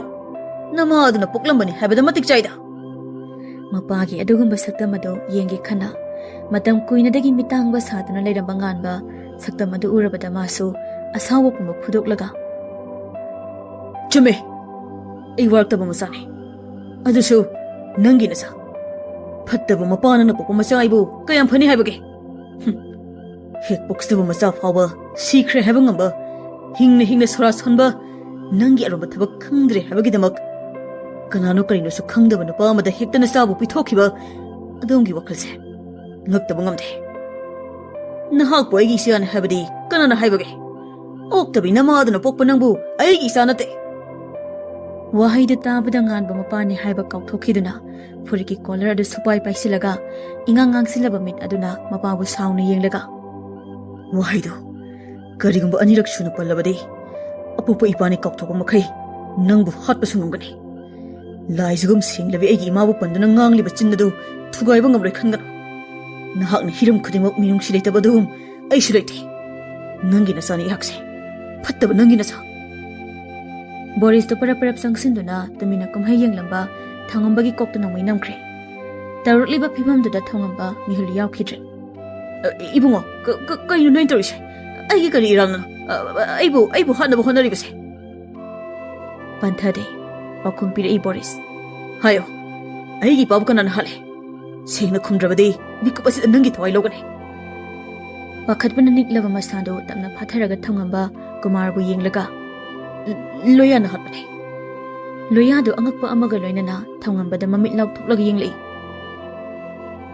Loyana Lin powder makon changlamdadi sumthokni habane aduna na kaidoraba siramdai da oidaba nganglaga sige khaliro yai adu su kashi makai beleite Boris na makhut khara komthorakpa adugi khudong sabu lawraga thangamba phuk hawalaga chenkri haiduna tanaba su taude madugi mahut Boris makhada yengthei makhutta pairiba nongmai adu thangambana thoglakadaba mapa adu tamduna lei Miku ama anigi matungda thangamba gari khamliba domda sangsinaba honare makhutta khulai paiduna mabu mapa lawduna leiriba Boris mamit tapna usin adungai mapana thawai yawda taramba phibam adu mamita sangsangna uri aduga mamit adu thuna mapanglaga namai maton adu khara thangalaga kapthorakpa namai maru aduna thangambagi lukhamda pankre khujakta thawai yawda lemaida haithakre nganba phamlambadagi tapna hawalaga Boris ki pambom aduda pop tharamlaga mapabu amuktang mityang hutna yenglamlaga thokre kuina leithadana mathang tholakle adubu hurana nada thabak toba kumardi machana mana toba aronba thabak sing khanglamlabada asawbana thak niklaba masadu phathaduna lehawi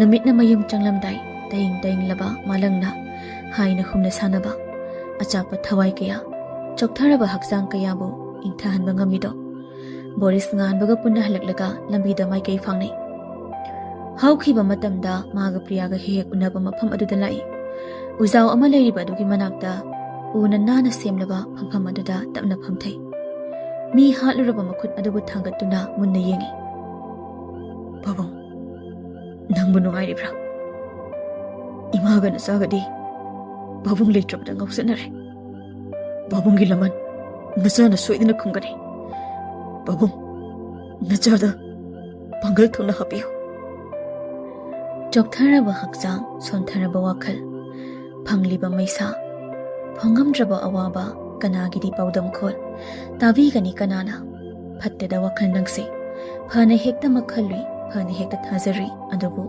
mikup amuda thazaba pumba mangi palefam leitraba punsi kanabuno ngairiba asuk waba mapoksibu karigi bidina ifamda tamliba kadamda chalaga kadaida aigi palefam oigani khangraba punsi karigidi leiramli nongalakwaga thongamba sirambagi pauna lebak sarasale khara amana hainai phattaba minina sikhibana phai kharana amu hainai migi mangnabata tawrubanina madugi pap phanglibani kanana so afabaromda puthokte miyamna yadaba misak ama oibanara adubu makhoigi asawa mi thabakta maipunana puminaramba misaksingna mathang asibagi kheta taraklabada nites amadi mikhu makokta makhut haple nganbana mapabudi karisu tawramde haiba pawadu tare kumar su nganbagi manakta haludre madugi mahut mikhugida oina lei nganba masu karisu hairude adubu mana khangdaba mahayu hairabadi mikhu asi magi mayambani haibasidi mahakna khangde chumnadagi yeknaba ama oina khangba khaktani nites mikhu puna phaminaduna watane mikhuna aikhoi hoji kari tobani mikhu nganbagi asonba mahayu hairagadi aigi wakaldadi thoibine nangna hainingisi kaino Chumme, nang na Thoibi su nungsi. Adubu Thoibi na nang budi pamde. Ngan ba makhoi ani di amana amabu pamnabane. Hauze su makhoi ni loinari. Sida aina haining badi Thoibi bu hase haba nate. Mabu khulai oina matam khara khaktagi sizna se habane. Ngan ba lei makhai nang na Thoibi bu lobadi mangda fo manglo. Ani du makhata na kari kari no tawba ya ba yadaba oithokpo oithoktaba kaya khane. Fazana khanaraba matum Thoibi bu pharaba. Ngan bada blackmail tawba haibasina aroiba pambai tare. Matamdi asum asum hauki. Hanagum magi thabakta mai unsinai. Ngan ba Thoibi anisu noma gi nungsinaba asum hengalai. Maraksida nites mikhu makoi anisu tanja ngairibani. Thoibi na mapali pan thokan ba mi oidabana tanja ngairibani. Ngasidi tanja adu phanglabra. Ngan ba Thoibi makoi ni unasi hainabagi matung ina Thoibi phiron loisinduna yumdagi tholokle. Mana ngan ba bu ngairingai kadomdagi no gari ama khamjilaklaga mabu phanaba honaragle. Nongden nongsana segaiba makai samu matam oibana lambi du mi chappasu ude. Madugi khudong saba lauraga Thoibi bu gari da hawkatkre. Taibungi manakta ngahaktang yausiluge haiduna lakpa pari tawriba singdu uhauraduna thunamak nite sogi gari du tanai. Mobile du sulok thoklaga ngan bada call tawi amadu supairi. Kedore pare ai thabo amagi haidui. Ningthem Thoibi do sida pharaga pokre nang thuna langnaba tawro. Ngan ba pakhana kaino kaidano kamaina. Pari du sawale madu hambagi matam natiye location tharake thuna yoksilo. Pari ngan bada location thana bo hotnaringai mang da tharamba gari du ukhidre. Koilei leiduna koibedu da yengi gari do khamnaga kumthari. Lambi edu sum koija chatuna lei. Wakhan do so sum sarang nari. Ngai haki matung ngan ba su yoksilei gari dagi phingna kumtharak laga hangai. Pari Thoibi ha ma gai likhrage. Pari do lambi mangkre kadom chakhibano khanghaudre haiduna marup aduda tami. Ngan ba matha sana makok adu paiduna lei. Magi angang sing su ngasidi amata yaurakte. Ching oi lamhangoi tawba maphamni makhoi nei base. Ngan ba akoi baduda asum munna yengi. Yeng thokluba mityengda ure ching macha ama leriba aduda lambi macha ama leribado. Mafam aduda amuktang munna yenglamlaga ngan ba gari da kakhatuna mafam aduna thauzinki. Pari su tungilei. Somda Thoibi su mabu phaduna puraliba mi oising adu munna yengi. Machindu chetna punsimkhibana lawbu sungamda mapi tarakle wakhandari madong khali. Dada ai hinak dalang la roidro. Ai bukan ba nang la roidro. Ai bukan biyo dada. Mafam aduda lairibado nites nikhu khakta natte. Nupi ani amasu yauri masakti uba phangde. Amuba phina yesinbana. Aduba nupi amadi mamaidi lamba phidu tapna hangdore. Thoibi mamit aduna haifitamak yenglubani. Aduba saktamda ubada hena ngakna yengle. Mane saktam ado adungagi chanabi matani. Matangna matamna chanadabadagi unaba pau phangnaba phangkhidrabi chanabi matani. Hena ngaklibana Thaina unabadana mabu marup amagum nuksina yengkiba mityeng. Hausikna yamna hainadaba mabu karisu leitana khanbagi mityeng. Mane nupi asi kripani. Nupi phari nen tawridusu mapana miga amata thamde manungda pulap lei. Kanana kari tawba ngamgani haibagi wakhanda nupa ani sidi kari tawba yaba yada khanaduna lei. Kripa tamna sangsilaktuna hairare. Hai Thoibi nuhairi ko. Si hairaga hautaba minok amanoi. Thoibi na mabu warona yenglibadoi. Mityeng aduna so hairi. Karino nangna tawribase. Karigi aibu phari bano Kripa. Nokmi Kripa Thoibi gi chanmeli ba phi adubu tapna lauthoi. Kari wa haininge hekta hayo. Nangna tarisi kaino. Aina tarisira nang phari ne.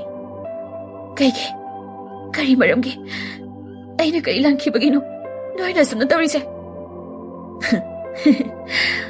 Maram haibabu aina atuk nungsizaba misag adubu nangna nakna loinaruba masini nangi naral haibabu.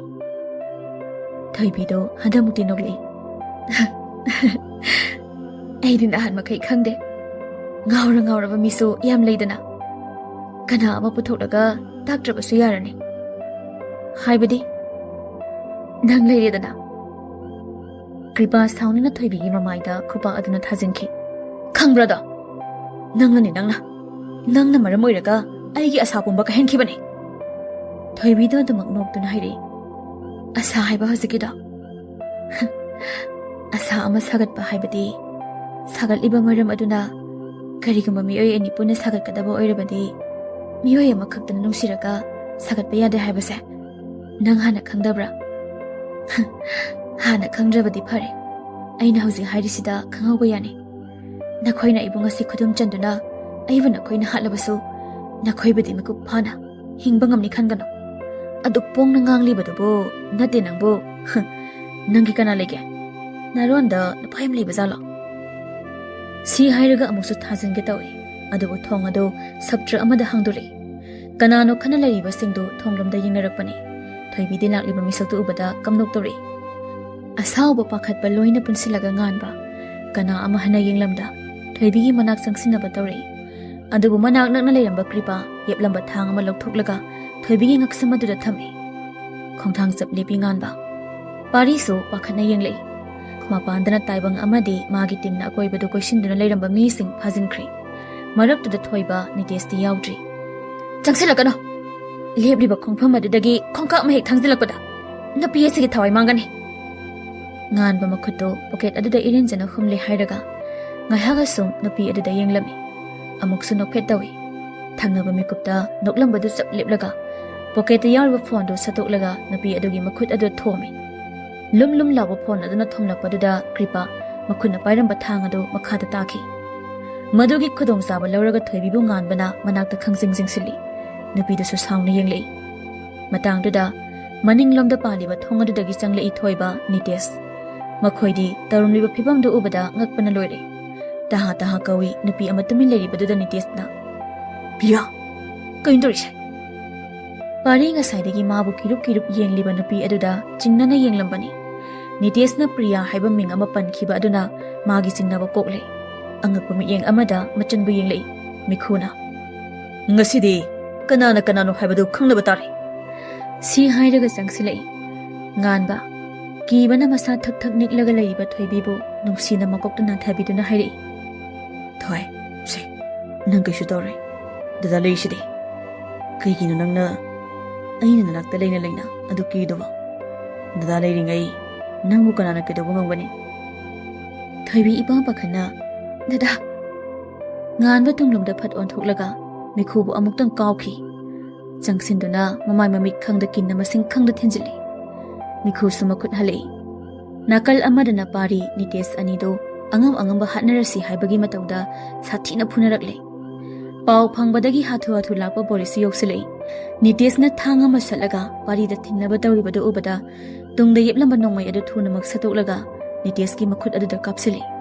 ꯑꯃꯨꯛꯁꯨ ꯃꯈꯣꯡ ꯑꯗꯨꯗ ꯀꯥꯞꯁꯤꯜꯂꯤ ꯆꯩꯅꯥ ꯑꯗꯨꯅ ꯂꯥꯎꯔꯒ ꯃꯈꯥꯗ ꯀꯨꯟꯊꯈ꯭ꯔꯦ ꯅꯤꯇꯦꯁ ꯅꯨꯄꯤ ꯑꯅꯤꯗꯨꯗꯤ ꯋꯥꯂꯥꯡꯉꯥꯡꯗ ꯇꯨꯃꯤꯜ ꯑꯗꯨꯃꯛ ꯌꯦꯡꯗꯨꯅ ꯂꯩ ꯉꯥꯟꯕ ꯃꯤꯈꯨꯕꯨ ꯐꯨꯕ ꯌꯥꯕ ꯐꯨꯔꯤ ꯃꯥꯁꯨ ꯈꯔꯗꯤ ꯁꯣꯛꯂꯦ ꯏꯍꯤꯡ ꯅꯍꯤꯡ ꯁꯥꯔꯕꯗꯨ ꯅꯥꯆꯨꯡꯗꯦ ꯃꯤꯈꯨ ꯏ ꯀꯥꯔꯕ ꯃꯃꯤꯠ ꯑꯗꯨꯅ ꯉꯥꯟꯕꯕꯨ ꯌꯦꯡꯂꯒ ꯍꯦꯛ ꯄꯣꯛꯄꯤꯔꯤꯕ ꯅꯄꯥꯅ ꯐꯥꯎ ꯅꯨꯡꯁꯤꯕ ꯉꯝꯗꯕ ꯅꯝꯗꯦ ꯅꯪ ꯂꯩꯔꯝꯕꯅ ꯑꯩꯒꯤ ꯏꯃꯥꯅ ꯃꯤꯠꯂꯨ ꯀꯪꯗ ꯍꯤꯡꯈꯤꯕꯅꯦ ꯅꯪꯗꯤ ꯑꯩꯒꯤ ꯏꯅꯥꯎ ꯅꯠꯇꯦ ꯅꯪꯗꯤ ꯑꯩꯒꯤ ꯌꯦꯛꯅꯕꯅꯦ ꯅꯥꯀꯣꯡꯗ ꯇꯥꯔꯤꯕ ꯋꯥꯍꯩꯗꯨꯅ ꯉꯥꯟꯕ ꯐꯨꯔꯝꯕꯗꯨ ꯂꯦꯞꯂꯒ ꯃꯤꯈꯨꯕꯨ ꯃꯨꯟꯅ ꯌꯦꯡꯂꯛꯏ ꯑꯃꯨꯛꯁꯨ ꯃꯈꯥ ꯇꯥꯏ ꯃꯤꯈꯨ ꯃꯥꯅꯦ ꯅꯪꯒꯤ ꯅꯃꯥ ꯑꯗꯨꯁꯨ ꯅꯪꯒꯤ ꯅꯄꯥꯅ ꯍꯥꯠꯈꯤꯕꯅꯦ ꯅꯪꯒꯤ ꯅꯄꯥ ꯅꯠꯇꯦ ꯑꯩꯒꯤ ꯕꯕꯥꯅ ꯍꯥꯠꯈꯤꯕꯅꯦ ꯅꯪꯒꯤ ꯅꯃꯥꯗꯣ ꯌꯥꯝ ꯀꯔꯦꯝꯅꯅ ꯃꯈꯥ ꯇꯥꯔꯛꯏ ꯃꯉꯛꯇ ꯊꯧꯔꯤ ꯊꯨꯔꯒ ꯃꯈꯧꯔꯤ ꯆꯔꯝ ꯂꯥꯛꯈꯠꯂꯒ ꯍꯥꯠꯈꯤꯕꯅꯤ ꯅꯃꯥꯗꯣ ꯉꯥꯟꯕ ꯃꯅꯥꯀꯣꯡ ꯑꯅꯤ ꯆꯦꯠꯅ ꯃꯦꯟꯁꯤꯟꯗꯨꯅ ꯂꯩ ꯃꯃꯤꯠ ꯑꯗꯨꯁꯨ ꯆꯦꯠꯅ ꯎꯏꯁꯤꯜꯂꯤ ꯑꯃꯨꯛ ꯍꯟꯅ ꯄꯥꯡꯅꯤꯡꯗ꯭ꯔꯕꯒꯨꯝ ꯃꯥꯒꯤ ꯅꯥꯀꯣꯡꯅ ꯍꯟꯖꯤꯟ ꯍꯟꯖꯤꯟ ꯇꯥꯈꯤꯕꯅꯤ ꯅꯪꯒꯤ ꯅꯄꯥꯅ ꯅꯃꯥ ꯍꯥꯠꯄꯅꯤ ꯍꯥꯏꯕ ꯋꯥꯍꯩ ꯑꯁꯤꯅꯤ ꯍꯟꯖꯤꯟ ꯍꯟꯖꯤꯟ ꯈꯣꯟꯊꯥꯡ ꯌꯩꯗꯨꯅ ꯂꯩꯔꯦ ꯑꯁꯥꯎꯕꯅ ꯅꯤꯛꯂꯕ ꯃꯁꯥꯗꯨ ꯐꯥꯊꯕ ꯉꯝꯗ ꯃꯤꯈꯨꯒꯤ ꯆꯤꯟ ꯑꯗꯨꯗ ꯍꯟꯖꯤꯟ ꯍꯟꯖꯤꯟ ꯊꯤꯟꯖꯤꯜꯂꯤ ꯃꯗꯨꯅ ꯄꯦꯜꯂꯛꯇ꯭ꯔꯗꯨꯅ ꯅꯥꯀꯟꯗ ꯂꯩꯔꯤꯕ ꯂꯩ ꯒꯝꯂꯥ ꯑꯗꯨ ꯇꯥꯞ ꯂꯧꯔꯒ ꯃꯤꯈꯨꯒꯤ ꯃꯀꯣꯛꯇꯨꯗ ꯊꯣꯝꯖꯤꯜꯂꯤ ꯃꯁꯥꯗꯨ ꯑꯃꯨꯛ ꯐꯨꯛ ꯍꯧꯒꯠꯇꯨꯅ ꯁꯣꯔ ꯐꯨꯏꯅ ꯍꯣꯟꯗꯨꯅ ꯂꯩ ꯊꯣꯏꯕꯤ ꯉꯥꯟꯕꯒꯤ ꯃꯅꯥꯛ ꯆꯪꯁꯤꯜꯂꯒ ꯆꯦꯠꯅ ꯀꯣꯟꯁꯤꯟꯕꯤ ꯃꯗꯨꯗ ꯒ꯭ꯌꯥꯟ ꯂꯥꯛꯄꯒꯨꯝ ꯍꯛꯆꯥꯡꯗ ꯐꯥꯎꯏ ꯉꯥꯟꯕ ꯅꯥꯀꯟ ꯑꯃꯗꯅ ꯄꯥꯔꯤ ꯆꯞ ꯂꯦꯞꯇꯨꯅ ꯃꯆꯟꯕꯨ ꯌꯦꯡꯂꯤ ꯕꯣꯔꯤꯁꯇꯨ ꯅꯤꯇꯦꯁꯀꯤ ꯃꯅꯥꯛ ꯑꯗꯨꯗ ꯐꯝꯊꯗꯨꯅ ꯀꯔꯦꯝꯅꯅ ꯍꯥꯏꯔꯤ ꯍꯨꯔꯥꯟꯕꯒꯤ ꯇꯔꯥꯅꯤ ꯃꯄꯨꯒꯤꯅ ꯅꯣꯡꯃ ꯍꯥꯏꯕꯁꯤ ꯌꯥꯝ ꯆꯨꯝꯂꯝꯃꯦ ꯅꯠꯇ꯭ꯔꯅꯦ ꯅꯤꯇꯦꯁ ꯅꯤꯇꯦꯁꯁꯨ ꯆꯩꯅꯥ ꯃꯔꯛꯇ ꯀꯔꯦꯝꯅꯗꯨꯅ ꯍꯥꯏꯔꯛꯏ Napa kainabagi China dubu kamdawibage. Napa halibada kanano khangaba. Boris Niteski asuk mapaduda kana nesili. China du khang mangam da lauri. Handuna muksu makuna pairiba nongmai aduna kapnaba semsai. Mikup aduda hairami Boris. Nangna haidrabaso aina khangi. Ipa hatpagi lamande macha aina khumdana tokloi. Adugai marup oirabaso nahak mikup asidade aigi yaknabane. Amuksu khonjela du niklaga makha tai. Khankibane. Matam amadade marup amagidamak marup amabu hatpadi ngamloi haiduna. Adubu ngasidi hairi. Fattaba marup adubu kangadabagi saruk hatpana pai. Chumbe. Nakhoi ni aigi marupne. Adubu ngasidi aigi yaknabane. Wahai asidang hairamlaga hanjin kapsali. Mamit adu supina thumle. Kripa upai leroi khangladuna tanja yenglaga chenthokre. Mana chenthokhiba adu mapanda koishinduna leiriba taibangi timna mabudi phajin khini khangi priya. Adubuna kongda wahai khara hanjin tare. Nangi nase Rishikesh amadi mahaki masana hatkibane. Masi nahakna khango. Nase hatkiba imung adugi mioiga. Nanga loinaribado thunamak tokhobana nangi afaba oigani. Nasigi laman khumuibema. Wahai khara siningsinglakpada mitmangda leiba Boris bu mamit khani yengi. Thamoidana nungsibana ngaurakpa matam adubu nungsibana masidagi helhanbadi mabu masena mapok khuding ngakpiroi khalakpada khupsa thak niktuna makhada taaduna leiba nongmai adu tapna lokhatuna pai. Mathangi mapok haibaduna karigumba tasena leiramladi nangai amuk thengnasi. Wahai asina hek loikhibaga mami sedet oisin Boris tamna kapthori. Adubu machangi mata ukhiba pari Boris ki manakta phingna changsilaktuna nakanda inthoki. Masu nakanda haidoke khanbani adubu nang haude. Nongmai maru adu pari da pankhre. Boris pari hi manakta phamtharaga. Pari nang kashi dori se hospital sase ningthem pari siyo. Pari masindagi isu lepa lektan haithare. Priya sumapungki manakta kaptuna sensilai. Tato, ilale tato, se hagolo, hospital se, nachalale tato, nachan mungakpiyo, hagolo se tato, hagolo. Machal, tato ni janbu, warup lete, tato ni janbu, lete. Wa makha tawa ngamdre pari nganba parap changsilaktuna Priya bu laktana inthoki aduga pari bu angamba thauna khomjilaga thunamak hospital da mahi lakle mafamda da taibangna phajana silaure Boris Subina da pau pikre anapa hospital amada yausilakle gari dagi kumtharaktuna manungda pusinaba tawringai pari nganbagi makhuttu tapna paire nang aigi ima babado Shinda yengbiyo. Pari, se, nang gyanta, nang kashi tauri, se, manung jangnaba tawse, doctor. Pari oirum pangliba mamit aduna ure. Adungagi thawai oibido. Adungagi momon minok oirambido. Adungagi changnabido. Pari machinda tapna sori. Abe, nang, aibu lauba laklabra. Aroiba matamna laklabakan, lauko nangna inakta. Mapugi leikolda ngaiduna leiramge nangbu leikol aduda nangna lepiyo aigi damak oizage nangi thawaido aigi thawai oina aroiba wahai oirage khallabra aroiba minok oihelage ninglabra taifangi kumhai yawba ngamdrabra mamana mabu yengduna lamna chelaklibadu yengna nokmi ima haiduna amuktang solamlaga punsigi oina tungkhun tankhre Parina purit aduda pairambadagi makhada khangta takhibaduna nganba thunamak yengthare khangle magi marup asi makhoibu thadokduna chatkre haiba Boris tinakal amada leithoklaga leikhre masagi pau tabada taha lakba bina masagi phibamdu ubada kaptuna sensilei imagi pari imadi mangle dana pari Imabu kari hoyo haibano nangna tawriba sibu karino 이마기 이붕호. Isor nahaki changeng mayam asibu karino nahakpu yengba ngamlibra nasu nacha oiba ekhoina kari lalubagi asu waraba changeng kaya ama tawbiriba asigumba punsibu punsirane natraga masibu taibangi machatni haigadawribra hainabani awaba wari khuding paudam lamdai pendaba thodok khuding phongdok lamdai nungaiba thodok khuding paudam jaramdai thamoigi warol khuding hairamdai ningsinglai wakhalda nahaktabu kanabu oiriba mahak adudi atai kana nate marupni aigidamak matam pumbada lepiba aigi marup hainabani marup kainabadagi hena waba chaina amamuk leite haiduna mayam leiriba adudagi nganba masado ingaw ngawna chatpa ngamboi ngamdaboi tholei asuk thina waba khangbada waba asibu karino asum tholakpada ure mabu langtaknana yengduna leiribi magi thawai oibido manakta changsinduna Thoibi bu chena konsili. Thoibi, nangidamak